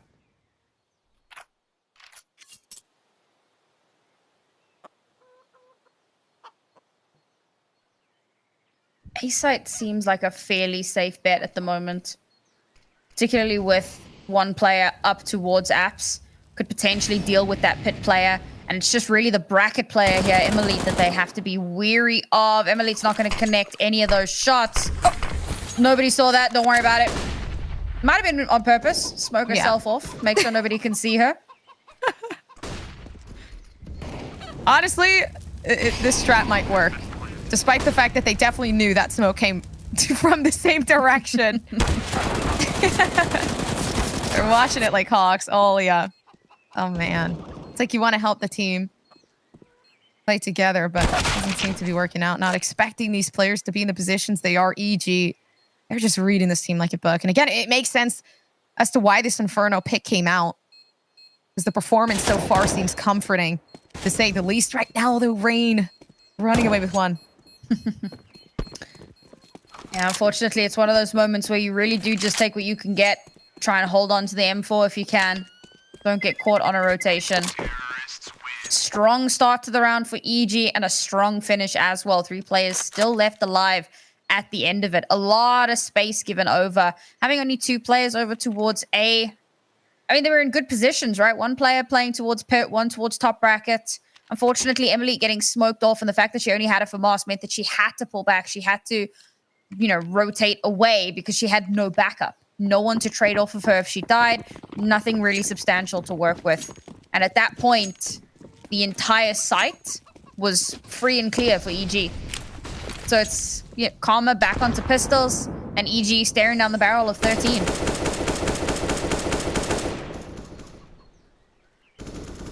Julie's going hard on that window right now. I'm hoping someone's there.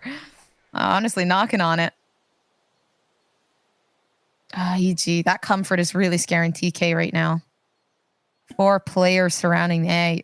Even Amulet alone this time on B. Normally it is left up to 2, but here nades coming through. No rotation baited out just yet. TK keeping that patience.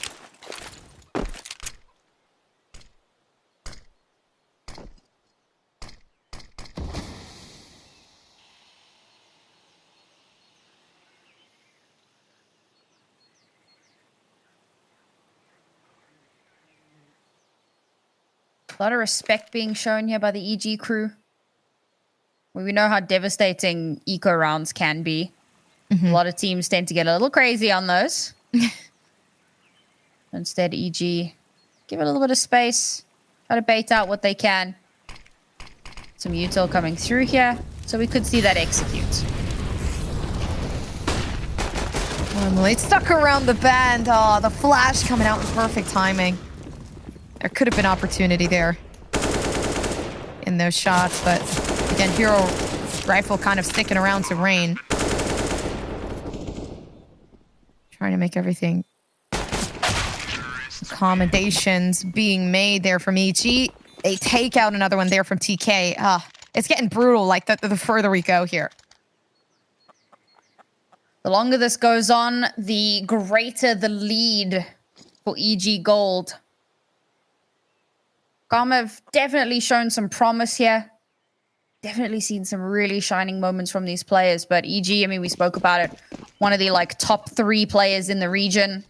Players? Teams. Same. Looking to try to climb that ladder. Denied the playoff spot by FlyQuest in the last season. They don't want to allow that to happen again. So you can see a lot of work is being put in to making sure that they can be on the level. Now Karma do have a buy into this, but remember that economy is shreked at the moment, and losing this round, that could very well end up in GG.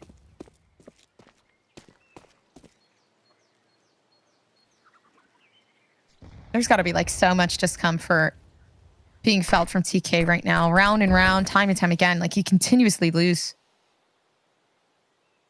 There was potential a couple rounds ago leading up to that 7th point, but mental, is it still there? Are they feeling frustrated is the question. Right now seems like not necessarily wearing thin, but again, it just so many challenges being led along the way. Execution coming down on A, but the bomb isn't even anywhere near where EG wants to hit. That's okay. You know, they're just getting some of that information. Looking for a bit of space. Getting that entry kill as well. Yuli, of course, is heavily tagged down, but doesn't matter. Have the numbers advantage. Looks like it's going to be an B hit. But again, you've got a player posted up towards apps looking for an opportunity to backstab.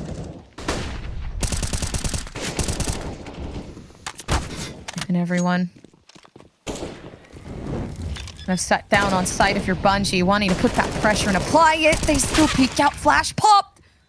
But again, they're head popped as well. Unfortunate there from TK. They're trying their absolute best, and it's just so difficult with EG. Vanessa constantly getting posted up in apps, constantly getting those backstabs. It just keeps shutting down Karma. As soon as a rotation is attempted to try and meet them at that B site, to try and stem the tide, Vanessa just cuts them off at the knees. With too few players left to make something happen. And now their very last timeout being taken. Which, I mean, even if they're able to start mounting a comeback, that's quite scary. This is the last opportunity they're going to have a team talk. They're 7 rounds behind. They have very, very little money to speak of here. And losing this round puts us on map and series point. It is a dire situation for Karma to try to come out from.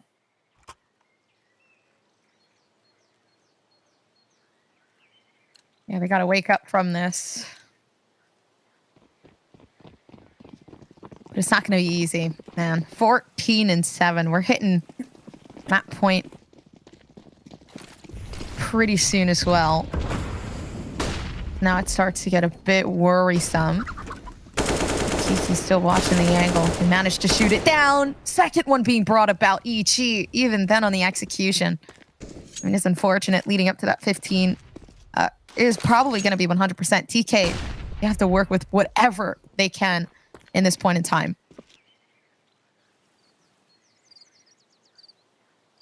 With only 3 players left, you got to believe it's just all about those exits. Ellie coming up for the backstab. There's some potential there, but I don't see a world in which EG just aren't ready for it.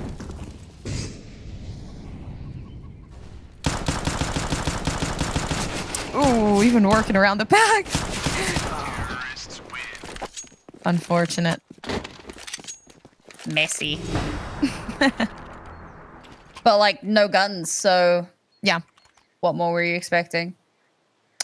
I suddenly just reminded myself of Hedja last night, and, like, she was talking about the round isn't Messi, it's Ronaldo or something. I was like, it's Ronaldo! just Hedja things, man. Hedja is definitely my favorite person. Oh my God. After that one, yeah, me too. But that's crazy. Oh, she's phenomenal. Map and series point here for Evil Geniuses, folks. Winning out on this one. And that's it. Oh, they've actually created an opening here. Milky turns it around. Nice conversion. So have any op there from Emily. They want to make this defense op work, but they haven't fought mid hard enough. And they're just going to have to fight whenever they can on this execution. EG keeping still, no noise made, but it seems like B is the way to go because right now leaving smoke there. And a Molotov to push back. Oh no, op still stood there. Oh. Nice from Emily, taking it another one. But then the B, that's where the execution starts to come along. It's Emily again. They just know how to play the game. Unfortunately, wrapping around the back, they get taken out. So EG, they still have potential here. If they can take another one, this might be it. And maybe it is. A site completely clear. And now B has to push for that rotation. This is still doable for Karma. It's a bit of a late rotation, or a long rotation, we rather say. Bomb is going to get planted, regardless. The retake is so doable. One smoke, one molly, to try to create the space that they need.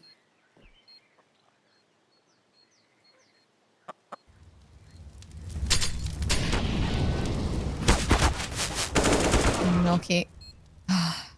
Even then, EG stuck in a bad position. Right now, 7licious. Does not do much here, but at least now we're able to see Team Karma bringing that 8-15. There isn't a victory coming through just yet from EG. It's a stay of execution. But again, you know, Cash is in such a dire spot. They lost so many players. Reinvest is going to be heavy. EG have so much money to play with. It really is. It does feel like prolonging the inevitable. Very few options left to Karma at the moment. I mean, that last round was really, really solid. But can they replicate that? They've struggled to do that. This is, I mean, that was only the second round they've won in this entire half.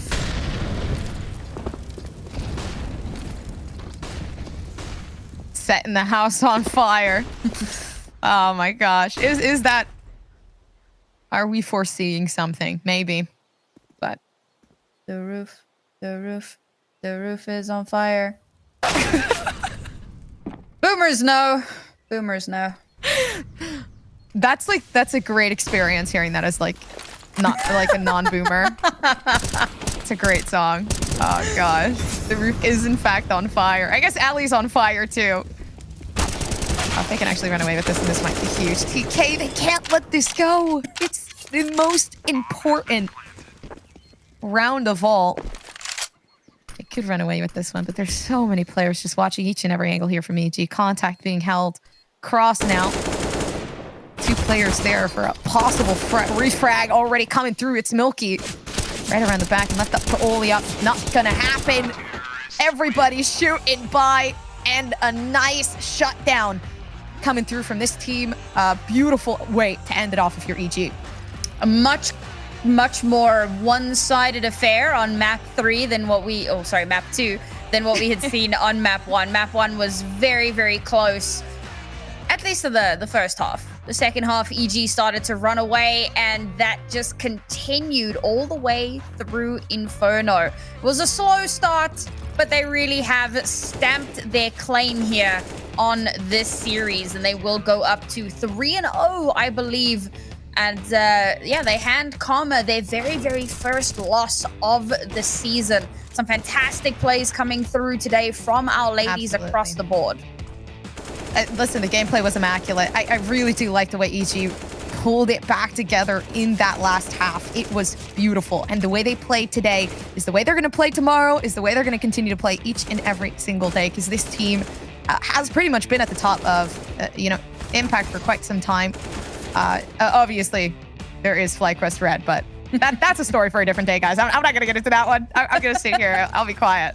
Yeah, that's a hurdle that's still to come. But now we can take a look at the stats from that last map. And again, it's Piggy, not the 30 bomb that we saw a little bit earlier on, but it was a slightly more one-sided affair, as we said. So not as many opportunities. But we saw Vanessa really step up, Milky as well, really performing out of her mind. Emily, someone that we mentioned who we'd like to see a little bit more out of, and she really did. She made huge strides on this map, but unfortunately wasn't really enough to bring it back. Yeah, I'd say a lot of the time it was just like running it onto the site and trying to get those first engagements and getting shut down immediately if you're Team Karma. And a lot of the time that really just was accounted for the amount of util we saw being expended onto sites here. If you're EG, they were really good with their util. And even then, like, it was the same thing on Overpass, I felt like, too. Yeah. Like, it really wasn't an issue with, the 1v1s and whatnot. It was just the fact that they knew what to do in those situations. We also have a player of the match for you guys. It's not the person I think you're expecting. In fact, we decided that we're going to highlight Vanessa. Not necessarily the top fragger on the server, but I felt like on Inferno, she really stepped up in a super meaningful way, just in terms of like her lurks were so good, the backstabs were fantastic, really supporting the team, and still a top 3 fragger. So really being an all-rounder on this map, a really, really important linchpin for the team. You know what? I would have to agree with you. A lot of the time, it's the name that goes unsaid that tends to be the most important. And Vanessa really did carry on that role to a T here for EG. A lot of the time, those flanks managed to make like round-winning plays. And I mean, that's all you really need if you're EG. So, yep. And guys, don't go anywhere. In just a few moments, we are getting it set up for you, but we are going to have an interview with our winners. So please just give us a moment while we get that set up. I'm looking forward to hearing from the EG ladies. I've got a couple of questions for them, talking a little bit about the veto and maybe, what happened on Overpass. Very excited to kind of dig into their brains a little bit. But unfortunately, yeah, for Karma, we said that this was going to be their first real challenge in this season of Impact League. It was the first truly strong team that they came up against, and it really does feel like they held their own. I think they did. I honestly don't think it was, maybe it was just, I guess, the overall performance today as well. Like, we didn't get to see Emily really shine. And when Emily pops off, it's game over. And I feel like that's one of the biggest things that we got to miss this game. Hopefully, we get to see it in another series. I genuinely do want to see Emily really shine the way that Rain did today. Oh, yeah. I mean, Rain was exceptional. Such a joy to watch. We spoke about it on map 1, how she plays off of her team so well, particularly her and Emily. You can see there's that understanding. There's that history between the two of them. They really understand how the other one thinks. So I have high hopes for this team going forward. And I remember at the start of this segment, or this like regional segment, it's kind of weird because it wasn't the start of the broadcast. That was like 8 hours ago. But when we kicked off with NA, I spoke a little bit about, G2 Oya and how they also have veteran players in the likes of like Chrysilla, Giuliano, Zaz, Giuliano and Zaz obviously having just recently returned to Counter-Strike. And while in their heyday, they were the best women players in the world, they're kind of struggling to find their footing here after returning. They are improving tremendously. I've been watching their growth, and that's exactly what we expect from players of that caliber. And it feels like it's a similar story here for Karma as well. Finding their footing, getting to grips with the game again, having been away for so long. And I can't imagine how that must feel now that we're going into CS2. All of the smokes are changing. Like, there's so many different things. It's going from MR15 to MR12. So there's a lot of stuff that's going to take some adjusting. But I think, in a couple of seasons, we might see Karma start to flourish. Kind of excited to see the development of smokes. That has me excited. I'm like, listen, I'm a smoke goblin. Oh, phone is ringing. Yeah, ring, ring. We do have Kiki here. Congratulations on winning out against Karma. Fantastic matchup to watch. My first question for you, obviously, Overpass didn't really start in the best way, but you guys came back massively towards the second half of the first half. What was kind of going on in those first 8 or so rounds that had you guys kind of on the back foot? I think it's just we didn't warm up because we warmed up, but we don't have like scrims. Maybe our comms are not like warmed up, so we might do something bad, but our vibes are good, so we catched up in the later rounds. Awesome. Okay, well, I mean, speaking of, like, obviously you guys didn't, have those scrims and have those warm-ups. Did that scare you coming into this? Like, did you guys feel like Team Karma would have, like, probably taken the series away from you, or did you come into this feeling pretty confident? Not really. We feel pretty confident that we can 2-0 them. So yeah, we got everything ready.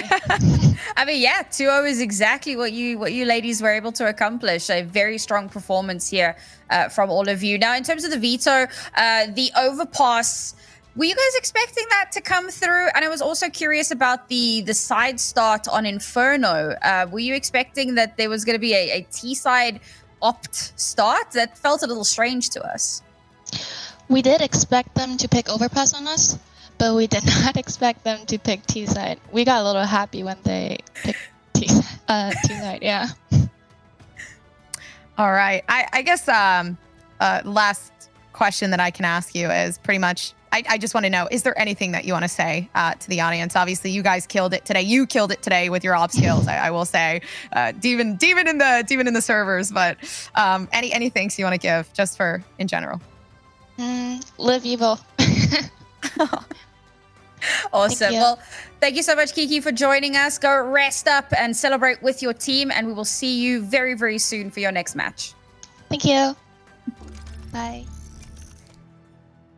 Love that. Yeah, honestly, love the confidence as well. They came into this, they were like, yeah, we knew we could 2-0 this. Easy peasy. Very, very impressive stuff here from our ladies today.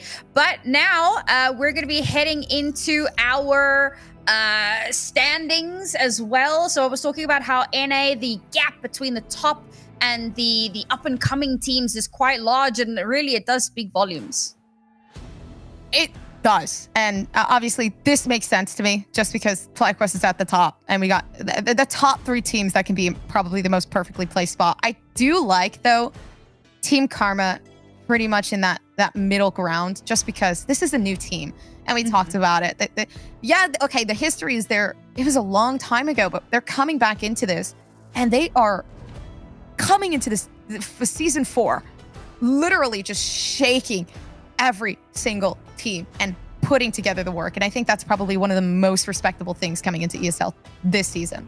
Yeah, and of course, we've got our top 3 teams in the top 3 positions. How long that's going to last, we will find out soon. But for now, folks, we're getting ready to wrap up, but we can't say goodbye without doing our top 5 plays of the day. So coming at you right now in number 5, Brandina with a double entry on water into a 4K here on Overpass, and such a solid position. We saw this a little bit today as well, right? That underpass position, then moving over into water, getting that cleanup. Beautiful play here.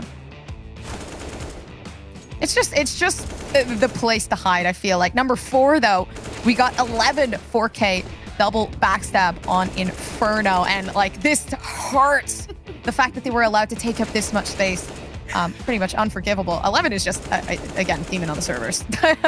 I love that. I love that the backstabs are always coming in. But coming in third place, Danny with a 4K clutch on Inferno in overtime, which of course is such an important moment. This was such a stressful moment, I think, for the team. So for her to have been able to get that 4K, to clutch it out, to end the overtime, and to secure themselves the victory, that's honestly the best thing that you can ask for out of any player.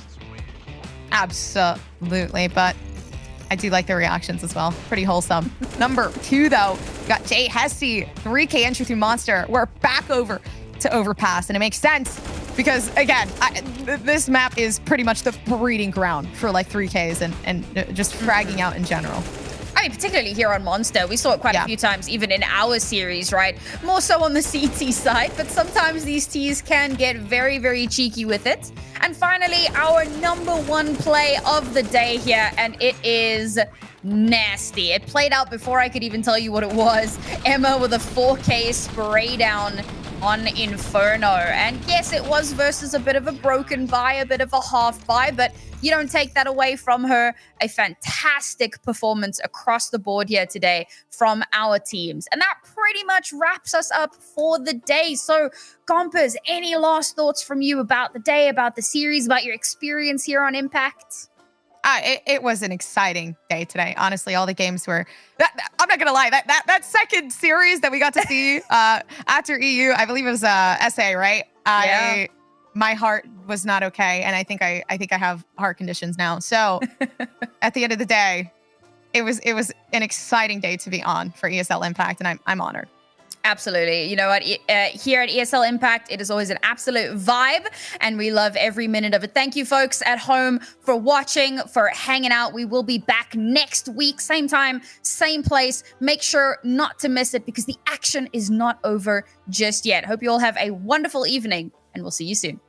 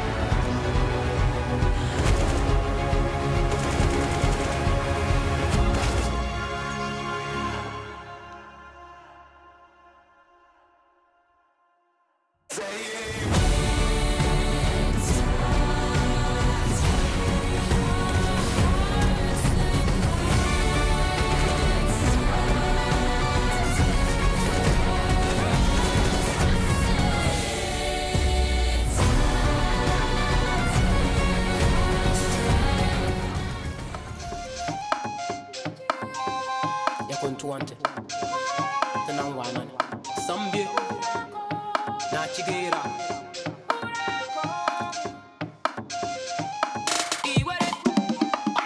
Nachigera,